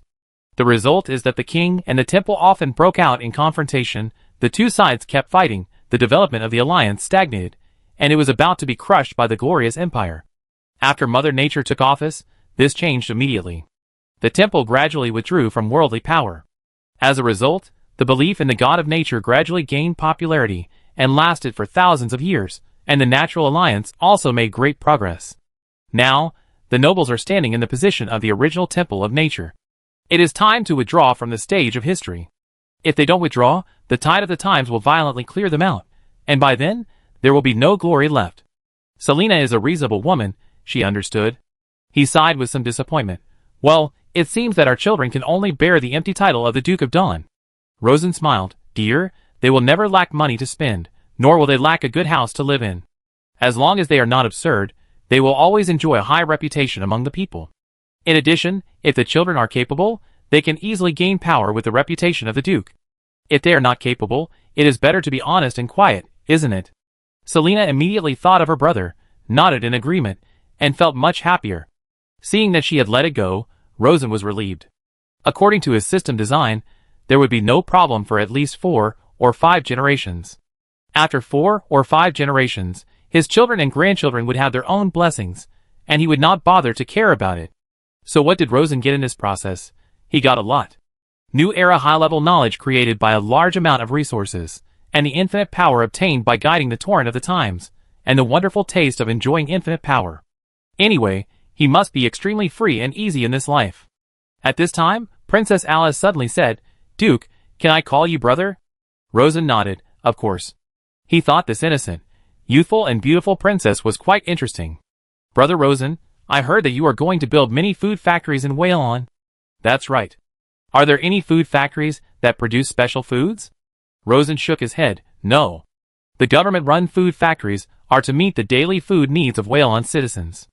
As for the pursuit of higher tastes, that is the business of various private food factories. If Sister Alice has any needs, you can apply to the Department of Magic for a conversion array, and let the instructor give it to you directly. The instructor smiled and said, Duke, since you said so, I will give you the best conversion array. Rosen smiled and said, No problem, I still have this autonomy. He knew that the instructor said this to the Earl, and in fact, of course, he would not give the best, but the best for civilian use. Alice's eyes lit up immediately, and she turned to the Earl and said, Father, let's open a fish factory. I have mastered more than a dozen delicious fish recipes. The Earl thought it was really amazing. After all the twists and turns, he actually opened a large-scale food factory. The Robert family really needed more pillar industries. He also knew that his daughter had a great interest in extraordinary food making and quite good talent, so he nodded. Since you like it, then open it. Alice was immediately overjoyed, as if her whole body was glowing. Compared with her liveliness, Rosen's sister Evelyn seemed much quieter. It was not that she was introverted, but that this sister was completely fascinated by magic. As she studied, she turned herself into a nerd. Rosen had nothing to say about this, just try to teach. After the family dinner, Alice did not forget Rosen's promise in Ruhr County, and immediately said, Brother Rosen, don't forget, you still have to guide me in my magic practice. The Countess immediately rebuked, Alice, the Duke is very busy, don't bother him. The little princess immediately pouted and said unhappy, but Brother Rosen and I agreed. The mentor immediately came to the rescue. Rosen, you must do what you say, why not fulfill your promise now, so that Alice won't keep thinking about it. In this case, Rosen could only agree, let's do this, dear mentor, and Alice, go to my practice room together. I have recently understood some secret methods of practice, and it's just right to guide them together. With their hard work and guidance, Selina and the mentor's mana strength has approached the peak of the 4th ring. Alice's mana has also reached the middle and late stages of the 2nd ring. He just wanted to try the secret method tonight to help the 3 girls break through the current ring wall directly. Of course, the main thing is to help Selina and the mentor break through to the 5th ring, because he plans to go to Lavender and may be away for 1 or 2 months. Let the 2 break through to the 5th ring, and we're hiring magic tools, which can greatly increase the self-protection ability of the 2 girls. As a result, Selina shook her head and whispered to Rosen in her mind, Dear Hugo, my chest is very swollen, I have to feed the two little naughty ones. The two little guys have not been weaned yet, and Selena's milk is particularly abundant. The two children can't finish it, and occasionally Rosen, the father, needs help. In this case, the three of them will go. As a result, just after walking a few steps, the mentor was stopped by Count Robert. Sister, we haven't seen each other for a long time. It's just right to go to the warm hall to have a good chat. Anyway, the Duke won't be gone for long. Rosen was startled, and immediately contacted the instructor in a secret message. Instructor, this is not very convenient. Alice is almost 17 years old, a big girl, and has developed very well. It will be bad for her reputation to stay alone in the secret room with him. The instructor obviously thought so too. He looked at his brother, but he didn't care at all. He immediately looked at his sister-in-law, but she didn't care either. She immediately understood the intention of her brother and sister-in-law, so she contacted Rosen in a secret message. It seems that my brother intends to give his daughter to you as a lover. Rosen was a little confused. Instructor, I personally think this is a bad thing. The instructor spread his hands secretly. I think so too, but since it is the intention of my brother and sister-in-law, I can't interfere. It depends on whether you accept it or not. Rosen looked at Alice, and the little girl seemed to be still confused, and looked at the instructor again. Teacher, I understand the Earl's idea. Why don't you tell the Earl about our relationship? He should give up this ridiculous idea. The teacher immediately glared at Rosen secretly. How can I say this? She was so ridiculous in secret that she couldn't make it public. Rosen was immediately under pressure. This is of course the benefit of power, but this benefit is a bit too much. Even a gentleman like him can't stand it. Alice was impatient and urged, Let's go, Brother Rosen. I've been waiting for this day. Finally, Rosen made a decision. Teacher, I have some practice skills that need your cooperation, so you can't leave. Since this is the case, although the Earl was secretly disappointed, he had nothing to say. So, Rosen, the teacher and Alice went to the underground practice room together. On the way, the teacher whispered to Rosen, I thought you also had feelings for Alice. Rosen whispered back, Teacher, it is normal men's nature to appreciate beautiful girls, but if Alice becomes my lover, how can we get along? The teacher's cheeks were slightly red. Rosen, just pretend nothing happened, and get along as you should. You have many girls, so this one is not bad. Rosen immediately said, Teacher, you are not a competent aunt. People hope that their nieces will live a happy life, but you hope that your niece will be a lover for your lover. The teacher smiled. I don't hope, but I don't care. After all, everyone has their own destiny.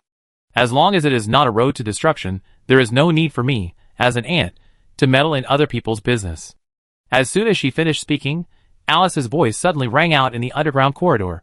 Aunt, are you and Brother Rosen together? Chapter 197. The corridor leading to the underground secret room was still brightly lit, but the slightly narrow and low environment, and the spiral staircase that went down made the environment seem very secretive. People often like to speak out some of their inner thoughts in secret that they dare not say in public. Princess Alice is like this. Facing her question, Anna, who was walking behind Rosen, blushed. She was silent for a few seconds, trying to calm herself down as much as possible, and then showed the dignity of an elder. Alice, what are you talking about? Alice's voice came from the end of the team immediately. I'm not talking nonsense. I found it with my eyes. Several times when Brother Rosen went to see you, you would find excuses to get me out of the way, just like my father and mother tried to get me out of the way when I was a child. I guessed what you were doing. Anna was silent, her face full of embarrassment. Rosen was calm, but found the matter very interesting. Aunt, Brother Rosen has been your apprentice for 10 years. Have you been with him for a long time? The girl's voice was full of curiosity and a hint of jealousy. Anna couldn't hide it, so she had to tell the truth. No, we have only been together for the past year. Well, Brother Rosen must be very powerful, right? Don't talk nonsense. What do you know as a child? He must be very powerful, much more powerful than my father. Because as long as Brother Rosen comes, you can be happy for several days, but my mother always complains that my father is just a show-off. Anna really didn't know how to continue this extremely embarrassing topic, so she said with a straight face, Alice, this is not something you should care about. Next, I will guide your magic practice. Alice was not afraid of her aunt at all. She was very afraid before, but she was no longer afraid after she found out the secret. Practice is practice, and chatting is chatting. Besides, I am not a child anymore. The tutor told me everything I should tell her. Aunt, I envy you very much for being with Brother Rosen. At this point, Alice turned to Rosen in the front. Brother Rosen, if I am willing to be your lover, will you accept me? Alice, be reserved, or I will be angry. Anna suddenly felt that she did not understand this niece at all. Alice pretended not to hear. Brother Rosen? Rosen thought for a moment and said, let's talk about cultivation first. This is a serious matter. The rest can be discussed when you grow up. I have grown up a long time ago. I will be 17 after the Wintervale Festival. Moreover, I am taller than my aunt and have a bigger heart. This is true. Alice is half a head taller than Anna. Compared with Anna's softness, her facial features are more delicate, like a doll. Although she has a doll-like face, her figure is very full. The breath of youth and beauty almost comes out from her dress. Her skin is crystal clear as if it is a shining jade. At this time, the three of them arrived at the cultivation chamber that Rosen specially built for himself, which was also the chamber he used to break through the legend. At this point, Rosen's thoughts were slightly shaken, and he immediately put away all distracting thoughts and his face became solemn. Okay, in this room, it is forbidden to talk about anything other than practice. He turned to look at the mentor and Alice, especially the latter, who had a solemn face. When the mentor introduced me to the sect, he said that every mortal has 1,000 kinds of troubles and 10,000 kinds of desires, but once you start practicing, you must use the sword of reason to cut off all distracting thoughts. Because at this moment, no one can really help you, you will face the magic circle alone. The mentor listened to these words, looked at the tall apprentice in front of him, and felt a strong sense of relief in his heart. Although the relationship is ridiculous, although the achievements are far beyond mine, after all, he is the magician I have spent a lot of effort to shape. On the other side, seeing that Alice's eyes were still a little scattered, Rosen's eyes condensed. Princess Alice, are you ready to stop at the third ring and make being my lover your ultimate goal? If that's the case, then I have to tell you clearly that you can't be my lover, and then I won't guide you, you have to leave here now. Alice was startled, and a mist appeared in her big eyes. Obviously, no one has ever spoken to her in this tone, but she is still very smart after all, and quickly gathered her mind. I know I was wrong, Brother Rosen. Rosen nodded with satisfaction. Very good, now I look like a mage. Teacher, you go first. Lie on the cushion in the middle of the magic circle, and connect the magic ring with all your strength. Anna did it immediately. She had been meditating for many years, and was extremely skilled. In just 1 minute, she had successfully connected the magic ring. Rosen closed his eyes, and felt carefully. He clearly saw that the teacher's magic power had only reached the middle and late stages of the fourth ring, and there was still a distance from touching the ring wall. If it were in the past, Rosen could only wait patiently and let the teacher continue to practice until he touched the ring wall. But now, he has a secret method to help the teacher quickly increase his strength. That is to use the power of faith that Mother Nature handed over to him. The power of faith is very wonderful. It is a very pure and very strange power. It has many wonderful uses. One wonderful use is to listen to the believers' voices. Of course, to listen clearly, you must break through the 11th ring. For example, Rosen can listen clearly now, and if he wants, he can even respond to the believers. Not only in terms of information, but also in terms of power, such as giving power to believers. Of course, this matter is not yet mature, and Rosen is currently studying it. Another wonderful use is to directly increase the strength of the soul, and there are almost no side effects. The Mother of Nature's power of faith is actually not much. In terms of the total amount of power alone, it is of little use to Rosen, but for low-level mages, this power is quite powerful. Rosen's thoughts condensed, and with the legendary mage's super sensitivity and strong control of power, he poured a pure power of faith into the mentor's soul. In an instant, Anna felt the change, and her soul fluctuated. Rosen immediately said, Teacher, don't think about anything, focus on practice. The soul fluctuations gradually subsided. Rosen continued to infuse. In less than 10 minutes, Anna's soul strength was infused to the extreme of the fourth ring, helping her touch the ring wall of the fifth ring. What needs to be done now is to upgrade the ring. The hard condition for upgrading the ring is extremely high practice efficiency. If you can't achieve it, you will be stuck for life. If you achieve it, you can easily upgrade the ring. In terms of specific practice techniques, the instructor has also reached perfection, and there are almost no flaws.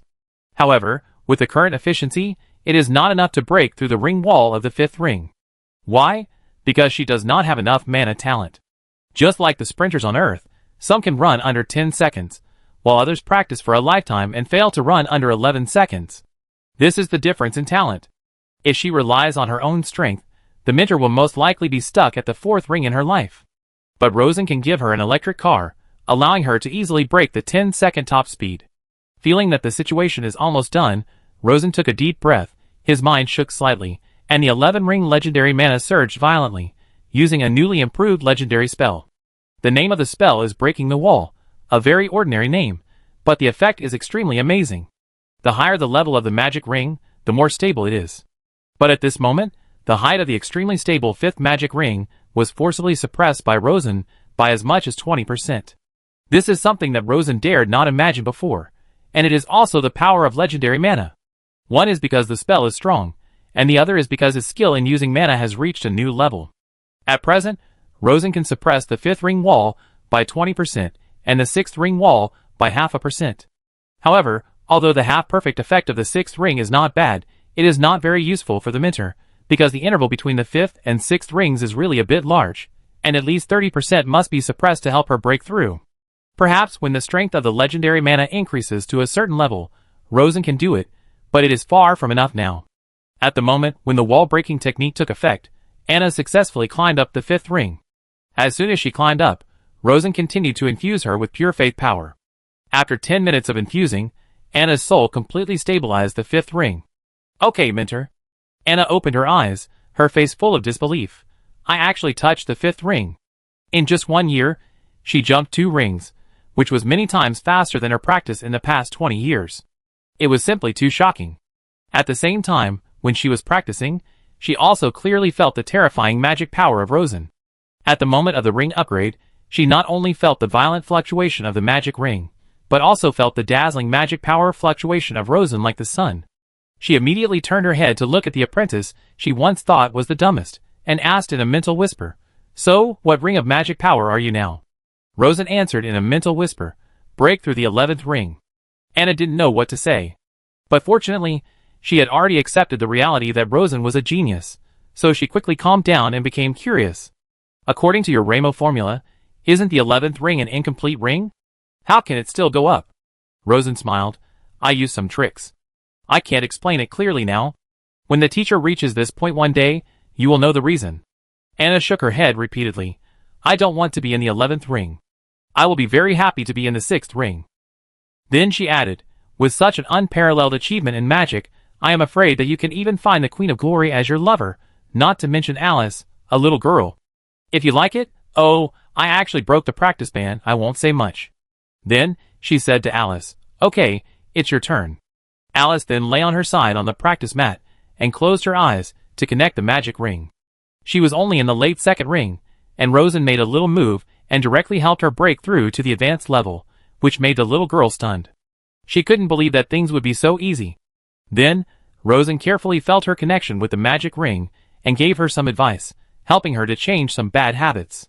As a result, her practice efficiency increased by more than 10%. Her magic talent is quite good, even slightly better than her mentor Anna. If she practices at this efficiency, she will be able to break through to the 4th ring master when the time comes. It was an hour later, when the 3 of them left the practice room. Walking in the corridor again, Alice said with a firm face, Brother Rosen, I have decided to make becoming your lover my life goal. Anna smiled bitterly, holding her forehead, feeling that she could not keep up with the thinking of young people. Rosen couldn't help laughing, thinking that the girl had grown up physically, but her mind was far from it. Let's talk about it in a few years. No, I will be old in a few years. The girl was very decisive, and walked a few steps behind Rosen. If you agree, we can do it in this corridor. Anna reminded, Alice, I'm still here as your aunt. Aunt, you can just give me some pointers. Anna held her forehead again, and this reminded her of Selena, and then said, Rosen, if you want it, just do it. Other men are unreliable, and she, as an aunt, will stop them, but she, as an apprentice, is very reliable, so she doesn't plan to stop them. Rosen looked at the girl carefully, and he also felt something. After thinking for a while, he said, It's so uncomfortable in the corridor, let's go to another secret room, that's my lounge, there's a bed inside. Soon the 3 of them changed places. After arriving at the end of the field, Alice was very proactive, and she succeeded in a short while, and she didn't even ask Anna for advice. Anna watched for a while, and became interested. So, some incredible and absurd wonders happened in the secret room. Another hour passed before the 3 of them came out of the secret room. Alice, this is a secret. Others may be able to see it, but you can't spread it everywhere, understand? Alice nodded lazily. I understand. Just like in court, if you don't plead guilty, you are not guilty. Rosen knew as soon as he heard it that the little girl was very stable, worthy of being a young lady of noble birth. He whispered to the Minter again. Minter, I have to go to Lavender recently, and it may take more than a month. Of course, I will still remotely control the puppets, but you have to worry more about the situation in the industrial zone. Lavender? Why do you suddenly go so far? Rosen smiled slightly. Going to get a large enclave for Whalon is also a key step in unifying the alliance. Chapter 198. Late at night, Rosen was lying on the bed, with his wife Serena sleeping beside him, and two baby beds lying side by side not far away, with two growing babies in them. It was very late at night, and Rosen closed his eyes, but his consciousness was very clear. He had not slept well recently because he had been connected to the 11 rings. Legendary power has a characteristic, which is that it must be replenished at all times. Because his soul strength is too high, it exceeds the highest ring pressure of the ring. In other words, it exceeds the upper limit of the rules of the world. This means that the speed of his soul disintegration has greatly accelerated. Once the ring connection is disconnected, his soul strength will automatically drop back to the extreme of the 10 rings in a maximum of 1 month. Just like an airplane in the sky without engine power, it will fall down. Once it falls back to the 10th ring, he will lose his commanding vision, and he will also lose his fine perception and control of power. If there is no opponent, then he will fall. But this is a time of trouble, with demons watching, so he can't drop. So he has to keep it connected. This will naturally put a lot of pressure on the soul. If it were an ordinary mage, he would have to retreat to the 10th ring at most after 1 day, but Rosen relied on Lai Fu's assistance to overcome this. But he didn't completely overcome it, and the pressure still exists. The main reason is the soul shock caused by the soul-burning secret method. His plane is autopilot, but the engine noise is very loud, and the fuselage vibration is also very strong, just like sitting on a massage chair. Massage chairs may be comfortable to sit for a while, but if you sit for 24 hours a day, you will not sleep well. According to Naya, demons can enter the 11 rings, and once they find me, they may attack me. Although Naya taught some ring fighting skills, they are used desperately, so it is better not to meet. Therefore, for both comfort and concealment, the soul-burning secret method must be optimized. Rosen has been doing this for a while, and today is almost the end. The vibration shielding structure is still not perfect, and needs to be greatly enhanced. A single spiritual power combustion chamber is too large, and the combustion intensity is too high, so I changed it to multiple combustion chambers, and carefully designed the relative position of the combustion chambers, which not only reduce the intensity, but also allow the vibrations generated by each combustion chamber to offset each other. The operation of the spiritual power pump is almost the same. Just add a few more pump chambers, reduce the strength of a single pump, and use the number to obtain the total amount. These are structural adjustments based on existing knowledge, with low difficulty, and they have been prepared for a long time, so the speed of change is very fast at this time. With continuous optimization, the soul vibration became noticeably softer and lighter. Gradually, it was almost imperceptible. But Rosen himself could not feel it, but it did not mean that the demon would not feel it. After all, the other party was a native void creature. Just like the beasts in the forest, they had far more sensitivity than humans. Therefore, Rosen did not use his own perception as the criterion, but asked Lai Fu to judge with objective data. Objective data showed that it was not enough now. So continue to optimize. In the end, the soul vibration caused by the soul-burning secret method was even more than 90% lower than the vibration caused by the zero-ring light technique, and its impact on the magic ring was so small that it was almost negligible. Any movement in the magic circle is louder than the movement caused by Rosen. This should be enough now, and I can sleep well. But he soon had a second worry.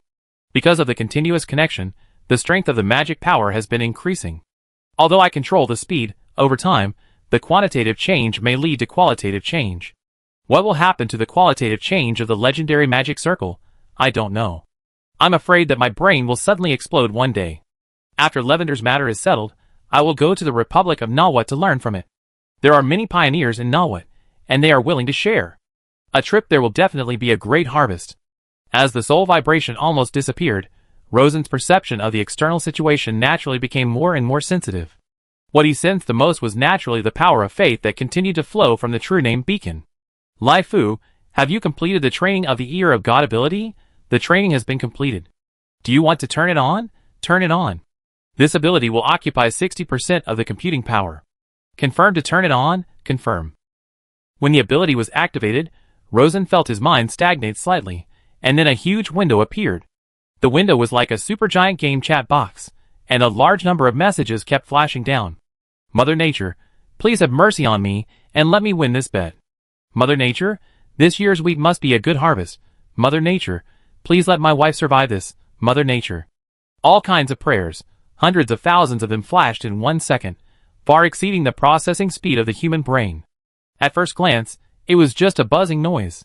But after being promoted to legend, Rosen listened carefully and could hear the specific content of the sound. But at the same time, at most 3 or 4 messages can be heard. As it is now, Lifu can hear everything clearly. After looking at it, Rosen said, Lifu, block the weak links and leave only the strongest and most stable 10%. Save computing power. It has been blocked, saving 95% of computing power. The chat box suddenly became much quieter, but tens of thousands of messages can still flash by every minute. These messages represent the strong prayers of believers, which not only represent the piety of faith, but also represent the strong soul of the believers themselves. Rosen did a little statistics and found that the average soul strength of believers is about 1 ring. The average piety is divided according to 100%. From 1 to 100, it can be scored about 60 points. But it is still too much. After thinking about it, Rosen continued, block again, leaving only the highest 1%. It has been blocked, currently only occupying 0.5% of computing power. The chat box has become more quiet, and less than 1,000 messages flash by every minute. After counting again, it was found that the average soul strength of the believers reached the 2nd ring, and the average piety could score 80 points. From the content of the prayer, it can be seen that at least half of these believers are priests of the natural temples in various places. This group of people should be the core believers of the natural religion. What is the use of this? Of course, it is very useful. It may not provide much faith power for Rosen, but this is a real-time intelligence network scattered throughout the Natural Alliance. Rosen continued to order, Lifu, filter out the voices from the believers of Lavender. The chat box suddenly flashed, and a separate chat box appeared, with an average of more than 200 messages flashing per second. Lavender has a population of 110 million, and now it is more than 1 o'clock in the morning. After deducting 99% of the information, there are still more than 200 pieces of information flashing in 1 second, which shows that the base of believers is still very large. Rosen selected a piece of information with the highest intensity and carefully observed its power of faith. Not only is it strong, but it is also very stable. The power of faith decays very slowly with the distance in space, and it has strong penetration. It can penetrate everything like gravity, and even cross planes. Therefore, I should be able to locate the soul of the praying person through the power of faith. He thought so and did so. After a while, he successfully located the soul of the praying person and learned the other party's identity in the secular world from the content of the prayer. In the western suburbs of Lavender Platinum City, Sister Chin of the St. Ambrina Monastery, a soul at the peak of the 4th ring, is 39 years old and has been in the monastery for 22 years. She has always maintained her virginity and has an extremely firm faith. Her prayer is, Merciful Mother of Nature, my heart is experiencing a storm. I witnessed a brutal massacre in the wild forest. The victim was of noble status. He asked me for help before he died, but I was afraid to lend a helping hand and could only watch him being killed by the mob. Mother Nature, I violated your teachings. I feel extremely ashamed and hate my cowardice. Please tell me how I should redeem the sins of my soul so that I can restore peace of mind. Rosen was surprised. It was still a murder case. After thinking about it, he followed this stable thread of faith and set back a newly developed faith spell according to his latest understanding of the power of faith. The spell is called Warm Heart. It doesn't have much effect. It just makes people feel warm in their hearts. The power consumed is also very small, even less than 1/3 of the power of faith provided by the other party. With the transmission of this faith spell, the faith thread from the elder nun suddenly became more than twice as thick, and at the same time, a voice of great surprise came. Mother of Nature, is it you? Did you hear my words and forgive my sins? Rosen exclaimed. Good guy, the power of faith can be raised so much. This is far beyond his expectations. He subconsciously wanted to reply with specific information, but at the last moment, he held back. Because of mystery, there is awe. Because of awe, there is faith. If I say it too clearly, I will not be a god, but a human. So, I have to raise the tone and only respond to vague emotions and some imperative thoughts, as well as specific faith spells. Use vague emotions to hint at the other party. If the other party doesn't understand, use the command thought to tell the other party what to do. As for the reasons and details, there are none of them. The believers have to fill in the blanks themselves. Finally, use specific faith spells to show your miracles. Where does the power of faith spells come from? Of course, it comes from believers. From the absolute strength of the power, the faith spells seem to be not strong enough, but because of the super high order level of the power of faith, it has magical uses that other low-quality powers cannot match. For example, it can directly help people improve their soul strength. For example, you can use your understanding of the structure of the human body to create magical healing spells. For example, you can repair soul trauma and make people feel happy and peaceful. Well, in order to save energy, and to avoid worldly karma, and finally to match the teachings of Mother Nature, I will take comfort and treatment as the core of natural magic. Thinking of this, Rosen sent a vague emotion of whip to Sister Cheen. Cheen was very smart, and understood immediately. Mother Nature, you did not forgive me, but asked me to bravely expose the murderer? Rosen immediately sent an emotion of affirmation. After sending it, he felt that there was a suspicion of instigating people to die, so he immediately sent a thought of patiently waiting for the opportunity. After sending it, he sent another warm the heart. The elder sister was immediately made to cry by Rosen. Mother Nature, thank you for your kindness, thank you for your care, I know what to do now. Her power of faith doubled, and lasted for half an hour before gradually fading away, but it never completely faded away. There was always a trace of power connected to the true name beacon, and it was very stable. Rosen found it interesting, and carefully observed other believers, and found that there were similar phenomena, but the connection strength was far less than Sister Jean. He calculated a little and was shocked. This seems to have a promising future. The number of natural believers is so huge, if he manages the church seriously, he may be able to increase the amount of power of faith to hundreds or even thousands of times now. The current power of faith is very weak. It doesn't matter whether it has it or not, but if it is increased by thousands of times, it will be completely different. Even if there is no soul-burning secret method, he doesn't have to keep connecting to the magic ring. It is enough for him to maintain the legendary power. Moreover, if the natural sect is really expanded, it will not only be an extremely excellent intelligence organization, but also an extremely outstanding guide for social opinion. Think about it. A single sect with a true God behind it, and not participating in the secular power struggle, when the time is right, will send down an oracle and declare him as the natural emperor. That is simply destiny. Oh my God, if this is really done, then I can't help but be the emperor. Think about it again, there are so many nuns and female believers, there must be many graceful ones among them. Cough cough. This is an evil way, so stop here. The more Rosen thought about it, the more he felt that this matter had a chance. But he had to be very careful to avoid the situation where theocracy interfered with the secular world. After careful thinking, he came up with a core purpose. The secular world belongs to mortals, and the soul belongs to God. In modern countries, everyone is very busy, and all kinds of complicated religious rituals are avoided if possible. The temples are not expanded, and simplicity is advocated. Let a group of pious and ascetic monks maintain the sect, and try not to interfere with the secular world. Only when mortals are confused, in pain, fear, etc., and controlled by negative emotions, warm the hearts of mortals and serve as a lubricant for all levels of modern society, and don't cause intense friction and internal consumption for no reason. I definitely can't do this. I have to train live food to create an ability specifically for responding to believers. This ability is called Natural Godhead. Thinking of this, Rosen immediately began to set various training parameters, then access the massive amount of believer data received by God's ear, and then began to train a new ability. After doing all this, Rosen gathered his thoughts again, temporarily turned his mind away from the natural God religion, and began to check the second ability he asked Live Fu to train. This ability is called Graphic Translation. It is to translate the situation in the real world in real time through the various fluctuations and ripples that appear in the magic ring. As the ability is activated, there is an additional window in Rosen's vision, in which he can see the details of the magic ring fluctuations when he is at the top of the 11th magic ring. With Rosen's current ability, he can detect the fine magic ring fluctuations within a range of 100 kilometers. Or to be more precise, if someone releases a spell with a strength of 0 ring or above within 100 kilometers, he can see it through the ripples of the magic ring.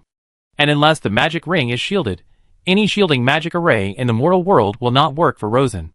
However, the brain power of mortals is very limited, and there are countless ripples in the magic ring within 100 kilometers, which the human brain cannot see at all. But after training, Lai Fu can see it.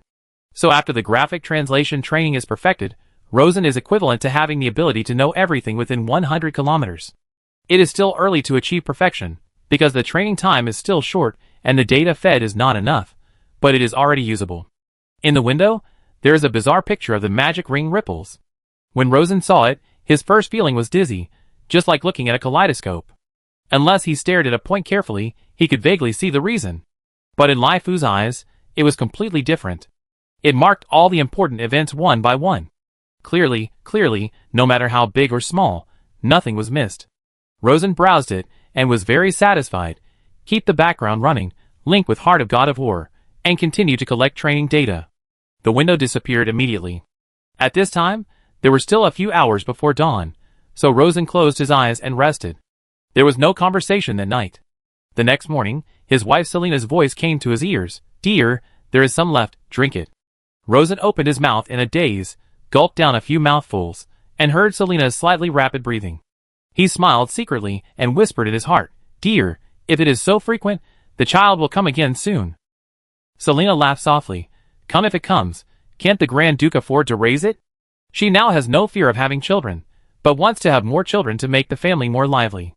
Rosen certainly doesn't mind having more children, so he turned over and galloped. After finishing, he whispered, "My dear, you now have the power of the 5 rings.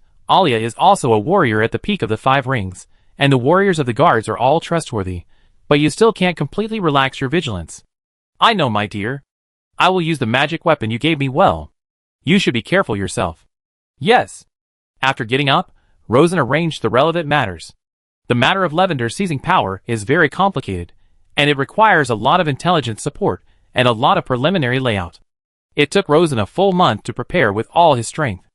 A month later, with the feeding of massive data, Rosen's natural godhead training has achieved some success. The results are also extremely significant, and the power of faith he gained has skyrocketed tenfold. But under his careful control, the Mother of Nature responds to believers. This matter has not spread for the time being, and it has only spread among a group of devout believers, and has not caused obvious social impact for the time being.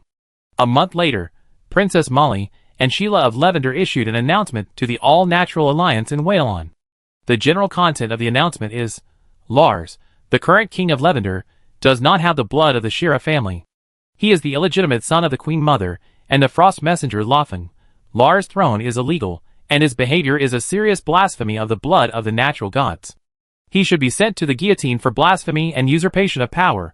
Queen Mother Karen, Larmo is guilty of adultery, usurpation of power, regicide, blasphemy, and should be sent to the guillotine. Frost Messenger Lothing is guilty of adultery, treason, regicide, blasphemy, and should be sent to the gallows. As soon as the announcement came out, the Natural Alliance was in an uproar, especially Lavender, which was shocked by the whole country. After being shocked, among the 5 major marquises in Lavender, the Larmo family where the queen belonged immediately refuted the eldest princess's words, believing that she was lying. Other members of the royal family also came forward to confirm that there was no doubt about the blood of King Shira, and believed that the eldest princess Molly was held hostage by Duke Whalon. By the way, he condemned Duke Whalon for interfering in Lavender's internal affairs. For a time, public opinion in Lavender was easily led, and most people thought that the eldest princess was talking nonsense. However, the other 4 marquises in Lavender, as well as more than 200 large and small lord families, remained abnormally silent. In this chaotic background, Rosen took the eldest princess of Lavender, and secretly drove a specially modified disposable long-distance aircraft to Lavender. Chapter 199. Huh? The plane roared forward at a speed of 400 kilometers per hour in the clouds at an altitude of 5,000 meters. The plane took off at around 2 p.m., and at around 6 p.m., it had already crossed the Golden Ocean and arrived at the Northwest Sea area of Lavender Golden Cape. Under the fiery red sunset at dusk, the sea surface was also reflected in a fiery red, as if it was a burning sea of fire, and the coastline in the distance was dyed a solemn bronze color by the sunset. This is a view that can never be seen on the ground. Even though Princess Molly was full of hesitation, she was still shocked by the beautiful scenery on the ground at this moment. But the shock only lasted for a moment, and was diluted by the coming storm. Duke. Call me Mr. Robin. We have to act secretly. Okay, Mr. Robin, where is our first stop? Somewhere in the suburbs of Platinum City. You will know the exact location when I take His Highness there. When needed, I will arrange for you to appear and take over the throne of Queen. Will I be discovered by Lawton? Rosen pursed his lips and smiled. I used to, but not now. He can't find you. After a pause, he felt that his words were too decisive, so he said, even if I am discovered, I will rush to save you as soon as possible. Faster than last time, so fast that you can't even detect the existence of the assassin. As he spoke, the plane was less than 50 kilometers away from the coast, and the sun completely fell below the horizon, and darkness occupied the world at a speed visible to the naked eye. Rosen also began to gradually slow down, then opened the window of the plane, used the flying technique to make himself and Molly suspended in the air, and let the plane fall into the sea thousands of meters deep. Then, he used the flying technique and flew all the way to the coast. Mr. Robin, this will probably consume a lot of mana. Nearly 50 kilometers, almost exhausting the mana of the fourth ring master. Rosen nodded. It will indeed consume some, but it's not a big problem. Not to mention the burning soul secret method that constantly draws the power of the magic ring. The power of faith that constantly supplies him with energy is enough to maintain this flight consumption. More than a quarter of an hour later, the two landed on the coast. Our actions just now may have alarmed the demons of Lavender, so in the next journey, we should try to cast as little spells as possible. The demon's perception of the world naturally comes from the ripples of the magic ring, and is far more sensitive than mortals. But as long as you don't cast a spell, and don't affect the magic ring, the demon can't sense it. Molly was surprised. What if you are intercepted by a demon? If I meet it, I will repel it. Rosen looked calm, and continued to introduce the situation. This is Darrant County. About 300 kilometers southeast is Platinum City. Let's go to the nearby Crystal Lake town to find a carriage, and travel at night. Molly naturally had no objection, but she felt strange. Mr. Robin, you are very familiar with Lavender. Have you been here before? Lavender is not short of violent people, but Rosen is so young and has been studying in Dawn City for many years. It seems that he has no time to travel to Lavender. I have read the terrain carefully. Miss Mona, you can call yourself Mona. I will perform a transformation for you. While speaking, Rosen raised his hand and flicked it in front of Molly.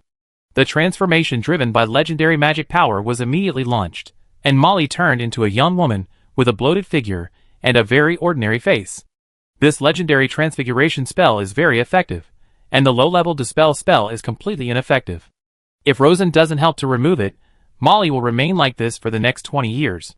From now on, you are called Mona, you are from Crystal Lake Town, a devout believer in nature, and you go to Platinum City for pilgrimage, remember? Remember, but didn't you just say that spells will be detected by demons? Rosen shook his head. Your spells will be detected, but mine won't. The spell itself is concealed enough, and the spell he just cast seems ordinary, but in fact there are many details. There was thunder and rain in the mountains 50 kilometers away from here.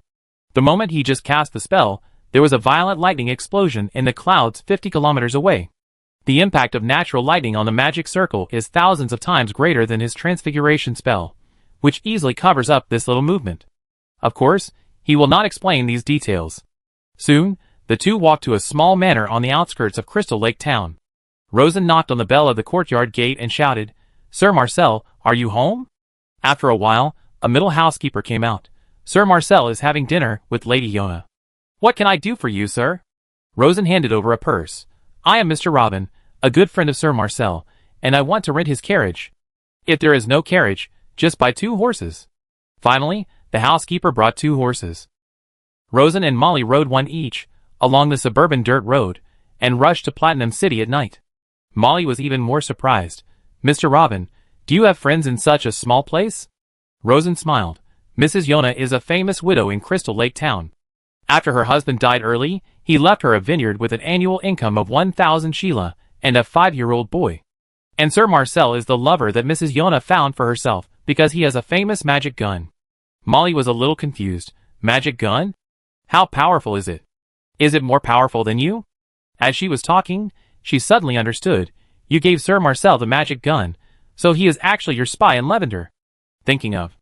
At this, Molly suddenly felt that Duke Waylon was a little scary. So, you have been seeking Lavender for a long time? Rosen did not hide it. I probably started when you, the princess, came to me, and this trick has been very effective.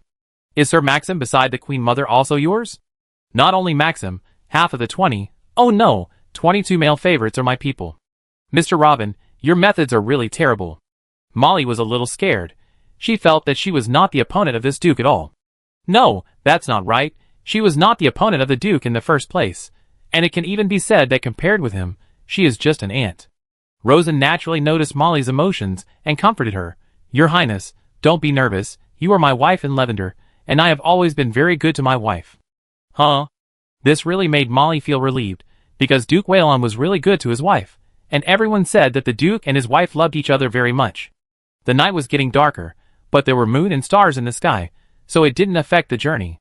But Molly was not used to riding a horse at night, not even used to riding a horse.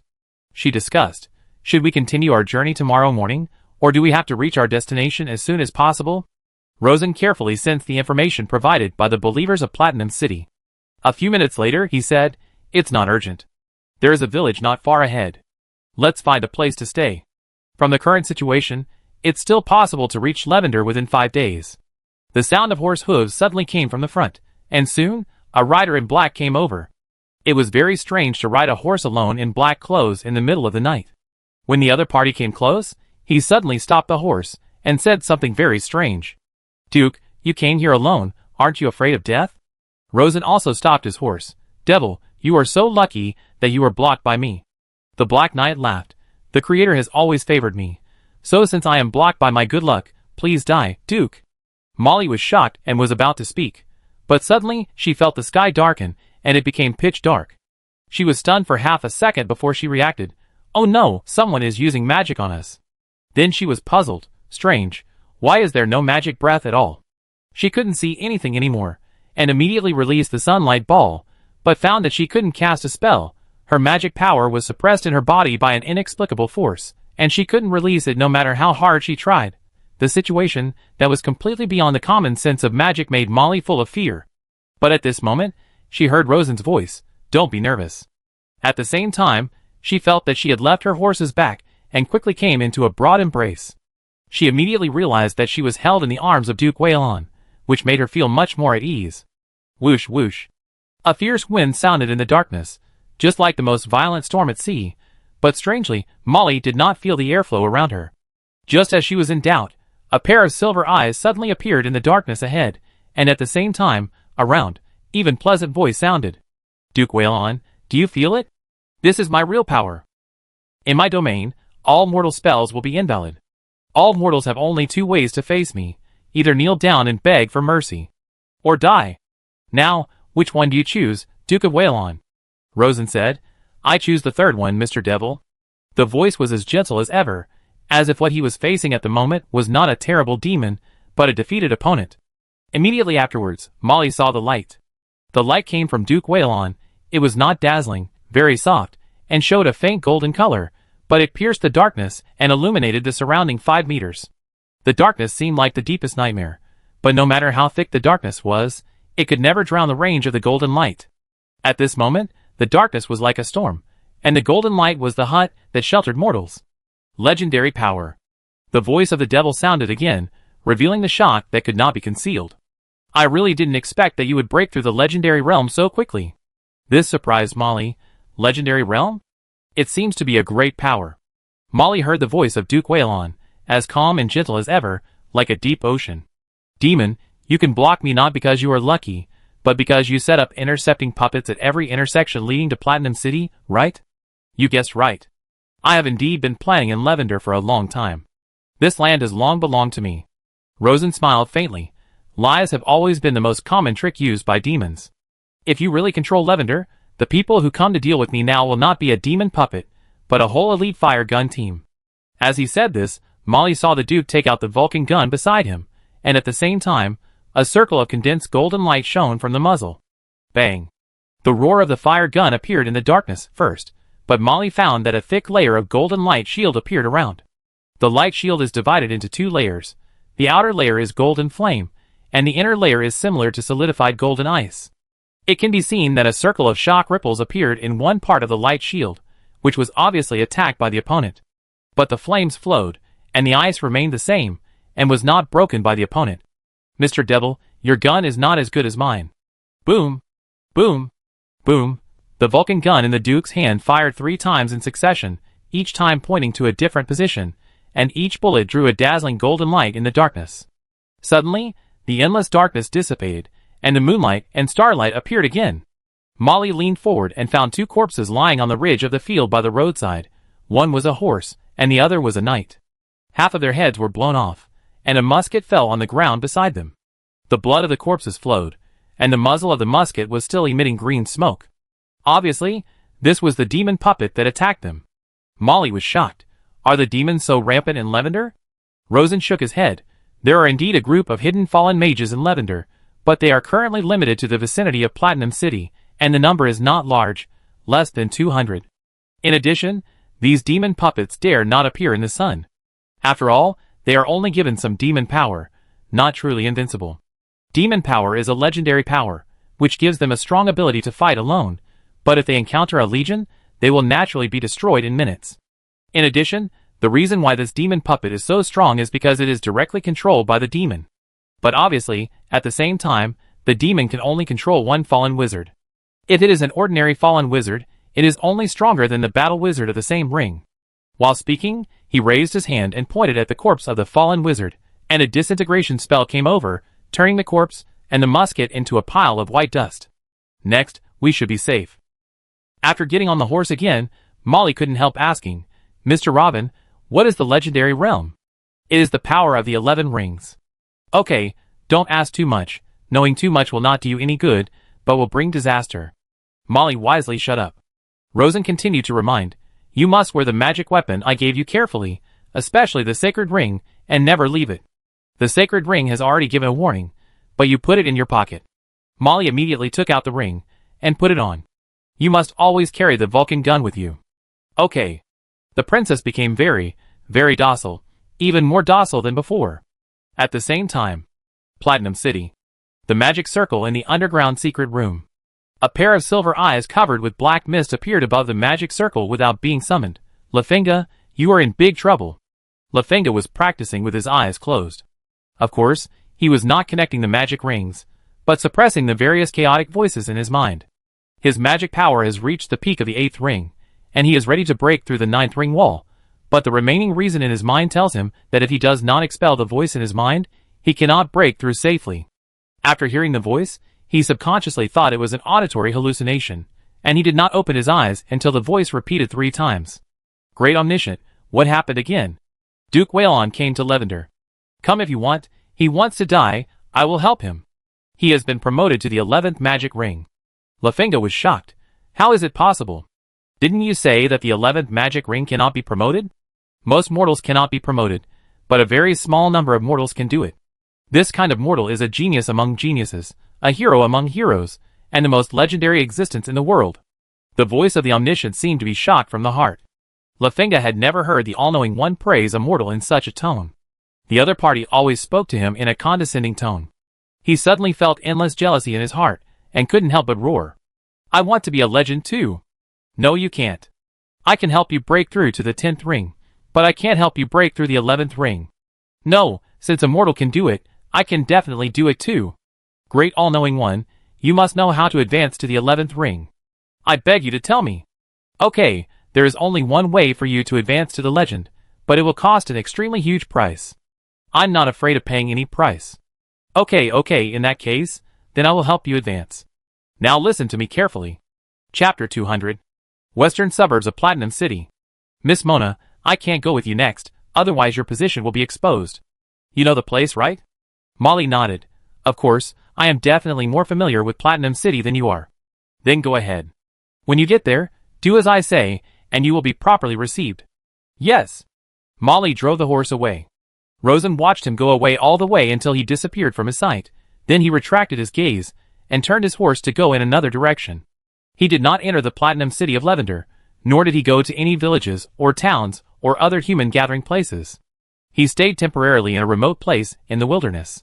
Close your eyes, and silently say in your heart, Lai Fu, check the situation in Platinum City.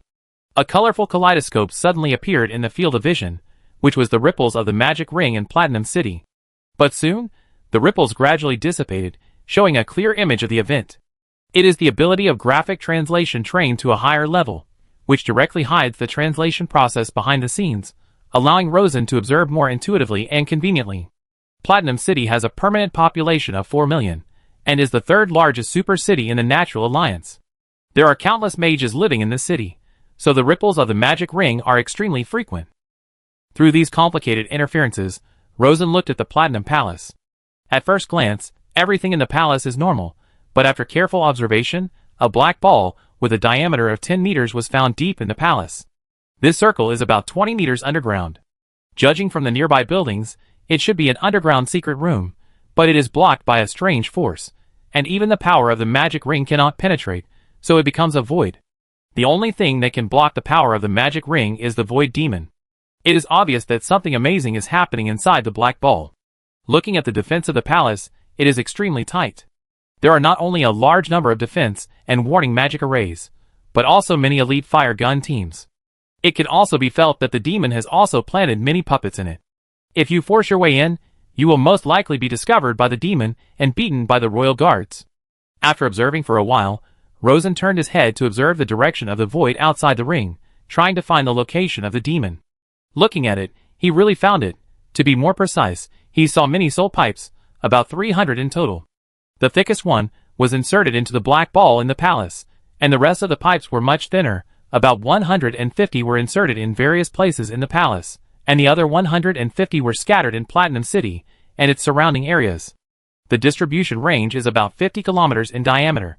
Looking at the source of these soul pipes, Rosen saw a hazy giant. Although he couldn't see the specific appearance, he could feel that the opponent's soul strength was at the same level as his own, but the scale of his soul was very large, at least 100 times larger than his own. Compared with the two sides, it was like the difference between a little rabbit and a tiger. If he confronted it head-on, Rosen would have no chance of winning, and would be directly crushed by it using its scale advantage. Naya said that the bodies of demons were all huge monsters, and mortals could hardly confront them head-on in the void, and it was also difficult to defeat them completely. Facing demons, legendary wizards must do two things. One is to hide themselves. The second is to use the disadvantage that their bodies cannot enter the magic circle to protect their souls. Rosen didn't quite understand it before, but now he understands it completely, and he feels a little lucky. Fortunately, the soul strength of this demon is similar to mine, otherwise it would be several times more difficult to expel it than it is now, and there would even be the risk of being killed at any time. This also comes from Naya's introduction. She said, "The Republic of Nawat has dealt with many demons, and based on past experience, the strength of demons is graded. If the soul strength is 10% more than the 10 rings extreme, it will be upgraded to a level, and there are 19 levels in total. The strongest demon has a soul strength of Legend 19, which is 1.9 times stronger than the 10 rings extreme, but no one has ever been found to have a strength of more than 2 times. According to Naya's classification, the strength of Rosen and this silver-eyed demon both belong to the legendary 2 level. Rosen is a novice legendary wizard, and the power of this demon is just average. If a legendary 19 demon came, let alone Rosen, even the Nawat Republic, which has rich experience in fighting demons, would pay a huge price, and even several guardian wizards might fall in succession. This is a real history in the Nawat Republic, and that exorcism war was very tragic. It was also that war that prompted Nawat to change from an empire to a republic. The demon is very sensitive. Rosen observed for a while, and was actually noticed by him. In an instant, Rosen felt his vision go black, and then a pair of silver eyes hidden in the black mist appeared in front of him.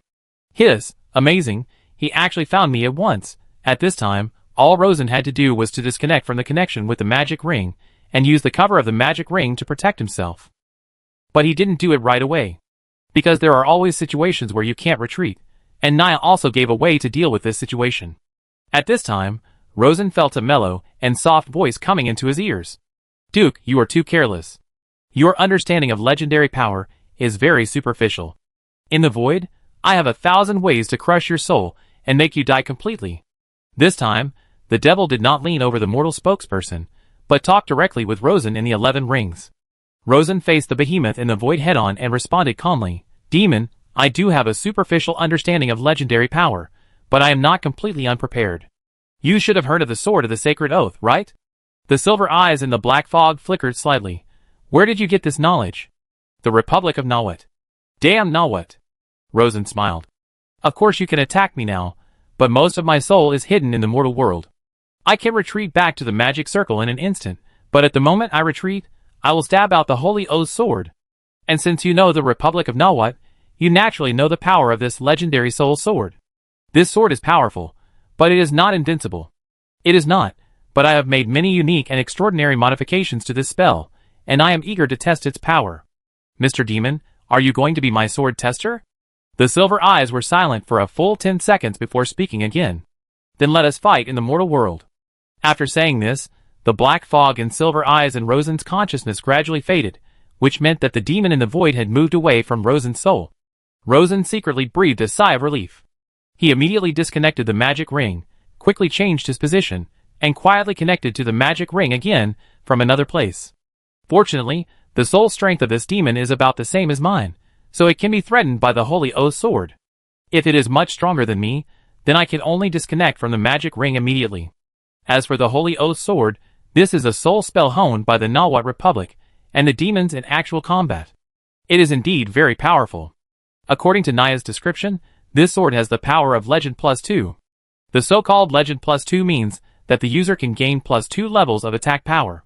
Rosen is currently Legend 2, and after +2, Rosen's attack strength reaches Legend 4. As an intelligent life in the void outside the ring, the silver-eyed demon must know many offensive and defensive methods, but as long as its body is hit by the Holy O's sword, it will definitely be injured, or even seriously injured.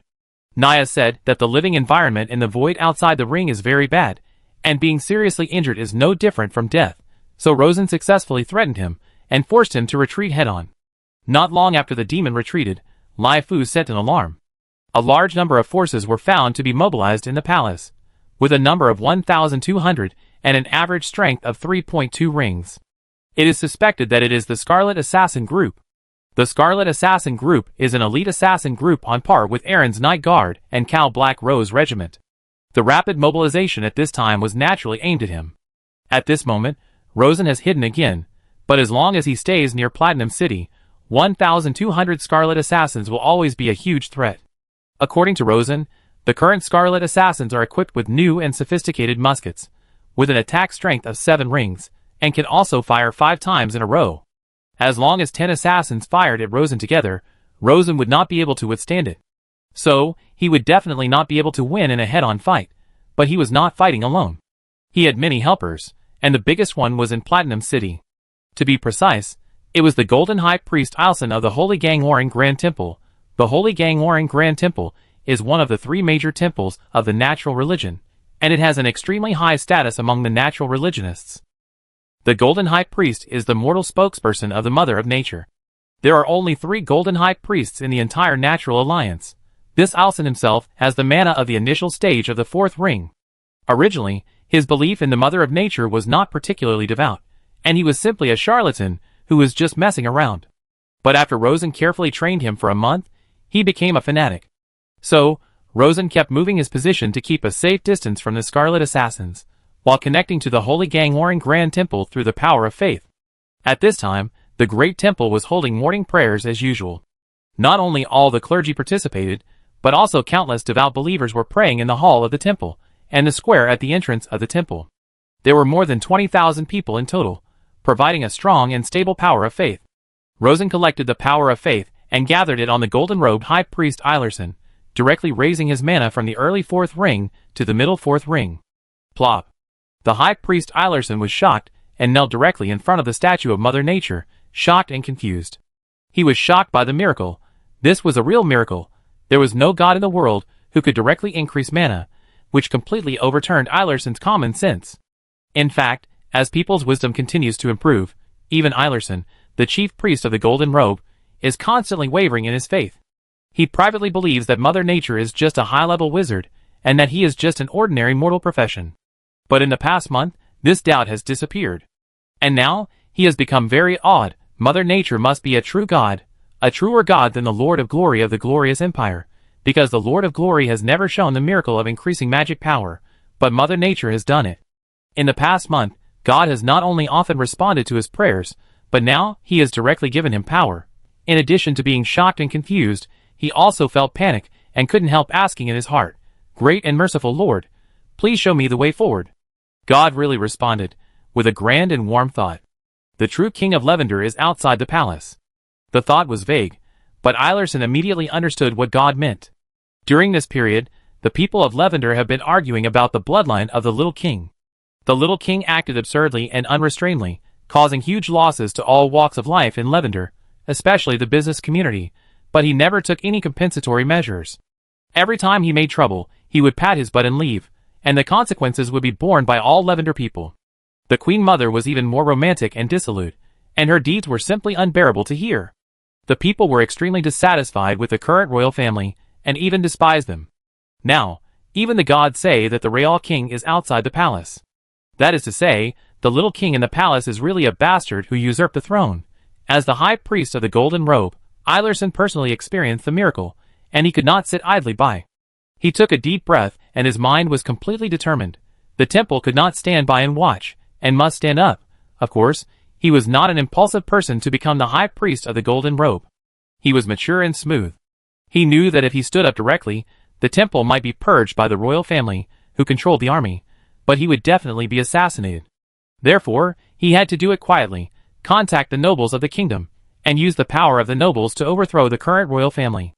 Of course, this matter had to be reported to God. So, he told Mother Nature his plan in his mind.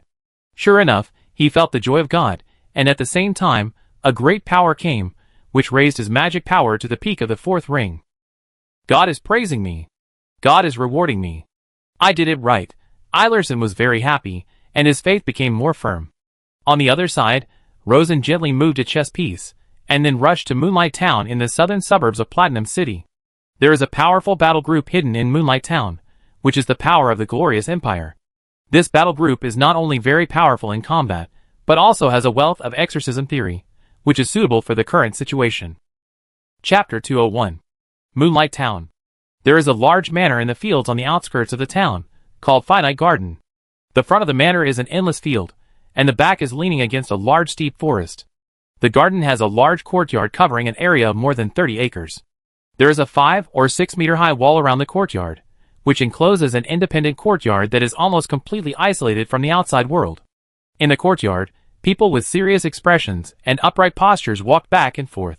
From time to time, someone rode a horse from the northern path, and from time to time someone rode a horse to leave the courtyard. Someone would talk occasionally, but very few people talked nonsense. The main building of the manor has a stone round tower. Various strange-shaped magic tools are installed inside the tower, and many strange runes with unknown functions are painted on the inner wall with many unknown materials. Perhaps to ensure secrecy, even the windows are sealed, and any light-transmitting gaps are carefully blocked. In broad daylight, the house is still lit. It was not a magic lamp, but a sheep oil lamp most commonly used by the people of Lavender. There was a desk in the middle of the room, on which were piled all kinds of information. A man dressed as a clerk with messy hair like a bird's nest sat behind the desk and wrote furiously. Another tall woman in brown leather armor stood beside the desk, with a look of deep anxiety on her face. We have clearly discovered the traces of the devil, and even fought with the devil's minions in the mortal world many times. Its power performance is similar to some of the information, but there are also many differences. Its minions are very sensitive to the breath of mana, and even the faintest whisper of the mind, even if it is hundreds of meters away, can be detected by it. The minions have a strong resistance to magic, especially to mental magic. A demon minion with 3 rings of magic power can easily break through the 6 rings of mental illusion, which greatly increases the difficulty of the battle. When fighting, the demon minions always take the initiative to sneak attack, quietly triggering various deadly curses, causing many unexpected casualties to the battle group. We have also dealt with the demon's descended body head-on. Although we finally succeeded in defeating it, Colonel Visser, Colonel Adlu, and Colonel Goth died in the battle. The death of the 3 powerful colonels not only greatly hit the morale of the battle group, but also substantially reduced the combat effectiveness of the battle group. Speaking of this, the woman took a deep breath, her face full of fatigue, and the depths of her brown-black eyes revealed a panic that was difficult to hide. We dare not rest, because the demons do not seem to need to rest, and they never care about the lives of their minions. They will launch raids at any time of the day. We dare not even easily connect to the magic circle to replenish the consumed power. Because the demon can directly see the soul of the practitioner through the magic circle, he will bewitch you and make an unexpected traitor appear in your heart.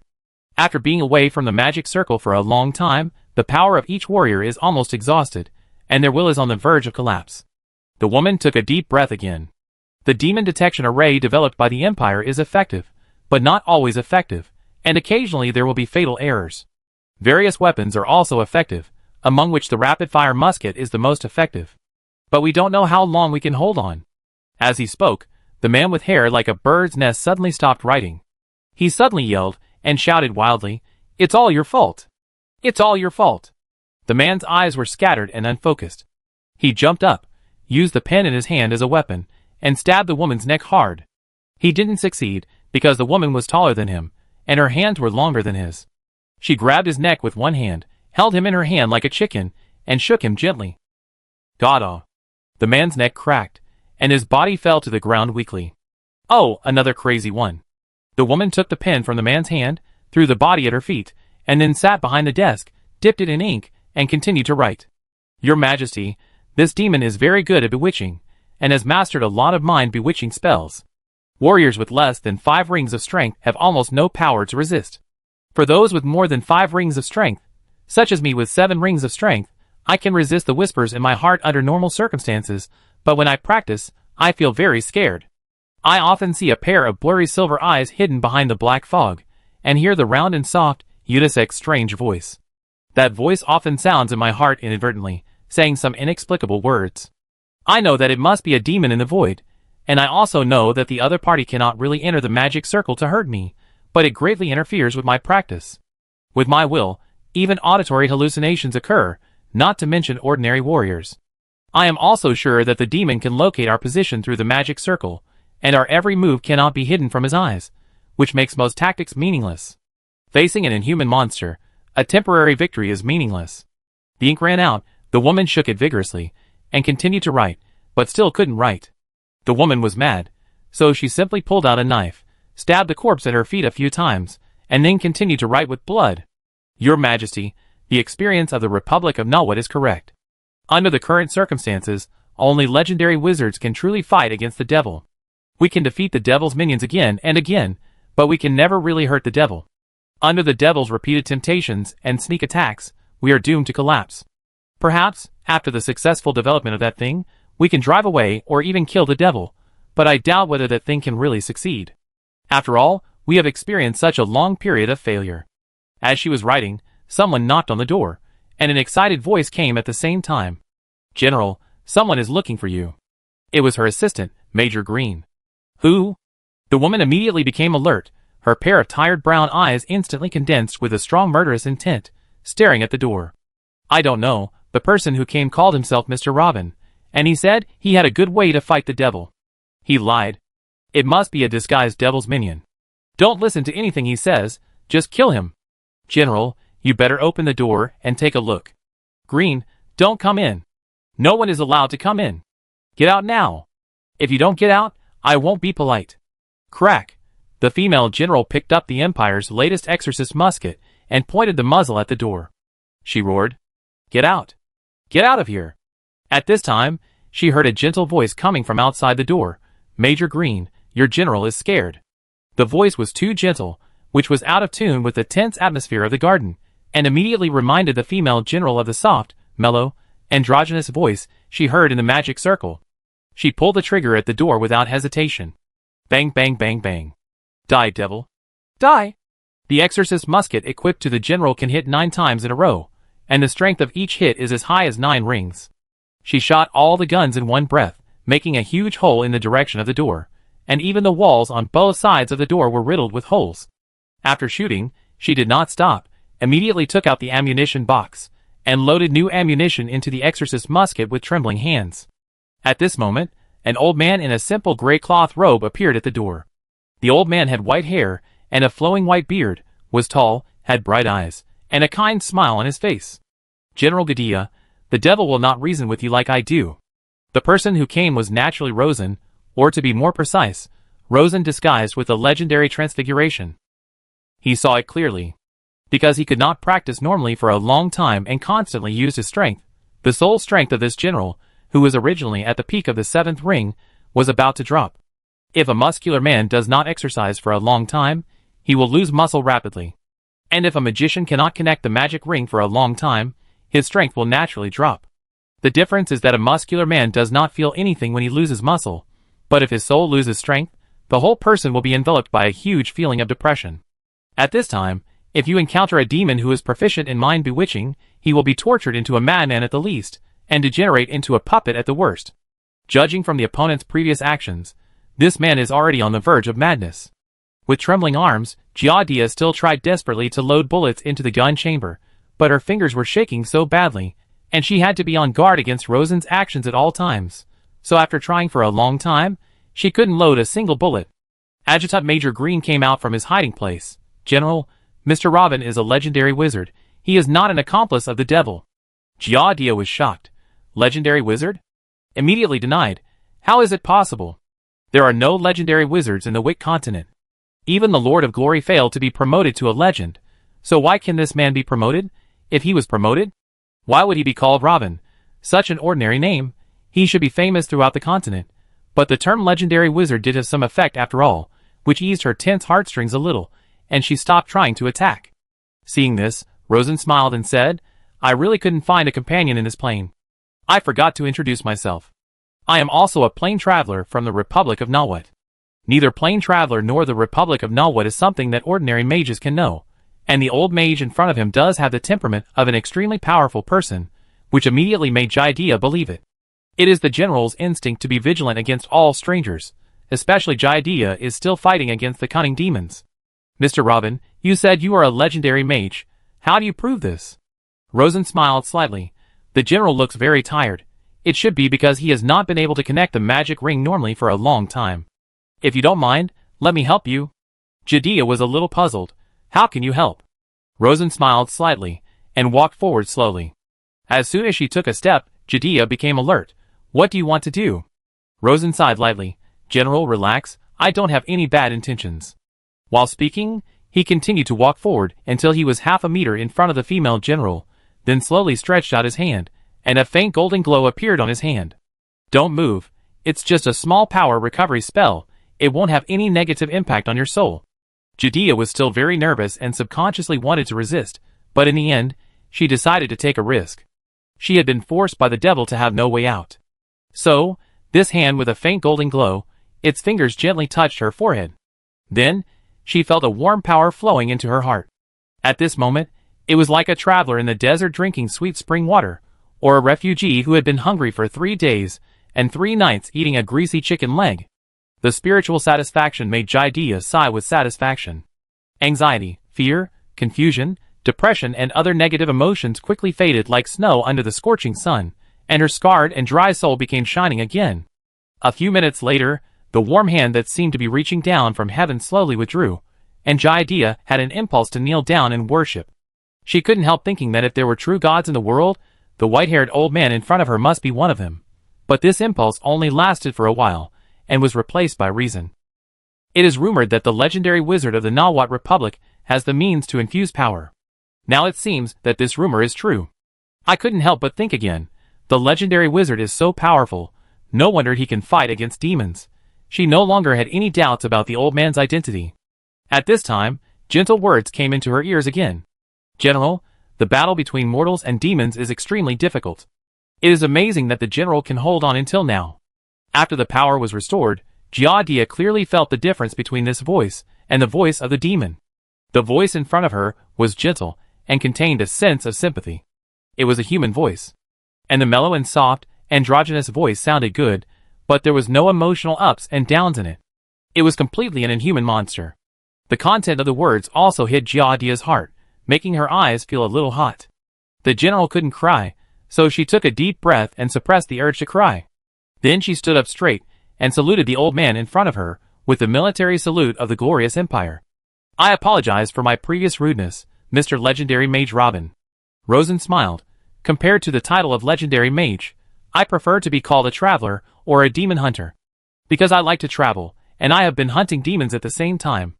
Of course, the demons in Platinum City are very powerful and extremely good at bewitching people.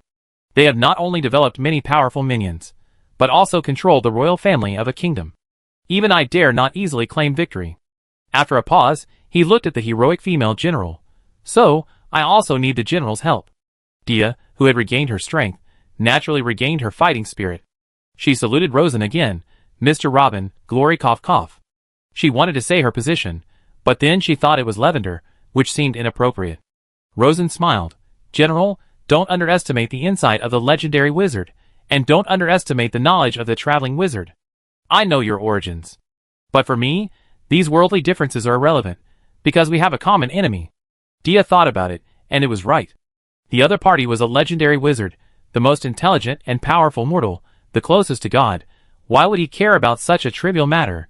So she immediately said, the Royal Shadow Guard of the Glorious Empire, the power of the 6th Special Operations Group will be at your disposal.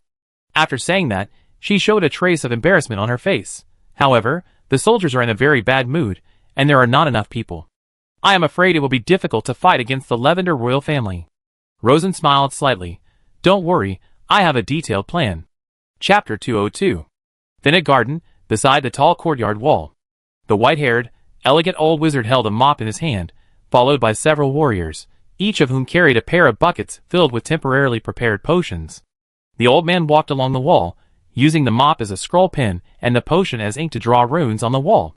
While drawing, he explained to Gadia, who was following behind him, I drew an exorcism barrier, which can be used to build a solid barrier on the 10th magic ring here. In this way, the warriors will not have to worry about being disturbed by demons when practicing magic in the yard. This barrier spell is called Ring of Mysticism, which comes from Naya's spell book, and is a must-have spell for the Republic of Nawat to fight against demons. Without the protection of this spell, the practice of mortal warriors will be greatly disturbed by demons, and even the source of power will be cut off, thus losing the ability to continue fighting. Don't think the drawing method is crude, that's because it's not difficult for those who know how to do it. After the rune is drawn, it requires legendary mana and the legendary wizard's power control ability to truly activate the barrier. Otherwise, it's a waste of time. Gadia looked at it in awe, and her heart became more and more respectful to this white-haired old man. She also took this opportunity to report the current strength of the war group. Mr. Robin, our war group currently has 533 warriors, all of whom are combat mages, including 463rd ring, 74th ring, and 2 5th ring. Originally there were 5 5-ring mages, but it's a pity, alas. Since Duke Whalon announced his training record, 4-ring mages have been everywhere, but 5-ring mages are still very rare, and each one is a treasure of the kingdom. The 3 colonels who died were all top mages of the empire. They died in a foreign country, which made Gadia feel very sad. Rosen was very satisfied with this power. He comforted, we must work harder to make sure that the warriors do not sacrifice in vain. Gadia nodded gently, quickly suppressed the regret in her heart, and continued to report. There are also 1,000 continuous fire guns, with the lowest attack strength reaching the 7th ring. At the same time, there are single soldier explosive bombs, focused judgment beams, and mind storm generators. Among them, the attack strength of the focused judgment beam reaches the 8th ring, and it can penetrate the trunk of a large tree with a diameter of 1 meter within a distance of 5 kilometers.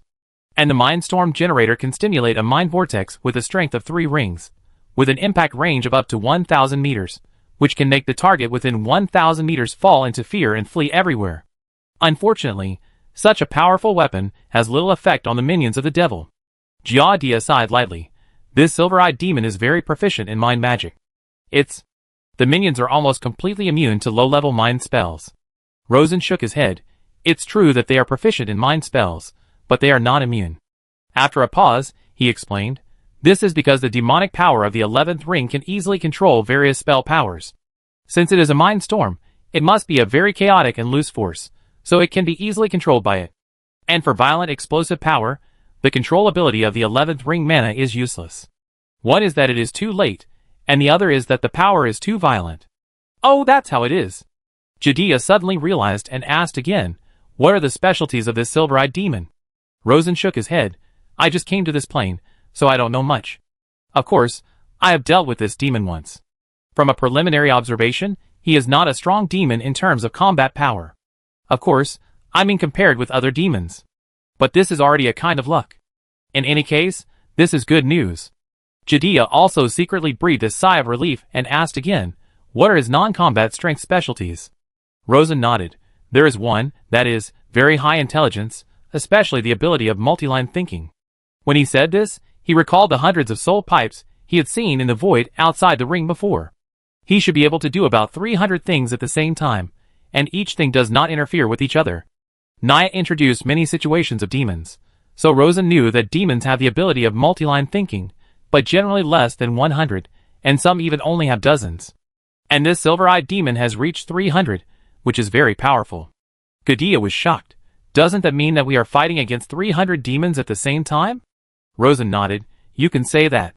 Gadia asked again, do the demons need to rest? Rosen nodded. Of course the demons need to rest, but they won't rest completely. Because of their multi-threaded thinking ability, they will rest partly and wake up partly. When this part is well rested, the other part will rest, and so on in turns. Gadia recalled a past experience of fighting, and a strange feeling came into her heart. It sounds like a team working in shifts. Rosen also had this feeling. To be more precise, it is a team that cooperates with each other extremely well. The bad news is that this team has legendary power. The good news is that this team has only 300 people. But this does not mean that there are really many demons. There is only one fact, because Rosen only felt one soul. The report from the Republic of Nawat also proves this point. Demons are a kind of extraordinary life that is very different from mortals. While talking, Rosen had already drawn about 10 huge runes on the wall. Then he came to the yard and drew a huge magic circle on the ground in the center of the yard, and then raised his foot and shook the ground lightly, and his unique golden legendary mana poured into the magic circle. The ground magic circle suddenly lit up, and at the same time, the 10 runes on the surrounding walls also lit up in response. The surrounding warriors felt that the entire space was slightly shaken, as if something had changed, but after careful feeling, they did not find any changes. Okay, now we can safely connect the magic circle. Gadia immediately waved her hand. A group of exhausted battle mages immediately began to try to meditate. Sure enough, there was no more interference. Gadia also completely believed in Rosen's identity, so her attitude became more respectful. Mr. Robin, what should we do next? After saying this, she had another secret idea in her heart. If this legendary wizard could be invited back to the country, the progress of developing exorcism weapons in the country would definitely be greatly accelerated. But this idea only flashed for a moment, and was suppressed by her. At this time, Rosen pointed to the tower. Let's go inside to discuss. The shielding magic circle there is still useful. So, the two of them quickly moved to the tower. Rosen first cast a light spell, illuminating the dim tower room. First, be on full alert, because there is a 1,200-man Scarlet Assassin group chasing me, and the barrier I just set up has blocked the demons prying, but it also exposed my position. Soon, we will face the Scarlet Assassin group. Gadia was slightly startled, and immediately found her assistant, Major Green, and issued the alert order. But she was not very afraid, because they had the defensive advantages of the manor, the help of the legendary wizard, and many powerful war weapons. Rosen naturally understood this. He continued, during my investigation, I found that there is a very secret, but also very scary dark place in the Lavender Palace. The silver-eyed demon seems to be preparing to do something very scary, but I can't even see what it is. What I am worried about now is that once this thing is done, the population of Platinum City is so dense, there will definitely be huge casualties. If it is just casualties, it will be fine. If countless people are transformed into demon minions, or even crazy puppets, then the situation will be completely out of control. When he spoke, his face was solemn. Gadia was also frightened and said without hesitation, we must stop this. The south of Lavender is the Glorious Kingdoms, and the southwest of the Glorious Kingdoms is the Glorious Empire. If Lavender falls, the chaos will soon spread to the Glorious Kingdoms, and eventually to the Glorious Empire, and no one will be happy in the end. But the question is, how to stop it? Mr. Robin, the demons' puppets in the mortal world are not difficult to deal with, but the demons in the outer void are always there. Do you have any way to kill them completely? Rosen's face became more and more solemn. What the general said is also the difficulty faced by the Republic of Nawat. There is a way to kill them completely, but it is very difficult to achieve. After all, it is difficult for us to reach the outer void, and compared with the demons, mortals like us are at a huge disadvantage in terms of strength, wisdom, and will. When Gadia heard that there was a way, she was no longer worried. She smiled and said, as long as there is a way. We have many brave warriors in the Glorious Empire.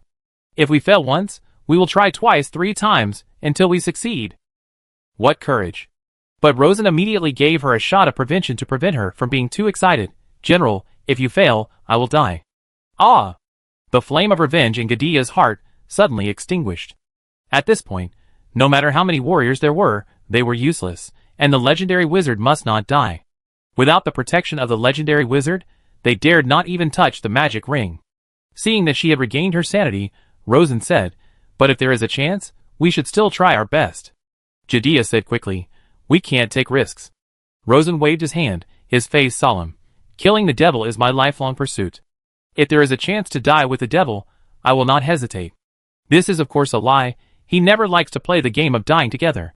If he can't kill it once, he will immediately go back to develop new methods, and he will always find a safe way, or even a way to crush the devil. But this was said to Judea, because a passionate general like Judea likes to hear passionate words. Sure enough, the general was shocked by Rosen's words, and his eyes were full of respect when he looked at Rosen.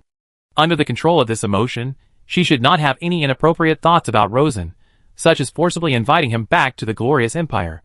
After a few words completely controlled this resolute and loyal imperial general, Rosen began to talk about his own methods. "I have carefully checked.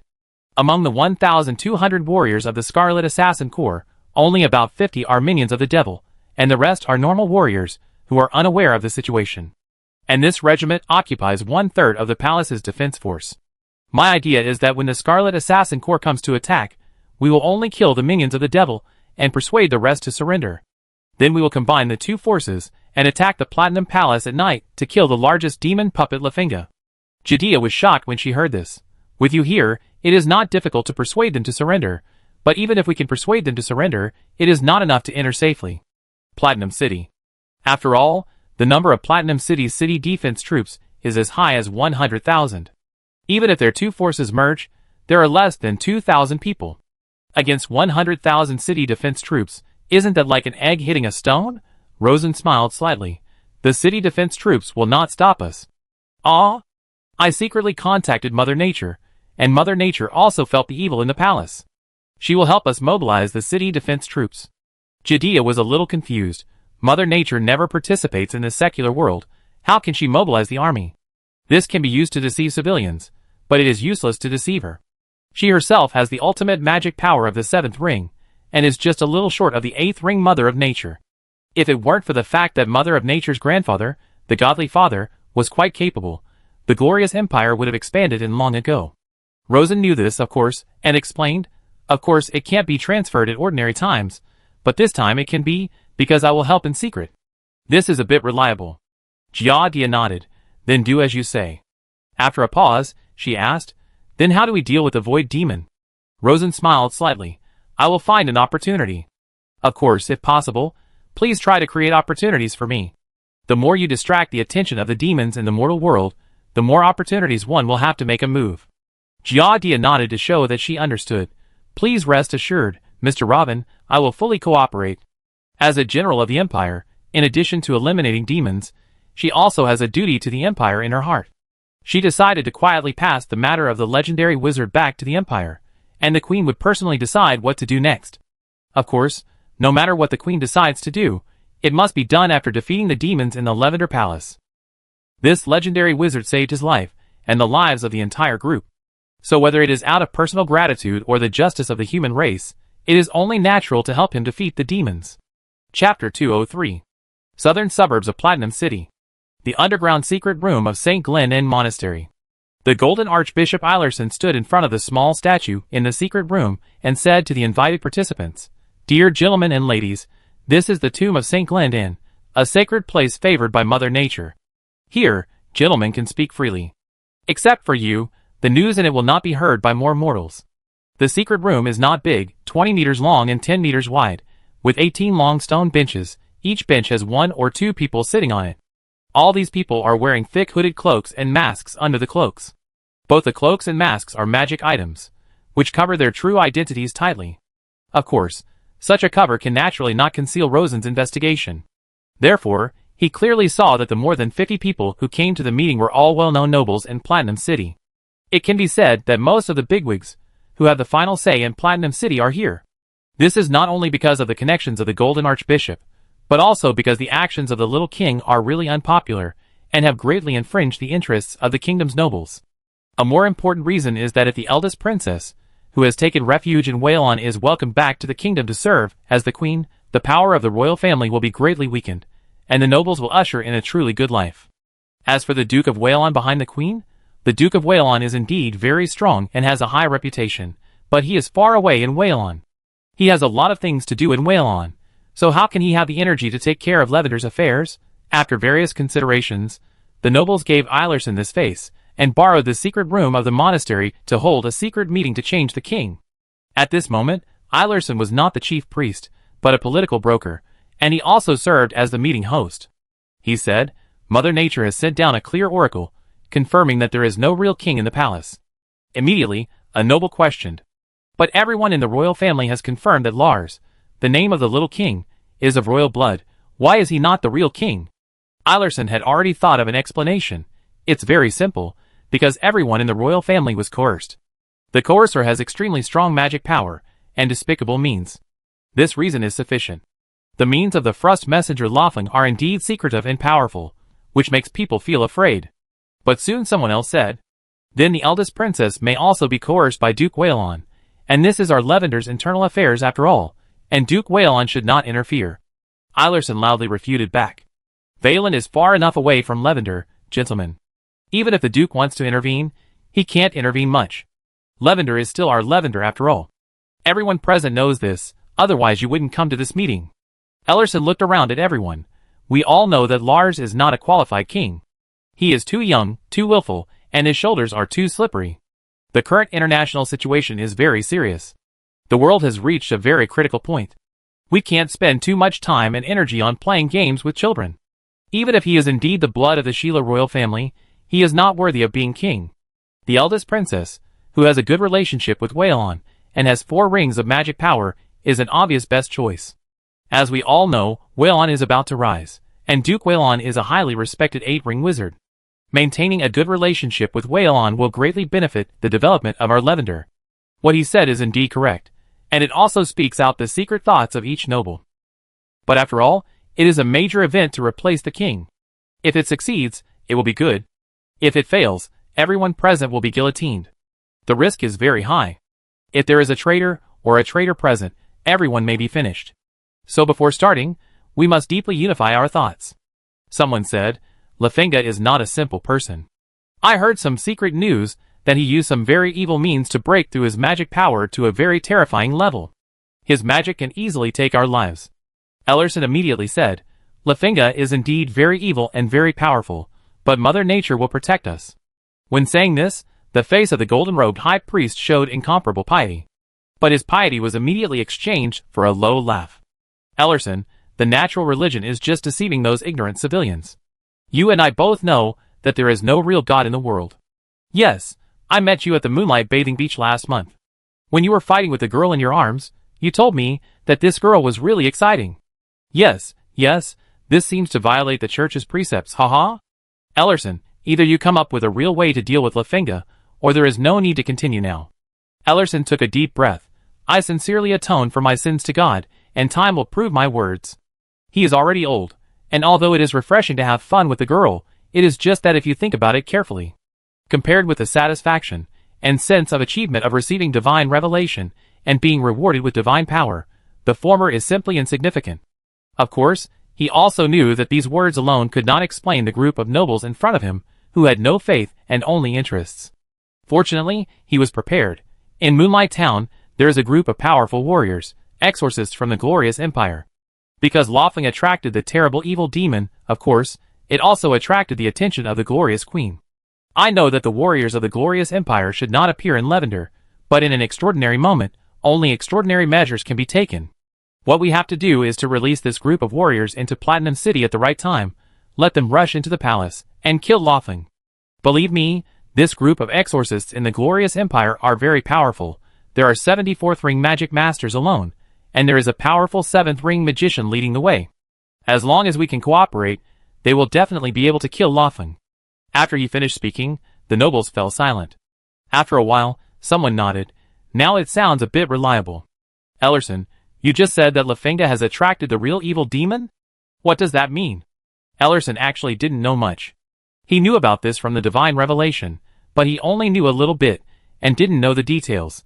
But it doesn't matter, because he can make up the details on the spot, and anyway, This group of nobles can't rush into the palace to verify. It's a group of evil demons that devour magic power and disturb the minds of mortals. It is precisely because of the disturbance of the evil demons that the Sheila royal family talks nonsense for the bastard king. Ellerson, where did you know these things? Did God tell you again? Some people's voices were full of sarcasm, and they didn't believe the words of the golden-robed high priest at all. Ellerson was also very guilty, because he was just making it up. But at this moment, he suddenly felt a warmth in his heart, which was the praise from God. Immediately afterwards, a faint golden light emerged from the void above his head, and then slowly flowed down, covering Eilerson's entire body. At the same time, a magnificent will also emerged in this underground secret room. Every noble present felt this clearly. More than half of the nobles at the scene were mages, and they had basic knowledge of magic. As great nobles, they also had insights far beyond ordinary people, so they immediately discovered the extraordinariness of the golden light. This light was born out of thin air, without the slightest fluctuation of mana. In other words, this was not directed and performed by Eilerson himself. This will that appeared out of thin air was indeed magnificent, like a towering mountain lying in everyone's heart. In the golden light, Eilerson's voice rang out, and the originally slightly hoarse voice turned sacred and solemn. Dear mortals, you may have great power and wealth in the world, but in the realm of the soul, you are either dwarfs or clowns. Mother Nature has always been paying attention to the changes in the mortal world. She has remained silent because we are all her people. She is tolerant, kind, and far-sighted. She tolerates some disrespect from her people. But now, the most serious blasphemy has appeared, and such evil must be purified. The nobles immediately talked about it, and everyone's voice was full of shock. In their impression, Mother Nature rarely responds to mortals' prayers, and rarely shows miracles. Her interference in the world has gradually decreased, even to the point where it can be almost ignored. Many nobles who have grown up in the new generation subconsciously think that Mother Nature is a dispensable existence. But now, the incomprehensible miracle is right in front of us. Someone timidly shouted, Ellerson, I admit that your method is very clever, but don't play tricks anymore. Ellerson looked over. Master Fowler, your cloak and mask are very clever, which can easily deceive many people's eyes, but it can't deceive God. The person who shouted obviously trembled, and it was obvious that Ellerson was right. Someone else shouted, You guessed it by luck. No one can see through the good things passed down in my family. Guess who I am? You are Marquis Nobundo. Obviously, he got it right again. Someone immediately asked, Since God is omnipotent, then I would like to ask you, God's spokesperson, how many children do I have? Ellerson felt guilty about this question because he really didn't know, but soon, he got the answer. You have no children. Bullshit, I obviously have 5 children.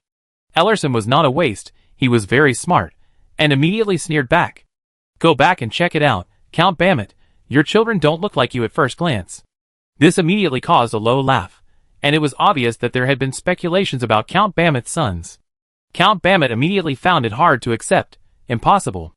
At least 1 or 2 must be mine. I'm very sure. Ellerson shrugged. It's useless for you to tell me. You should go and ask your women. But I guess you are infertile, but your women want to inherit your property, so you use some clever methods. Shut up. Ellerson sighed, and returned to the topic again. Gentlemen of Lavender, remember that God has always been with us, and has been silently protecting us. You, even me in the past, once forgot God and left God behind, but now, when real evil appears in Lavender, God stands up to protect us. This is an honor for mortals like me. Let's pray seriously. After saying this, Ellerson clasped his hands in front of his chest, bowed his head, and began to recite the prayer. At the beginning, he was the only one reciting, and the nobles looked at each other, feeling at a loss. They haven't prayed seriously for a long time, and praying in this secret meeting that determines the future fate is a very strange thing. But gradually, some people began to recite with Ellerson. Once it started, a warm and peaceful power immediately poured into their hearts. This power made the painful heart calm, the confused heart firm, the jealous heart calm, and the angry heart relieved. More and more people joined in the prayer, and in the end, everyone started praying. A prayer ceremony lasted about 10 minutes. When the prayer ceremony ended, everyone still stood quietly in the same place, enjoying the comfort and pleasure of the peace of mind. After a long time, finally one noble moved. He took off the mask covering his face, and raised his hand to wipe the tears from the corners of his eyes.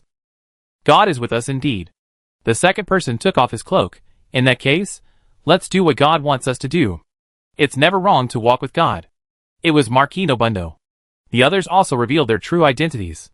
Someone suggested, "We just covered our faces in front of God, which is a great disrespect to God. Let's pray again with our true identities." Immediately someone agreed, "Ellerson, let's do it again." Ellerson led the prayer again. This time, the noble's prayer seemed focused and pious. Not far away, the night garden. The Scarlet Assassins have surrendered, and are rehearsing a new battle plan with the Imperial Shadow Guards in the large courtyard of the garden. Rosen was watching from the side, and at the same time, he felt the situation in the underground secret room, and his face showed a thoughtful look. Since there are demons that bewitch people in this world, it seems reasonable that gods, who protect people's hearts, should appear. The Nawat Republic's method is very good and admirable, and it reflects the courage of mortals, but it seems not suitable for the Natural Alliance. The Church of the Natural Alliance has existed for thousands of years, and natural gods occupy an extremely important and indispensable position in its culture. Now, asking people to abandon natural gods and become saviors is equivalent to asking them to deny their own history. It's not impossible to do this, but it will definitely not be suitable for local conditions, and it will make Rosen spend a lot of extra effort, and there will definitely be many unpredictable chaos. But starting from the natural church, using gods to protect people's hearts, and using gods to achieve a united front can achieve twice the result with half the effort. Of course, this method also has a problem, that is, there is no eternal true God in the world. I am also a mortal. After I live a carefree life, I will eventually die. If I die, the true God will be gone. Then the people of this world will be miserable. What should I do? Rosen looked at the power of faith transmitted from the underground secret room, and fell into deep thought. Chapter 204. The night was as dark as the deepest sea.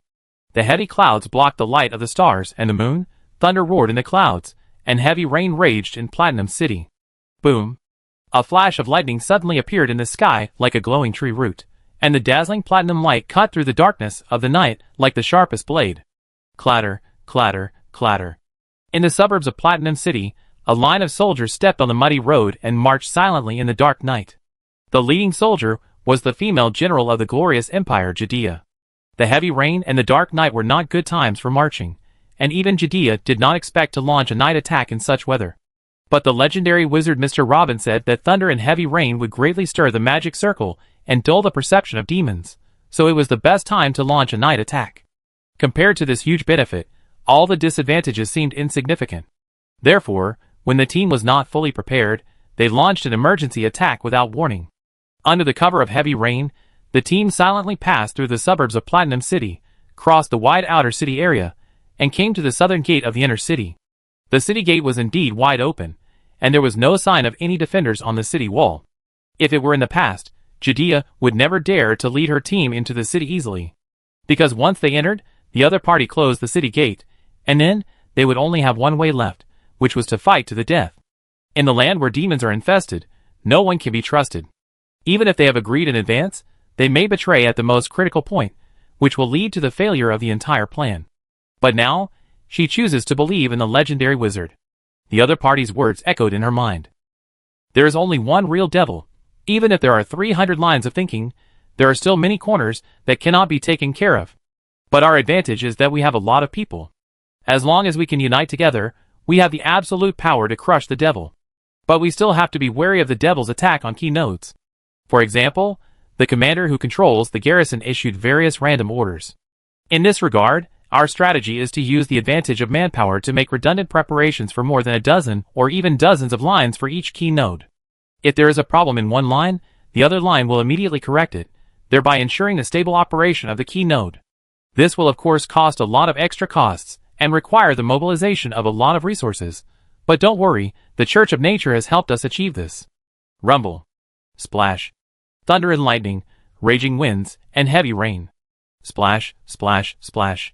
The warriors stepped on the water and rushed into the inner city of Platinum City, and they did not encounter any unexpected obstacles.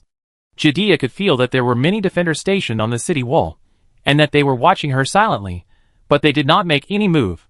A very faint smell of blood could be smelled in the air, and some corpses could be seen by the city wall, some of which were still wearing the uniforms of senior officers. Apparently, the redundancy strategy worked.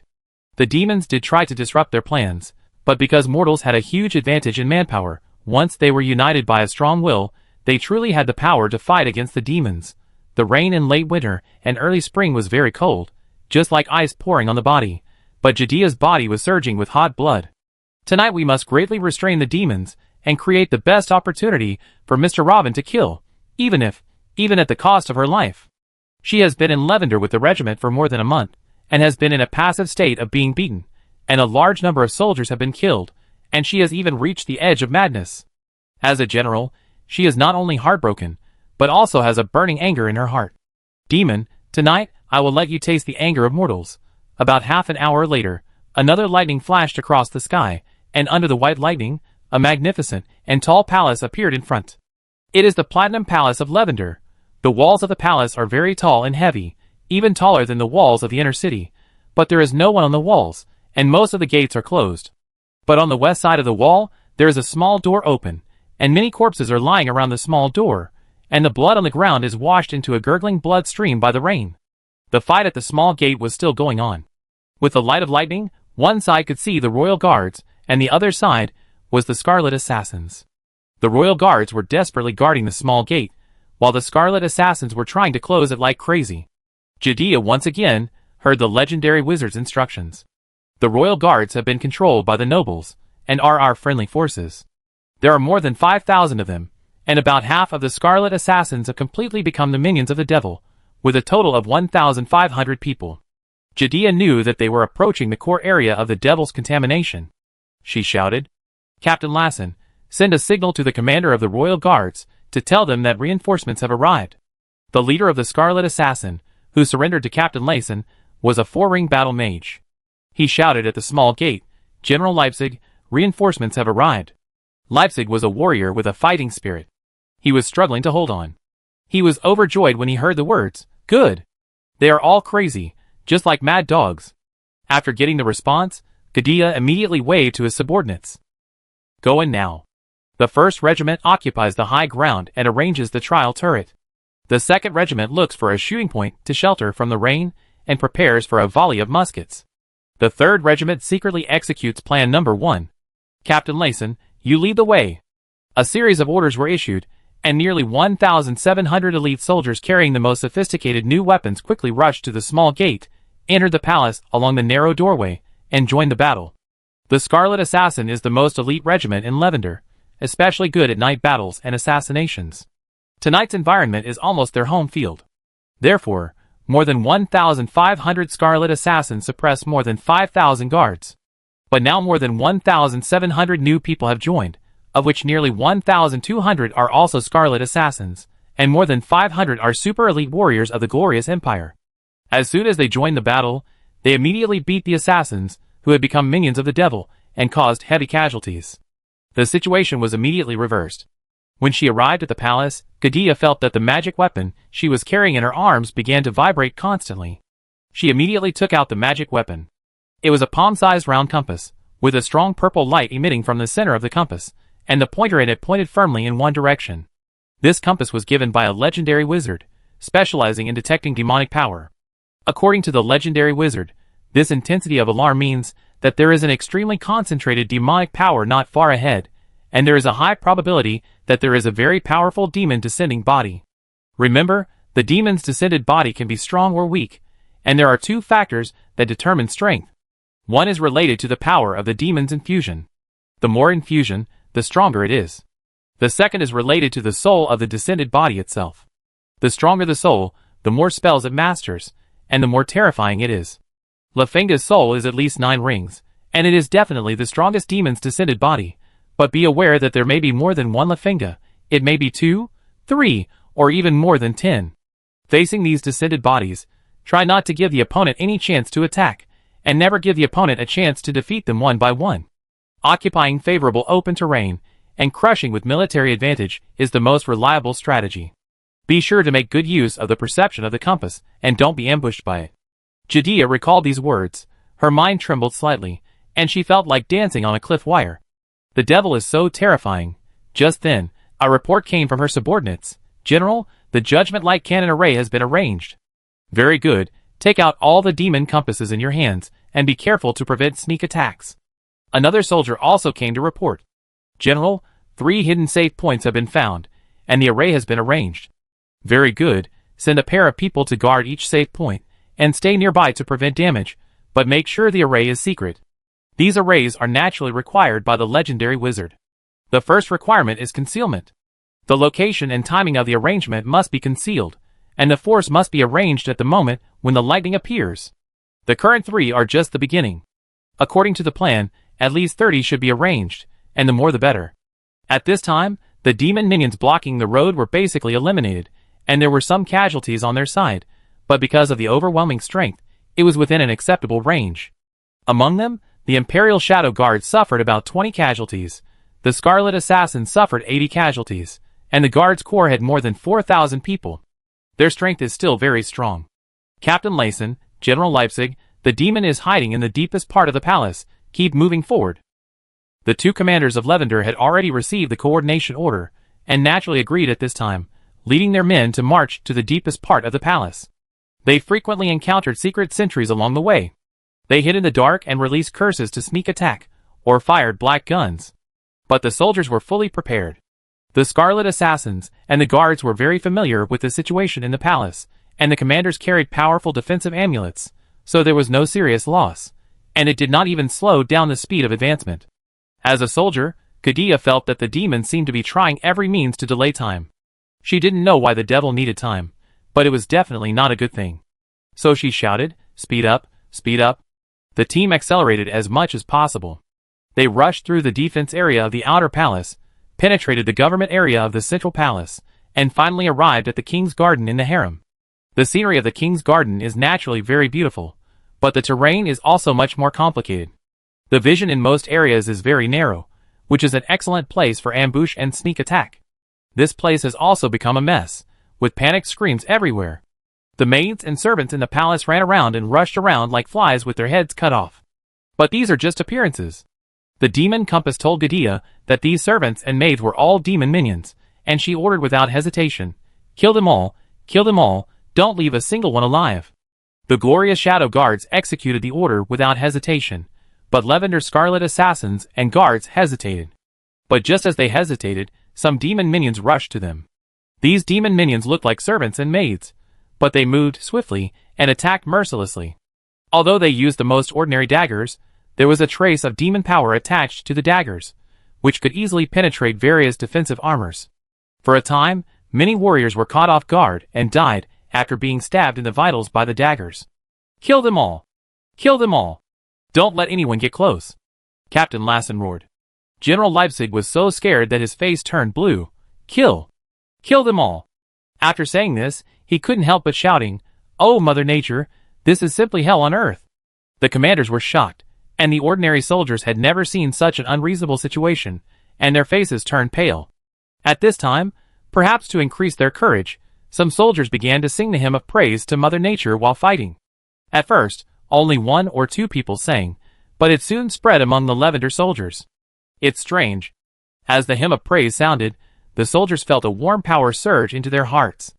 Not only did they lose all fear, but they also felt a strong sense of honor of being with God and fighting for God.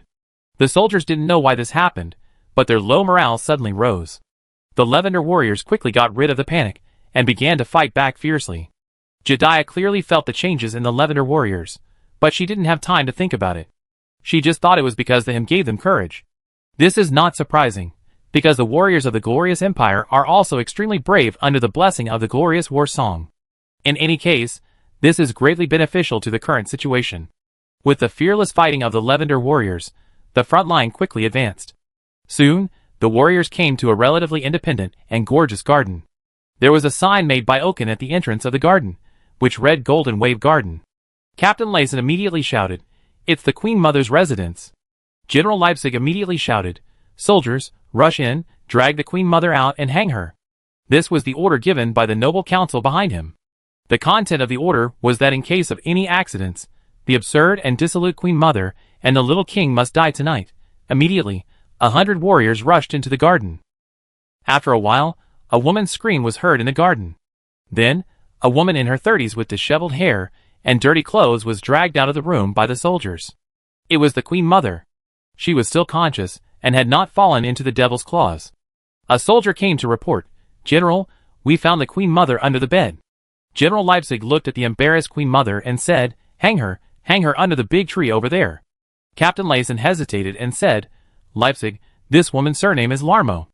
The Larmo family is one of the 5 great marquises of Lavender. They have a very noble bloodline and great power in the country. Their family members cannot be killed easily. General Leipzig glanced at him and whispered, this is not my will, but the will of the nobles. Even the Marquis Larmo has acquiesced to this. That is to say, the Larmo family saw that it was difficult to resist the general trend, so they cut off their tails to survive, and decisively gave up the Queen Mother. General Leipzig himself was not worried that he would get into trouble for regicide, because Leipzig was his name, and there was a surname behind this name, called Nobundo. Since this was the case, Layson was speechless. Soon, the Queen Mother's voice changed from screaming to screaming. General Leipzig felt that the screaming was a little bit wrong, and turned his head to see that a group of big-headed soldiers were taking turns to ravage the high and mighty Queen Mother. He immediately cursed, you damn bastards, who told you to stab with a gun? Hang her with a rope. If there is no rope, hang her with her skirt. Things were back on track. Immediately afterwards, General Leipzig issued a new order to the soldiers, go find the little king and hang him as well, because the little king lived next door to the Queen Mother. The soldiers followed the order and left. After a while, the little king, who was only 17 years old, was found by the soldiers. From his eyes, it can be seen that he was still awake, but he was frightened. His gorgeous clothes were soaked by the rain and covered with mud and weeds. Let me go! Let me go! I am your king! You are plotting treason. I will send you all to the gallows. He kept struggling and shouting, trying to cover up his fear with the authority of the king. General Leipzig glanced at the young king, waved his hand fiercely, and gave an indifferent order, hang this bastard to death, hang him next to his mother. Leipzig, I am your king. Bang! The young man's cheek was punched by the captain of General Leipzig's personal guards, with great force, and half of his gums were directly broken. The personal guard looked disdainful. Bastard, are you worthy of being a king? The strong personal guards pinched the young king's arm, and with a little force, they forcibly broke the young man's tender arm. Hang him! A pair of personal guards immediately rushed up, and in a few seconds, they hung the little king on the big tree, and even pranked off his clothes, and hung the mother and son face to face. Soon, this pair of mother and son, who were once the most noble in Lavender, were hung naked and wet under the tree trunk. The two had purple and blue faces, long tongues hanging down, and swayed in the wind in silence. General Gadea on the side just pretended not to see anything about this little episode. Waiting for the episode to end, she immediately said, keep going, Lavender must die. So the team continued to go deeper into the king's garden. But at this moment, just a few minutes after searching, a huge change occurred. There was a sudden dense scream from the front of the team. The screams approached quickly, indicating that several targets were killing fiercely in front with extremely high efficiency. At the same time, the demon compass in Gadea's hand began to vibrate violently, and the purple light in the center of the compass was almost dazzling. Her mind trembled slightly, but she still remembered the words of the legendary wizard. She issued orders in an orderly manner. Retreat! Retreat to the open area immediately. Occupy advantageous terrain, and prepare to meet the enemy. At the same time, she did not forget to encourage the soldiers. It is the demon's descended body that is coming, and there are more than one. The opponent is very strong, but this is the last resistance of the demon. Chapter 205. Rainy night. The lightning in the sky continued to flash, but the rain was much lighter, from heavy rain to drizzle. In a spacious garden, except for the stone sculpture in the center of the garden, all other decorations and flowers were urgently cleaned up, turning it into a fairly spacious open space. The total number of warriors from the glorious empire and Lavender exceeded 6,000. They lined up in a huge semicircle, waiting silently in the garden, some holding bows and arrows, some holding muskets, and some holding staffs, all aiming at the black mist that was getting closer and closer in front of them. Behind the warriors, Gadea was protected by a group of shield mages in the middle. She also stared at the spreading black mist. Her eyes did not blink, and her breathing was as light as possible. Intelligence showed that the black mist originated from the residence of the former royal sage Lavender, which was also the origin of the demon invasion of Lavender. General Gadea observed for a while, and began to issue orders. Target the black fog. Attack with explosive bombs. The first wave of warriors immediately used the throwing spell, and threw more than 50 explosive bombs at the thick black fog in the distance. After waiting for a few seconds, the expected violent explosion did not occur. The powerful explosive bombs did not work, as if 50 stones were thrown in. Judea was shocked and immediately issued the second order. Group 1, Judgment Point Number 1, Glorious Judgment. As soon as the order was issued, a half-meter diameter judgment beam of light immediately pierced out from a high tower in the distance. The power of this light was extremely amazing. The brightness alone made the night sky dim, as if the setting sun was rising again. It pierced into the black fog like a sword of heavenly punishment. But the terrifying thing was that such a powerful blow was still completely swallowed by the black fog, and did not cause any visible impact on the black fog. It was as if this was not a ball of fog, but an abyss that could swallow everything. Brush. A pair of silver eyes lit up in the black fog, and a mellow and soft and human voice came out of the fog. General Judea, I didn't expect us to meet again so soon. I thought you would also become my messenger, but I didn't expect to be ruined by Duke Waylon. But it doesn't matter, he still sent you to me after all. Judea didn't understand this. What Duke Waylon? Ha ha, that legendary wizard. Didn't he tell you his real name? Ha ha, what a cunning guy. But it doesn't matter, he didn't tell you. I tell you, he is Duke Waylon, the most powerful wizard in the entire Wit continent, and the only legendary wizard. Of course, to me, he is still just a mortal, just a slightly stronger mortal, but he can't cause me much trouble. For example, now, he thinks he has successfully suppressed me, but in fact, I've seen everything he did. And what I have to do is to wait patiently for him to send the elite warriors I value to me. Obviously, my wait was not in vain. Duke Waylon's performance is much better than I expected. Judea was terrified when she heard it. Seeing the black fog spreading and getting closer and closer to the warriors, she no longer hesitated. Attack with all your strength. Bang bang bang bang. Bang bang bang. Whoosh whoosh. More than 6,000 warriors attacked the black fog magic weapon together. Fire guns, magic arrows, and various spells fell on the black fog like raindrops. The other 10 judgment points were also activated at the same time, and 10 powerful judgment lights were shot at the black fog. In an instant, the light of the judgment light illuminated the night like day. This time, the attack finally worked.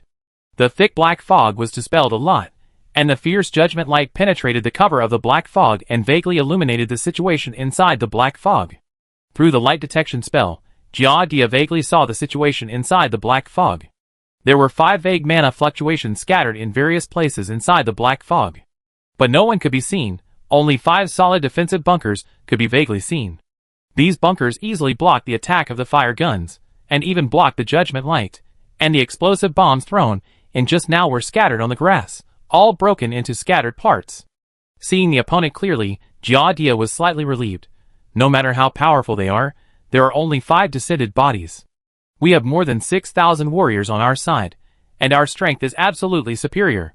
She also realized that the weapon that the opponent feared most was probably the powerful explosive bombs they carried. But the explosive bombs were thrown with spells, and the speed was not fast, so it was easy for the opponent to defend. After a little thought, Judea had a new countermeasure. Explosive bombs, throw them outside the black fog, 50 in a wave, and explode layer by layer. It is difficult for ordinary soldiers to understand this sentence in a short time, but the Imperial Shadow Guards certainly understand it. Execute the order immediately. This time it worked. Boom boom boom boom. There are 50 explosive bombs in a wave, each of which contains 3 kilograms of explosive potion, and its explosive power is equivalent to exploding a legendary flame spell with a strength of more than 10 rings. I saw circles of flames flashing violently, which was equivalent to a super large-scale legendary spell that continued to explode, so it pressed the black fog inward layer by layer. Every time a wave of explosions occurred, the black fog was successfully compressed. Soon, the demon-descended body at the outermost position was threatened by the explosive bomb. But when it arrived here, the explosive bomb was subjected to a strong interference, and the explosive bomb thrown nearby immediately stopped exploding. Obviously, the demon-descended body used some kind of spell to interfere with the explosion of the flames. Judea still had a way. General Leipzig, the demons can't hold on for much longer. We continue to suppress them with explosive bombs, and you send someone to get a batch of thunder firearms to bombard the garden. It's not surprising that the other party can intercept the thrown explosive bombs, because the throwing speed is not fast. She didn't believe that the other party could intercept the explosive bombs fired by thunder firearms. General Leipzig obviously had the same idea. But at this moment, something strange happened. The black fog that had just been compressed by the explosive bombs suddenly became thicker, and in an instant it returned to a thick ink state, and spread in all directions at a speed an order of magnitude faster than before. Silver eyes appeared in the black fog again. Mortal warriors, the game is over. It's time to become my apostles. Especially you, General Gadea. From today on, you are my first pioneer general to conquer this plane, ha ha. The speed of the black fog surged too fast, as if the opponent had endless power. The warriors attacked fiercely, threw explosive bombs desperately, and the judgment beam hit hard again. But the attack methods that were effective just now were all ineffective at this time, and they couldn't even penetrate the black fog, let alone stop its expansion trend. Gadea was shocked. What's going on?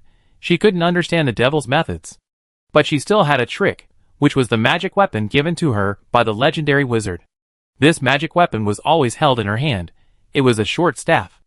According to the legendary wizard, this was a positioning beacon, through which the legendary wizard's power could be drawn. She also couldn't figure out the principle of this thing. The only thing she could be sure of was that it really worked. The short staff was inserted into the ground and infused with her own magic power. The next moment, the beacon took effect, and a faint golden light appeared on the short staff. At first, the golden light was only faint, and after a few seconds, the golden light suddenly became brighter, and with Gadea as the center, it quickly expanded in all directions. In less than 3 seconds, the diameter of the golden light expanded to 200 meters, and collided with the equally violently expanding black mist. After the two forces collided, they immediately clashed fiercely. Lightning and thunder flashed on the contact surface, and light patterns burst out, emitting waves of heart-pounding vibrations. After a round of confrontation, the spreading black fog was successfully blocked by the golden light, but the golden light could not knock the black fog back.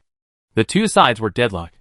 In the end, the warriors were protected in the middle by a golden light ball with a diameter of 200 meters, and the extremely dense black fog was all around.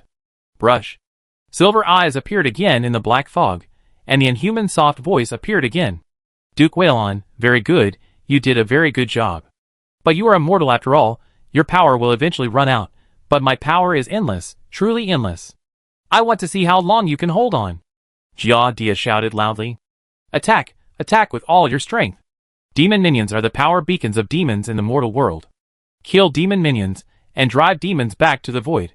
This is what the legendary wizard told her, and she has been dealing with demons for more than a month, and has almost summed up similar principles. In other words, as long as all the demons are killed, the power of the demons cannot enter the Wick continent, and at most they will hide outside the magic circle and whisper. Bang bang bang. The warriors attacked again with all their strength, pouring all kinds of power into the black fog, trying to consume the power of the black fog. The power of the black fog has indeed subsided a lot, but once it subsided, it will immediately revive, as if it is really endless. Looking at the legendary golden light again, it has been shining, and the brightness and range have not changed much. But when Gadea thought of the demon's words, she felt anxious. Because the demon was right, the legendary wizard was just a mortal, and he looked old. He couldn't hold on for too long. Is the power of the demon really endless? There is no answer. The legendary wizard hid in the dark, and he was looking for an opportunity to sneak attack the demon. Gadea is indeed an excellent general. She immediately realized, all the words of the devil are to make me anxious, and make me forget the truly effective tactics. What is the truly effective tactic at the moment? It is to focus on dealing with the devil's descended body, and do everything possible to threaten it to attract the devil's attention, so as to create an opportunity for the legendary wizard in the dark to attack. Thinking of this, Gadea immediately shouted loudly. Attack, keep attacking. There is no truly endless power in the world. The devil is simply lying. Every attack is effective. As long as the demon's minions are killed, he will have to roll back to the void. Before the words fell, dozens of spike-like mists suddenly surged out of the black fog, and penetrated into the golden light violently, and advanced about 10 meters in the golden light, piercing the bodies of 70 or 80 guards. The stabbed warriors trembled violently, and screamed loudly. After a few seconds, they turned into bloodthirsty madmen, and began to attack nearby warriors fiercely. It's a crazy spell. Kill the crazy warriors. Gather, gather, stay away from the edge of the barrier. Gadea quickly issued a response order, and then loudly encouraged everyone. Our attack is effective, our tactics are also correct, and the demons are beginning to panic. These words had some effect, but the chaos in the legendary barrier still had a huge impact on the warriors, making it difficult for the warriors to attack the black fog with all their strength. Just as the warriors were busy dealing with the civil strife, the next wave of attacks from the black fog arrived again. I saw a stream of torrents emerging from the mist, constantly impacting the legendary barrier. The surface of the barrier was suddenly rippled by the impact, and its light was swaying and flickering, like a bonfire in a storm, as if it would be extinguished in the next moment. Judea immediately understood the devil's plan. The other party wanted to accelerate the consumption of the legendary magician's power. And once this golden legendary barrier dissipated, the black fog would immediately wrap them up. Judging from the performance of the black fog just now, once they were trapped in it, they would all be doomed. She also vaguely felt the devil's impatience. As long as they put more effort, they could cause great trouble to the devil. She had to do something.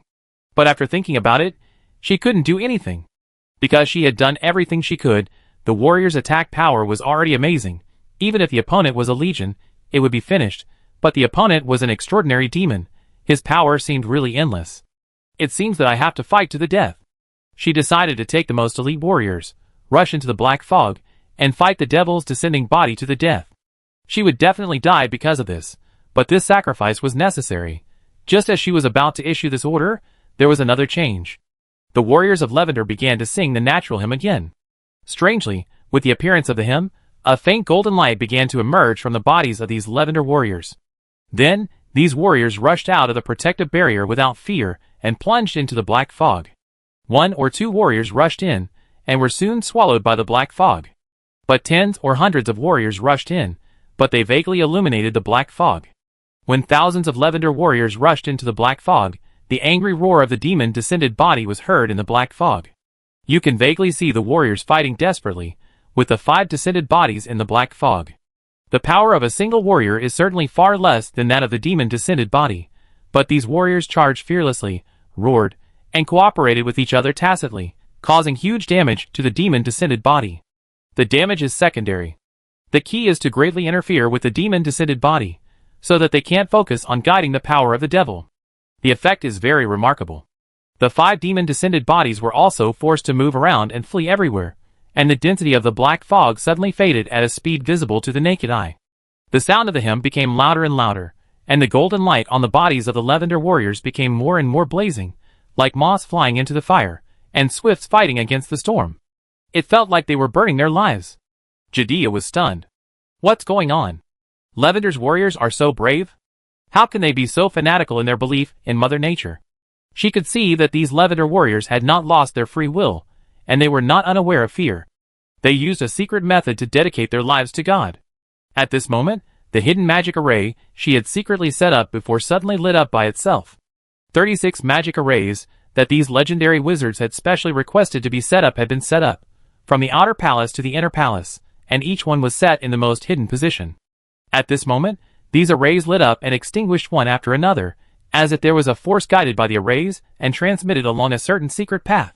Just as the demon's descending body was entangled by the warriors of faith and roared continuously, the brightness of the power beacon in Judea's hand suddenly increased by orders of magnitude, the kind of increase that increased by hundreds or thousands of times. This brightness increased dramatically. At the same time, in the void outside the ring, golden rays emerged from various locations, like a golden sword, stabbing fiercely at the demon's body. This sword is not just 1, but 36. No, not just 36, but 72. No, it is still increasing, repeating endless sword formations. As soon as the golden sword formation appeared, before it condensed into shape, the demon had already noticed it. One by one, the pipes composed of pure souls waved, blocking the way forward of the lightsaber array. At the same time, a granule sounded in the void. "Duke, is this your killer move?" A large number of lightsabers condensed and shot towards the demon, but were easily blocked by soul pipes. The soul pipe was also damaged, but this damage was insignificant and would soon recover. Ha ha ha, a pretty gorgeous attack, but meaningless. Demon, you are too confident.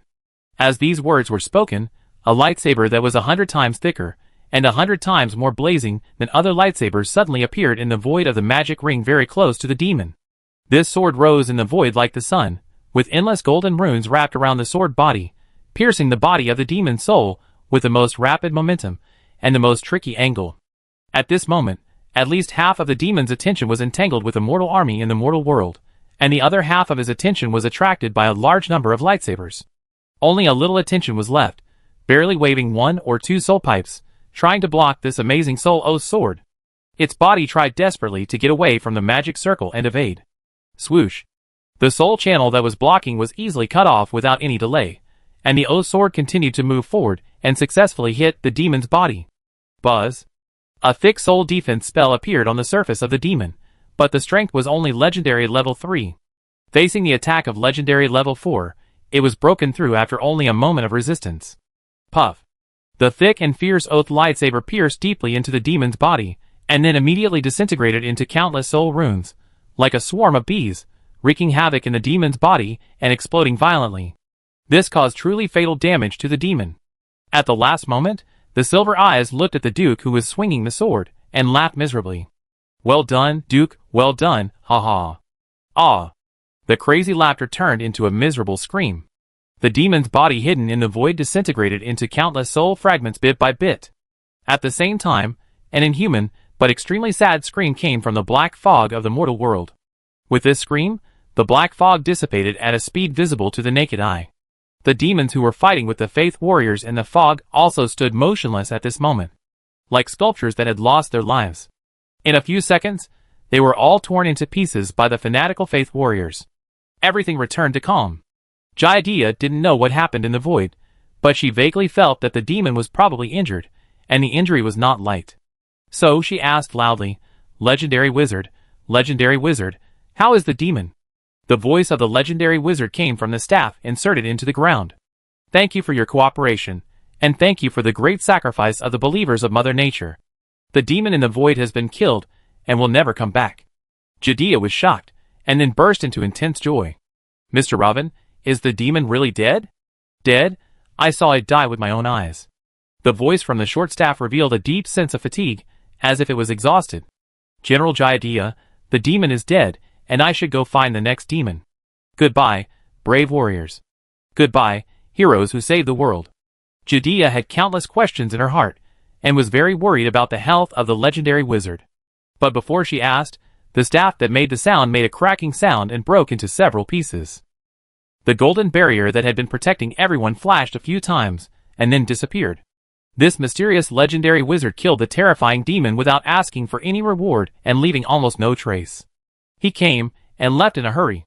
The female general of the empire turned around, and saw that her comrades were also confused like her, but more of them were respectful. Adjutant Major Green said, "General, Master Robin is a noble saint and a pure demon hunter. His existence is a great fortune for us mortals." Jaidia agreed with this, but the demon said that the legendary wizard is Duke Waylon. Major Green shrugged. "The demon is full of lies, anyway, I don't believe it, but of course I have to write it in the report." Jaidia nodded. "That's right. The demon is dead, and the things here have nothing to do with us. Let's withdraw. Take the bodies of the fallen brothers away. After all, this is Lavender, and they are foreign troops. Now that the common enemy is gone, the longer they stay, the more dangerous it will be." Although the Queen sent a secret order, asking her to bring Master Robin back to the country at all costs. But she couldn't do it. Even if she could, she wouldn't do it, even if she would be punished after returning home. She didn't want the power struggles in the world to disturb this noble wizard. Chapter 206. The Palace of Lavender. The underground secret room of Lofen. When General Jaidia and his men hurriedly left, Rosen quietly entered the basement of Lofen. In order to fight the devil, he raised the intensity of the soul-burning secret method to an extreme, which caused great pressure on his body. He felt a little dizzy now, which was the sequelae of overusing the brain. But it was not a big problem. He would recover after a period of rest. The power of the devil was indeed amazing, and he was really forced to use the Faith Warrior. Fortunately, the result was good. The soldiers did not sacrifice in vain. When he mastered Lavender, he would build a monument for them, and then comfort their families to make up for it. Is the devil's magic power really endless? Definitely not. There can be no endless power in the world. At the last moment, Rosen could clearly feel his impatience. But the power he showed before was really a bit outrageous. So many lights of judgment, so many explosive bombs, so many fire guns and spells, although not all the power was hitting the black fog, at least 1/10 of it. If this powerful force hit Rosen's legendary barrier, 1,000 Rosens would not be able to withstand it, but the demon was able to withstand it all the time. Rosen was very curious about this. He estimated that the demon should have mastered a container for storing large amounts of power, similar to his battery house. And this container not only has a huge capacity, but also can store very high levels and quality of power. It is definitely a very rare treasure. This is one of the main reasons why he came to explore the underground secret room. He could vaguely sense the movement on the ground. The Lavender warriors were carefully cleaning the battlefield. They would probably find the underground secret room soon, so he didn't have much time. After resting for a while, the dizziness in his head had improved a lot, so he cast a light invisibility spell and a breathless crystal wall on himself, and then continued to walk down the spiral stone staircase. The secret room was very deep, and there were a lot of defense and warning barriers along the way, and various magic traps could also be found. If he hadn't been sure that the void demon had been killed by him, Rosen would not dare to explore the secret room alone. Using the legendary wizard's magic circle perspective, Rosen easily avoided the traps. If he couldn't avoid it, he would break it. He walked down for more than 50 meters, and saw a solid ice wall underground, which was almost exactly the same as the ice wall he had seen in the Sea Cliff laboratory. At a glance, Rosen knew that the strength of this wall was as high as 8 rings, and there was still a trace of soul breath left. He was slightly moved in his heart. Oh, things are really interesting. Raised his hand, and gently pressed on the ice wall, using the legendary mana that was more refined than before to carefully sense the structure of the ice wall. Compared with the frost wall in the Sea Cliff laboratory, some improvements have been made. If it were the original me, it would be a bit difficult to crack it. After standing in front of the ice wall for about 3 minutes, the ice wall once again quietly turned into white mist and disappeared. Behind the door was a heavy rune arcane door, which was locked. But such an arcane door can only be used to stop ordinary mages, but not legendary mages. After thinking for a while, Rosen took a step forward and condensed a new frost wall behind him to cover up the movement in the basement. Then, he checked all the defensive magic weapons on his body, and confirmed that they were working well. He held the continuous fire god gun in his right hand, and put his left hand on the door, to start the legendary transformation. The door of oaken deformed like plasticine, and a hole more than 1 person high and 1 person wide appeared. Before the hole appeared, Rosen had already flashed to the side behind the door. Bang bang bang. There was a continuous sound of fire guns behind the door, and at the same time a very crazy voice came out. Die together. Bang bang bang bang. The sound of fire guns kept ringing, making the door of oaken clang, and footsteps continued to extend to the door. About 10 seconds later, a black metal gun barrel poked out of the crack of the door of oaken, and heavy breathing was heard at the same time. Rosen grabbed the gun barrel and pulled it out, while infusing the fire gun with legendary power, and then hit it inward. With a dull bang, the fire gun infused with legendary power easily broke the magic barrier on the attacker, and hit him directly between the chest and abdomen. With a painful groan, the person behind the door was knocked back repeatedly, and fell to the ground with a plop. Rosen then appeared from the crack, entered the Ojin gate, and restored the gate to its original state. He turned the stolen fire gun into scrap, and then raised the Vulcan gun himself to aim at the guy sitting on the ground. This man has blonde hair and a pair of ice blue eyes, with an unconcealable madness and confusion in his eyes. He is the Frost Messenger Lefenga. Or to be more precise, the last Frost Messenger Lefenga. He is the second reason why Rosen came to explore the secret room. Evil must be eliminated. The devil is dead, and Lefenga must be killed. This Lefenga has not gone completely crazy yet, and still retains a trace of consciousness. This is probably not the mercy of the devil, nor is it that this guy has enough reason, but Rosen moved too fast, and the devil did not have time to transform him into his own body. Who are you? Lefenga stared at Rosen. In his eyes, he was facing an old man with white hair, and wearing a simple gray cloth robe. Rosen certainly would not tell him his real name, nor his pseudonym. He smiled faintly and said, "You are not qualified to know my name. You must be a legendary wizard. No, you are Duke Whalon." Lefenga guessed it himself. Rosen was a little surprised. This guy didn't seem to be as crazy as he acted. Looking at Lefenga on the ground carefully, he suddenly had an idea. "You are the original Lefenga, right?" Lefenga took a deep breath. "Yes, it's me. You used blood fusion replacement to create a large number of substitutes, shared your knowledge with these substitutes, and used your own soul fragments as a guide to quickly upgrade them to high-level mages?" "Yes. Now, the demon has been killed by me, but you are still alive. TSK, you are really good at it." If Rosen failed to defeat the demon, but both sides ended up in a lose-lose situation, or even died together, this guy might have become the final winner. Lefenga sighed. "Unfortunately you won in the end, Duke." Rosen raised the Vulcan gun and pointed it at his head, Tell me the real name of the demon. I don't know. I only know that he calls himself the All-Knowing One. Okay, then what is his purpose? I don't know either. What did he take from you? Nothing, or he didn't take it away in time. He has been teaching me all kinds of magic knowledge and helping me improve my strength. Although the method of improvement is cruel and has great side effects, it does help me improve. Rosen grinned. So, this demon simply wants to use you as a body to descend and enter our plane? That's about it, but I don't know what he wants to do after entering the plane. Oh! The demon is dead, and this matter can only remain a mystery. The ground soldiers will find this place soon, so Rosen doesn't want to waste time. Any last words, Sage? Lafinga sighed. Never believe that there are benefits in the world that are delivered to your door, and never take risks beyond your ability limit. Good last words. I will engrave it on your tombstone as an epitaph. After speaking, Rosen pulled the trigger. Bang! Lafinga's head was blown up, and his body flew back several meters due to the huge impact force. This time, he was completely dead. Rosen walked around Lafinga's headless body, and came to the center of the secret room to check the situation. There was a super large and very delicate magic circle here, which Rosen couldn't understand at all. There was a cylindrical rune table in the center of the magic circle, and many cracks appeared on the table due to the impact of some force.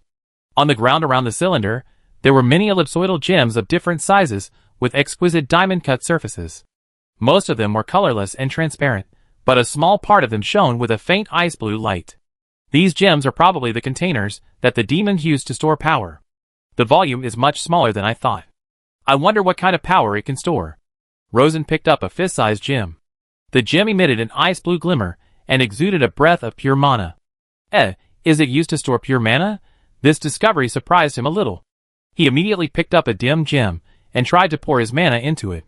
As a result, he found that when his mana approached this thing, it was immediately swallowed by it.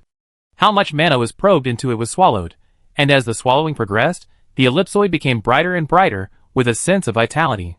What's more peculiar is that, after swallowing his own mana, the gem actually showed a faint golden glimmer and showed a breath of pure mana. This situation surprised and delighted Rosen. It can really store pure mana, but how much can it store? Try it when you think of it. Anyway, the soul-burning secret technique was always running, and with the power of faith, his mana recovered very quickly. So he kept pouring it in, and after about 10 minutes, which was almost equivalent to 30 tubes of mana, he finally couldn't pour it in. Looking at the crystal again, it became very bright, showing a strong golden light. After a careful inspection, he found that it might be too full, and this thing was releasing pure mana at a very slow speed.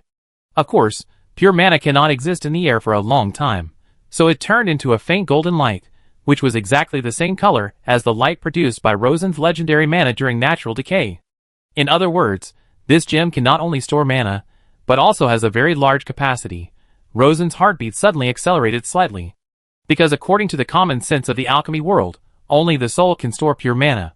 Countless alchemists did not believe in evil and devoted their life energy to the pursuit of mana storage containers. But in the end, they all failed and wasted their lives in vain.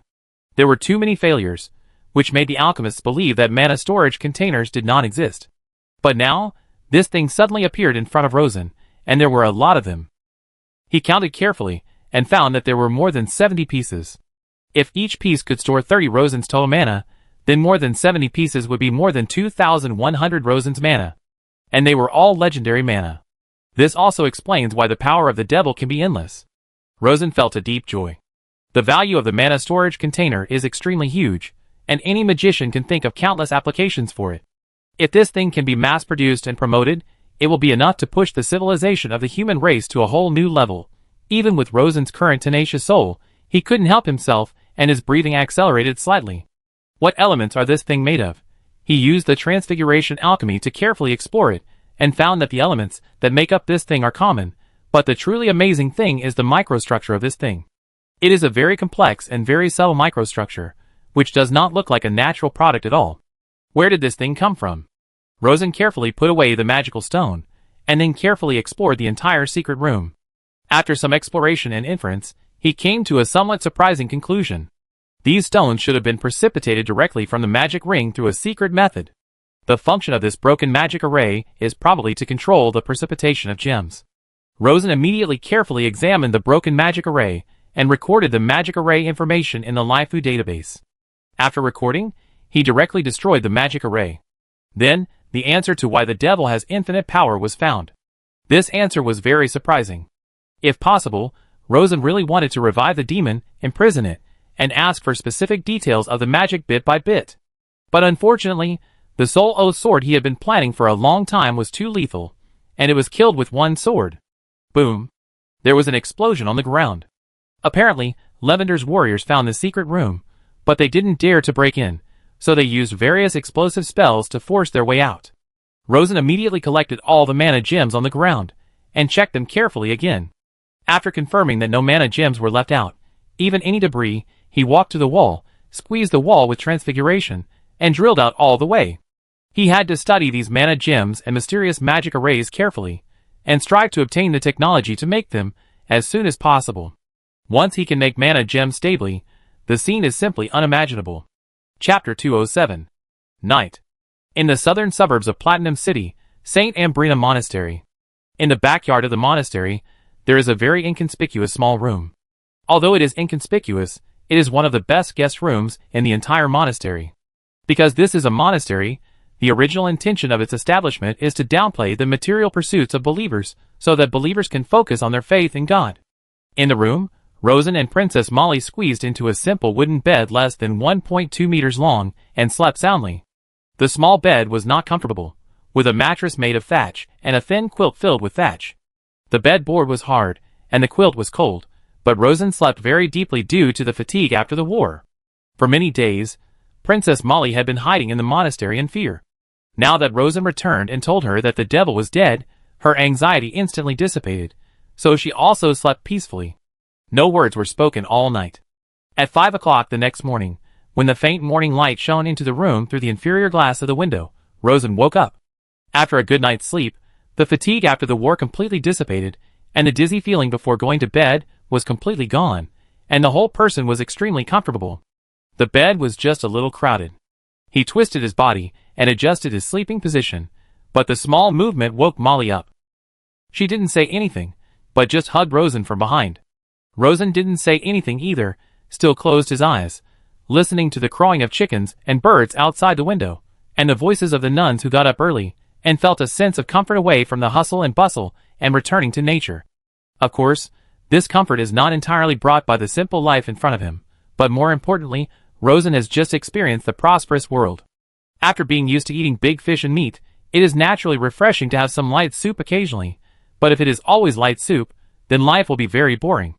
Therefore, the real good things in the world are actually hidden in the 4 words control your destiny. Whether you want to eat meat or drink soup, it is all up to you. Molly's voice came from behind. The battle should be very dangerous, right? Rosen, who returned last night, looked very tired. It was the first time she saw him like this.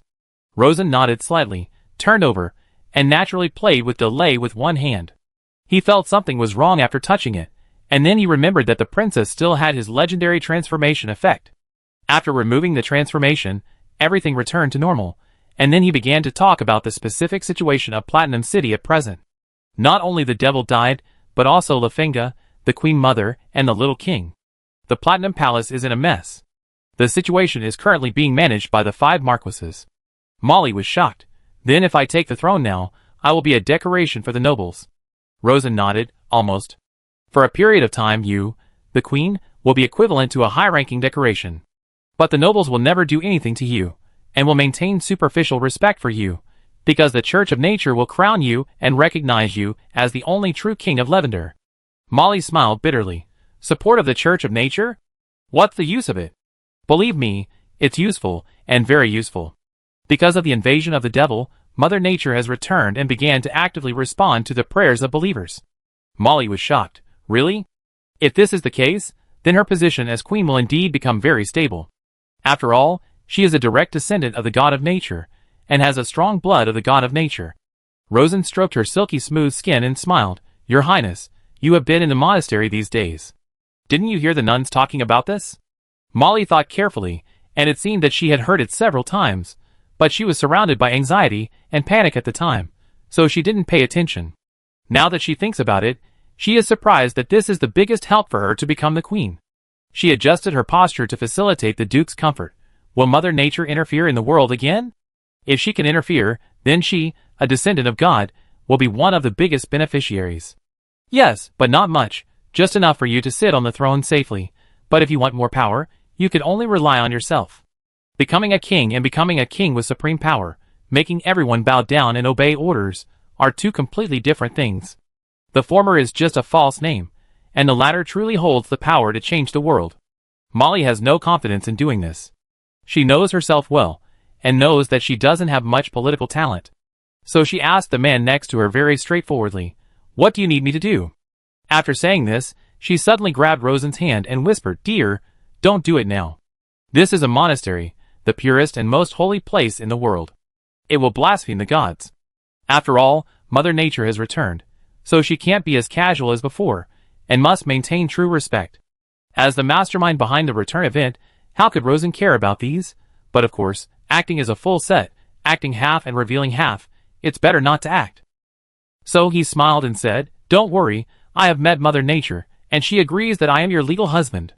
According to the doctrine of nature, it is reasonable for husband and wife to do things, and it is not blasphemous." Molly was confused by this strange reason, but she soon came to her senses. "No, this door is very thin, the windows are not sealed, and there are nuns not far outside the door. It would be embarrassing if they heard it." Rosen said again, "Don't worry, they can't hear it." While speaking, he triggered a breathless crystal wall. Molly's mind was confused, and the matter was settled. While Rosen was wielding a gun and a stick in the muddy ground, he said, "After you ascend the throne, the nobles will ask you for various powers in the parliament. You don't have any quarrels with them, just agree to them one by one. But you only have to insist on one thing, that is, you have to choose the regent minister yourself." "Will the nobles agree?" "Yes, because since they have completely controlled the situation, they think that no matter who the regent minister is, they can't change the situation. But they will definitely plug the loopholes, such as prohibiting you from appointing me as the regent minister, and for example, the regent minister can only be a Lavender nobleman to ensure that the regent minister is still a puppet under their control."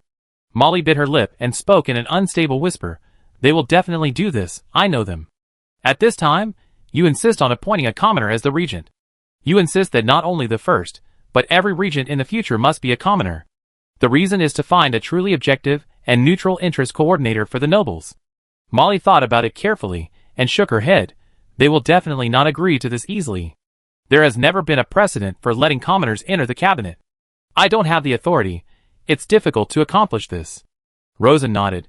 "It is indeed difficult, but it is the most critical and necessary step. After this step, his subsequent plans can be carried out step by step, and Lavender can be transformed into a helper for his unified natural alliance, rather than an international force that competes with him.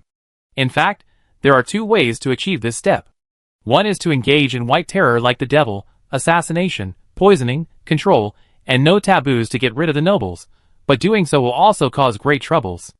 It will severely backfire on itself, and the violent shock of society will lead to a series of subsequent problems, various hidden dangers, and may even attract the intervention of the glorious empire. In short, it seems quick and convenient, but it is actually a long way to go.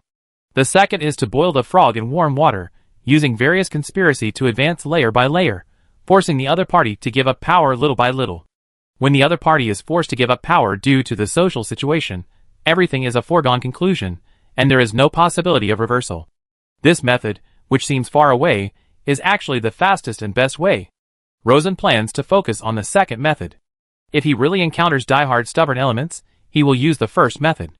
Molly wanted to ask why, but she was only concerned with catching her breath, and was completely speechless, not even able to whisper in her heart. She thought that was about it, but then she realized something was wrong. A strange, very pure power flowed into her body along an unexplainable path, into the deepest part of her body, and finally into her soul, and began to strengthen her soul little by little. This feeling was incomparably wonderful, and she suddenly felt that her soul seemed to float up, as if walking in the clouds, and as if bathing in the grace of God in heaven. I don't know how long it took, but suddenly Rosen's voice came to my ears again, as if it was the voice of God descending from the sky. "Connect the magic ring." Molly did it reluctantly, because she wanted to continue to experience pleasure.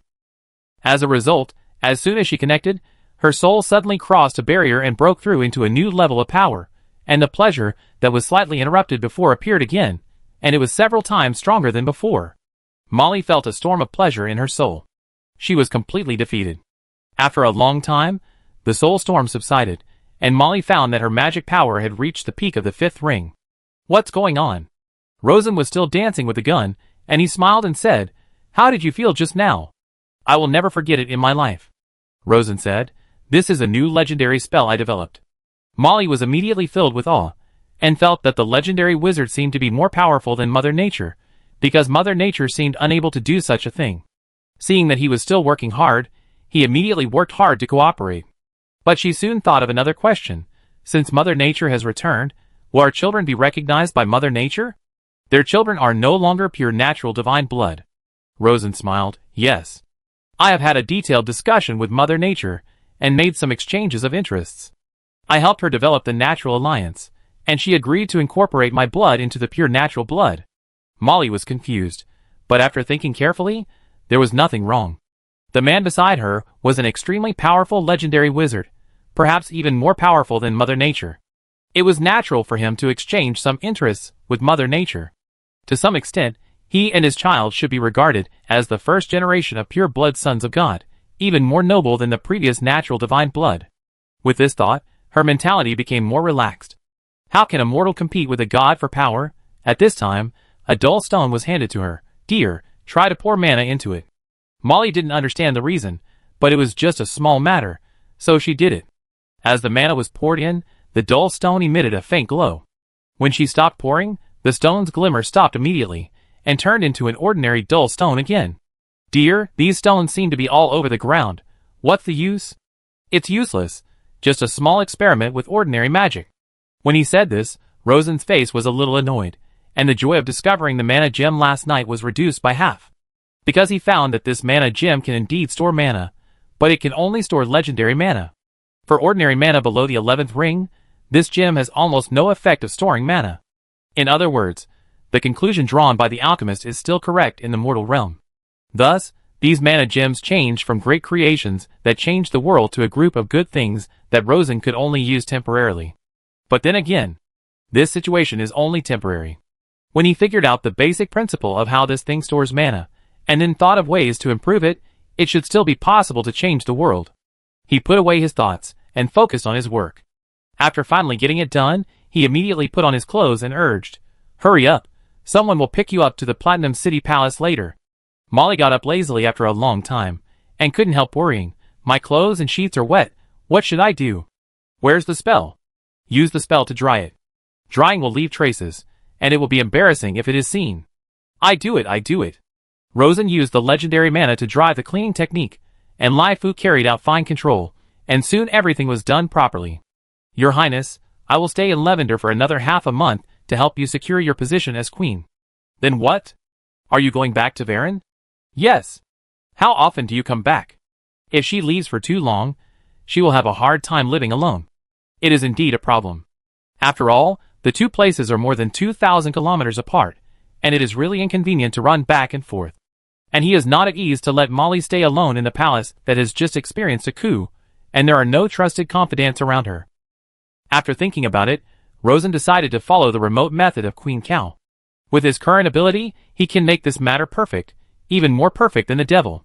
As long as he does not check the soul with his own eyes, even a 10th ring wizard will not find any flaws. I will solve this matter, and make sure we can meet often. In this case, Molly is relieved. After a while, someone knocked on the door, as expected, and the voice of the monastery's elder sister Cheen came from outside the door. "Ms. Mona, a motorcade is here to take you back to the palace." Chapter 208. Medassalin City. The royal horse farm of the Nevernight Palace. Since the horse farm is built in the palace, it is naturally in the center of the city. The royal horse farm is naturally very large, covering an area of more than 200,000 acres. In this wide horse farm, a pure-blooded heavenly horse with light golden hair carried the queen in a navy blue vest and breeches, walking steadily on the spacious grassland with elegant small steps. A knight in black clothes and a black horse followed the right rear side of the queen's body. It was General Gadea, who had just returned from Lavender. The glorious empire is located in the south, and spring comes early. The grass in the horse farm is already green. Under the warm sunshine, the gentle spring breeze blows on the face, making the two distinguished ladies feel very comfortable. After a while of silence, Queen Zoya spoke. Sister, I have read your report. It is very thrilling. Both the demons and the legendary wizards are unexpectedly powerful. Your contribution this time is very great, and grandfather will reward you greatly. In terms of blood relationship, Knight Gudiya is Queen Zoya's cousin, and in private occasions, the two chat more casually. Gudiya was slightly happy in her heart, but her expression was still solemn. Your Majesty, I am honored to receive the reward from grandfather. This is my supreme honor. After a pause, she whispered, but compared to the reward, I am more worried about the demons. The demons are so powerful that they have exceeded the limit of the Empire's ability to cope with them. Perhaps, we should send envoys to the Nawat Republic again to seek support from it. This is a reasonable and legitimate suggestion, but the Queen showed a bitter smile on her face. Sister, you know, grandfather has been there a long time ago, and even went there again half a year ago. He did get a lot of experience in fighting demons, but many experiences are not replicable by us. Gudiya said softly, Your Majesty, what I mean is that we should not only seek experience, but also ask for help when necessary. Help? Yes, ask the other party to send a legendary wizard to support us. A lofty legendary wizard like Robin can give us great help at critical moments. The Queen listened carefully, and after Gudiya finished speaking, she frowned slightly. Speaking of this Robin wizard, I have to discuss it with you in detail. After pulling the reins and changing the direction of the horse, the Queen said softly, When Grandpa heard about Robin Wizard, his first feeling was strange. Because this Robin Wizard said that he had a relationship with the Republic of Nawat, but Grandpa had just been to the Republic of Nawat some time ago, but he had never heard of the existence of such a powerful legendary wizard. Strange mage. You know, even for a legendary mage, no matter what method is used, no matter how strong or weak the target demon is, being able to kill the demon in the end is an extremely remarkable thing. So even in the Republic of Nawat, this person should be an extremely noble and great existence. But such a remarkable person, but there is no trace of his past deeds, and no one has ever heard of his name, which makes people feel very strange. After listening carefully, Giadia whispered, He claims to be a demon hunter, and he also travels in various planes. I think the demons must not be stupid. Since they know that there is such a strong man hunting them everywhere, they will definitely find a way to hunt him down. So, in order to protect himself, Mage Robin deliberately concealed his name and true identity. Queen Zoya nodded slowly. It is indeed possible, but there is another possibility. Giadia was stunned. How do you say it? Queen Zoya's face showed a deep solemnity. Demons are extremely cunning. He knew he had been exposed, so he tried to get out. After a pause, she said, The battle in the Lavender Palace may be a play by the devil. Play? Giadia didn't understand for a moment. Yes, play a play of death and disappearance to avoid the attention of the eyes, so that you can sneak into the world again and carry out a silent invasion again. Giadia understood, and her face immediately showed an unacceptable expression. Your Majesty, are you saying that Master Robin is actually the mortal body of the devil? There is this possibility.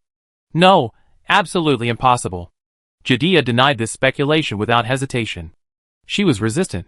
Your Majesty, I have personally experienced the power of Master Robin. It was he who pulled me back from the edge of madness. At that time, the power of the devil in Lavender was already very large. It not only controlled the royal family of Lavender, but also began to spread to the people. No one can stop the devil, so the devil has no need to play such a play. She became more and more excited as she spoke. Finally, she couldn't even suppress her tone and shouted, Your Majesty, not only me, but every soldier of the 6th Special Operations Regiment will never agree with the idea of acting. Zhuiyao looked at her cousin with some surprise. Jati, we are just simply speculating on various possibilities. You don't need to bring subjective emotions to this. Giadia also realized that he was a little out of control, so he took a deep breath and calmed himself down. Your Majesty, I lost my composure. Zhuiyao nodded. The possibility of acting is indeed very small, almost impossible. But this Robin Wizard does have many inexplicable doubts. In addition to his identity, there is also his power. A few days ago, my grandfather contacted the Nawat Wizard Yastin and told him the various power characteristics you described. As a result, Yastin had never seen or even heard of a similar legendary wizard. This Yastin wizard is not an ordinary person. He is a candidate for the Guardian Wizard and has a considerable understanding of legendary power. He told my grandfather that without the help of the power of faith, mortals may be promoted to legends, but it is impossible to maintain legendary power while maintaining a strong combat power. That is to say, this Robin Mage's performance is not like that of a mortal, but more like that of a void god and demon. Judea carefully responded to all the past experiences with Robin Mage, and finally shook her head.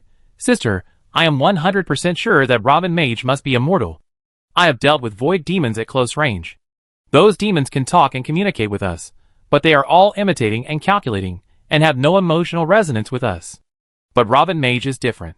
I have been in close contact with him for about 5 days. He likes food and wine. Although he is very old, he still likes to stare at the breasts of beautiful girls, and occasionally teases them with words. At this point, Judea felt her cheeks slightly hot, because the old wizard also teased her implicitly, saying that she had a great figure and her future husband must be very happy. When she thought of this, Judea sighed in her heart. Mortals are really not perfect. Such a powerful and noble legendary wizard actually has flaws in his personal morality. Back to the topic. In short, these details are not possessed by those inhuman things, and they can't pretend to be like them even if they pretend. Julia still listened carefully, and after listening, she smiled and said, Sister, you should also write these details in the report. Judea shrugged. I will submit a report, and the report will write down all the details and feelings of my contact with the devil and the legendary wizard.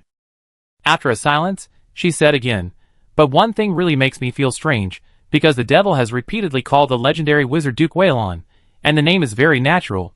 It doesn't seem like he is lying. This made Queen Julia fall into deep thought. The two continued riding in the horse farm. After walking for a long distance, Queen Julia said, We cannot rule out the possibility that Duke Waylon has been promoted to a legendary. Your Majesty, I heard that grandfather once analyzed Duke Waylon's blood and confirmed that he was an 8-ring mage. If the Duke is really a legendary mage, then he will naturally be able to deceive grandfather about the blood. Judea was a little shocked, but if so, then he will be able to easily unify the natural alliance. Julia also frowned, indeed, and it is extremely difficult to stop him. After he unifies the natural alliance, he will become the most terrifying opponent of the Empire, even more terrifying than the Holy Elf Empire. What should we do now? It's just a guess, we must confirm this. I've asked Irene to confirm it.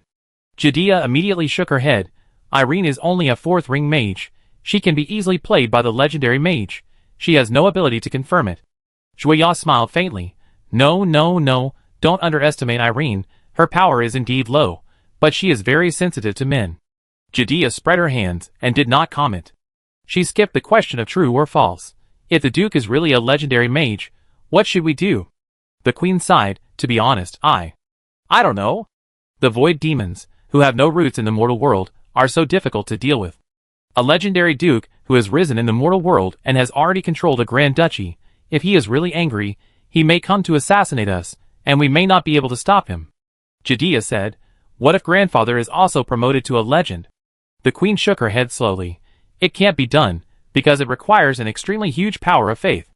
The faith provided by our 900 million believers in the glorious countries is far from enough, and even tripling it may not be enough. Then Judea didn't understand. In this case, Duke Waylon's power of faith is even less, and he is unlikely to be a legendary wizard. Julia nodded in agreement. That's right. Coincidentally, as soon as she finished speaking, the glorious magical instrument on her wrist lit up, and a message came from the Central Secretariat. Queen Julia glanced at the message and immediately smiled. Irene sent a letter. She confirmed that Duke Waylon has been staying in Waylon recently, and has not gone anywhere. In other words, Duke Waylon cannot be a legendary wizard. Judea was surprised. How did you confirm it? The Queen smiled. Irene and Duke Waylon are in love, and she hangs out with him when she has nothing to do. These days, she can see Duke Waylon almost every day, and the two have had several secret talks in the secret room of the Duke's study. In short, she and the Duke are very good, and it is estimated that she will be pregnant with the Duke's child soon. Judea was speechless. Irene is really ridiculous.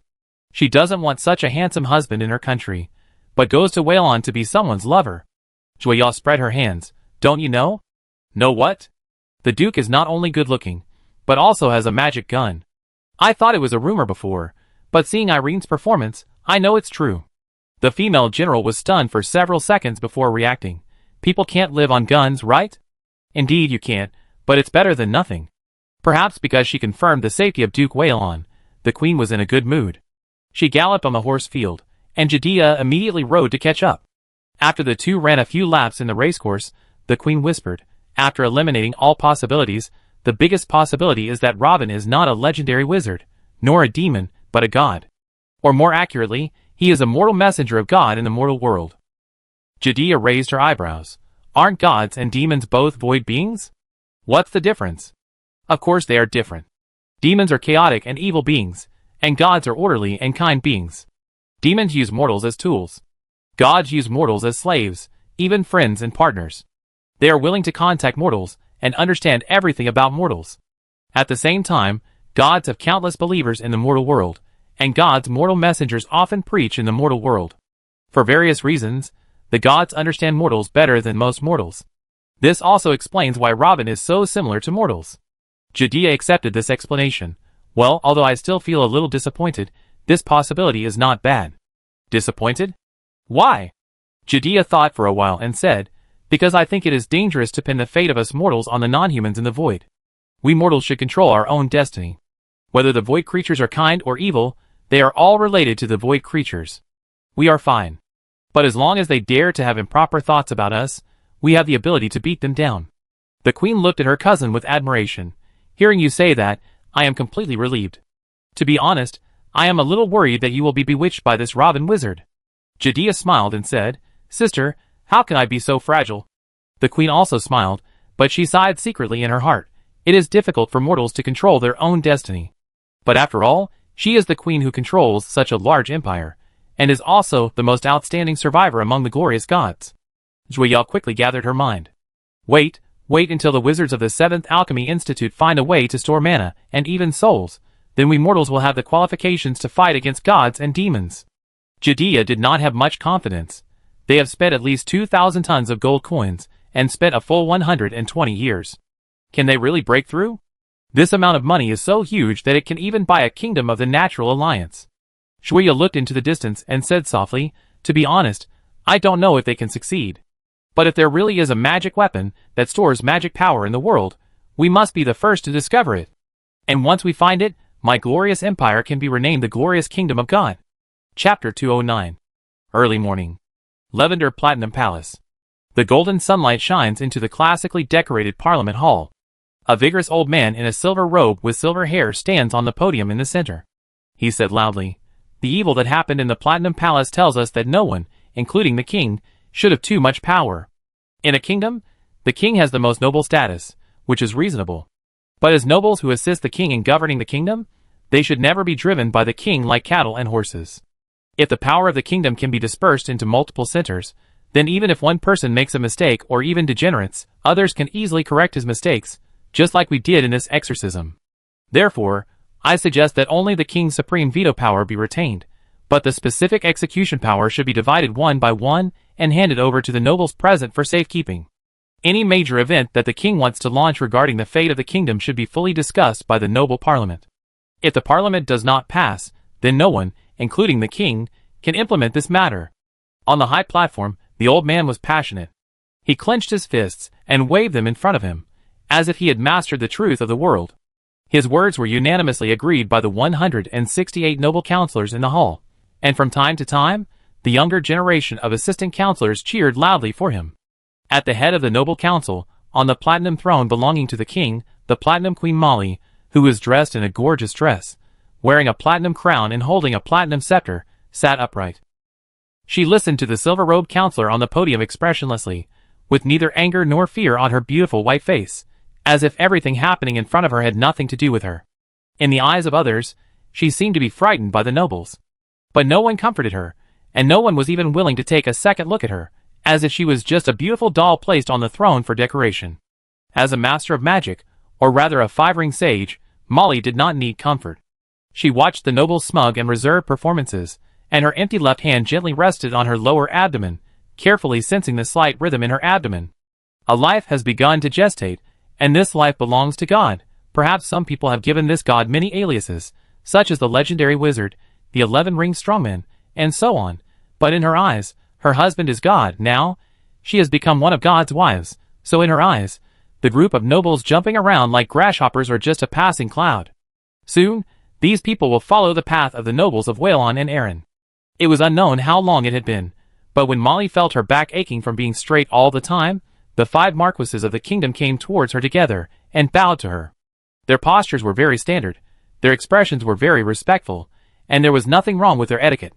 Their eyes were just a little unscrupulous. After the ceremony, Marquis Nobundo, whose reputation among the nobles was as dazzling as the sun at noon, stepped forward a few steps and held up a beautifully bound contract. "Your Majesty, this is our newly agreed charter of the kingdom. Please take a look." The attendant stepped forward and held the charter in front of Molly. Molly glanced at it casually and nodded, no big problem. She raised the king's platinum scepter, and the top of the scepter showed the condensed 5-ring magic power, but she was reluctant to stamp it. When the condensed 5-ring magic power appeared, the marquises were slightly surprised and looked at each other. In today's world, 4-ring mages are everywhere, not rare.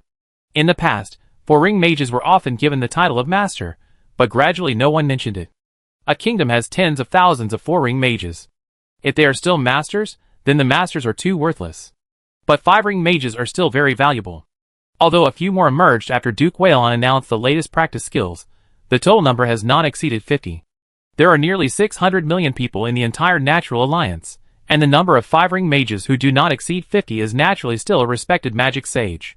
Therefore, when the marquises felt that the queen had 5-ring magic power, a trace of solemnity flashed in their eyes. Of course, it was only a trace. Even a 5-ring sage could not stop the fire gun. All I can say is that I must be more respectful and patient with the queen in the future. After all, she is a true descendant of the god of nature. If she has outstanding magic talent, she will be more valued by Mother Nature. At this time, Queen Molly spoke. "I can stamp this charter, but I want to add one more clause." Marquis Nubden immediately said, "Your Majesty, please speak. Compared to the heavy government affairs, I prefer to pursue the mysteries of magic, so I need a regent.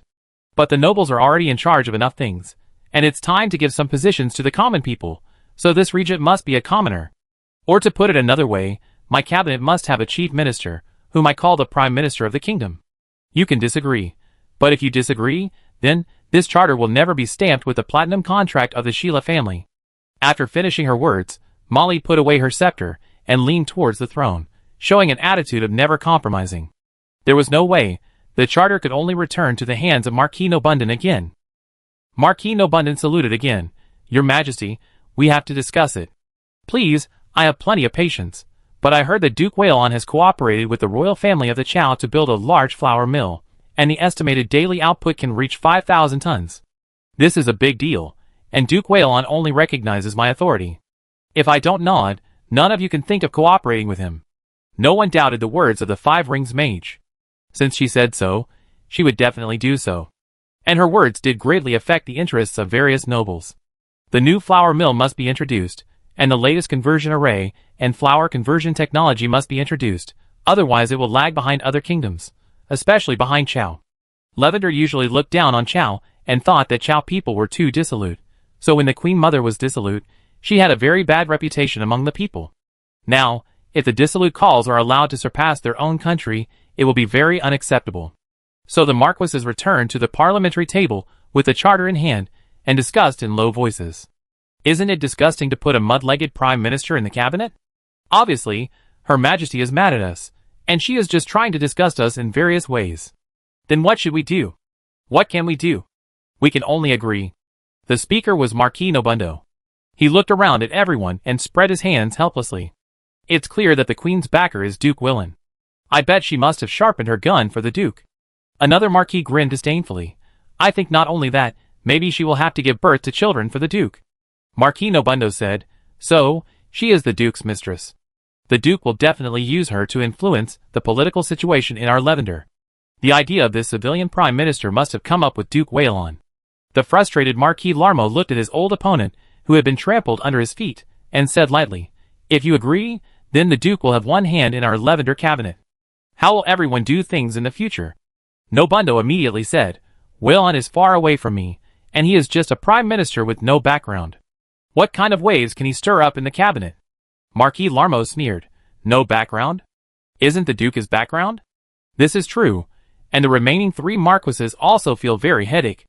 Someone said, "I say, why don't you just ignore Your Majesty?" Someone immediately objected, "That won't work. After all, Your Majesty is a legitimate descendant of God, and the emotions of the common people also need to be taken care of." I personally even think that establishing a commoner prime minister will help appease the increasingly restless peasants in the country. This makes sense. Although the nobles of Lavender still control the huge resources of the kingdom, it is undeniable that the power of the common people is growing, and it has reached a point that cannot be ignored. Someone else said, we also need to rely on the power of Duke Waylon, and it is impossible to really get rid of the influence of the Duke. Even if we reject your majesty this time, Duke Waylon will definitely think of reaching out in other directions. Since we have to reach out anyway, it is better to let this hand reach out in the open. That's true. Marquis Naughton was very smart, and he came up with an idea. We can agree to this, but the requirement is that this civilian must be a Lavender who grew up in Lavender. This civilian has family and friends in the country, and it's best if he has his own industry. When he becomes prime minister, we will give him some benefits and develop him into one of our own. In this way, no matter how long the Duke's hands are, it will be useless. In his heart, Marquis Naughton actually favored Duke Varon, because his family had a lot of cooperation with Duke Varon, and his family could not get to where it is today without the support of Duke Varon. His idea was indeed very good, and the Marquises looked at each other, and finally nodded in agreement. After adding this clause to the charter, it was once again handed over to the Queen. The Queen looked at it, and nodded with satisfaction. That's it. But then she added, the Prime Minister's term is 5 years, and the longest consecutive term is 3 times, and each term must be appointed by me personally. You can nominate, but the final decision is mine. Do you agree? This is a small matter, and it is also the power that the king should have, at least in form. The Marquises looked at each other, and didn't want to trouble anymore, so they nodded in approval. I already have a candidate for the first prime minister. After saying that, Queen Molly clapped her hands. Come out, my cabinet prime minister. The back door of the parliament opened, and a middle-aged man in dark red clothes strode in, knelt in front of the platinum throne, and called himself the sacred and noble platinum queen. It was none other than Marati, a Lavender merchant who once focused on opening a brothel and invested heavily in the Baron Duke Waylon. Queen Molly looked at the Marquises who looked like they had eaten shit, and said, my candidate fully meets your requirements, and I insist on using him, otherwise I will not sign the kingdom charter. What can I do? I can only accept it with a pinch of my nose. After all, this is a small matter. This Marati may have some ability, but he is just a civilian businessman after all, and his influence among the people is very limited. He entered the cabinet as prime minister, and he couldn't make any big waves. So, after a tug of war, the platinum seal representing the sacred power of the royal family was finally stamped on the kingdom charter. When the matter was confirmed, Marati felt like he was dreaming. No, it should be said that in the craziest dream, he never imagined that he could sit in such a position. But he is a very sober and rational person. Although his heart was trembling, he still did not lose his composure. I have to hold Duke Waylon's legs tightly, otherwise I will definitely be killed by these murderous nobles. Not only will they kill me, but also all my family members. As he thought about it, he felt that it was not enough to just cling to the Duke's thighs. He also had to unite the power of the civilians in the country, and find a way to get rid of these nobles. Not to mention killing all these nobles. At least they should not interfere with the national politics, like the northern nobles of Waylon. Only in this way can he, the prime minister of the kingdom, be completely stable. Even if he resigns, he will not be liquidated by the nobles, and can still maintain great dignity. Therefore, defeating the nobles is not only the expectation of Duke Waylon, but also completely in line with his own interests. Marati also had many feelings in his heart. There was a giant who did not appear in the parliament, but the shadow he cast had a huge influence on the parliament. The young man he invested in at the beginning has grown into a towering tree. Now the shadow of this tree not only covers Waylon, but also gradually begins to extend towards Lavender. He secretly thought, I wonder how high this tree can grow, and how wide the territory can be covered by the tree crown. Of course, this is all in the future. Today, a brothel owner became the first regent of Lavender, representing the interests of the common people of Lavender. He entered the cabinet with the kingdom's top nobles to jointly manage the huge platinum kingdom. The kingdom of Lavender also turned a new page. Chapter 210. Buzz Hiss. In the twisted light, Rosen, who was in Lavender Platinum City the moment before, appeared in the underground secret room of Swan Castle the next moment. Phase transfer requires extremely high soul strength, starting at the minimum of 7 rings, and must rest after performing it once. With Rosen's current soul strength, he can perform a phase transfer once every 8 days. At the same time, there are many restrictions on the transfer process. The greater the mass transferred, the more energy, and the farther the distance, the more mana and soul gems consumed. Rosen's body is heavy, and he also carries more than 70 dim mana gems, with a total weight of more than 130 kilograms. When he arrived at the destination, 80% of his mana was consumed, and 8 soul gems were consumed. If all the mana gems are full, the mana consumption will also increase significantly, and the transfer may even fail. Finally, the secret room at the destination is also specially built. Not only does Rosen know the location, but a special phase lock is also set up. If you don't know the correct unlocking method and force the transfer, you will be greatly disturbed and the transfer will fail.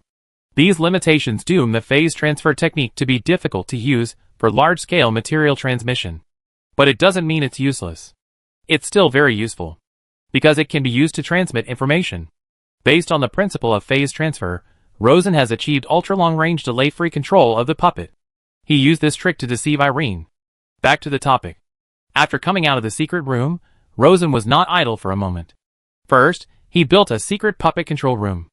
After spending 10 days to complete it, he took a plane and secretly arrived in Lavender, and used the carefully crafted bloodline puppet to exchange the real Queen of Lavender back. Recently, the international situation of the Natural Alliance is relatively stable. Rosen does not plan to cause trouble for the time being, so he focuses on developing Waylon and practicing internal skills. As for him personally, he has always had a plan, which is to go to the Republic of Nawat to learn from others. Not only to learn the lessons of fighting against demons, but also to learn the lessons of legendary knowledge. Although the succubus Mediana obtained a lot of legendary knowledge from the guardian wizard Naya, it is clear that this knowledge is definitely not the best. Rosen especially wants the experience of practicing legendary magic power, so he wants to know what the upper limit of the soul strength of a legendary wizard is. In theory, he can set off at any time, but as a lord, he has to consider more things. Although he admires the Republic of Nawat, he does not deify it. As long as it is a country composed of mortals, there must be various interest disputes. If you want to get real good things in Nawat, it is definitely not enough to rely on feelings, you must exchange them with real interests. But money can move people's hearts. It was in someone else's plane. If he took valuable things, but didn't have enough self-protection ability, his life would be in danger. Therefore, he had to bring enough good things and be prepared to protect himself. Obviously, the mana gem was not only a great treasure, but also could greatly improve his self-protection ability.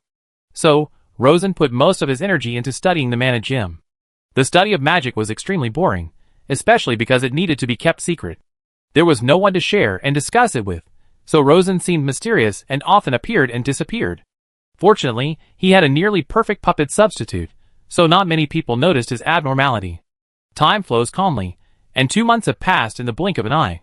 On this day, Duke Rosen sat in the study room somewhat bored, closed his eyes and dozed off, seemingly resting, but in fact, he was freeing up more computing power for the main body. In the past 2 months, the main body has gained and lost in magic. He has made great gains in natural faith, and the supply of faith power has greatly increased, almost reaching 1/3 of the soul-burning secret method. The pressure of faith power on the soul is very small, which has led to a great increase in Rosen's mana endurance. However, he encountered many bottlenecks in the research of mana gems, and the progress was very slow. Knock knock knock. The door was knocked, and the housekeeper alike came in to report, "Master, Lord Kruber wants to see you." "Come in." Rosen opened his eyes, and allocated about 5% of the computing power. Although it is only 5%, it has greatly exceeded the processing speed of ordinary people's brains. Kruber walked in with a thick document. He is a little fat now, well-dressed, and has a stable temperament, with a bit of the aura of a cabinet master. His work ability is also beyond doubt, and he has helped Rosen a lot. Rosen naturally raised his personal treatment even further. "Sit down, Kruber. This lakeside study has been modified, with chairs added and 2 assistant attendants, specially used to entertain important officials of the principality." After Kruber sat down, he handed the document to the assistant attendant, and took the tea handed over by another assistant attendant. He still insisted on calling Rosen by the old name of Lord. "Lord, the money in the treasury is running out again." Rosen took the document, and flipped through it quickly, carefully looking at the clear and definite expenses on it. After reading it, the statistical results are also synchronized. In the past 2 months, Waylon has obtained a trade surplus of 18 million gold augurs. The items sold include magic ring scales, blackstone electric cars, lightning messengers, a large number of miscellaneous civilian magic tools, shares of overseas flower factories, and various high-end magic materials. This income is much higher than that of Duke Whalon in the past, and it is still increasing. The good news is that of the 18 million gold augers, a full 15 million are earned by the newly opened citizen factories. After deducting the cost, it can be directly used by the government. The bad news is that there are more places to spend money. In 2 months, the government spent a full 28 million augers of banknotes. The printing presses of the Mint Bureau are running 24 hours a day, and they are all smoking. The number of 4-ring mages with anti-counterfeiting seals has also increased from the initial 100 to the current 1,000, and is still increasing. Although the banknotes are scattered among the people of Whalon, the government is seriously outstripping its income. If the government has no money, it can't do big things. Where are the expenses spent? One is the factory areas in Ruhr County and Hongyuan County. The other is the construction of Whalon's new capital. Especially the latter, it is simply a beast that devours money. Although the construction method is private-driven, government-planned subsidies, these plans are too advanced, so the subsidies are also very high, otherwise no one is willing to take the job. Of course, although the money spent is fierce, it is not pure spending. It is also an investment. After the capital is built, the various construction teams trained can be used all over Whalon. Putting the document back on the table, Rosen asked, "How is the discussion on increasing the currency anchor going?" "This is the top priority." Kruber immediately straightened his back and answered seriously. "Lord, I have to say that using Whalon's annual grain output as an anchor is very good, and everyone is very convinced. Now there are 2 main points of contention. First, what is the anchoring ratio? Second, grain output is unstable. Should we use conservative calculations or optimistic estimates?" "These are details." Rosen asked, "How much more banknotes do you think can be printed according to the most conservative calculation?" Kruber thought for a while and said, "According to the average price of 5 AUG per ton of staple food and the most conservative grain output, it is estimated that 30 million AUGs can be printed more than the current gold reserves. After a few years, when grain output increases significantly, it is estimated that 100 million AUGs can be printed. 100 million AUGs is equivalent to 150 billion clays of banknotes, which is completely enough for this wave of spending. Once the capital is built and the factory area is completed, consumption will be greatly reduced, and it can be maintained by relying on foreign trade and various taxes." Rosen is not worried about inflation, because the reason for inflation is that there is more money than goods, so money is worthless. Now he is anchoring the grain output to issue paper money, so at least this batch of money can be used to buy grain. And there are still a lot of other goods in the market that need to be bought with money, so the number of banknotes he issued is actually very conservative. Rosen raised his hand and clicked on the desktop file. The old way, release the announcement, let the public discuss widely, and collect public opinion. Once there is a basic consensus, I will issue the Duke's decree to conduct an experimental increase in paper money. Yes, Lord. Then he said another piece of news. Lord, after the Magic Conference, the net inflow of the population of Whalon was as high as 6 million, of which 30% were high-quality wizards. Rosen was very happy. Very good, but there will definitely be conflicts between the local population and the outside population, and various social competitions will also be fierce due to the increase in population. If too many people come too fast, set some thresholds to control the speed of influx.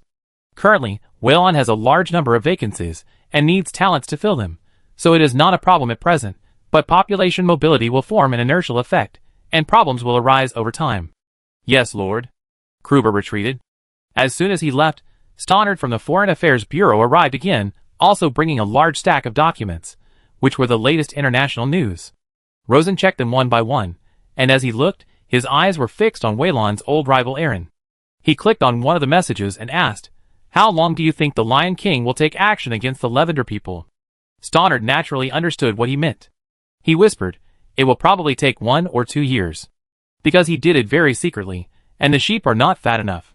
So he issued many decrees as a fog to attract more Lavender merchants to come to the country to invest, so as to reap more assets in the future." Rosen smiled faintly. "Then let him do it. We will watch him do it first. Should we not care? Of course we should care, but we have to act at the right time. If it were in the past, the matter of the Lion King would have been done and Lavender could only curse a few words, and then punish the Aaron merchants in the country accordingly. But the situation is different now.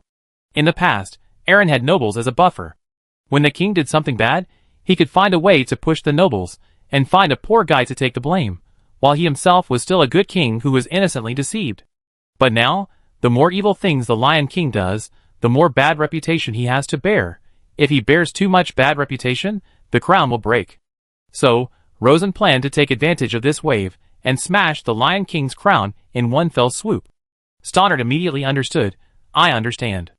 Very good, you continue to pay close attention. I will be prepared here. Not long after Stoddard withdrew, another person followed. It was the wizard Cavendish, who was in the laboratory and could not be seen except asking for funding. Cavendish is really a talent, with a good brain and a very good talent for magic. He was promoted to the 5th ring. Sit down, Master Cavendish. Cavendish didn't sit down, but walked directly to Rosen's desk, placed a thin spell book in front of him, then pressed it with his hand, and said in a suppressed, excited tone, My Lord Duke, guess what this is? Rosen was happy when he saw him like this, because it meant that he had made another breakthrough. Considering the recent news, he guessed in cooperation. The high-energy unification phenomenon of various forces has been verified. Cavendish smiled. That's right. He let go of his hand, with a blazing light in his eyes. My Lord Duke, your idea is right. The mutual transformation of various forces only requires the simplest requirement, that is, the strength of the force. As long as the strength of the force is high enough, the lowest wind force can also be transformed into noble pure mana. Because the conversion of base power requires low power intensity, it can be easily observed in daily life. The conversion of noble power requires high power intensity, so it is not easily observed in daily life. But if high power intensity is created in the laboratory, the power conversion can be clearly observed. At present, the phenomenon of lightning power converting into magic power has been clearly observed.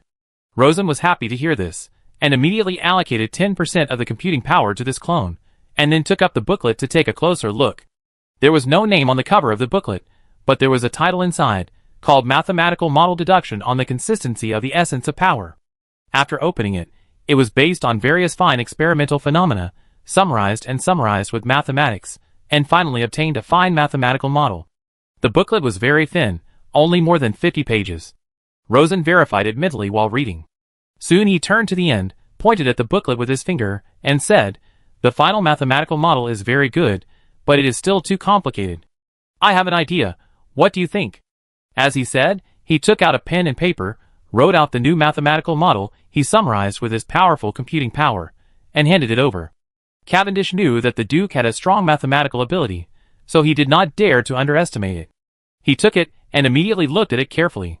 He only took a glance, and knew that it was better. It was more concise, straightforward, and full of the beauty of truth. The more he looked at it, the more he liked it, and he was even deeply fascinated by it. He praised, Duke, you didn't peek at the creator's creation manual, did you? Rosen smiled. Even if you peeked, we peeked together. He raised his hand and gently patted the documents on the table. You did basically all the work, so I won't take any credit. Let's call this formula the Cavendish Force Unification Formula. Seeing Cavendish was about to object, he smiled and said, Don't make me do anything embarrassing, Master Cavendish. Cavendish was touched, but knowing the Duke's character, he said no more. He continued, The new truth ring has been built. It is larger and better than the White Sturgeon Island, and can achieve a stronger high-energy environment. According to the calculation of this new theory, the upper limit of the pure force energy conversion array should be able to reach 48%. Of course, due to various conditions, it has actually only achieved 1.5% at present. Compared to the past 0.5%, it has increased by 3 times, and it is one step closer to practical use. Rosen smiled and said, If we can reach 10%, it can be put into use. What applications do you think it will have? Mage Cavendish said immediately, There are many applications. You can use force to constrain the flame, continuously compress it, and achieve a higher intensity of flame power. If it can be miniaturized, it can be used as a driving force for aircraft. If it can't be miniaturized, just build a big thing and suspend it in the sky. This big thing can carry cargo and serve as a sky freighter. When needed, it can even be used as a super bomb and smash from the sky.